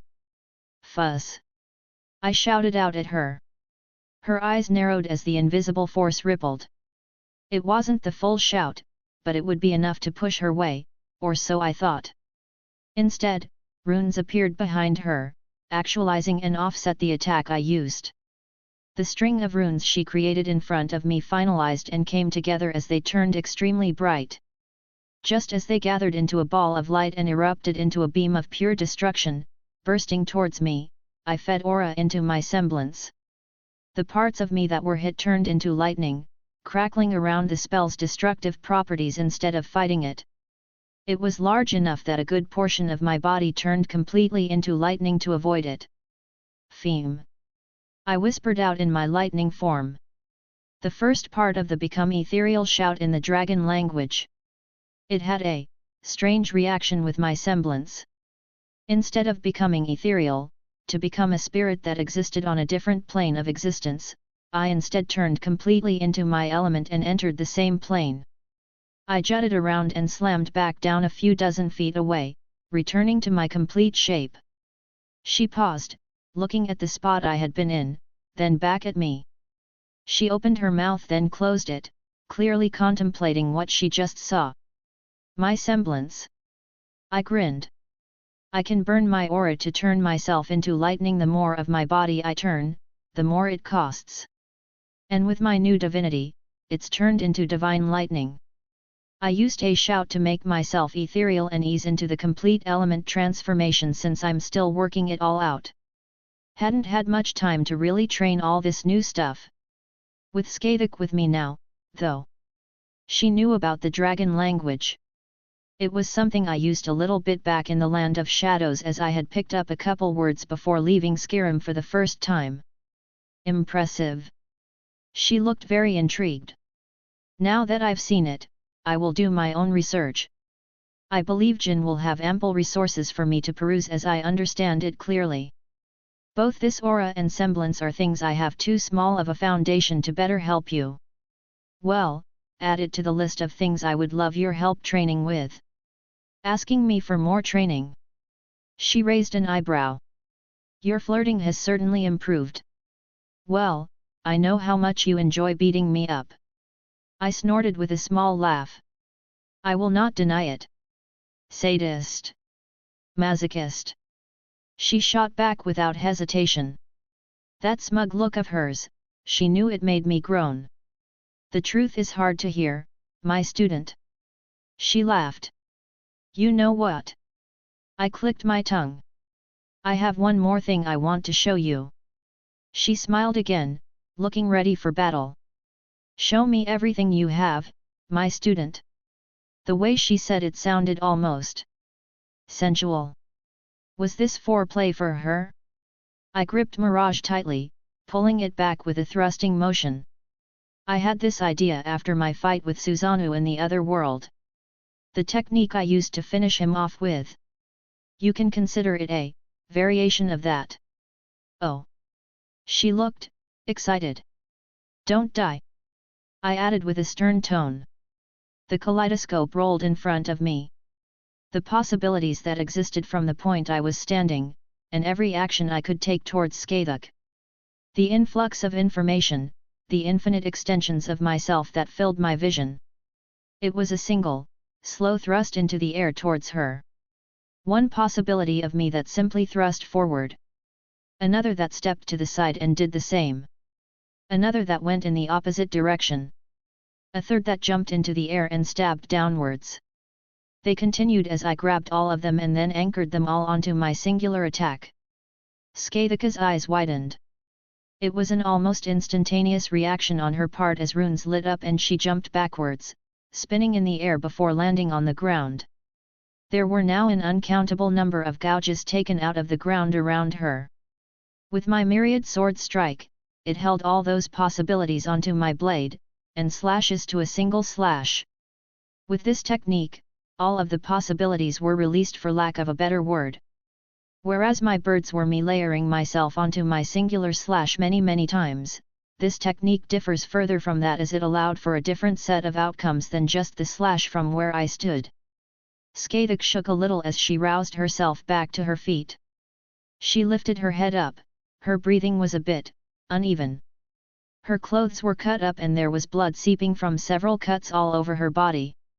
I was worried for a moment that she was hurt until I noticed the flush on her face and the sultry look she gave me. It threw me off that I didn't even contemplate the method by which she avoided the majority of my attack. She sauntered towards me ignoring her injuries. She literally jumped into my arms as I caught her, her lips pushed against mine with a forceful motion, her tongue invading my mouth. "Take me home," she growled, pulling away. I blinked in realization of what she wanted. Not wasting any words, I quickly opened a new portal right to my bedroom. Sorry for late chapter, didn't like the chapter I wrote for P at Rion, so I rewrote it after I basically finished it. Things are settling down a little bit after the Pendragon family, getting some training in and Skathuk getting a lewd next chapter. Chapter 248, Chapter 234. Lewd warning below Skathuk. Skathuk clung to me as we burst into the bedroom. Her soft lips parted ever so slightly as her tongue pushed into my mouth, intertwining with my own. Her fingers ran through my hair, grabbing hold as she refused to let go. We practically dropped onto the bed as soon as we walked in, her legs wrapped around me. I could feel her breath tickling my face between movements, her cheeks flushed with a needy look in her eyes. "You've neglected your duties, my student," she breathed out as we were forced to finally break the kiss to breath once more. I propped myself up as I sat atop of her. She practically squirmed underneath me, an inviting smile adorning her face as her hands started roaming my chest. And what duties were those? I couldn't help but kiss her again, slowly moving down to her neck. She tilted her head back, hands grasping around my head as she let out a small noise. "You play coy," she spoke in bated breaths. "This Skathuk has waited since those bygone days. You have teased me long enough. You claimed me as your woman, it is time for you to make it true," she decided, leaving absolutely no room for argument. Not that I would do so. I wanted her just as much as she wanted me. And frankly, I didn't know why I was hesitating as much as I was. I finally escaped her hands, standing up enough to overlook her. That skin-tight suit she wore, it hugged her in the best ways possible while also covering her up enough to not be obscene. She watched my eyes trail down, examining every inch of her body. I reached out, giving her leg a nice squeeze, earning an amused giggle from her. Though it was only for a moment before I was fixated on her bouncing chest in front of me. Do you have any idea how hard it is to focus on fighting when these are bouncing in my face? I let out a small growl as I finally took those soft mounds into my hands. They were heavy, my fingers sinking into the soft flesh. She didn't say anything to dissuade me from playing with her boobs. If anything, her breathing picked up as I fondled them. Her nipples begun to poke out from the thin fabric that made up her battle suit. You love this Skathika's bosom so much? Then I shall take care of you this way. Skathik breathed out with a gentle smile on her face. With a flick of her finger, she cut her suit and tore it open, allowing her breasts to bounce free from their confines. I didn't have time to admire her as her hands already began working on my belt and let my erect cock spring free into her grasp. Yes. She licked her hand and ran her hand along my length, making me gasp a little bit. This is the cock I've been waiting for. Her hand mixed with her own saliva as she meticulously made sure I was hard and ready. I positioned myself, placing my member between those two breasts. Skathik immediately used her hands to push them together, wrapping them around me. She slowly moved them up and down as I thrust forward, setting a rhythm that sent the pleasure coursing through my body. I moved my hips back and forth, the head of my cock poking out every so often as she leaned up and opened her mouth. Her tongue greeted me at each thrust in anticipation. Do you like my tits, student? They aren't as big as some of the others, but they are large enough to milk this big spear of yours. She started picking up the pace. HNN. She let out a content noise. You can be more aggressive. This Skathika's chest is here for your exclusive use. Fuck them as hard as you wish, I will take it all. I groaned, speeding up the movement of my hips. She squeezed her boobs together firmly, as she realized what was coming. I didn't try to hold it back, grabbing hold of her arms to steady myself, and the bed shook under our weight. Skathik. I breathed out with another groan. I'm coming. The words were forced out through haggard breaths as I made no effort to hold it back. I paused in my movements, feeling it building up to climax. She took the reins, hand grasped over my member and jerked it firmly to finish me off. Ooh! She let out a surprise sound as the first bit spurred onto her face. She held her mouth open, catching more onto her tongue. I felt the jolt of pleasure run through me as she continued to move her hand, making sure it all flowed out. With each twitch, her breasts and face became covered in my seed. I leaned back slightly, her hand continued to pump a few more times, making sure I was fully relieved. She smiled rather smugly, her tongue flicked to corner of her lips to lick away what was within reach. Tasty. She giggled. Jin was correct. She added, wiping away the excess that spilled down her face. Of course she'd tell you. I snorted, letting out a breath of ecstasy. Phew, did you think she wouldn't? Skathik laughed. And I do hope you are not finished, otherwise I will be very disappointed. As if to respond, I felt my dick twitch in her grasp. You were saying? I replied, looking down at her with a smile of my own. I was still hard and that wasn't changing anytime soon. Oh my student does have some stamina after all. Perhaps he isn't as useless with his spear as I thought. She licked her lips, staring at my cock. I knew what she was doing, but I still felt a bit of competitive spirit come over me at the implication. I reached back my hand finding her stomach as I slowly ran it down to between her legs. I can feel how wet you are even through your clothes. That caused her to blush a bit more vigorously. It wasn't the mere arousal that flushed her, but a hint of embarrassment that covered those cheeks. Don't act so prideful. It has merely been a long time for me. She turned her gaze away. I lightly began to run my fingers up and down her inner thighs. Without prompt, her clothing, her battle gear turned to motes of light and disappeared. I hope you won't run away from my naked body this time. She tried to sound sharp and prickly like usual, but it fell flat between her bated breaths and flushed face. This time I moved off her body, sliding down to between her legs. You're mine. So I'm going to enjoy every inch of you. Ha! She made another little noise halfway between surprise and pleasure as I brushed her clit with my tongue. A little tease just to get her react. She was beautiful, every part of her. That little bit of hair she had only accentuated her beauty down below. I began to run my tongue along the outside, gently nibbling all around the outer lips. I could feel her rocking her hips back and forth, a small moan escaping her mouth as I worked all around her. HNNN. She muffled out a moan, her fingers finding my hair again. Her legs tensed up, almost kicking in the air as she continued to make sounds of pleasure.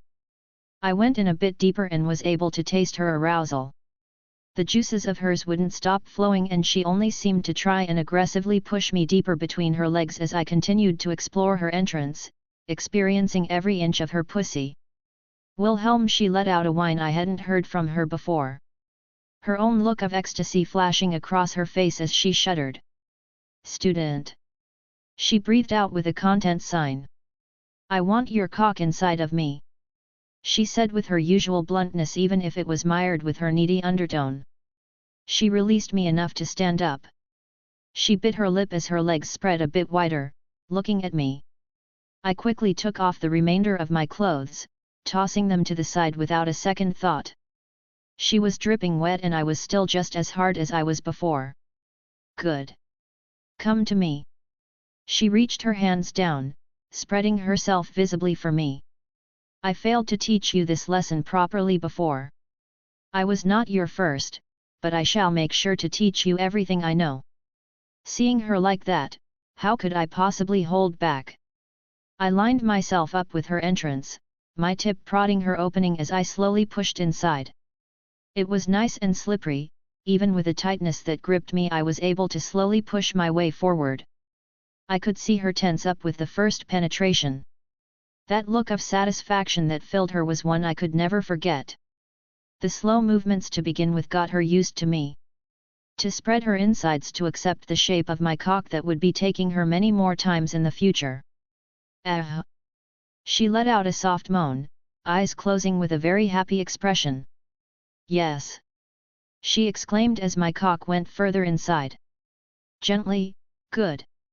She let out another content sign as my hips started to move back and forth, setting into a normalized repetition. HNN. You, are adequate. Only adequate, hey. I snorted. Then should I stop, maybe practice a bit more on someone else? So this was how she wanted to play it, hey? I brushed up against her clit again with my hand, looking down at her entrance where I had just been previously, watching her wiggle her hips expectantly. She let out a small whine as I only rubbed my cock against her leaking pussy, not going any further. Don't bully your teacher. She gave a cute little mewl. Your teacher needs this. Then how about you tell me what you want? Teasing her like this was too adorable. Fuck me, she huffed. Take your cock, and thrust it inside of this Skathika's cunt. I am prepared, I wish to experience all the desire you keep in your heart for me. Well, how could I deny that honest plea? I lined back up again and with a swift motion, I thrusted back inside of her. Her back arched as I pulled out again, repeating the same motion again. She started to let out heavier moans as I began to pick up the pace. Harder. She moaned out again, gripping the sheets of the bed. Make this Skathik yours. She began pushing her hips forward as best she could in her position, trying to match my movements. Her sopping wet pussy was clenching tight around me as we got lost in the act. With every thrust, I watched her breasts bounce up and down. Her face was locked in a look of pleasure and contentment. Her mouth hung open as moans escaped past her lips. Fuck. I groaned out as she clenched tighter than before. Her folds contorting around me as she quivered under my movements. My hands grasped below, sinking into that large, round ass of hers as I lifted her up just a little bit for a better angle. So far, I only had Meridia to compare to. It felt noticeably different, yet, it was still inexplicably pleasurable. With the way she wrapped around me, how her folds clenched down every time I pushed inside, I couldn't last much longer. Are you going to come again? She managed to get out between moans. Her arms opened up, grabbing and pulling me into her embrace. I welcome you wholeheartedly, my student, my lover. Fill this womb with your seed and I will happily accept any consequences. She whispered into my ear. That was enough to push me over the edge. With a few more thrusts, I felt it build up again to the breaking point. I could feel it spurt out into her deepest parts, my thrusts becoming slower and more methodical as I focused on draining everything I had inside of her. Skadika's hips continued to rock back and forth, doing her best to milk every last bit of cum out of me. I let myself breathe out a sign of relief, my head rested between her boobs. I could feel her hand rubbing along my back, a surprisingly soothing motion after I had just finished emptying myself inside of her. My student, she whispered. I do hope you're not all spent. I am still unsatisfied after all. She adjusted herself slightly after I felt my cock twitch again. Phew, I'll take that as another no then. She let me go as I rolled off of her, my member sliding out from inside her wet hole. It seemed like something changed. That slight bashfulness she had before was gone. That loving and delicate Skadik who tried to hold back her moans with an embarrassed face was now nowhere to be seen. She now looked at me with hungry eyes, an intense desire burning in them. She slowly moved up and down towards my semi-erect cock. I will get you back up in no time. She tucked her hair back, and opened her mouth. Her eyes locking with mine as she lowered herself down and took me inside. Oh! I breathed out, still sensitive from my previous orgasm. She began to bob her head up and down, tongue exploring every inch of my cock. She ignored the fact that I was covered in both of our juices as she went about sucking me off. Her hand gripped at my base, gently squeezing and pump as her tongue twirled around, massaging all of my sensitive places. Adjusting herself, she slowly began to take me further down. Gulg. She made a strange noise as my cock disappeared down her throat. Gulg, gulg. She forced herself to keep it there, moving only slightly to massage my entire manhood with her throat. I regained my full erection within moments as she relinquished me with an audible pop. Ha! She let out a few gasps, chest bouncing up and down as she regained her breath. Looks like I still got it. She looked back up again, hand gripping me tight as she made sure I continued to stay full mast.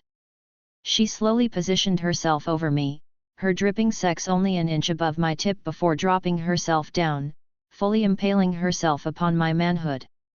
Be prepared, my student. I'm not through training you. I will make sure this spear of yours is properly taught, even if it requires all day. Her lascivious smile might have been intimidating in any other circumstances. But at this moment, I could only feel myself quiver under her folds once more as she began bouncing up and down on my cock. It's not a matter of if I'm prepared or not. I grabbed at her hips, watching her eyes roll back a little as I pulled her down in one motion and thrust upwards. She let out throaty moan, which quickly turned into uncontrollable mewls. But can you handle me? I wasn't entirely sure I could run out of stamina anymore. But I was sure going to find out. Lude over. My, you have a good look on your face. What's gotten you in such a good mood? Yasaka eyed me as I walked portaled into her office. Had a good training session with Skaduk. I hummed, stretching my arms. It had been a very pleasant several hours. The cuddling was nice too, but I could only do it for so long since it was still in the middle of the day. I started my training in the early morning and we exercised past noon. Skaduk was still resting when I finally got up. Did she finally get the banging she wanted? Yasaka asked. I almost choked at her blunt response. Was I that obvious? No, no. She waved me off with an eye rolls. You were very subtle. A small giggle escaped her. And I can still smell her on you. Hey, I guess a simple shower wasn't enough for her nose. Well, I didn't mean to come off as. I didn't know the correct word to use. You didn't. She laughed again. But she mentioned some things, so it was more obvious to me. She did. I blinked at that. Was I being a bit too neglectful? I hoped not, cause I didn't want them to think I was just interested in the sex, which admittedly made me hold back a tiny bit. We do have girl talk every now and then. Yasaka said coyly. Scary. Oh, hey. She waved her tail at me, flippantly. Now, to what do I owe the pleasure? I hope that there isn't another family that needs a reminder anytime soon. Oh gods no. I sighed. Still, I feel like the next shoe is going to drop any moment now after the Pendragon family. Which reminds me, have you heard any news? No. She pursed her lips. It's been eerily quiet recently. And I also have the same feeling. I've put my feelers out, checked in with some people I know, but everything has been remarkably quiet relatively speaking. The church has been making noise, but they always seem to be. Maybe it has something to do with how large their institution is. She shrugged. I guess quiet is good. I shared her look. Well, it gives me time to get things done without running around like a headless chicken. That reminds me, I was planning out my time and making sure I spent it with everyone. Dates and such, you mentioned a festival. Yasaka brightened up immediately. I'm happy you remembered. Yes, we have a celebration once a year to commemorate the founding of this place. This home of ours that lays atop the human world. She swung her arms around. That sounds exciting. So when is it, so I can plan better? I asked. A week, maybe. She tilted her head in thought. Maybe? Shouldn't it be more rigid? Yasaka let out a laugh. We basically just celebrate in the month at some point. It's never really a set day as the creation didn't just happen all at once. I'm pushing it back a bit due to the obvious. Yeah, the attack and all the cleaning up. That's convenient. So, need help with setting anything up? I'm always here to lend a hand. And your help is greatly appreciated. She said with a warm smile. We're still working out the larger details. However, I may have some things you can help with in the coming days. She paused, a look of hesitance on her face. What? I questioned, poking her forehead. You're holding something back. It's nothing too bad. She sighed. Yasaka.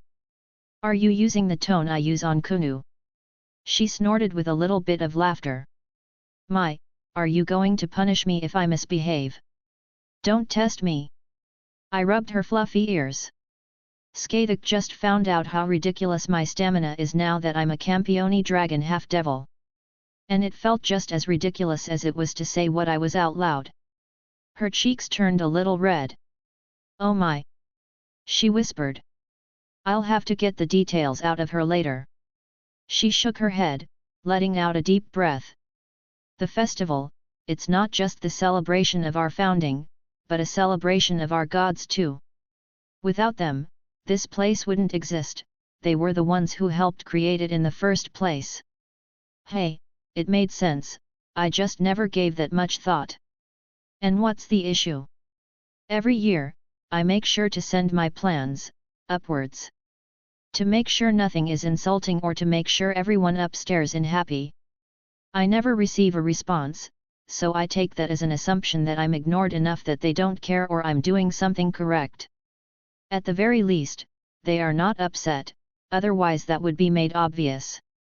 I see. I nodded along at her explanation. And I assume something changed. Well, there have certainly been a number of things that changed recently. She said dryly.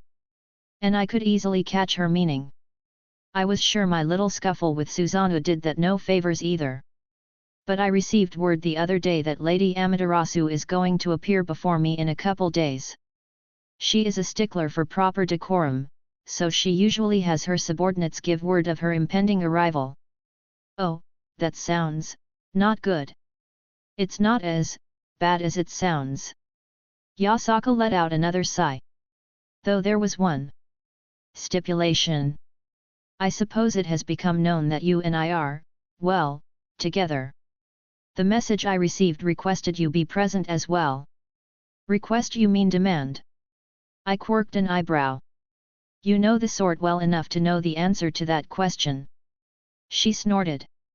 But yes, it was implied that she expects you to be present. I know that. Okay. I said simply. She blinked. Okay. Did you think I would deny you? I tilted my head.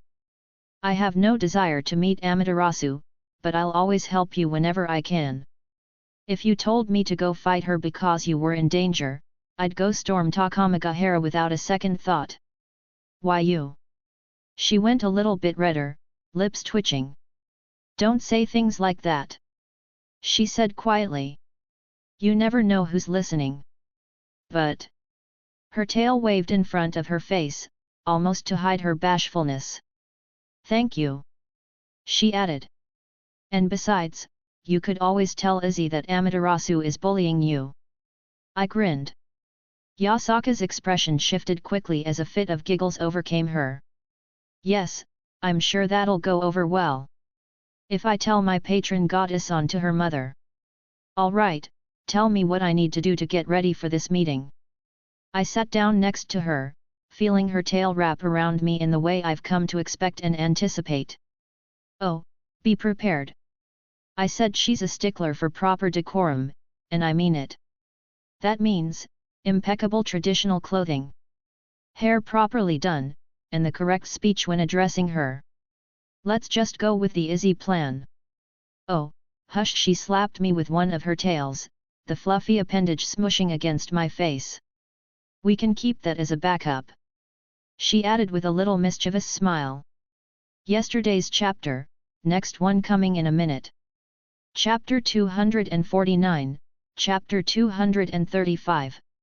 Fluffy tails in my lap, they always brought a smile to my face. Even as I sat here doing paperwork of all things, I couldn't help but grin like an idiot as I ran my hand through the soft fur. Okay, I have another one. Yasaka spoke up. What do you do if Lady Amaterasu greets you? She asked, writing some things on her own documents. She had been giving me an impromptu lesson on etiquette. I cleared my throat. Sup bitch? I said with a straight face. Yasaka turned to me, giving the drying look she could possibly give before one of her tails left my grasp, swaying back to her side. That's another one you lose. I was down to 3 now.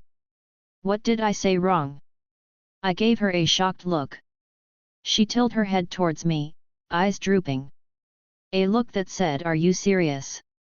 She held it for only a moment before breaking out into giggles. Please don't say that to her. Yasaka dropped her face into her palms. It's the greeting of my people. To not use it would be culturally insensitive too. I'm well aware that the term was popularized on the internet. She deadpanned. Hey, when I was younger, I was a shut-in. I said defensively. Most of my social interaction was through my computer. Kind of sad I burned it along with the house. Well, besides when I had club stuff. I do kind of miss the theater. I should make some time to go see some of the big productions around the world. Don't mimic my goddess. One of the tails in my grasp was pulled up before lightly fluffing me across the cheek. She probably won't even realize what you're doing. Yeah, that could turn out terrible then if she was offended at your tone or vernacular. I have to remind myself that not all gods here are like Izzy. I nodded. I was kidding obviously. She knew that, of course. I would never jeopardize Yasaka's relationship with her patron like that. It's kind of funny. What? That Izzy, the mother of Japan, mother of the current reigning gods, is more culturally aware than her children. Yasaka blinked before chortling. When you put it that way. I quickly scribbled what I needed to, slapped this last few pages onto a stack I had already completed. Done. I threw my hands up. Already? What's your secret? I just drew dicks on all of them. I said proudly. She narrowed her eyes, reaching over and grabbing a random document. She scanned it before puffing with, her tail began to bombard me with fluffy attacks to my face. "You meanie!" she huffed cutely. I don't know why I believed that even for a second. I of course had a laugh at her expense. Now to kick back and relax. I leaned back in my chair, arms behind my head for added effect. "Now you're just rubbing it in." "Yup." I grinned. "Well, I see how it is." She sniffed, retracting her tails. "I wouldn't want to interrupt your relaxation, so I'll just keep out of your way then. I just realized I can never win because you can just do that every time." I snorted. "I take it back, gimme that fluffy tail." I reached over taking it back. The fox Yukai giggled with a smug look on her face. "Have I ever said I adore how much you play with my tails?" She shifted into a warm smile. "You know, they are intimate parts for us kitsune. Outside of Kunu, you're the only one allowed to do this. Would it be weird if I asked to brush them sometime?" I asked. She blinked and actually blushed a little. "That's even more of an intimate gesture. It's usually only done by parents to their children or mates." "Oh, I didn't mean to overstep. Just for while we were certainly in a relationship at this point, I didn't know how far of a step forward that meant to her. The idea of a mate is something a bit more than what we probably had right now. Despite everything we had between us, some things still couldn't be rushed. It's not like I was ready to get down on a knee and propose. Who knows if this was something in that same vein?" "Hush!" She pushed a finger to my lips. "I just wanted you to understand the significance. That doesn't mean I'm against you doing it. If anything, I would very much enjoy having you do it." The usual flirty and mischievous Yasaka sported a noticeable red hue on her cheeks as she said that. "Oh, I'd love to, if you wouldn't be against it." And now I could feel my cheeks heating up. Just got done fucking Skathuk, yet now I'm sitting here blushing. However, I feel like I got a little bit closer to Yasaka now. Well, this became awkward. Yasaka quickly shifted from the bashfulness. Now to change the subject. "Have you considered the letter from Lady Gremory yet?" I let out a groan, letting my head fall to the table. "I'll take that as a no. I've given it some thought," I admitted. "Perhaps not as much as I should. And I just keep finding excuses to put it off. I don't want to pressure you about it. But I also know it's going to eat at you until you finally decide." She lightly poked my shoulder. "I know." I groaned.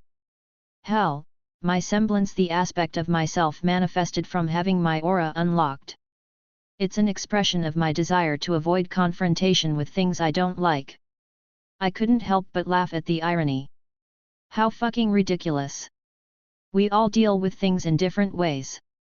She scooted over, pressing against me. "I'm not judging or condemning you.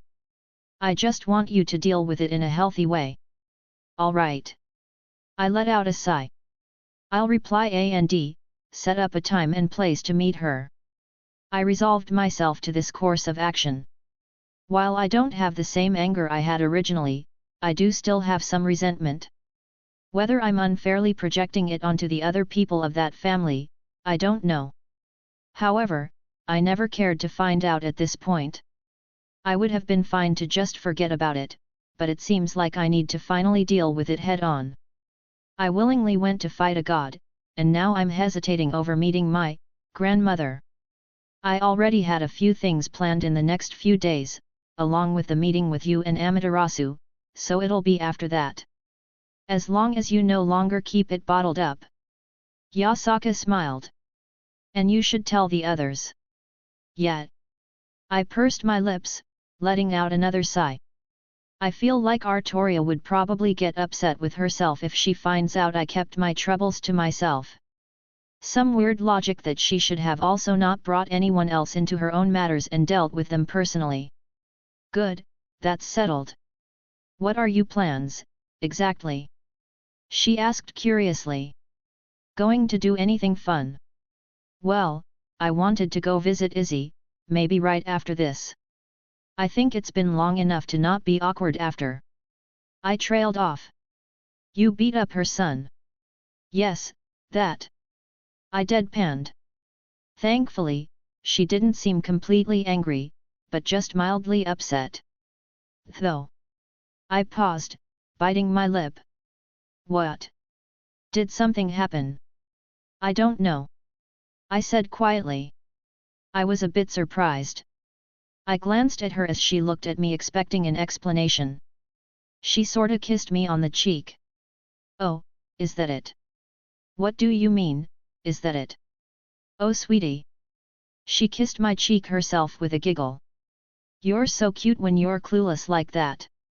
Don't dwell on it if you don't want to. She said simply. Now, what are your plans? I'm curious. I mean, they're not really anything intricate. I wanted to see Izzy, make sure to clear any air, to properly apologize for what I did. Then I was going to stop over to Remnant, check up on some people. I have a few friends there I hadn't seen and I kinda miss them. How long will you be there? I don't know. I shrugged. But I can time it well enough that I'm not gone more than a day from this world's perspective. Hell, I might swing by a few places on my way back just to check up on things. It'll only take a few hours from my perspective even. That's convenient. She nodded in approval. At least you won't feel rushed into anything then. Maybe I should have a book written up on etiquette for you to study while you're away. Oh my, look at the time. I abruptly stood up. I should really get going. You silly man. She laughed. Come here. If you're heading out, I want my goodbye kiss.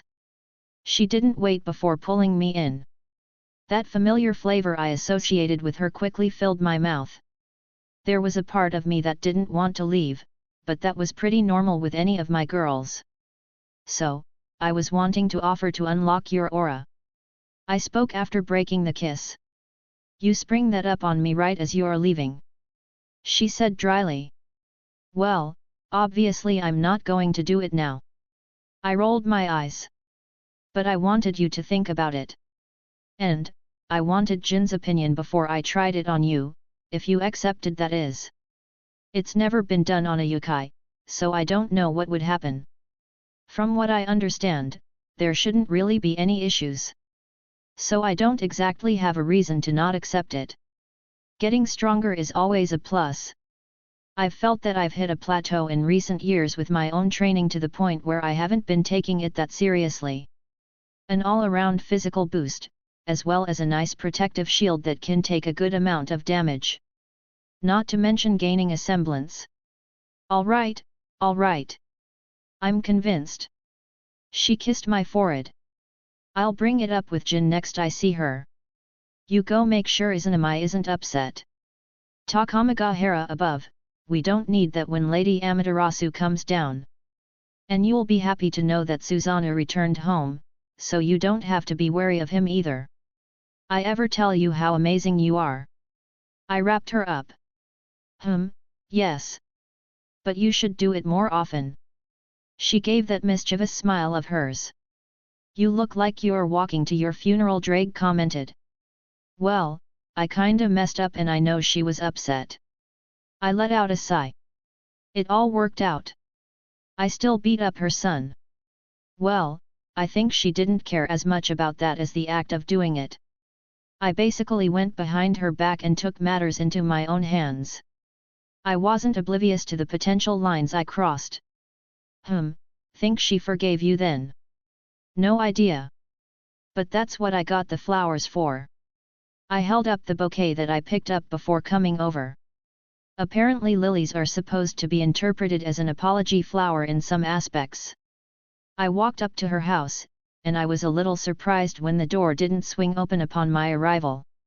Instead, I had to knock on it a couple times and wait there for a few moments. It's possible she isn't home. And right on cue, the door swung open. Izzy stood there in the threshold, arms crossed, staring at me. Wilhelm. She said evenly. She was amicable last time, even if she was upset, probably because she was in mother mode with Susanoo around. I don't have the benefit of that anymore. Izzy, I paused looking at her expression. Isn't am I corrected. She frowned at that. Since when do you call me that? She snorted, stepping out of the way. Well, are you going to come in? I perked up a little as she gestured inside. I guess it was still good that I could still call her that.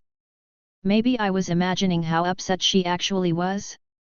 Regardless, she was owed an apology and I would give it to her. She slammed the door behind us as I walked inside. She eyed me and the flowers in my hands. I'll go get a vase. She still didn't say much as she went the kitchen. I only heard a few cupboards open and closing, some things being moved around and the water running before she came back out. She unceremoniously grabbed them, but it was almost gentle as she carefully placed them inside the vase. Honestly, I think she quirked a smile as she arranged them in a way that pleased her. Now, are you going to speak, or just keep standing there in silence?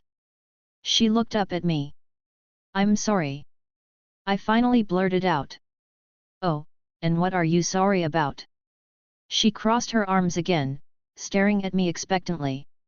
I opened my mouth and closed it again. I wanted to make sure I properly voiced my thoughts. Are you perhaps apologizing for beating up my son? She raised an eyebrow. No. I shook my head. Honestly, I don't think you even care about that part. He's a god, he was healed in no time after the fight. The only thing that was harmed was his ego. Wilhelm, this isn't a good apology. She said dryly. I'm not done. I said awkwardly. I'm not apologizing for that. I'm apologizing for taking it upon myself to try and fix it. For shoving my nose where it didn't belong. I had no business taking matters into my own hands, yet I did so anyways. But most of all, I'm sorry for putting you in that position. Between me and your son. I forgive you. I blinked, staring at her. Just like that. Did you expect me to kick you out or get angry? Izzy huffed. You acknowledged what you did was wrong. You gave me a genuine apology. I won't hold on to any sort of grudge or anger since nothing unfortunate happened. She stated. I forgive you, Wilhelm. Oh, I didn't expect it to be that easy. You came back. She muttered. That means more to me than you can understand. Ah, I can see how that's a tender spot for her. I'm sorry. I repeated. I know.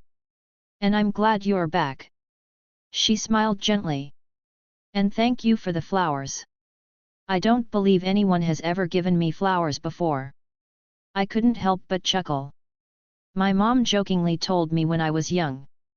If I ever upset a girl I care about, I should bring her flowers when I apologize. Your mother was a smart woman. Izzy praised. I suspect you brought her many flowers when you were younger. The first time I got in trouble after hearing that. I ran outside and found a dandelion a few houses down. I was so excited that I ran back and didn't even realize the little bits already scattered as I gave it to her. She looked so confused when I handed her basically a stem with a shit-eating grin on my face. And it seems your foolishness hasn't changed much, only the scale. Yeah, I deserve that one. I couldn't really argue with that. So, bringing your children back up. Apparently, Amaterasu is going to make an appearance before Yasaka for the first time in forever. And my presence was requested. I made sure to add that last bit in air quotes. Wilhelm, don't beat up my daughter. Do you really have to ask me that? Do I need to bring up Susanoo? It was one time. Yes, it was only one time you beat up my son. We shared a look before both laughing at the absurdity of it all. I promise, I'll try my darndest to not do anything. I said with all honesty. Good. Don't even bring me up if you can help it. Though, I suspect it'll be mentioned regardless, since it's easy to guess why she's descended in the first place. Izzy sighed. Just Tread carefully. Yeah, I got it. Yasaka's patron goddess, your daughter. Lots of intertangled relationships all about. I'm content to sit back and let Yasaka do the talking. I knew this already, but I wanted her to know too. I felt like she at least deserved to know that I would be talking to her daughter. Thank you for telling me. There isn't much I can do with that information, but I am appreciative of it nonetheless. Now, tell me what you've been up to. You look exhausted. Have you been causing more problems? She inquired. It wasn't me this time. I let out a sigh. So, you hear anything about the Pendragon family? That Western family? No. But now that you mention it, I assume something occurred. She tilted her head. Well, it's interesting that even Izzy hasn't heard any news about it. Artoria wanted to pay them a visit. Show them the error of their ways after she heard some unsavory details. Oh, yes. I can imagine how that went. Most families like that have quite a few skeletons in their closets. Tell me about it.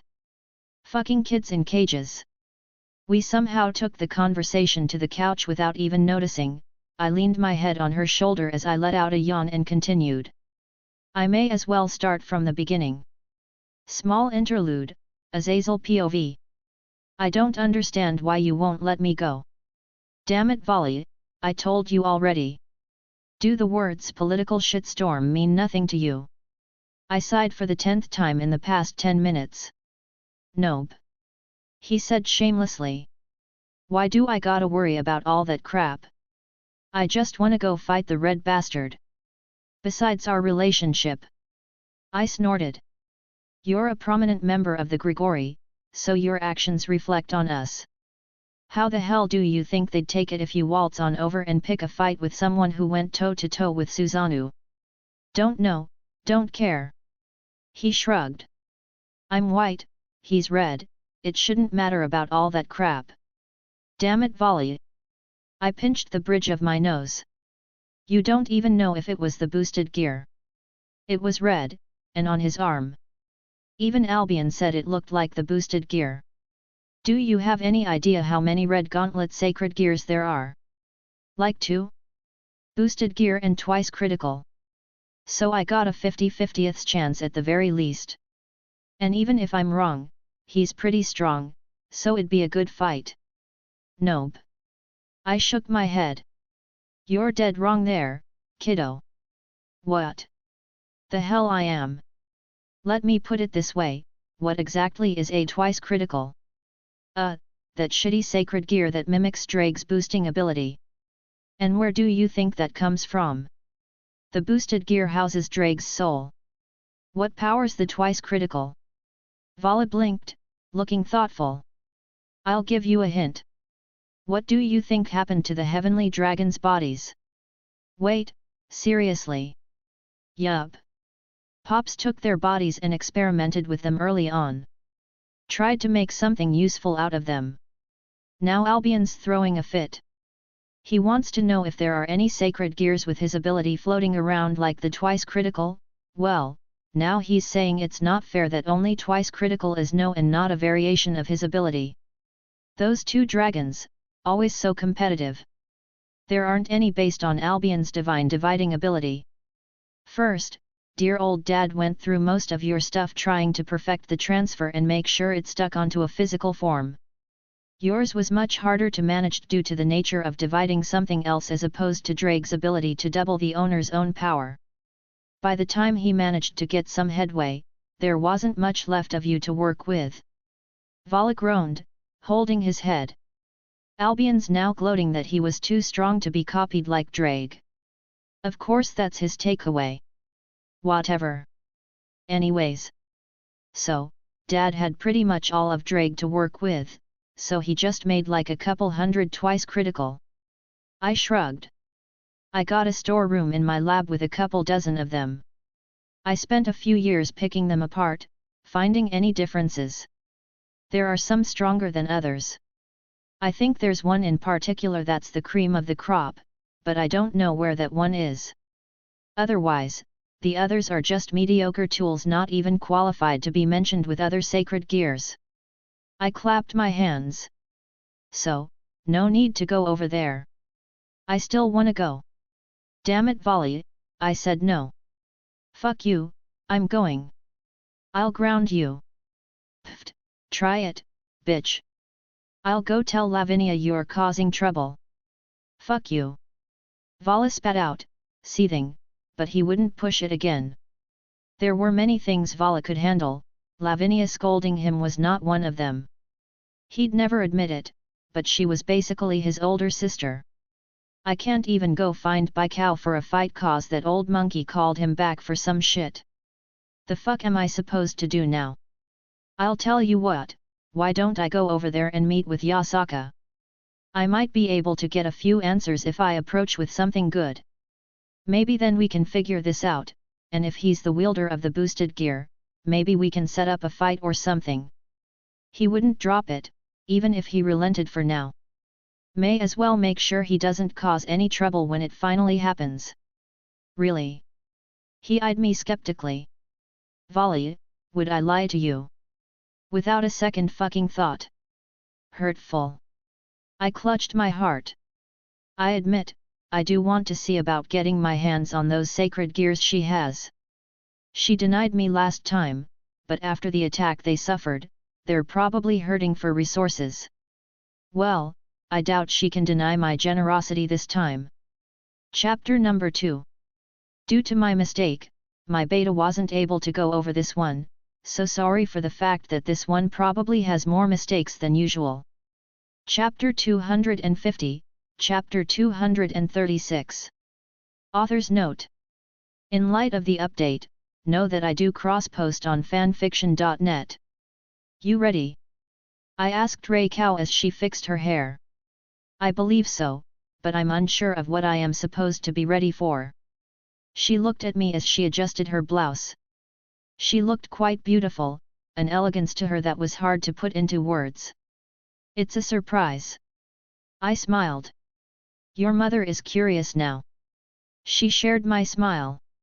Whatever it is, I'm happy to spend time with you. However, I have told Yasaka that I would be available later today. It's fine, it won't take all day. Just, treat this as a date, a few hours just for us. My son is taking me out for a date. Rei Cow fidgeted in place, looking very excited. Your mother has never been on a date before. I know, that's why I wanted to do something for you. I reached out and grabbed her hand. I admit that I had trouble finding something that would be special, but I think I found something a little interesting. Oh? You didn't need to go through the effort. I am your servant, I'm here to help you in any way. You don't need to worry about me. Don't be silly. I poked her shoulder. You're also my woman, so I'm going to make sure you're happy. Now, shall we go? I would be delighted, she preened as I opened a portal to our destination. It was not in a supernatural part of the world. I wanted this to be a rather normal experience. Though, what was mundane for me would be something utterly new for her, so I hoped this worked out. Rei Cow eyed everything around us. Even as we walked out of the secluded spot I dropped us in, she curiously gazed at everything as we walked down the street. Master, what are we doing? She still seemed confused as I led her around the winding roads of the city. Right here. I lightly tugged on her hand. I reserved it for a few hours. She tilted her head, looking at the building. I wasn't surprised that she was confused, as it probably wasn't something obvious to her or part of the modern knowledge deposited by the Grail. How many holes were there in the information that was given? I pushed the door open. The studio we walked into wasn't very large, but it had a good atmosphere. Hi, can I help you? A woman at the counter asked. I have an appointment, Schweinorg. I replied. Oh, great. We just got everything set up. Let me run back and tell the boss you're here. She smiled, before excusing herself. Master. Rei Cow said quietly. You know, it's a normal thing these days for families to have photos decorating their homes. I thought it appropriate for us to get some mom-son pictures taken. Mother and son pictures. She repeated. Yup. All the photos you could want, as many as you want, however you want to show off. Just the two of us. I grinned. Your son wants to show everyone his amazing mom. I squeezed her hand. She made some very cute noises. I don't quite think she knew how to react. Your mother is very happy. She finally settled on a face half about to cry and half smiling so brightly. I knew her view as my mother was something very important to her. So, I wanted to spoil her a bit, let her have her way. It's not like we had a normal kind of relationship, so what was the harm in doing something like this? To accept the role she had thrust upon herself, and allowed her to act as my mom for certain periods of time. I wanted her happy. Mr. Schweinorg, we're ready for you. The woman came back out, gesturing for us. Ray Cow practically skipped forward as we walked back to the studio portion of the building. It was about what you would expect, a bunch of different backgrounds, a bunch of cameras and equipment for this sort of thing. So, how do you two want to do this? We have a number of options available.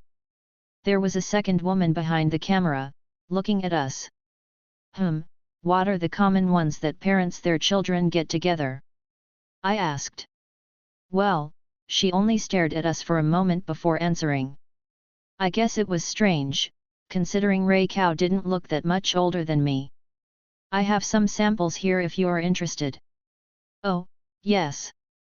I would love to see some. Ray Cow perked up. Wonderful.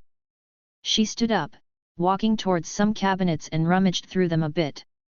Here we are, some past work I've done. She laid them out for us to see. Granted, they were mostly done for infants or children, but Ray Cow didn't seem to care. Oh, do you have this background? What about this coloring? We do. The photographer just smiled at Ray Cow's eagerness. But how about this color right here? I think it'll match the darker color of your hair well, which contrasts your son's red hair. I took a back seat, letting Ray Cow choose everything. While some concepts and things were still foreign to her, she was able to pick up the gist of it all pretty easily. She spoke with the photographer for what felt like hours, finding the right things, the perfect setups. I didn't speak up, just intent on watching her have fun with it. That look of utter joy on her face the entire time, it certainly made my heart beat faster. Time really did fly by when you had fun. While I wouldn't consider this something particularly enthralling, it was easy to get swept up into Ray Cow's enthusiasm. We eventually got seated and started on the pictures. How about a silly one to start off? The photographer asked. Oh, like this. Ray Cow giggled, smushed our faces together as she stuck out her tongue. I reached out and pulled on her cheek, earning another giggle from her as the camera flashed. That's good. How about we transition into some subtle ones? Wilhelm, why don't you lock arms with Ray Cow? Like this?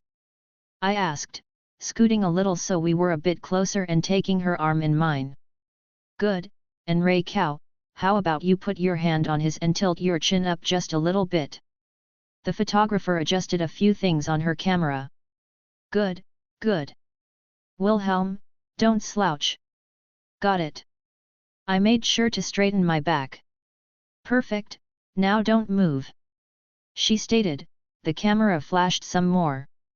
Oh, these are going to turn out well. Why don't you both come and take a look, see what you're working with? Yes, please. Ray Cow shot up and hastily walked over. I couldn't help but chuckle and follow after. Oh, it's wonderful! She exclaimed. Look, look, she pulled me over. My son is so handsome. Hey, they were pretty well done. I mean, I would hope so, she is pretty expensive. Not that money was really an issue for me, but it's a matter of principle. I love them. However, Can we try some without the space between us? I feel like it detracts a little bit. How about instead of locked arms, we try putting ourselves, shoulder to shoulder? The photographer rubbed her chin. I can see that. Yeah, let's give that a try too. Yes, let's try everything. Ray Cow nodded happily. Well, I booked us for several hours, so everything it'll be. Ray Cow clung tightly to me as we went back home. The sheer joy she showed on her face was something to behold. So, you wanna hang these up? I offered. I would love to. She beamed even more. Do you have a preference where? She asked. Nope, put them up however you want. I gave her free rein to show them off. Usually, it takes several hours to get everything sorted, pictures developed, and edit or what have you. However, money can often make things run much quicker. Throw a stack of money on the table and ask for them to be quick about it, and I had the stuff in my hand within an hour. And it was good quality too. They even framed them and everything. Well, I did probably pay the rent for their building for the next couple years. Oh, I like this one right here. She set it on the mantel in the living room. Right next to the one with us standing next to each other. Perfect! She exclaimed. And I like this one with my head on your shoulder, she giggled to herself.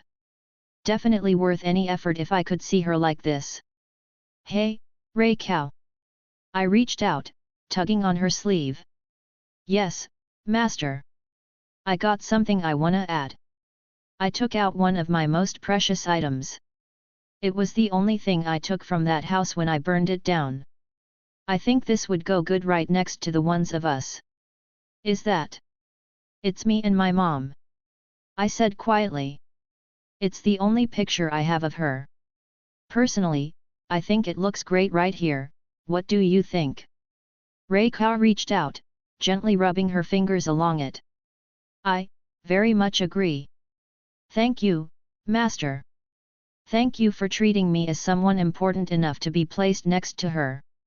Ray Cow. I brushed her hair back a little bit.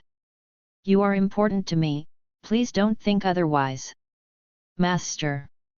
I could see her quiver again. Well, if there was ever a moment. I slowly stepped forward and moved my head in as I gently placed my lips to hers. I could feel the instant reciprocation as she deepened the kiss, her arms grabbing hold of me. She sort of pouted as she finally pulled away. Her little kaleidophone buzzed. Gotta go? I asked. We had been gone for a while, probably more than intended. Yes. She muttered, fiddling with it as she apparently worked it out at some point. You going to take the extra copies with you to show off? She replied without a hint of shame. Yup, that's my Ray Cow. Boo. I popped up behind Jin as she worked in my workshop. She practically jumped up. Will. She exclaimed. Too cute. I laughed, wrapping her up. You always do that. She pouted. What if I was working on something important? Well, I wouldn't have done it. I nuzzled her neck. You think I'd really sabotage you? She let out that cute huff of hers. No. How you been? I asked. Good.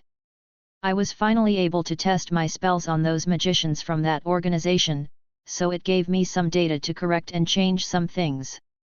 She perked up the way she always done when talking about magic. I'm curious to see it. I heard the way you took how all those magicians by yourself. They were mediocre. She shrugged. I don't think that Magicians Association wanted to send anyone worthwhile. I guess the teacher that came along was decent, but he was just so straightforward I didn't really have to try. Oh well. I'm sure you'll get the opportunity to test things more thoroughly in the future. Well, things like that keep happening, so that's a foregone conclusion. She laughed. But, I haven't seen Artoria in a couple days, admittedly I've been cooped up in here. But is she doing okay? About as well as expected. Rin's been sticking close too, and giving me updates that way. She's the sort of person who focuses intently on things and tends to push others to the side. Mordred's used to dealing with this, so she'd been helping as well. I wanted to give her some time to settle everything without any major distractions. Obviously, I did check in and everything, but I wouldn't pull her attention away too much. At least, I'd give it until I got back from Remnant to make sure she's good. That whole thing was a mess. Jin sighed. I've seen enough things like that in Remnant, but to also see it in person is disgusting. I hope those poor people can recover. It'll take time, but we've got the stuff to fix them. I reassured her. And speaking of Remnant, I was going to pop over for a little bit. Are you asking me to come with? Not so much asking, as just informing you what I had planned. I didn't want to assume anything, but of course the offer is open. I see. She looked down, appearing deep in thought. I'm still a little scared to go back. Can I stay here? Of course, you can, you silly girl. I kissed her forehead. I'm not going to force you into things like that. Thank you. She whispered. Anything you want me to pick up or that you need from there while I'm over? More dust, probably. Not that we're running out, but it's good to have lots. She looked contemplative. Are you going over to see Salem again? Maybe, is that something you're against? Maybe. She repeated. I don't know, it's weird I guess. I never thought I'd be in a situation where I have a lover. And here I am, the spirit of knowledge with a man to call my own. I thought I would exist solely to give knowledge to hopefuls that Ozma brought with him to wage war on her. She let out a groan as she paused in what she was saying, rubbing her head. These stupid restrictions, still annoying. At the very least, it'd probably be beneficial for Remnant if she was more concerned about you flirting with her than whatever else it is she does. Jin added. Vague words to get around her restrictions, but I could read between the lines. I also want to see my friends, or Altiste call them. Well, Roman and the others, it's probably best that I still lay low, but I want to hear from Pyrrha again. Pyrrha's a nice girl, you do need to talk to her some more. Jin nodded in approval. It's fun to tease her too. I grinned. You're bad. She huffed, slapping my shoulder. That poor girl. And you need to tell me what's happened since I've left. I'm way too curious about how your whole situation ended up. Are you still a wanted criminal? Are you called the Dildo Warrior? There's so many questions I need answers to. I couldn't help but laugh, remembering how I took that bullhead out. I'll make sure to bring you an update. There was a question I wanted to ask you. I thought about just springing it as a surprise, but I thought you'd rather have a heads up. Well, I wanted to take you out on a date, and I thought going to the beach would be fun. I figured you've never seen one in person before. Oh. She blinked. Oh. Yes. She exclaimed. I'd absolutely love that. She squealed, wrapping her arms around me. I've never been to the ocean, nor had a date. Yup, she probably would enjoy planning things out properly. How about we do that when I get back? Kia. You're the best. She hastily pressed her lips to mine, giving me a sloppy kiss. I can't wait. Jin's excitement was interrupted as the door opened up. Skathik stood there, looking at us. I heard screaming. She said simply. Whoops, got a little too excited. Jin said bashfully. Hey, glad you're here. I looked towards my teacher even with Jin still in my arms. I was going to pop over to Remnant, you want or need anything while I'm there? The world Jin hails from that is besieged by those monsters. Skathik asked. Yup. If it is no trouble, I would actually wish to travel along there as well. Skathik replied. You wanna come to Remnant? I was surprised by her decision. I wanted to roam around and slay some beasts. I was feeling a bout of nostalgia, and I did not wish to bring more trouble if I searched out foes upon this world for the moment. I merely desired to journey for a few days without any consequences. Oh please, feel free to kill as many Grimm as you want, it would definitely help. Jin said immediately. I will kill many for you then. Skadik laughed. Do we have a departure time? I was just about to head out. You need me to wait for anything? Should you inform the others? She questioned. I wasn't going to be away that long. I figured we could more or less be back within a day of this world's timeline with some good calculations. Very well. I do wish to stretch these old muscles of mine. I have a soreness between my legs that will persist unless I move around. She shot me a little smirk. Oh, I want details when you get back. Jin understand the subtext immediately. Phew, I will gladly give them. Skadik adopted that amused smile on her face as she eyed me. Shall we go then, my student? I will not get in the way of any business you wish to take care of. While I would never consider her in the way, I could take that as her just wanted to roam around without any direction.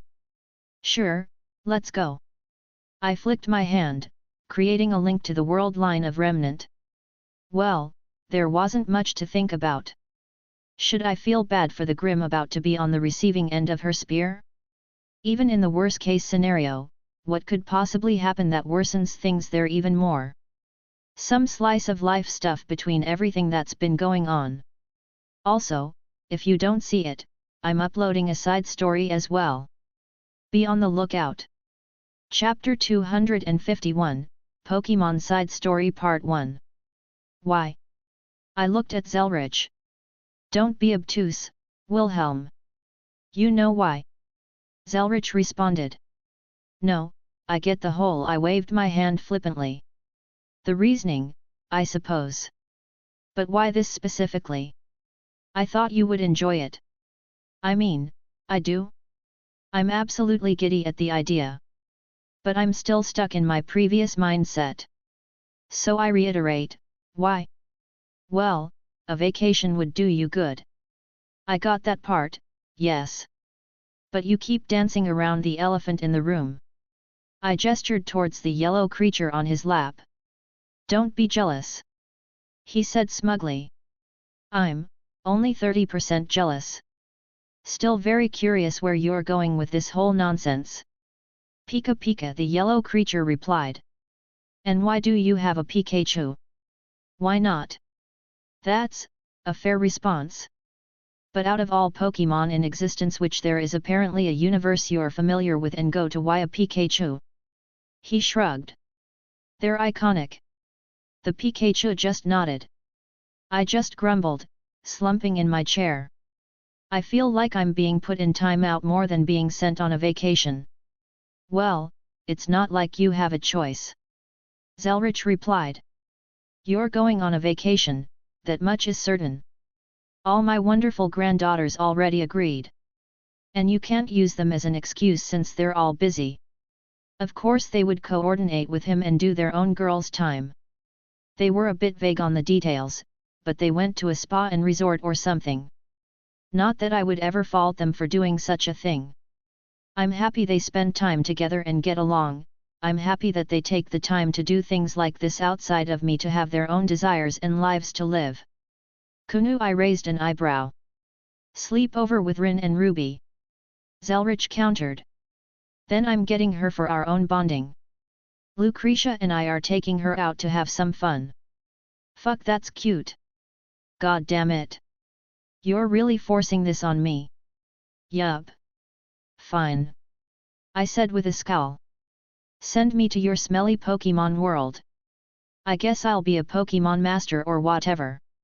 I thought you'd be more excited. I am excited. I'm also a bit annoyed that it's against my will. So, I will have fun under protest. Acceptable. So, where do you want to go? Fuck it. Send me to the beginning. I shrugged. Not that it really matters. I figured. I took the liberty of signing you up for the beginners classes at the local Pokemon Center that you'll be arriving at. Damn it, Gramps, really? Hey, this is important. You might learn a thing or two. Now I'm more annoyed. I groaned.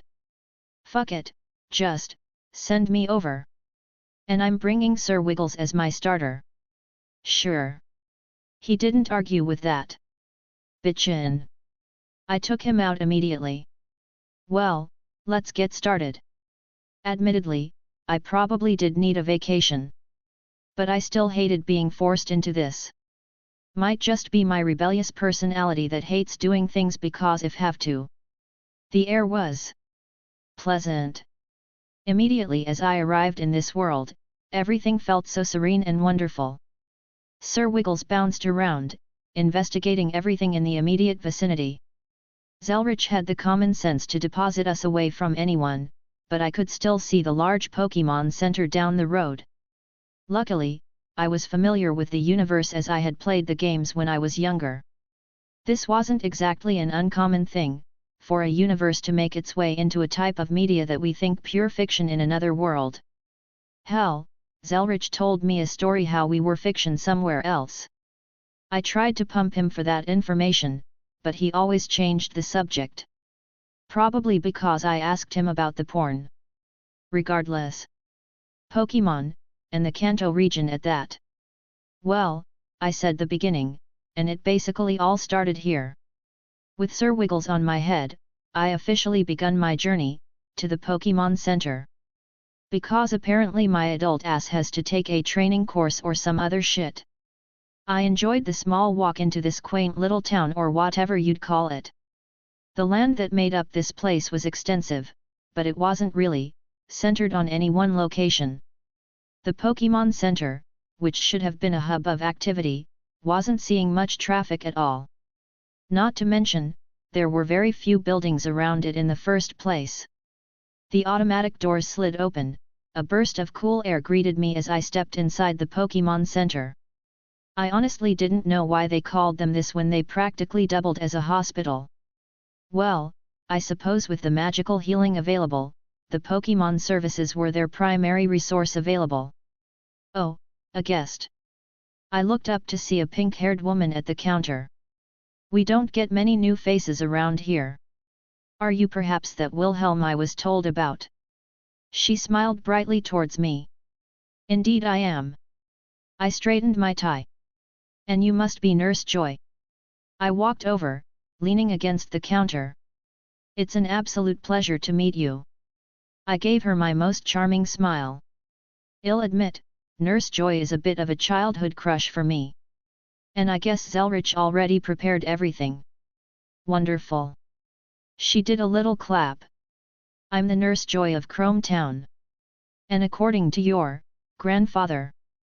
She looked down at a clipboard she had. You're here for some remedial lessons. Any chance I could skip the lessons? I had to try. Not if you want to be a legal trainer. It's rare for someone your age to start this late, but we still have to make sure you know the basics before sending you off. Oh well. I sighed. I suppose it won't be too bad to spend some time with such a lovely woman. Oh, you charmer. She playfully waved her hand at me. Now, I have to ask, what's that Pokemon on top your head? I looked up, completely forgetting my companion. I lifted him up for her to get a better look.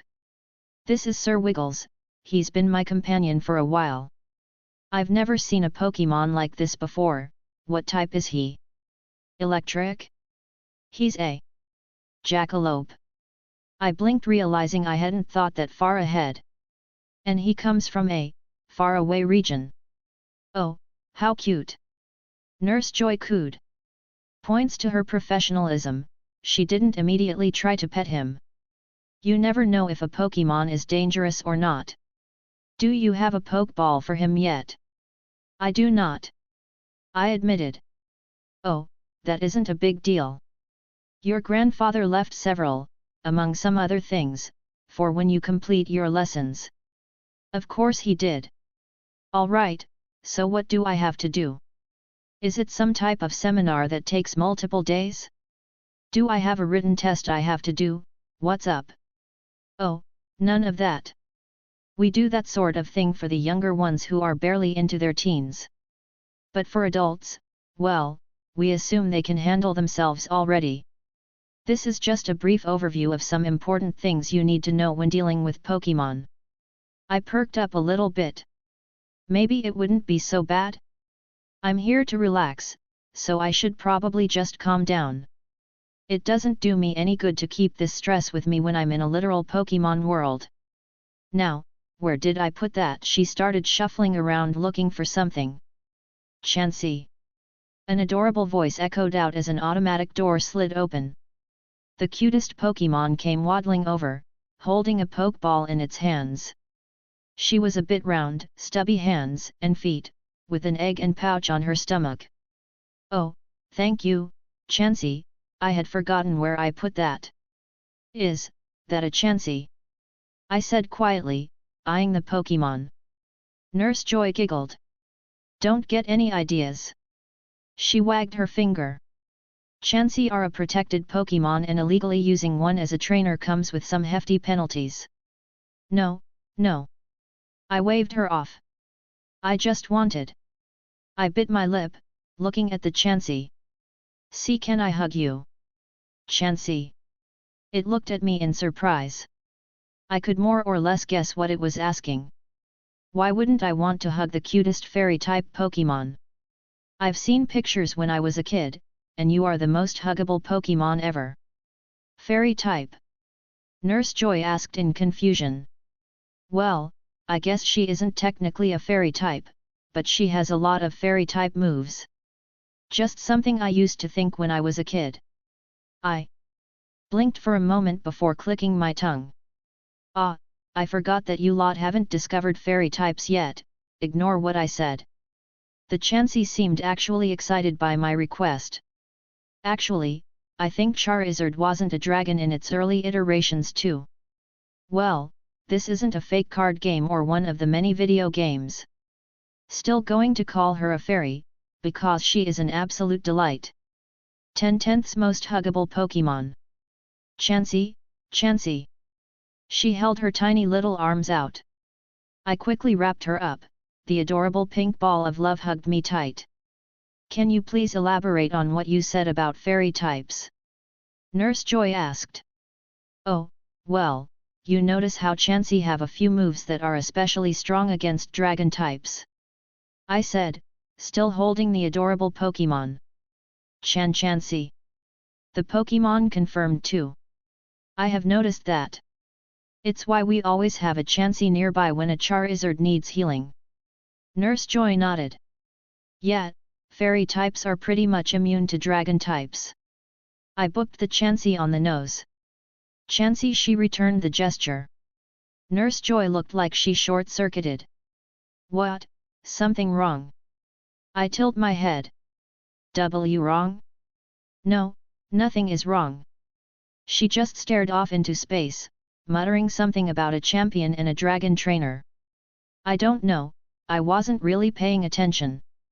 I was mostly focused on this adorable ball of energy. The greedy part in me really wanted one of my own. I wonder if Kunu would like a Chansey? I'm sure I could use that as an excuse to acquire one without any of my girls getting upset. Ahem. Nurse Joy cleared her throat. We should get started. I have an easy lesson to start off with. Should you follow me? She gestured out the door. Wilhelm, meet Guedud. Guedud, Wilhelm. She gestured back and forth. Geo, the hovering rock Pokemon, raised its hand. Sup? I waved. Now, Wilhelm. Nurse Joy raised her hand up, revealing the Pokeball from earlier. You're going to practice catching Guedud here. Don't worry, he's done this plenty of times and he's a good sport about it. I have to practice throwing a Pokeball at a Pokemon. Nurse Joy just shrugged. Honestly, this is mostly used for kids, but it's still legally required. Fair enough. I sighed as she handed me the Pokeball. I rolled my eyes, pressing the button and lazily throwing it towards him. Geo, Guedud, the rock Pokemon floated out of the way. I looked at him dryly as he appeared almost smug about it. Oh, I forgot to mention. Nurse Joy let out a little giggle. Guedud here is a bit competitive, so you'll have to be on your game to catch him. Really? I deadpanned, looking at the Guedud. You couldn't just let this go. Gods, this was both embarrassing and stupid. There's no point if it's that easy, Nurse Joy giggled. But behind her back, the Guedud lifted its hand and extended its middle finger. I paused, not even knowing if I was seeing this correctly. He's flipping me off. Nurse Joy turned around, furrowing her eyebrow. Nonsense. Guedud is a kind Pokemon. He even helps with the children that sometimes come around. You must have seen wrong, he'd never do something so naughty. She dismissed it. I narrowed my eyes at him. Geo, he made the bring it motion. So that's how it's going to be, hey. I walked over, picking up the Pokeball again. Well, it looks like you two are friends already. Nurse Joy happily clapped. I'll let you get some practice in and check back in a few minutes. Her expression shifted slightly. I have to go make a call. She again muttered something about fairies, but I was too preoccupied with the Guedud.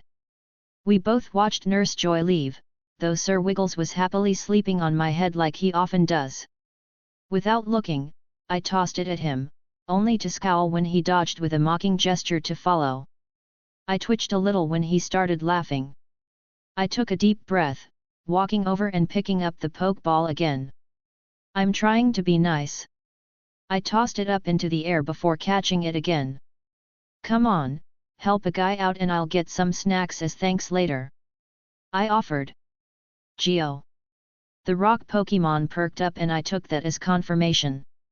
Thanks, I appreciate it.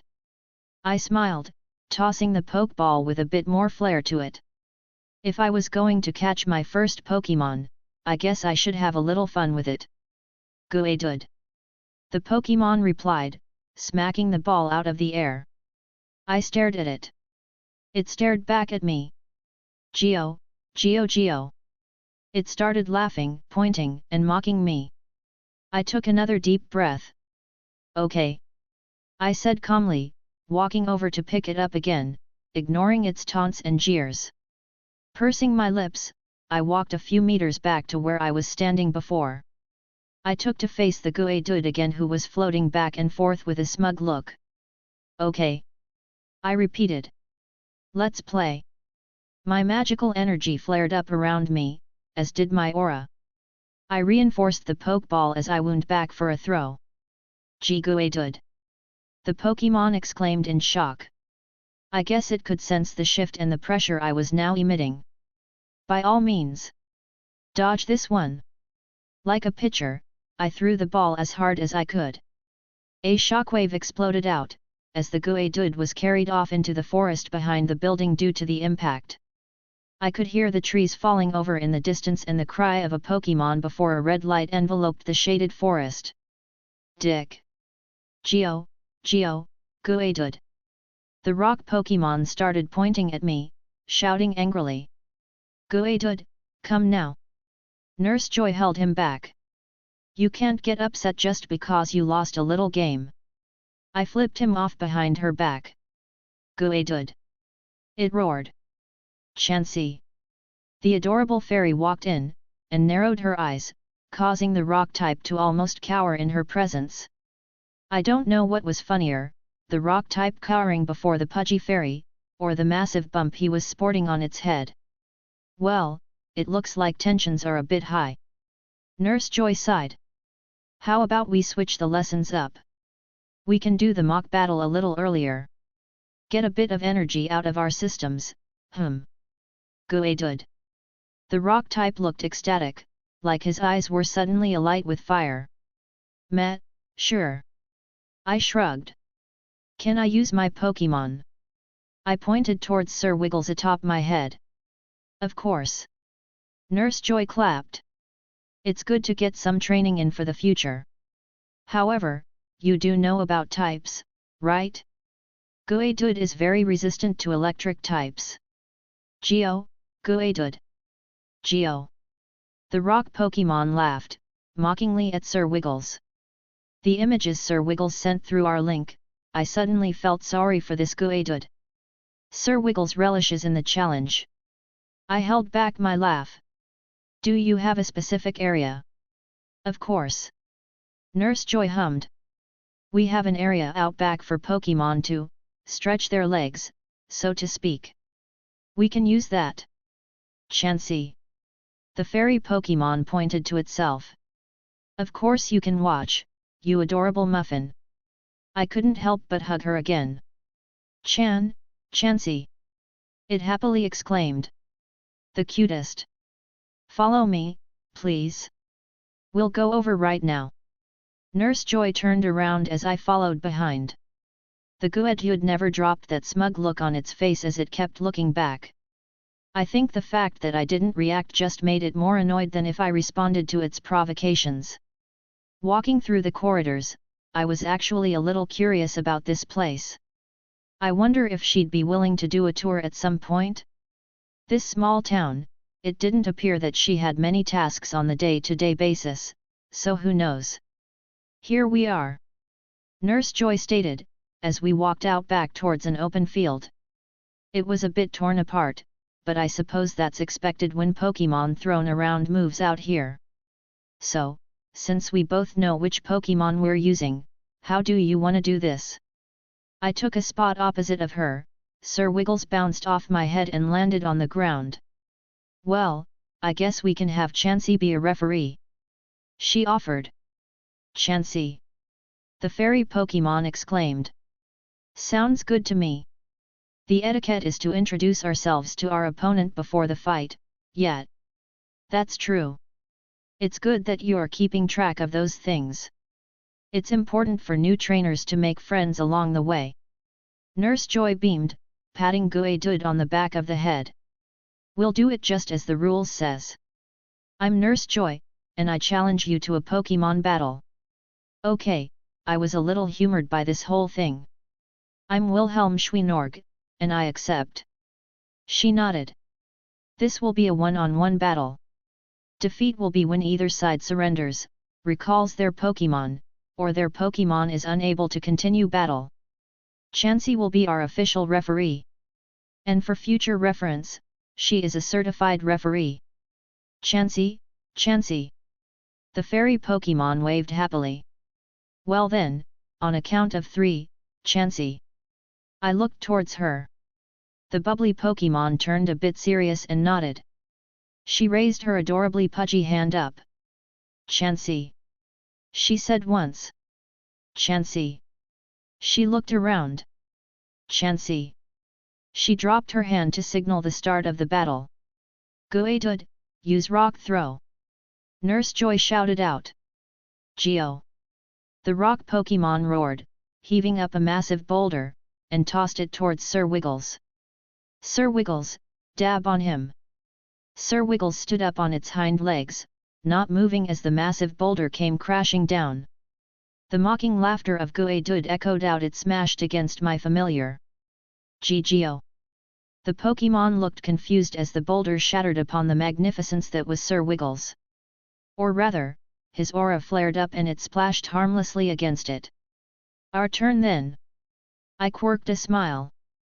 Sir Wiggles. Use Thor's hammer.